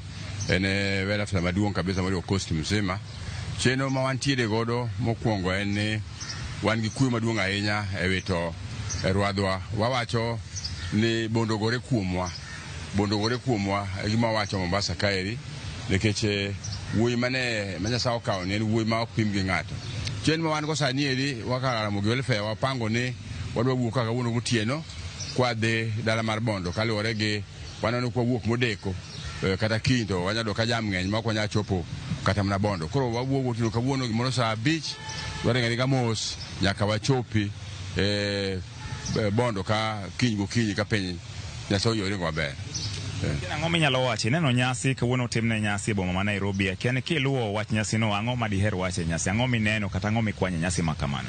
Gima yude nyasi ma kawuono en ni Baba Raila Amolo Odinga dhano ohero kabisa nikech kaka naneno kata kanyo ogole chakre nyoro kata kawuono kaka nogole nyoro e airport gi tielo nyaka odhi stadium marwa maduong' mane dhano pongo mong'ok kendo kawuono kogo kinyi dhano pongo odonjo Nyayo kapok piny oru macho nyisa ne baba dhano hero makade en ng'ama nyalo karamna wacho ne Nyasaye pendo atim baba na chungu baba kozo babo chier baba dhano hero Ramna joma obiro lemo obiro yago baba ko baba president mang'eny kabisa obiro ko baba Malawi wapi yani nyisa ne gitanjwa ne baba ne en ng'at dhano ne en ng'at ji baba dhano hero gik ma nyaka wachako jotendwa gi kata kama marehemu President Moi, marehemu Kibaki, Kenyatta onge mosetimore kaka sani eri mar baba ne otimore mae mobede malich mapok nodone ma ok wang'e kata ni to wawento en president koso wayudo ng'at machielo chakna gi nyingi tinyisa ni to chenro mar bondo ni in ipange nare idhi koso ito nyonori Mombasa. Erokamano gi nyinga en Charles Magaya, an jakara chuonyo Jakindu Bay modak Mombasa. Kaluwore gi chenro mar iko mar Raila, aparo ni an achiel kuom joma biro nwang'o thuolo mar dhi iko mar jakom, but gima nyalo wacho ni wadhi kaka joneno, lakini e wang' piny Raila oywagore kende. Omiyo an gima nyalo wacho, Raila otiyo tije maber kendo wuotho maber. Omiyo piny mangima ong'eyo ni Raila kata nok obedo kom mar president, lakini piny mangima obedo gadier ni noyudo loch to bagni mantie. Ka ok kamano to kaka achiel kuom joluo mana ka jakom mar osewacho, wan gi chenro maber kendo waikore ni wadhi timo nyasi mar Raila kaka wachano kaka johera mage mar Mombasa. Kuom mano en mor maber kendo en nyasi mitimo ne Raila nikech kama koro chopeni otiyo tich maber kendo otiyo tich motegno makata kopono onge to tipo mage odong' chien manyisowa ni ne en ng'ama nokawo Kenya gi chunye kendo tiyo maber. Mogik en mor maneno godiochieng' ma kawuono ni kar adier chenro koket maber to weche dhi maber. Kwang'iyo kopogore gi nyoro odiochieng' ma kawuono ka sirkal oketo chenro maber kendo chenro tim maber maonge yukni bende onge tungni. To mogik adwa wacho ni ber ka janyuol obedo gi nyathine machiegni. Waneno teko gi chir manyicha Raila oketo kuom nyare matin ma en Winnie mobedo gi chir kendo obedo gi tegno kendo ng'iso chir na adier jaduong' nyicho miye thuolo kendo ne puonje puonj makare. Ka ok kamano talamo Nyasaye kendo akwa Nyasaye norit jowa duto te mae pinje mopogore opogore madhi e nyasi mar iko ja Raila e odiochieng' mar Jumapil mondo Nyasaye otelnegi duto e nying Ruoth Yesu. Erokamano. Wayudo ne jaduong' ang'e ni achiel kuom jodongo kata jotend luo e kaunti ma Mombasa. Akia ni in wach Raila ni ang'o ma diher wache be idhi kowe? Anyinga jaduong' Obuya, Joseph Obuya Denga, ajanya kach. To gimosetimore osetimore. Wan kaka wanyalo geng'o onge. Simbo senindo, kuru jomodong' e piny mondo ong'iyane ka ginyalo wuodh Raila mondo mi gikonyo oganda modong' nikech en mocho otetien oganda. Sani koro awacho ni simbo nindo to ng'ama koro wang'iyo koro onge. Pod wapimo kaka piny ber. Wa joma dongo koro wadong'. Tuondo osedhi wan ema koro wadong' e pinyni. To wagoyo erokamano n'oganda mar luo mobiro e nyasi mar Raila, madhi e nyasi mar Raila. Anto kabidhi nikech kaluwore gi hika aol ng'wejno ok danyal. Tawuoro gimotimore kuom wan oganda luo. Mane jakwath manyowan go. Koro jakwath Nyasaye ong'e kaka biro miyowa. Kane joluo machon to juogi ma wacho. To joluo masani gin jomolal ma mwandu mag piny owito. Koro ok ginyal wacho gima ber manyalo konyo oganda nikech gin joma lamo mwandu. Mos ahinya kuom oganda ma luo kod Joramogi kuom dwarwa kama wantie mondo wanyis wach. To ler ni wanene to kudu wiwa wan sani wiwu kut kaka wanyalo wuoyo tamwa nikech idhi wachang'o to ng'ama biro konyi to onge. Mae jakwath manyo konyowa, en jakwath makoro wewa. Luo ok bed maonge jakwath gibiro bet go, to sama gibiro bet go no nitie kama jodongo dhi bete. Jodongo modong' sani to madho mana chai ute nyithindo, pinyo ok ginyal ng'iyo ni nyithindo gitindo. Mano kende wach man godo. Raila Odinga gi kan maber. Erokamano ahinya. Wayude ng'at mogik kaendi. Nyisa ni to waneno ka chenro dhi mbele Mombasa kaendi. Akia ni imbi dhi yudo thuolo mar dhi ywago kata dhi iko migosi Raila Odinga chacha gi. An iluonga ni Antonio Mwandu. Jatend joma wuotho mos Mombasa ka in a certain group. To mokwongo kabisa en lit gi kuyo ne jo Kenya mangima. En lit gi kuyo ne jo Kenya mangima. Nikech adier nindo mar Raila no ok expect kawuono. No ok expect kawuono no pod wan kata gi wach tarik 14 gi tarik 16 November. Ma weche mano wan go de chunywa mano nego bed ni wago kode mbaka. Lakini koro en hero mar Nyasaye ni time ne noseromo. To koro kata ka en kamano lakini koro walamo ne ma Nyasaye. But expectation mara to akwayo mana ne jok madhi chopo eko jaduong', akwayo mana ni mondo Nyasaye mondo telnegi, mondo Nyasaye okel kwe makende e liend jaduong', mondo ikow jaduong' gi kwe. Koro anto gima da wacho kuom jaduong' matin ni jaduong' en ng'ama ne en mutetezi mar ji. Kata wan joma wuotho mos jaduong' ne otionwa matek kabisa mwayudo rights magwa, kendo wagoyo ne erokamano ahinya. Koro akwaya anto thuolo mara to ok adhi chopo, lakini akwayo Nyasaye mondo telne jok madhi chopo mondo kow jaduong' kaka jatend oganda, mondo toke kata kosekowe kwe mondo bede e kind chama, mondo jochama oyude obed gi winjruok makare, mondo giyude ng'at moro manyalo endelesha chama kaka jaduong' no endelesha mokelo kwe e chama ka. Erokamano. Akia ni intire gi wach minyalo wacho? An onge manyalo wacho mang'eny. An nyinga en Peter Onyach. An gi manyalo wacho maduong' onge, gino mako dhowa ma kaka nyalo wuoyo mrima manyalo medre zaidi. Koro an gi makwayo wan joluo ma Mombasa ka wabed gi moro achiel, wawe pogore mara jokama mar ariyo. Kama jaduong' owe wacha yot mowe wano kik waogie mara wadoko na wabeda kamano mang'eny wabiro wacho ka wasekano jaduong'. Akia ni in gi wach be idhi Bondo koso in podi in Mombasa ka? An Mombasa ka, an nyinga iluongo ni Caleb Ochieng'. Koro gima nakwayo wanachama mar ODM wabed gi chuny achiel. Jaduong' osewewa, chama obed motegno, kik wabed gi pogruok e chama. Wamany ng'at mabiro dhiro chama no kaka jaduong' norito chama mar ODM. Kik wabed gi pogruok, wabed gi kwe.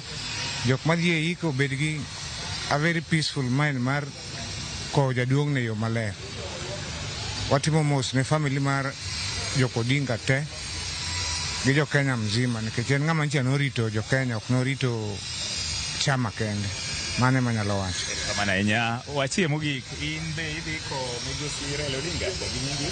An gi nyinga Nikilio Nairo, jadak kendo jamany ma Mombasa ka. Ok dang' wadhi te kaka nyikwa nyanam. Joge ma ang' no wuogo no represent wa kaka jo Mombasa. To wakwayo oganda mar luo madhi wuok kaka dhi. At least gibede gi luor moko. Midonde seche moko bedo bang'e ne kiang'o ma jomoko lore kori ogom cha ok wadwar. Ka ok idwa dhi tikwero chon tiwe idong' e dho gari.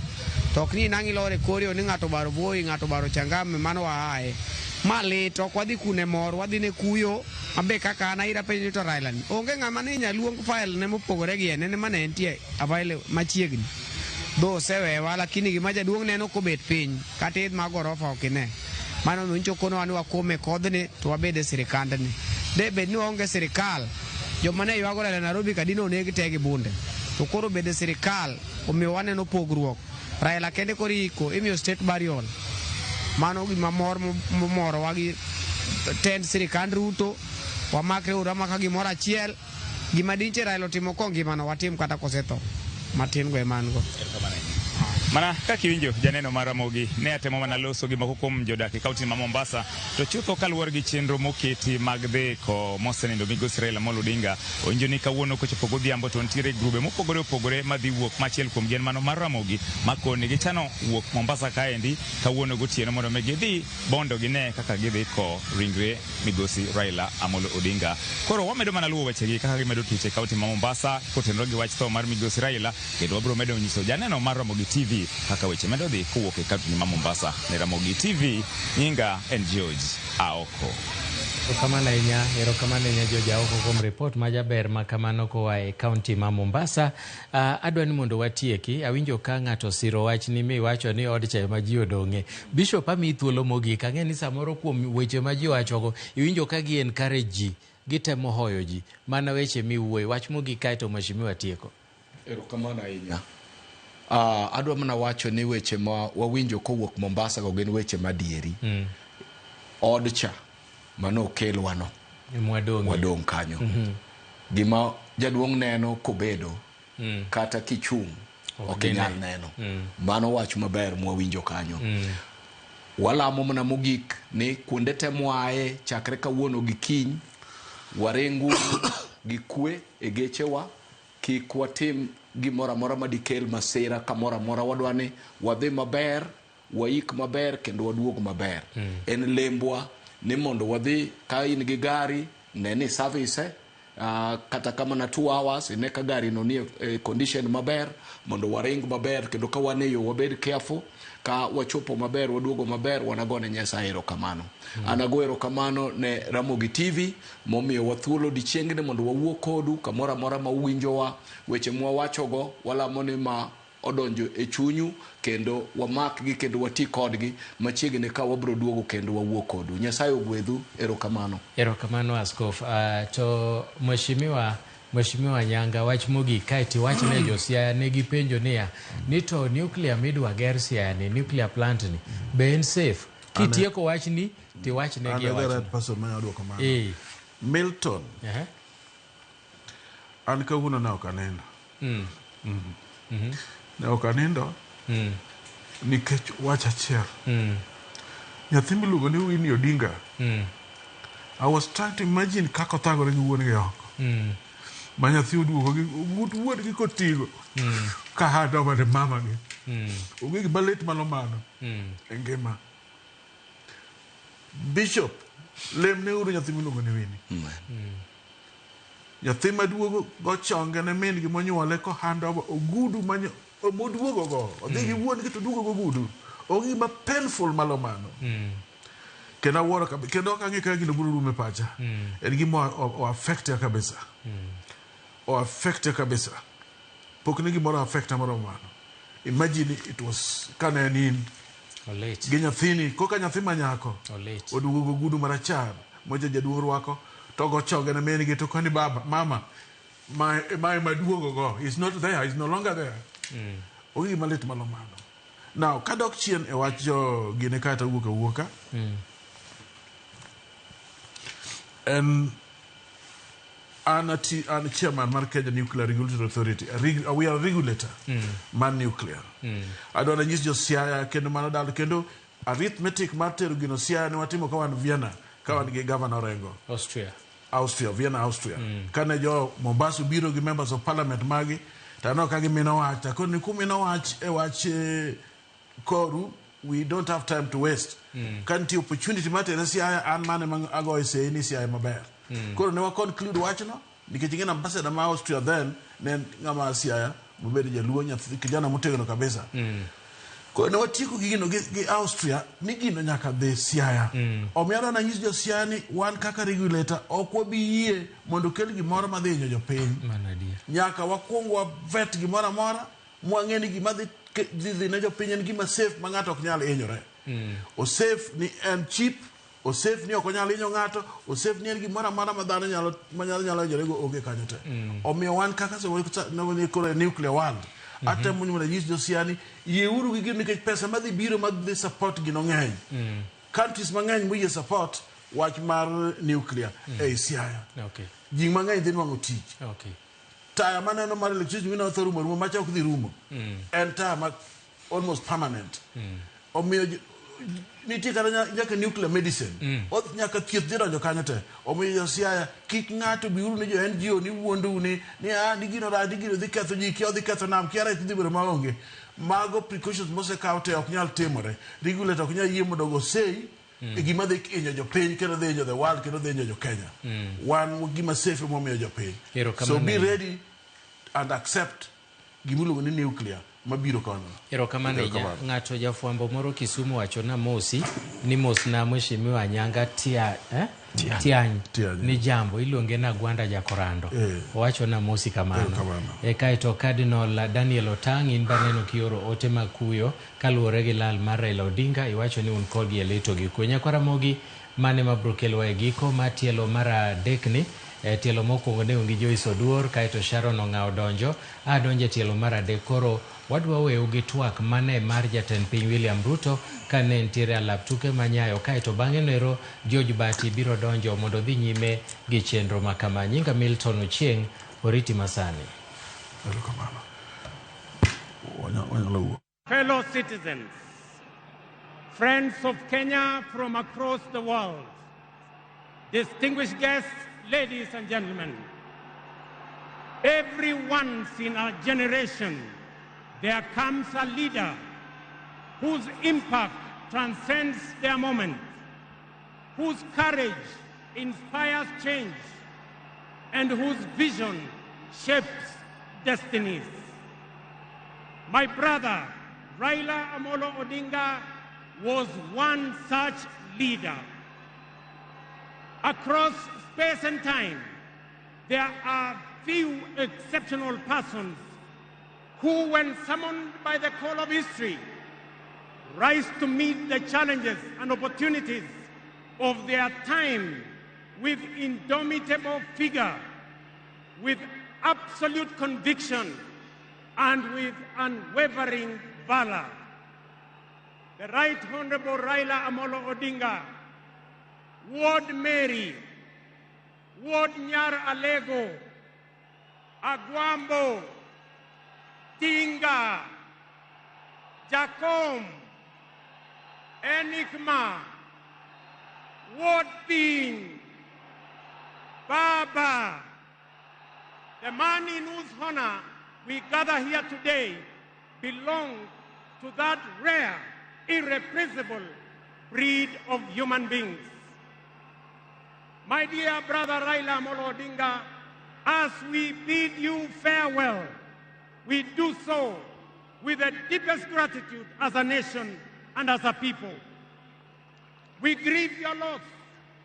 We celebrate your 80 years of presence and also salute you for the great statesman and patriot that you were.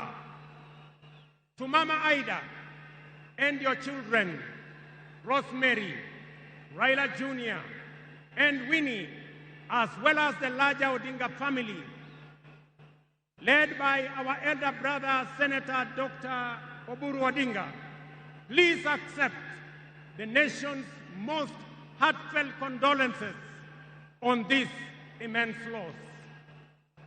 Kenya stands with you in this moment of sorrow. We share in your inexpressible grief, but we also share in your pride for your husband, your father, your brother, and your kin, who belong not only to you, but also to us. Thank you for sharing him so generously with us as families and as a nation. Amolo may no longer walk with us, but his spirit lives within every Kenyan and every African.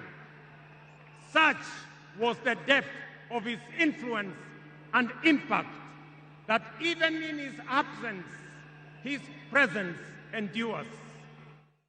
Fellow citizens, we gather here today not just to mourn the passing on of Baba, but celebrate his purpose, his vision, and his ideals. He walked among us as a man, but he also charged among us as a movement for change, a movement for justice, and a movement for inclusivity, and a movement for a greater and better Kenya. Allow me, fellow citizens, at this solemn moment to also speak as an ordinary Kenyan, a father, a brother, and a fellow traveler in the journey of our nation's history. I have come a very long way with Baba.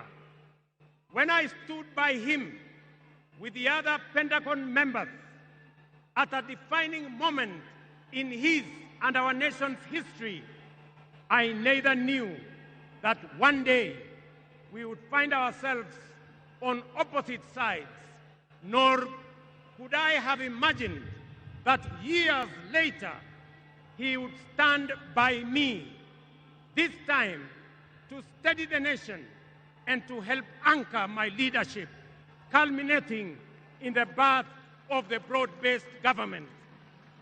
To you, Baba, I owe you, and I am truly and eternally grateful that our paths crossed and that we shared this journey together. We have been both collaborators and competitors, friends and rivals, but always patriotic Kenyans, united by a dream greater than ourselves, a dream bigger than any partisan divide, a dream of a united motherland called Kenya. As I have reflected on Raila's legacy following his passing, I have entertained no doubt in my mind that history will judge him fairly and kindly, because whenever the nation needed him to rise above self, he always did unreservedly. Whenever Kenya needed reason, he became the voice of reason courageously. And whenever the country needed a hand of reconciliation, he offered it without hesitation. Perhaps one of the greatest lessons he taught us was this: in the noble task of statecraft and nation building, there is room for all of us, competitors and collaborators, rivals and allies, bound together by one higher purpose, the greater good of our republic. Fellow citizens, those who worked closely with the Honorable Raila Amolo Odinga know that he was irrevocably stubborn in his vision for a just, prosperous, and united Kenya, a nation where opportunity belonged to all and justice favors none. In Tinga, Kenya found a reformer, a moral compass, a reconciler. He proved that progress demands both courage and patience, that we must be stubborn on the vision, but agile on the details, adjusting our means, our plans, and our strategies, but never compromising our mission. The gentleman we are bidding farewell today gave more to this country than most will ever. He endured years of imprisonment, exile, and political struggle for not the privilege of power, but for the principle of service. He bore the scars of his struggles with dignity and calm poise, and turned pain and suffering into purpose. Jacom was also at home in the humblest of homes and at ease on the grandest of global stages. His heart belonged to the people. He shared in their pain, rejoiced in their victories, and never lost faith in the people's goodness. Fellow monarchs, one of the Honorable Raila Odinga's favorite songs was Jamaica, Farewell by Harry Belafonte, a melody of longing and gentle sorrow. He often broke into a dance and with a big smile sang, round the Bay of Mexico, where the sun shines daily on the mountaintop. I Down the way where the lights are gay and the sun shines daily on the mountaintop. I took a trip on a sailing ship, and when I reached Jamaica, I made a stop. But I'm sad to say I'm on my way. Won't be back for many a day. My heart is down, my head is turning around. I had to leave a little girl in Kingston town. Thank you very much. Today, those words ring with profound meaning, significance, and impact. Our elder statesman, the Honorable Raila, is sailing on a ship, not to Jamaica, but to home beyond. He will not be back with us for many a day. He leaves behind many little girls and boys, not in Kingstown, but here in Nairobi, in Kisumu, in Mandera, in Vihiga, in Mombasa, in Kakamega, in Wajir, and in every village and valley across our land. Baba has finished his race. He has kept the faith. He has served his people and humanity. It is our solemn prayer to the Almighty God that the soil of the land which Honorable Raila so tirelessly served shall embrace him with grace, that the nation he sacrificed for shall eternally cherish his memory, and that the people for whom he fought for shall carry his dream forward. Ladies and gentlemen, fellow citizens, when a man of the stature of Baba, a towering patriot, a relentless reformer, a visionary statesman, and a selfless servant of the people departs from among us, when a mighty bongo tree falls among us, we are left in awe of a life so immense in purpose and impact. And in that quiet moment of both boundless gratitude and unfathomable grief, we are rightly bound to ask, from where shall another like him rise? Ladies and gentlemen, there was and there can only be one Raila Amolo Odinga, a man of great courage, a man that made sacrifices, and a man who had a big heart to forgive even when he was wrong. May the Almighty God comfort his family, and may the soul of the Right Honorable Raila Amolo Odinga rest in eternal peace. Asanteni sana, na Mungu atubariki sisi zote, and God bless our great nation. Thank you very much, and I want to thank all the dignitaries who have come to condole with us. Asanteni sana, tutawaona mbele katika safari ya kumpumzisha huyu shujaa kiongozi wetu Raila Amolo Odinga. Asanteni.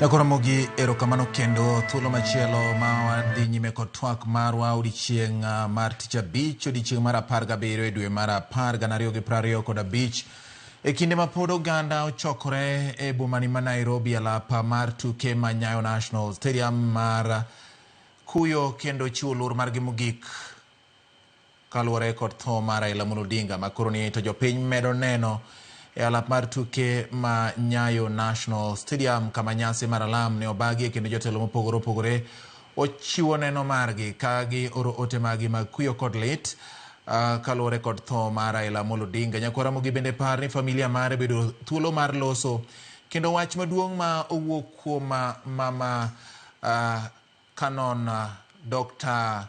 Aida Betty Odinga ene Raila Amolo Odinga ne en jal mane ohero kwe kendo kinde duto gima nosiko konyiso min piny ne en wach mar kwe. Omiyo Nyakwaromogi anokarita bendo keti alwora mar Nyayo National Stadium mondo chendo ne odhi mopuch kendo odhi makare. Kamoro amora ma intie yiena mondo arwaki kendo e twak ma tinende ni machakore sani nyaka ang' rom sa achiel mar otieno achiel kachiel kapod wakuyo kod oganda Nyakwaromogi Ajwang' gi Kenya mangima e kinde ni ma iywago mosenindo Raila Amolo Odinga. Chenro mage mamoko Nyakwaromogi biro timore kiny nyaka bi tere kar yweyo mare mogik odiochieng' mar Jumapil tarik 19 mar dwe mar 10 mar higa ni Nyakwaromogi.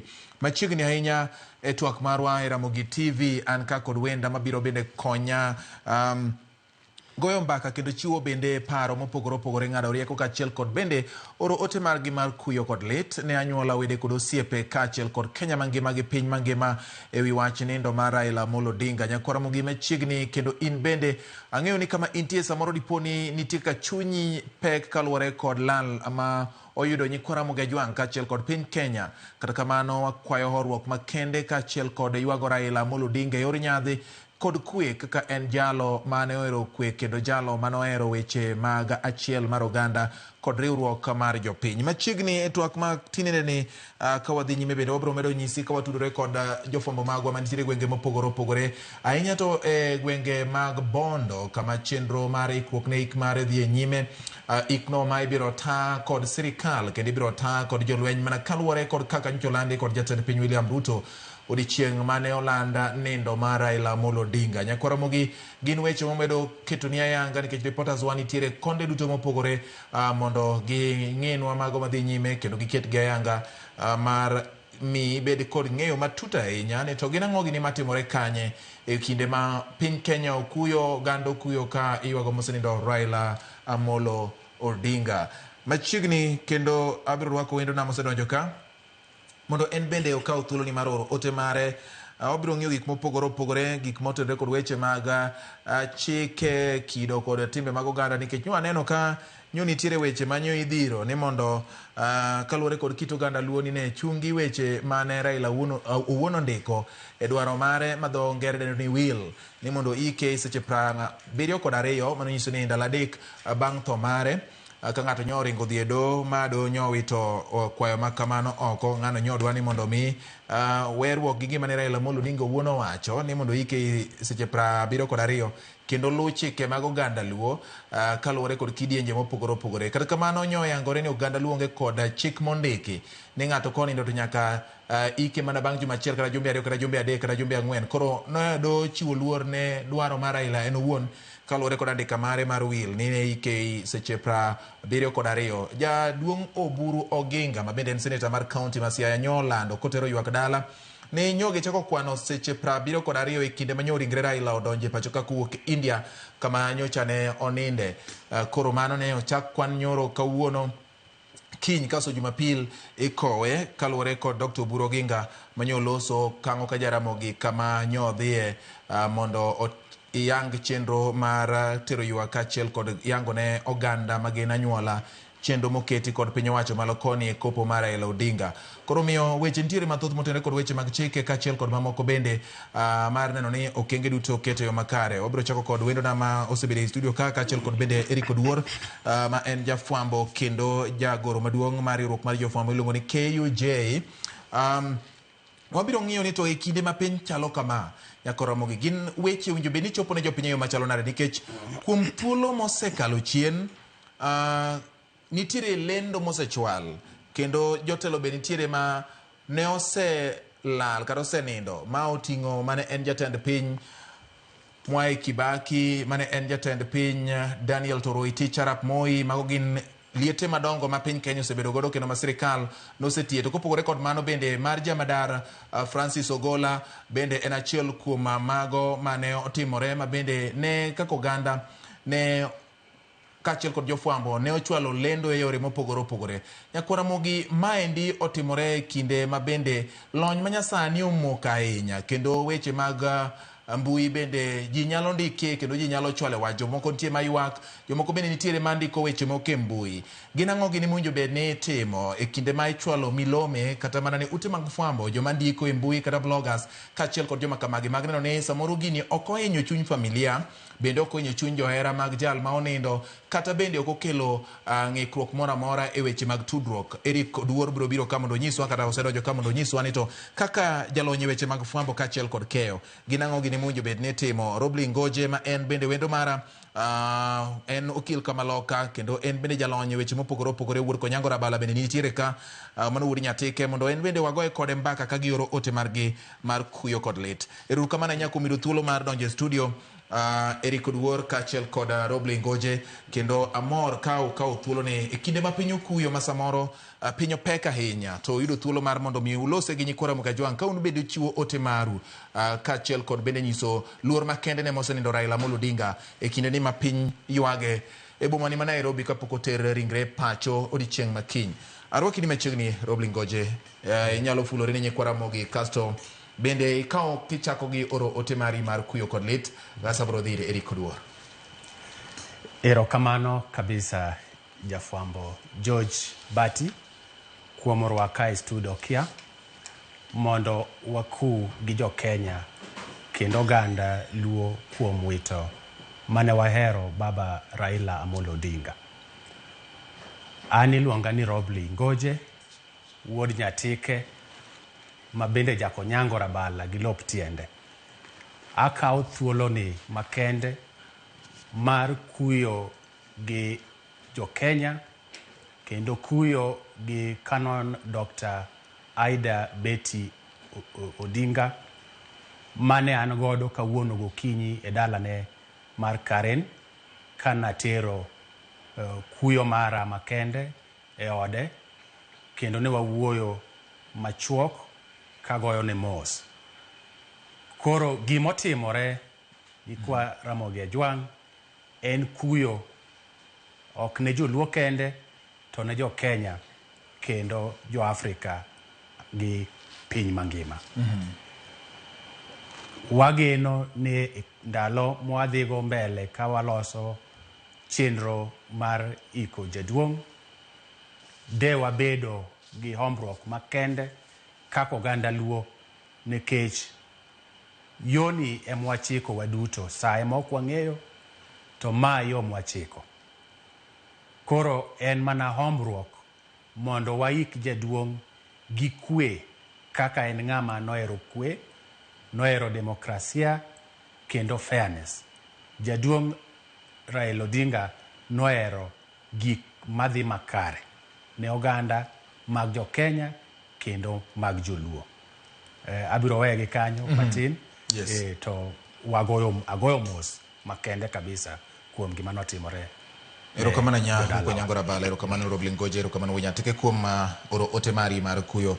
Eric Oduor, in kopogore gi lony mari iwuok e kaunti ma Siaya, kendo maendi en le ma ogore e dala, to ma e kaunti mar Raila Odinga bende ne wuokie.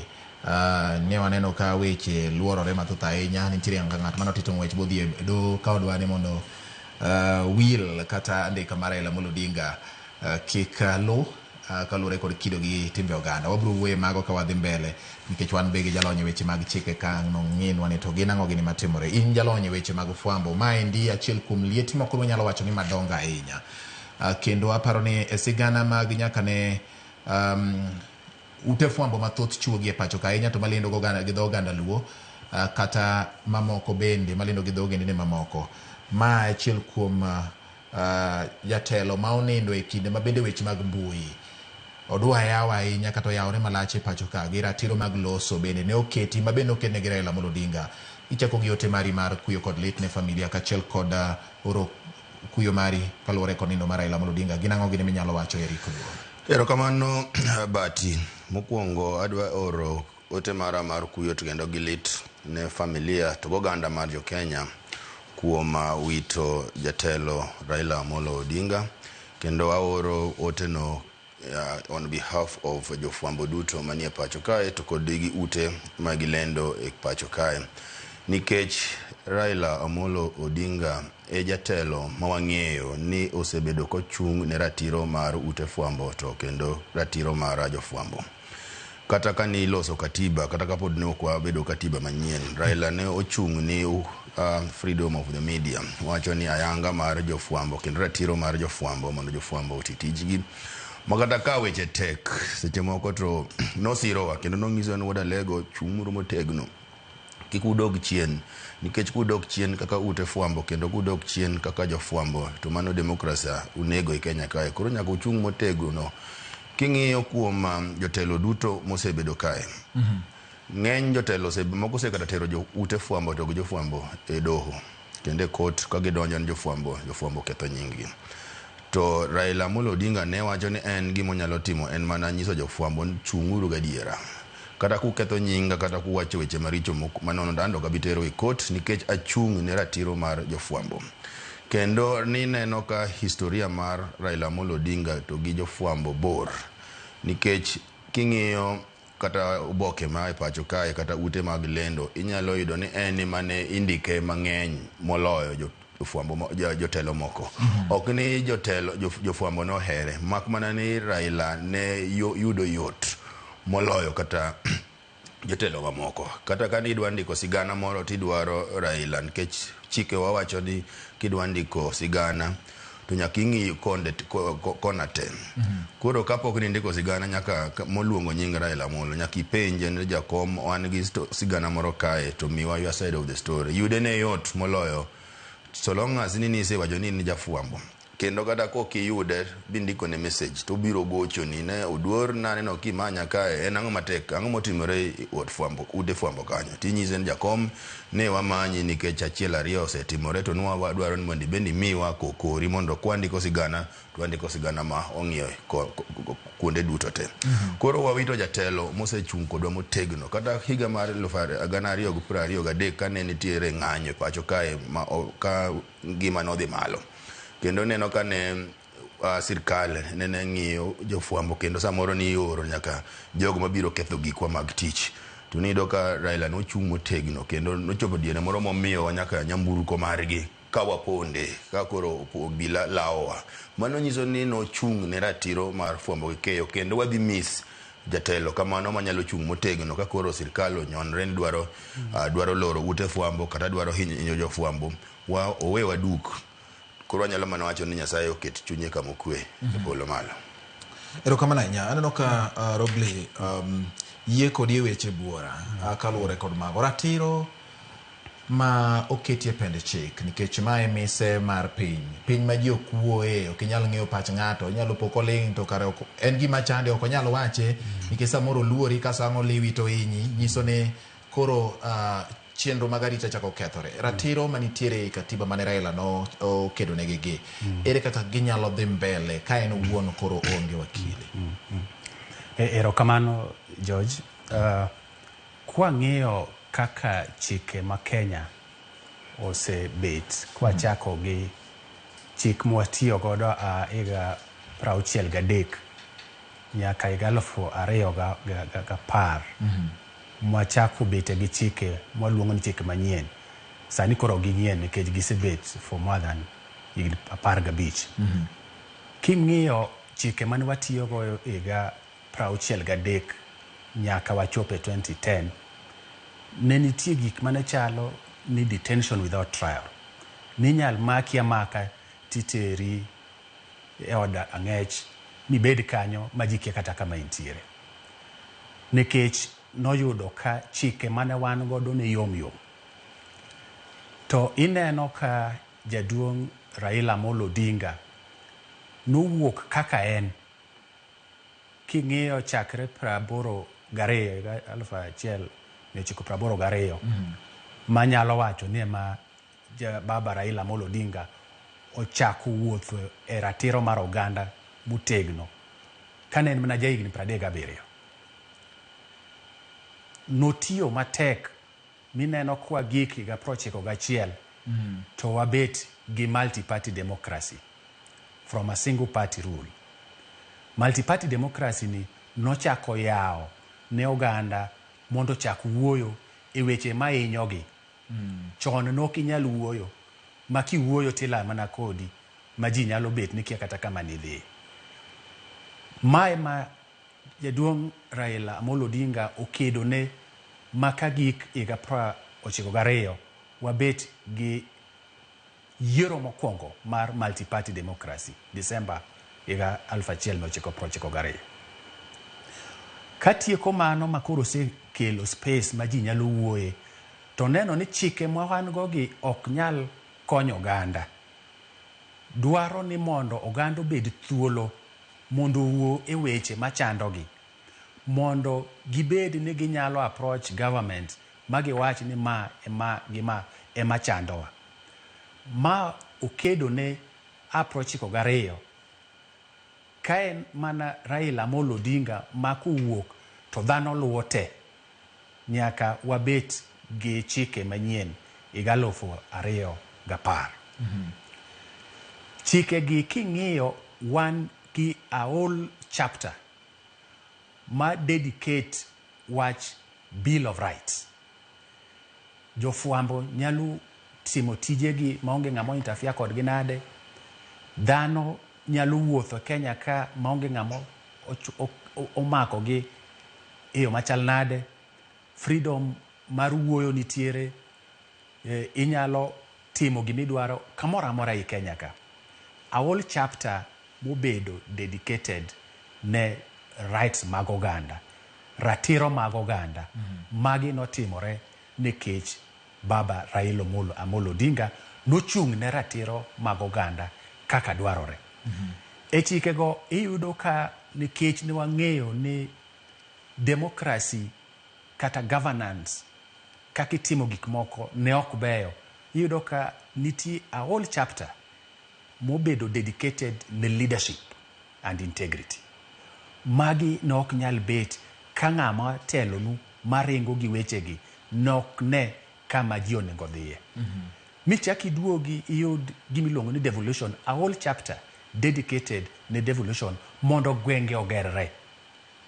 Omiyo jaduong' Raila Amolo Odinga ne ok tim magi nikech odwaro kaka en dhano mondo benefit, to mondo oganda mag jo Kenya oyud thuolo maber magi nyalo timo go gigegi maonge ng'ama chwanyogi kata harasgi e barabara ka gidhi nyime gi gik monego gitim e Kenya ka. Omiyo king'iyo historia mar jaduong' Raila Amolo Odinga, ineno ka en ng'at manowuok ok nero ni mondo yud gik ma konye kende, to ni mondo yud kaka oganda nyalo wuoyo ma ok ochwanygi e yo moro amora. Omiyo ndalo manasebet ka wuoyo gi baba, ka nitie gima nyalo chwanyo oganda, nineno ka chwanye kabisa. Ka nitie ng'ama haras jopiny kata tiyo gi jopiny gagoko, niyudo ka en gima chwanye kabisa. Emomiyo kawuono jo Kenya nyalo bet mago mbaka e yore te magineno ni ma e kama wuoche diyowa godo, to ka wadhie maber ka onego waloki nikech thuolo malach manokel e Bill of Rights mondo ratiro mar oganda owinji. Erokamano nya Robley. Iyuak kendo iwacho ni chal ka gima weche mag fwambo oyudo adhola maduong' ahinya. To mae bende ma Robley wacho ni e ratiro moketi, achiel kuom gin ratiro mar wuoyo maonge ng'at ma ogeng'o ni kata oketo ni geng'ruok. Sani piny medo dongore, kendo weche ma inyalo tigo e chwalo milome kata weche bende medore bendo bedo malach. Dwa bedo nade kuom ranyisi kaka ne wacho ni koro nyithi kiye odong' e lony mar fwambo ka? Gima koro wanya wacho en mana ni Raila Amolo Odinga nosekedo bomiyowa ratirogo kendo miyowa king'iyo katiba omiyowa ratiro mar wuoyo ma ok ng'ato nyalo tami wuoyo, kendo omiyowa ratiro mar ute fwambo, kendo omiyowa ratiro mar yudo weche mora mora ma sirikal ni godo monego bed ni nyiso jopiny. Gima koro dong' en ni koro nyaka wuog oko bo wane ni legacy mar Raila no ok okethore, mar nokelo nwago ratirogo, warit ratirogo mwabo parego kendo nyikwa bende bo parego kata kwase wuok. Generations mabo biro bende nyaka yud ratiro mar Raila no miyo ka pod ginitiere. Koro odhi bedo lweny ma nyaka ji kendo oganda kata jofwambo bende nyaka wuog bakedi maginene ratirogo girito okomul kata chiel. Gima notimo be notimo maber koketgi e Bill of Rights, mana kaka Robile owacho ni oketgi e Bill of Rights ma gologi ok dhi bedo mayot. Aparo mane mich maber bende manomiyo jo Kenya noketgi ratirogo noketgi kama gologi ok dhi bedo mayot. Koro nyaka wageng' ratirogo nikech gin foundation kata kidi mochungo oganda. Ka onge ratiro mar jofwambo kendo onge ratiro mar jopiny wuoyo kendo wacho gimara mora ma gin godo, to ok wanya bedo gi piny nikech mano ema chungo demokrasia. Ka demokrasia onge to mano dhi kelo telo marach. Telo marach ema hinyo oganda. Telo marach ema koro kelo koko kendo kelo lweny e piny. King'iyo Afrika, pinje ma osebedo ka yuarok ng'enye kendo lweny gore mang'eny en pinje maonge telo maber, gin pinje maonge demokrasia ma kochopo na higa ni 5 to ji bedo piny to kendo ji dok kuom jopiny to kwa jopiny ombulu. Mago en nikech timore nikech ratiro mo wango. Koro ratiro gi nyaka waritgi nikech ka gilwar piny to gigo duto mwasebedo kadhi maber e pacho kae dhi lwar piny, to wadhi kelo telo marach, to wadhi kelo koko, to wang'eyo ni king'iyo Afrika ma ugwe kae. Okay, Eric, nitiere tipo moko ma bende waneno e wang' jowi marwa Maramogi TV sani kamino katinga no nitiere kanye kamar Ingrid Raila Amolo Odinga. Jopiny biro bedo kod thuolo mar nene ka ochopo bondo e kinde ma jopiny biro yudo thuolo mar chiwo luor margi mogik ne Raila Amolo Odinga. Kineno tipo go nyaka Ramogi, mano e kama ibiro keti alwora matinga tinga no nitie kama ibiro keti ringre Raila Amolo Odinga mondo jopiny onene ochiwne luor mogik motelo ne ik mare. Omiyo nodwa ni mondo wanyisi ni chenro no dhi nyime yo makare mondo okang' ka okang' ma igoyo bed ni en mano ma wanyalo luoni kendo inyalo bedo gi ng'eyo. Kidieny machielo kanyo nyaka Ramogi gin bende jogo ma omi tich mar no ni kanyo losi kendo pie makare nikech ka koro ibiro mi jopiny thuolo mar neno ringre Raila Amolo Odinga to kinene kama onge koda chochni moro amora nyaka Ramogi gin mana tipo ma wamedo nyisi ne okenge oketi. King'iyo kanyo apisa mag arita nyaka Ramogi bende luorore mar neno ni weche mag arita biro bedo kare. Ng'iyo ni to gin kanye monjo bed ni biro luto, ji nyalo donjo gi kanye, nyalo wuok gi kanye, to kochopo kanye tang'o ma itimo. Lalruok bende dhi nyime kind kidienje mopogore opogore mag jopiny nyaka Ramogi. Iporo wach ka yuago Raila Amolo Odinga no kanyo endo apaya bende madhi kama chenro ni ibiro timie bende oselosi kendo ket mopuch mondo ka oponi wuoth mar Raila Amolo Odinga koro biro dhi dala bondo to dhi kama oywe mayom ma onge chandruok moro amora. Bende nyaka Ramogi jopiny medo penjore penjo, gimedo ywak kendo gimedo dhi nyime kod tayo chenro magi. Eric, ne ang'adi to mana nikech nodani mondo wanyis jopiny kaka chenro dhi nyime dala mar bondo mondo ging'e ni adieri en chenro ma okasi kendo en chenro mabiro timore kaluwore kod dwaro mar Raila Amolo Odinga mar ndalo de kata seche 72 machiegni kendo. Eriko, inyalo dhi nyime. Erokamano George. Gima natemo wacho en ni gik mane Raila Amolo dwaro notimore nyaka warit kendo dhi mbele gi timore. No en ng'ama no ok ohero koko. Nowacho nodwaro mondo wabed gi oganda maonge koko, wan gi oganda man gi kwe. Kendo kiwinjo kaka Mama Ida nowacho kawuono kowacho ni Raila ne wuoyo kodwaro telo maber, ok telo mimaye jopiny, ok telo ma ji bet piny tiyudho gige jopiny monego bed ni konyo jopiny to jogo ji yudho gi jotelo. Mano nyalo mana timre ka wan gi ratiro mar jofwambo matemo menyo kendo temo kwedo kendo temo nyiso jopiny kwa timo tich mitiyo ni watchdog. Mano e kaka wanyalo rito legacy mar Raila Amolo Odinga kuom higni masani to gima bo biro makanyikwa bende biro to gibende gibiro yudo misingi mar Raila Amolo noseketo mondo wabed gi telo maber e pacho ka. Alright. Tipo mabende wane medo neno nyaka Ramogi gin mag tweyo teko sitima mar no ne dala orieny gweng' orengo rieny mondo e kinde ma ibiro ta chenro mar ik mar Raila Amolo Odinga to konde duto bedo kod teyni no ka teyni miloso gin kata miketo gin teyni mane kod teko mag menyo malach kendo en sitima ma ko yaw to inyalo paro ni en odiechieng kata en otieno magi keto mondo chiw luor kendo mondo mine ni ng'ata mabiro chopo e nyasi mar ko Raila Amolo Odinga e kar yweyo mare mogik obedo ka en kod arita makare kendo konyo bende apisa mag arita mar neno maler joma ochopo mondo oyuore e nyasi mar kopo mar Raila Amolo Odinga. Gin mana mago madhi nyime sani, ikruok madhi nyime Nyakwara Mogi alwora mar Kang'o ka Jaramogi e gwenge ma Bondo e kaunti ma Siaya ma nyasi mar iki biro timie Nyakwara Mogi Kang'o ka Jaramogi mana machiegni gi kama ne oikie Jaramogi Oginga Odinga kaluwore kod chenro mwaseneno motelo Nyakwara Mogi. Erokamano ahinya. Joma medo bende oro ote magi kata ndiko buk mar chwalo kuyo margi bende dhi nyime e alwora mar Kang'o ka Jaramogi kanyo kaluwore kod kako kete kendo kako ike. Erokamano ahinya Nyakwara Mogi. Gin ote kachiel kod tipo mwamedo nyisi kendo wamedo tang'oni kaka gimedo dhi mbele.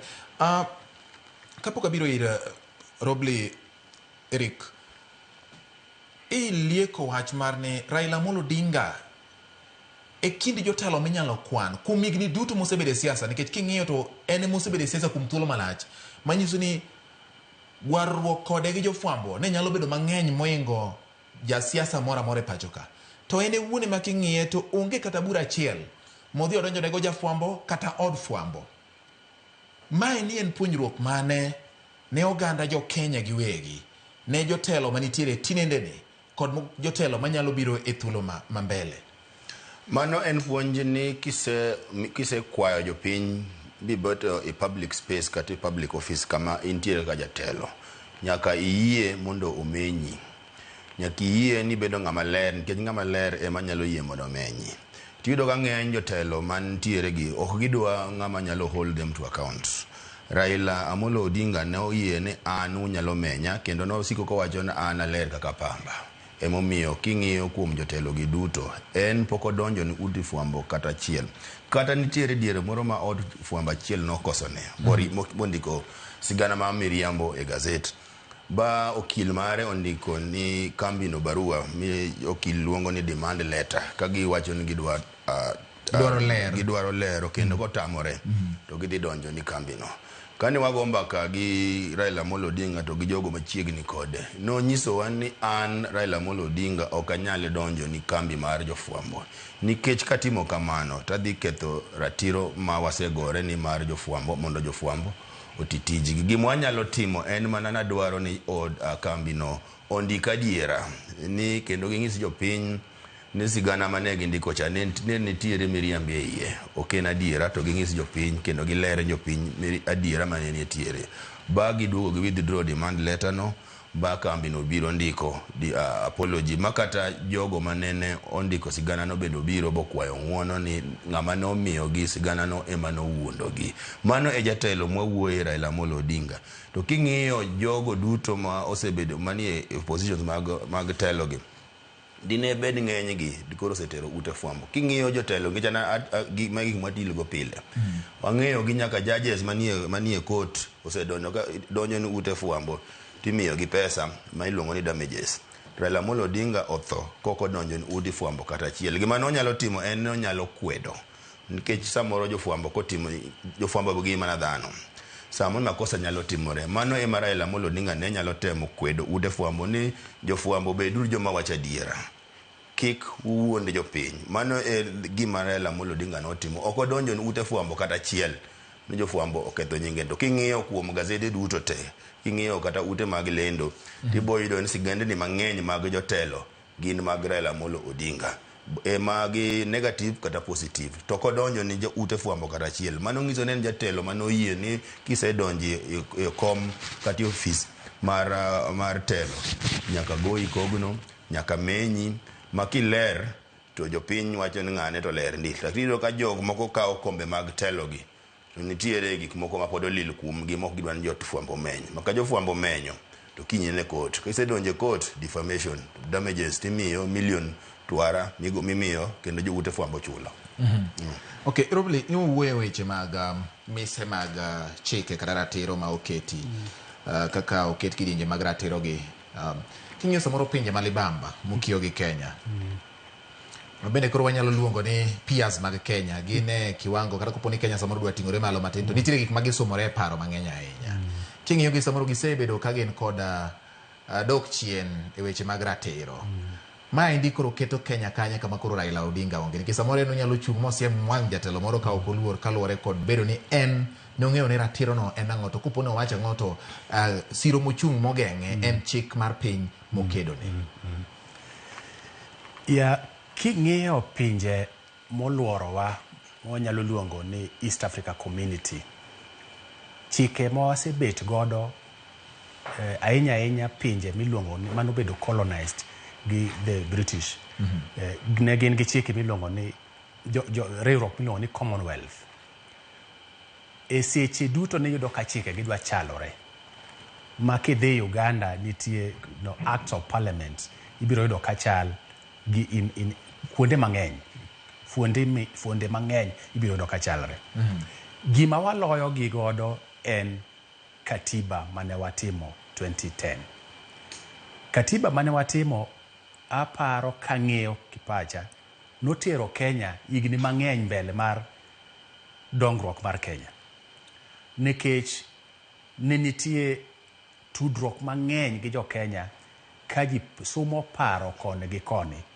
miyudo ka wat elevate Kenya e standard moro minya yudo kata na US UK gine minyalo yude ma emokonyowa e ratiro mag oganda gima nyaka watim kaka jo Kenya en ni nyaka wa geng chikegi mondo kik fuonde mag chikegi waluongo ni basic structure mag chike mag Kenya gi kik wayie mondo okethi nikech kokethi tichalo ng'amo gero ot maber to dhi omuko pillars nitimo renovation odno kokitang' nyaka gore piny omiyo nyaka wang'i yo mwarito godo chike ma wan gogi maka nitie kuonde moningo losi to ok wa keth basic structure walosa kuonde moningo losigo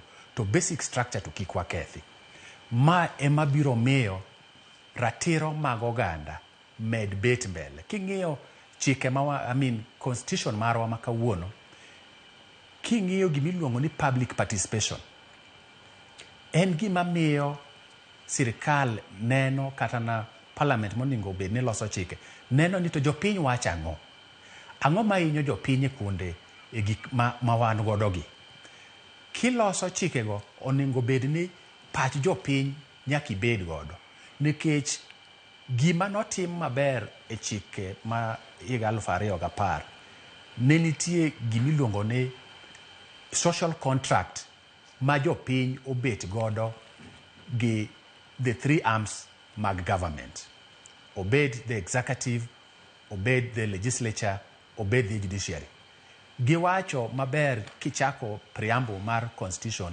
ni wan jo Kenya wamiyore chikegi to kendo wamiyo jok ma positions machalo executive judiciary wamiyo gi teko mondo giti gi chikegi e yo ma chikegi dwaro to koponi gidhi marach to wanyalo wacho ni koro wamayo that authority so the supreme authority nie chike to jopiny mochiwo chikego koro ma nokelo tegruok maber ahinya chikewago ni jopiny nyalo wuok oko mawachi ni ok uti gi chikewa kaka wadwaro omiyo wadwa ni wakaw power back to ourselves mondo waduogre wakaw chikegi wabed godo nikech ne wane mane wamiyore chikegi to ok wane kutiyo gi kaka ne wamiyo koro ma bende siro motegno kabisa manyaka wageng' ma ema miyo jopiny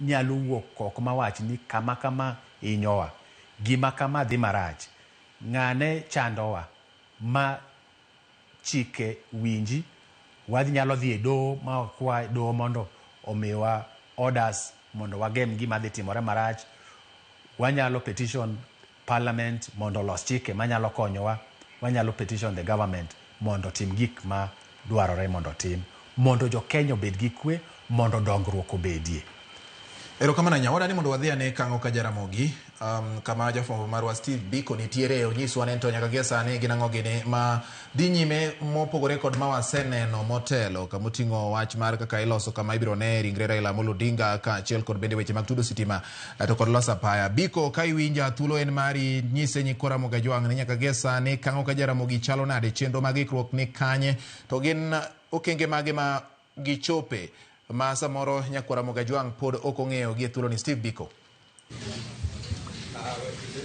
Erokamano ahinya Batigi, abiro kachiel gi sani ka winji ka owuok e par Jaramogi Oginga Odinga ma bende ne en Prime Minister mokwongo ma piny Kenya ma yudre Kang'o ka Jaramogi e kar chung'o bura ni Mabondo, kama bende gi kaeri nitie chenro madhi nyime Bati mar ikruok ne kata keto e kar yuero mar mogik ogai mar ODM Raila Amolo Odinga. Ka nyaka gie sani mana kaka isewacho no ero nitiere chenro ma bende dhi nyime kaeri mar kunyo bur ma bende dhi kanyo ero ka kopogore kod mano bende mano ndamo manok kende kiwuok kae Bati wachopo mbalariany ma Jaramogi Oginga Odinga kanyo no ero manyasi mar alam kaachiel kod chenro duto ne mogik ne ibiro tim ne ringre ogai mar ODM Raila Amolo Odinga. Ka bende gi kanyo ero e Jaramogi Oginga Odinga kanyo chenro mar chungo hema kata tent ma ibiro tigo do kanyo ero dhi nyime kanyo ero. Ka bende Bati mana kaka iselieko kanyo no ero chenro bende machielo madhi nyime e dala mopoda malo kocha mano dala Raila Amolo Odinga kama nago e dala kaachiel kod Kang'o ka Jaramogi kaendi ma bende ibiro kete mondo mi oyue en chenro mar tudo sitima kaeri mondo mi jopiny obed gi ler koromo odiochieng'no ero makiny Bati. Ibiro paro kanyo ni ogai mar ODM Raila Amolo Odinga e will mane ondiko kanyo ero nowacho ni mondo mi okete mondo mi oyue but kama noike min mare mano Mama Mary Odhiambo. Kata kamano kanyo ero kalore ni familia wacho ni gigeto neno ni ogai mar ODM Raila Amolo Odinga bende ogerne hem kono ero kata mausoleum ma biro bedo kae bende inene kanyo ero kalure kod gigo eko mosetimo ne piny Kenya. Omiyo ik mare idhi timo pogore ni mar mana bath kama noike wuon mare Jaramogi Oginga Odinga mane side mar korka achich ka inie kidonjo gi rangach kocha chande kor achich mane kama idhi ikie ogai mar ODM Raila Amolo Odinga Bati. Kopogore kod mano bende chenro dhi nyime e dala kaeri ka jogo eko ma sirikal nyocha olando maber ni ik mar ogai mar ODM Raila Amolo Odinga en gino midhi tim kod piny owacho mano iluongo ni state funeral. Kata kamano familia ma kaendi bende wacho ni gibende nitie kaka nyaka gidonje gini eri. Omiyo kotel kod jakom margi giwacho ni gin jogo manodongo gi ogai mar ODM Raila Amolo Odinga kendo bende jatelo no osebedo ka konyo ga yore mopogore opogore. Omiyo gin bende ok gidong chien kata odoko mana ni sirikal dhi timo margi to gibende nyaka gilos yore go eko mag rwako welo. Kopogore kod mano Bati toka kaendi nyalo neno an kae kod mako kuom jopiny ma bende ni wuok e kaunti ni eri Siaya kaachiel kod jatelo ma bende wuok e kaunti ma Homa Bay mano Mama Rachel Ogutu. Ka giduto gibiro kae ni mondo mi gine ni to chenro odhi chalo nade kata chenro osechopo kama nade en mar neno ni ogai mar ODM Raila Amolo Odinga okowe kar yueyo mare mogik. Koro kachiel achiel ang' amigi thuolo mondo mi giful nyinggi kaachiel to gi wach ma gin godo ewi ikruok madhi nyime. An gi nyinga iluonga ni Frederick Odhiambo Oyugidor ma inshutod ong'ere ka food. An jakom makojolo ma UDA Siaya County to an ematelo ni two-term movement Siaya County. Koro wabiro ka kaka jo sirikal, wabiro ka kaka joluo, wabiro kaka jo community mondo wabe wane ikruok kumosechope, wane kuma idhi ikie baba wa Raila Amolo Odinga. To waneno ka gik moko dhi maber, awasewuok e dala ne opoda, wanong'o ka chenro dhi maber, wakalo e mbalariany Mabondo, wanong'o ka hema oselos ma waneno ka mpango dhi maber kaka no oseketi. Koro wan gimwa penjo jothurwa, wakwa jothurwa gi muolo ni baba osekonyo Kenya kama ng'eny. Baba emomiyo sani wanyalo chung' ka twaloso kwa wacho ni wan jo UDA to wan Siaya. Baba osekelonwa demokrasi to wadwaro ni ki iko baba oik baba gi muos, waik baba gi muolo, waik baba maonge koko, waik baba gi hera. Jowa duto mabobiro ywago baba gibi gi mos kik weche mag koko mang'eny gi yawni mang'eny kik bedie mondo baba kaka nosetiyonwa matek cha wakowe gi muolo, wakowe kwa mor, wawerne, wakowe kod chuny matek. Sani aneno ka koro oseyernwa ng'ama dhi telonwa kama ne baba oweyo mowachnwa en Dr. Oburu. To wan kaka joluo gima osekonywa momiyo wang'ere Kenya mangima ka en riwruok mosegabedo kodo motegno. Koro akwayo jowa ni riwruok marwa ma joluono wabed wawe kotegno, wariwre karachiel, kik wapogre nikech baba onge. Wamor, wamakre karachiel mondo baba kata kama odhi malo kucha onen tich mane ochako chandego dhi nyime. Wan kaka joluo nyaka wamakre karachiel, sama wamakre karachiel no yaka koro wabende wanyalo nwang'o kata gimoro e piny owacho ni yaka wabende wanyalo inyalo winjwa mondo ng'e gik moro timore. To gima duong' mogik en ni baba nowewa kosemiwa direction, noseketowa e lwet Dr. William Samoei Ruto. Koro wan gi mwatim wamak Dr. William Samoei Ruto wadhi kode mbele nikech Dr. William Samoei Ruto ni en osemiyo joluo tije manyaka nene sirikande moko pok omiyo joluo. Osebedo kotiyo kodwa machiegni, to kaka joka luongo joka nigi gin gi cousins, wabende jolang'o gi cousins wa. To sani Dr. William Samoei Ruto mani telo to babo dhi to wewe lwete, wamak lwet Ruto mondo wane kako obotero wa mbele. Erokamano. Jaduong' aneno ka in iki chal moniang' kabisa. Inyalo pimonwa ni to chike joluo luo kitgi gi timbegi ne wacho ang'o kata wacho ang'o kuom ik mar ng'at marahuma ma kata wuoyi mar Andiga kaka koro Raila Amolo Odinga, to be en gima ber iko ng'ato piyo piyo kamae? An iluonga ni Michael Abakowe, retired chief. Awuok game kendo an e coordinator mar UDA e game kacha. Mokwongo akelo kuyo na makende koa game kuom lalo moluor Prime Minister Raila Amolo Odinga gi Siaya kwa jumla atimu mos ahinya gi familia mar Prime Minister kuom lalo Prime Minister. Kapok awacho gimoro adwa nyisou maler ni Prime Minister ni nachako kode 1991 nyaka 1992 kane wakelo gimiluongo democracy. Diere nogo ne ani jagoro mar Mathare constituency e Ford Kenya kane wakelo loch makuru wan kod multi party mang'eny e Kenya ka. Atimo mos ahinya kuom gimotimre. Ng'ama duong' ka jaram ka Prime Minister samidwa ike mokwongo jopiny ni kod kuyo kalore kod gik ma osetimo, kendo mana kaka osewachi ung'eyo maber ni pinje duto biro e dala mar Siaya ka. Kendo anyalo wacho ni mondo ubed gi kwe mana kaka osewachno nikech pok uneno ik machalo kamae. Mae ik ng'ama duong' mowinjoga, to mae timre gi tije ma Raila Amolo Odinga osetimo ni jo Kenya. Emeneno ka ikide chal kama kata kineno TV kaka chal. Omiyo wakwayo Nyasaye ni en mung'eyo kama obokete Raila Amolo Odinga. To gima nyalo wacho ni joramogi duto te ni kik wawuogi e sirikal kendo otime maber. Nyasaye oweyowa koseketowa sirikal, omiyo joramogi kanye ma mondo wamokie ti ma kik walokre chien. Waikuru baba gi kwe, waikuru baba gi hera, kendo wakwelo duto mobiro. Okay, kopogore kod weche mag siasa, kik wakel weche mag siasa gi sani pod wanie kuyo. Chike luo apenjo kanyo ni chike luo ne wacho ang'o sami iko wuoyi mar Andiga kaka kamaendi? An iluonga ni Council Ondeje. Ana bondo ka kendo atiyo bondo ka kendo atiyo gi jakom. Otimre maber kuom ya penjo machalo kamano. Chike luo to nitie kaka gipogre chon to kendo ka jaluo no tho gokinyi to tho gotiendo kinde tike. Ok ne kadho ka odiochieng' achiel moko kiki. To kata jakom neno gar kama koro Nyasaye okawoni. Obe no luwogi. Ni jaduong' Raila Yujo koyie ni ng'ato mondo yike after 1 month ni kane ang'o e muchari. But chike luo mahie to kani tho at least mono chakre chon ka 70 gimoro 69 gini ika immediately either wande okal. Koro mano e kaka ne timbe. Koro sani njano lokre matin, kata kana olokre jakom to ncho kuyie ni gigo mondo lokre kendo nokoni mawuok mamiyo ji expenditure mang'eny.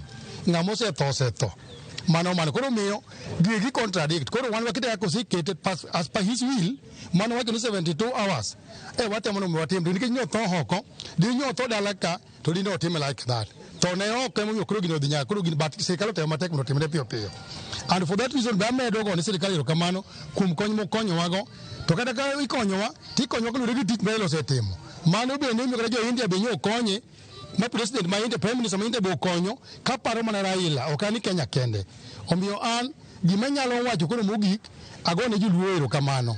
Kata ka luwo ni joluo krach nikech wan be mwayudo wuodwa. Tagone jo Kenya erokamano kuom bedo peaceful maka kwadhi maber maonge weche mang'eny ok waketh gi jomoko kik waketh gik moko. Namba 2, amedo wacho kamoro matin. Jaduong' Dr. Oburu Odinga nyo komiti moro owacho ni mondo obed acting. To ok obed mana acting mar party. Adwa kelo kamoro matin. Mana Odinga notelo ne joluo. Odinga notelo ne joluo. Raila notelo ne joluo. Oburu kata kanyo yel acting mar party ok onego kete mana mar party kende. Oburu rwak mana weche Raila to rwak mana weche wuon mare mondo joluo odhi maber. To kama medo kweno tim owach ne president. Raila ne dwano chop kodwa Kanan. Nyasaye okawe kapod en e kori ok ochopo Kanan. Otudre gi Ruto gi sirikal mondo 2032 wabende wachope Kanan. An mani gima nyalo kwayo. Adhi jokanyana magoro kamano wabedo gi kwe Nyasaye mondo resu. Erokamano ahinya. Mana kwa tieko koro Mheshimiwa Recho iniwuok e dalano ero mar Homa Bay. Nyoro odiochieng' manyoro nwaneno ka Laktar Oburu Odinga nobiro kaendi kelo ywak e dala ma opoda malo kucho chonde. Koro isebiro ka kendi neno ikruok madhi nyime. Bendi paro ni iko e seche 72 ni dhi loko kit kaka oganda Luo neno iko kata ng'ado nengo no ero mar liel? Erokamano ahinya. An awuok nyinga Recho Ogutu, awuok Homa Bay County. Mokwongo akelo kuyo mara makende ne josakwa bondo ka gi jo Kenya mangima nikech mana wuoyi mar tipo mar jo Kenya ka. Kendo mae bende wuoyi malich ahinya kapok aduoko penjo mari mong'eyo ni joma mine bende nyaka kete telo. Koro wan kaka joma mine chunywa kuyo kabisa. Koro mana momiyo wambe achopo ka mondo ago pole mara makende ni wuoyi mar tipo. Wach mar iko mar seche 72 wan ok wanyal ketho wil mar ng'ato. Ng'ato kosondiko wil mare wan ok wanyal ketho. Mano no gombo mare kaka en owuon. Koro chik ndalo duto ni ng'ama osondiko wil mare ok ber kiketho wil ne nikech kaka wan joluo kitwa gi timbewa samoro gimoro nyalo rocho wa bang'e kaluwore nok wadhi kaka wil ne nadwaro. Koro mano emomiyo wan chik man kendo wil manosondiko no ike within 72 hours wan wa support fully. Ok wadwa dhi against mano nikech wang'e chike luo gi timbegi samoro kiny gimoro lokore agonda. Kapenji kanyo ni bineno kama dhi loko kit kaka oganda Luo kawo liel kata nengo mar liel. Hapa ni mae dhi kelo lokruok maduong' ahinya nikech ka en ng'ama duong' gi kaka nosobet kotimo gike gi kaka sani gi gik mosekelo no e Kenya mangima.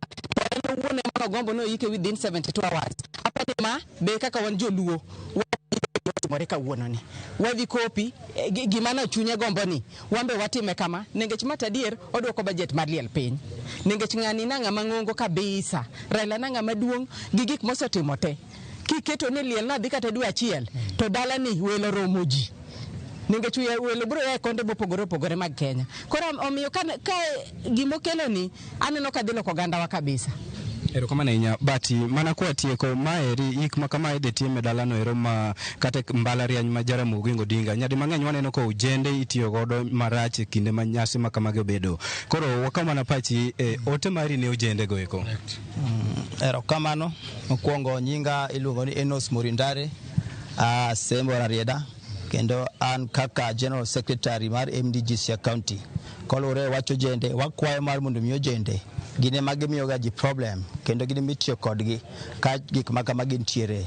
Liel man tiere dala ka Jaramogi Oginga Odinga ng'ama walalo wuoyi maranjeji wuoyi mong'eyo kaka ipogo piny.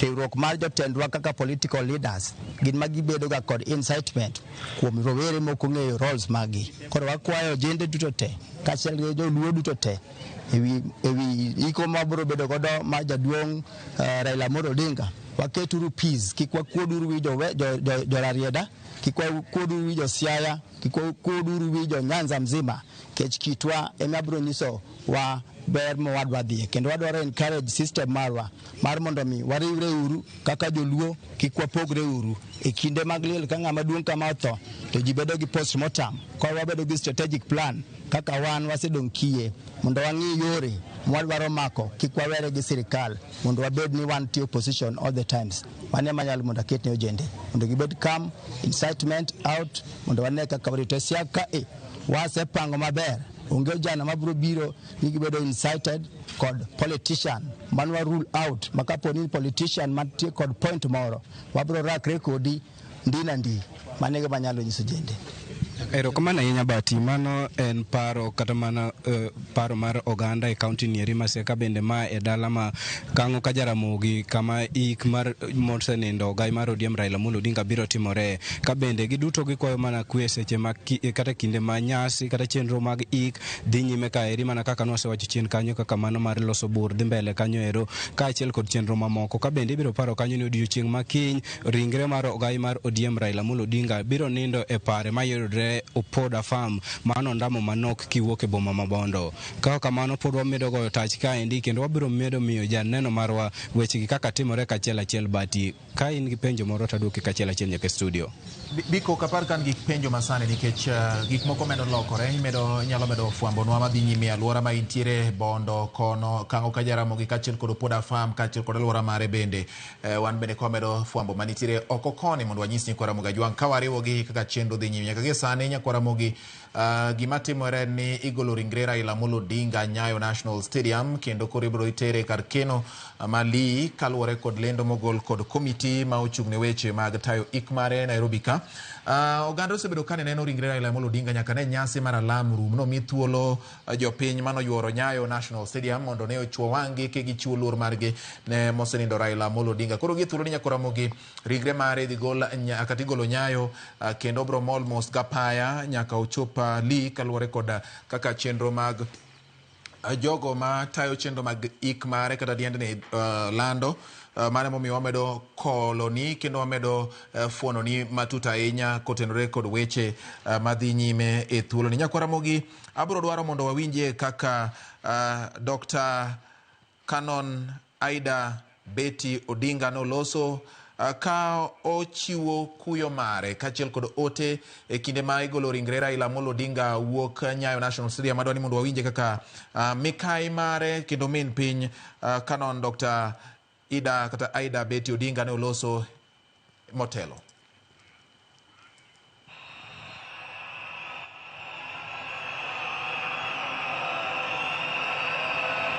Thank you. Thank you. Thank you. To His Excellency, the President of the Republic of Kenya, His Excellency William Samoei Ruto, and Her Excellency Lady Rachel Ruto, the former President, President Uhuru Kenyatta,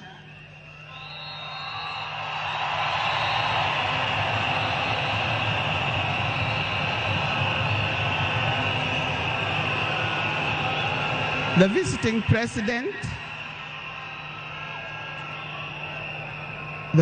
president, past and present, the deputy presidents,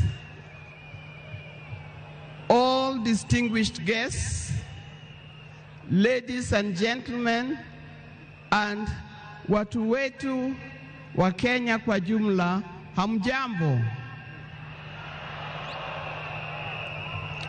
Today is a very unique day. It is not every day that I would be standing here to say something to the nation and to the world about my dear husband, Raila Amolo Odinga.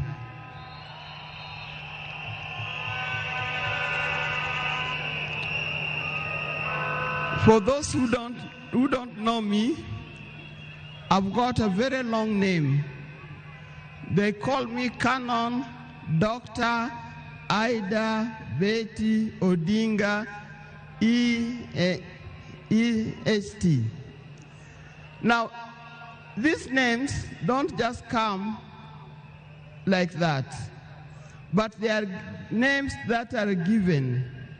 I cannot forget the name that the public has given me called Min Piny.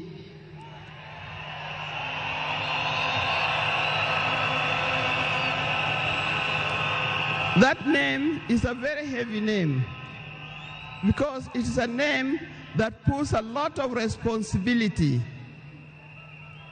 to the owner of that name. I'm also gotten the name of Peace Ambassador. And for that reason, even before I say something else, I'd like to say something about peace. One thing that I know that Raila stood for, and he keep on repeating, is that we need peace in our nation, we need peace in our homes. And peace will not survive in a situation, in a chaotic situation. For that reason, I appeal, today I appeal, let us mourn Raila in peace. I know you are all concerned, I know you are all mourning, you are sad about this, but let's keep peace so that the peace can prevail, not only here in the stadium, but also in the rest of the country. Coming to talk about my dear husband, Raila Amolo Odinga. I first met Raila way back in the early 70s, and we got married in 1973. For that reason, I've lived with this man for 52 years. Many of the people that I see or who are in this stadium could have easily be our children. No wonder you call him Baba. That name did not come from nowhere, but came from the experience and the life that he has lived with and relationship that he has had with some of these people. During our union, we were blessed by 4 children. First, we had the first child was called Fidel Castro Odhiambo Odinga. When Fidel was born, I was a bit hesitant the way he gives the name. I said, why do you call him Fidel? Then he said he was a great admirer of Fidel Castro, and therefore he named his first child Fidel Castro Odinga. Later, we had the second child, Rosemary, and here again, Rose is the name of my mother, and Mary is the name of his mother. We combined the 2 names together, and we call the child Rosemary. It also has a meaning to us. When it came to the third one, and he named after his best friend and his cousin called Raila Kembo, with whom they shared the name. So we ended up with Raila Oginga Odinga. Last, there was a big gap, and I'll explain to you. Last came the 4th child. The 4th child, when I went to the hospital, and you know those mothers, or well, you know, you end up somewhere in labor ward. And I was watching the television. And on the television, that's the time when Nelson Mandela had come out of prison. It was he's been there for 27 years. Raila also had been in prison, but that's not why we named her Winnie. And I was watching the television, I could see Nelson Mandela and Winnie Mandela holding hands as Mandela walked out of the gates of the prison. By then, I didn't know what kind of child I was going to get. But then I said, if it's a boy, we'll name him Wilson Mandela. But if it's a girl, will be Winnie Mandela. And therefore, Winnie Mandela arrived. and that's the fourth child. I see when you look at this naming of the children,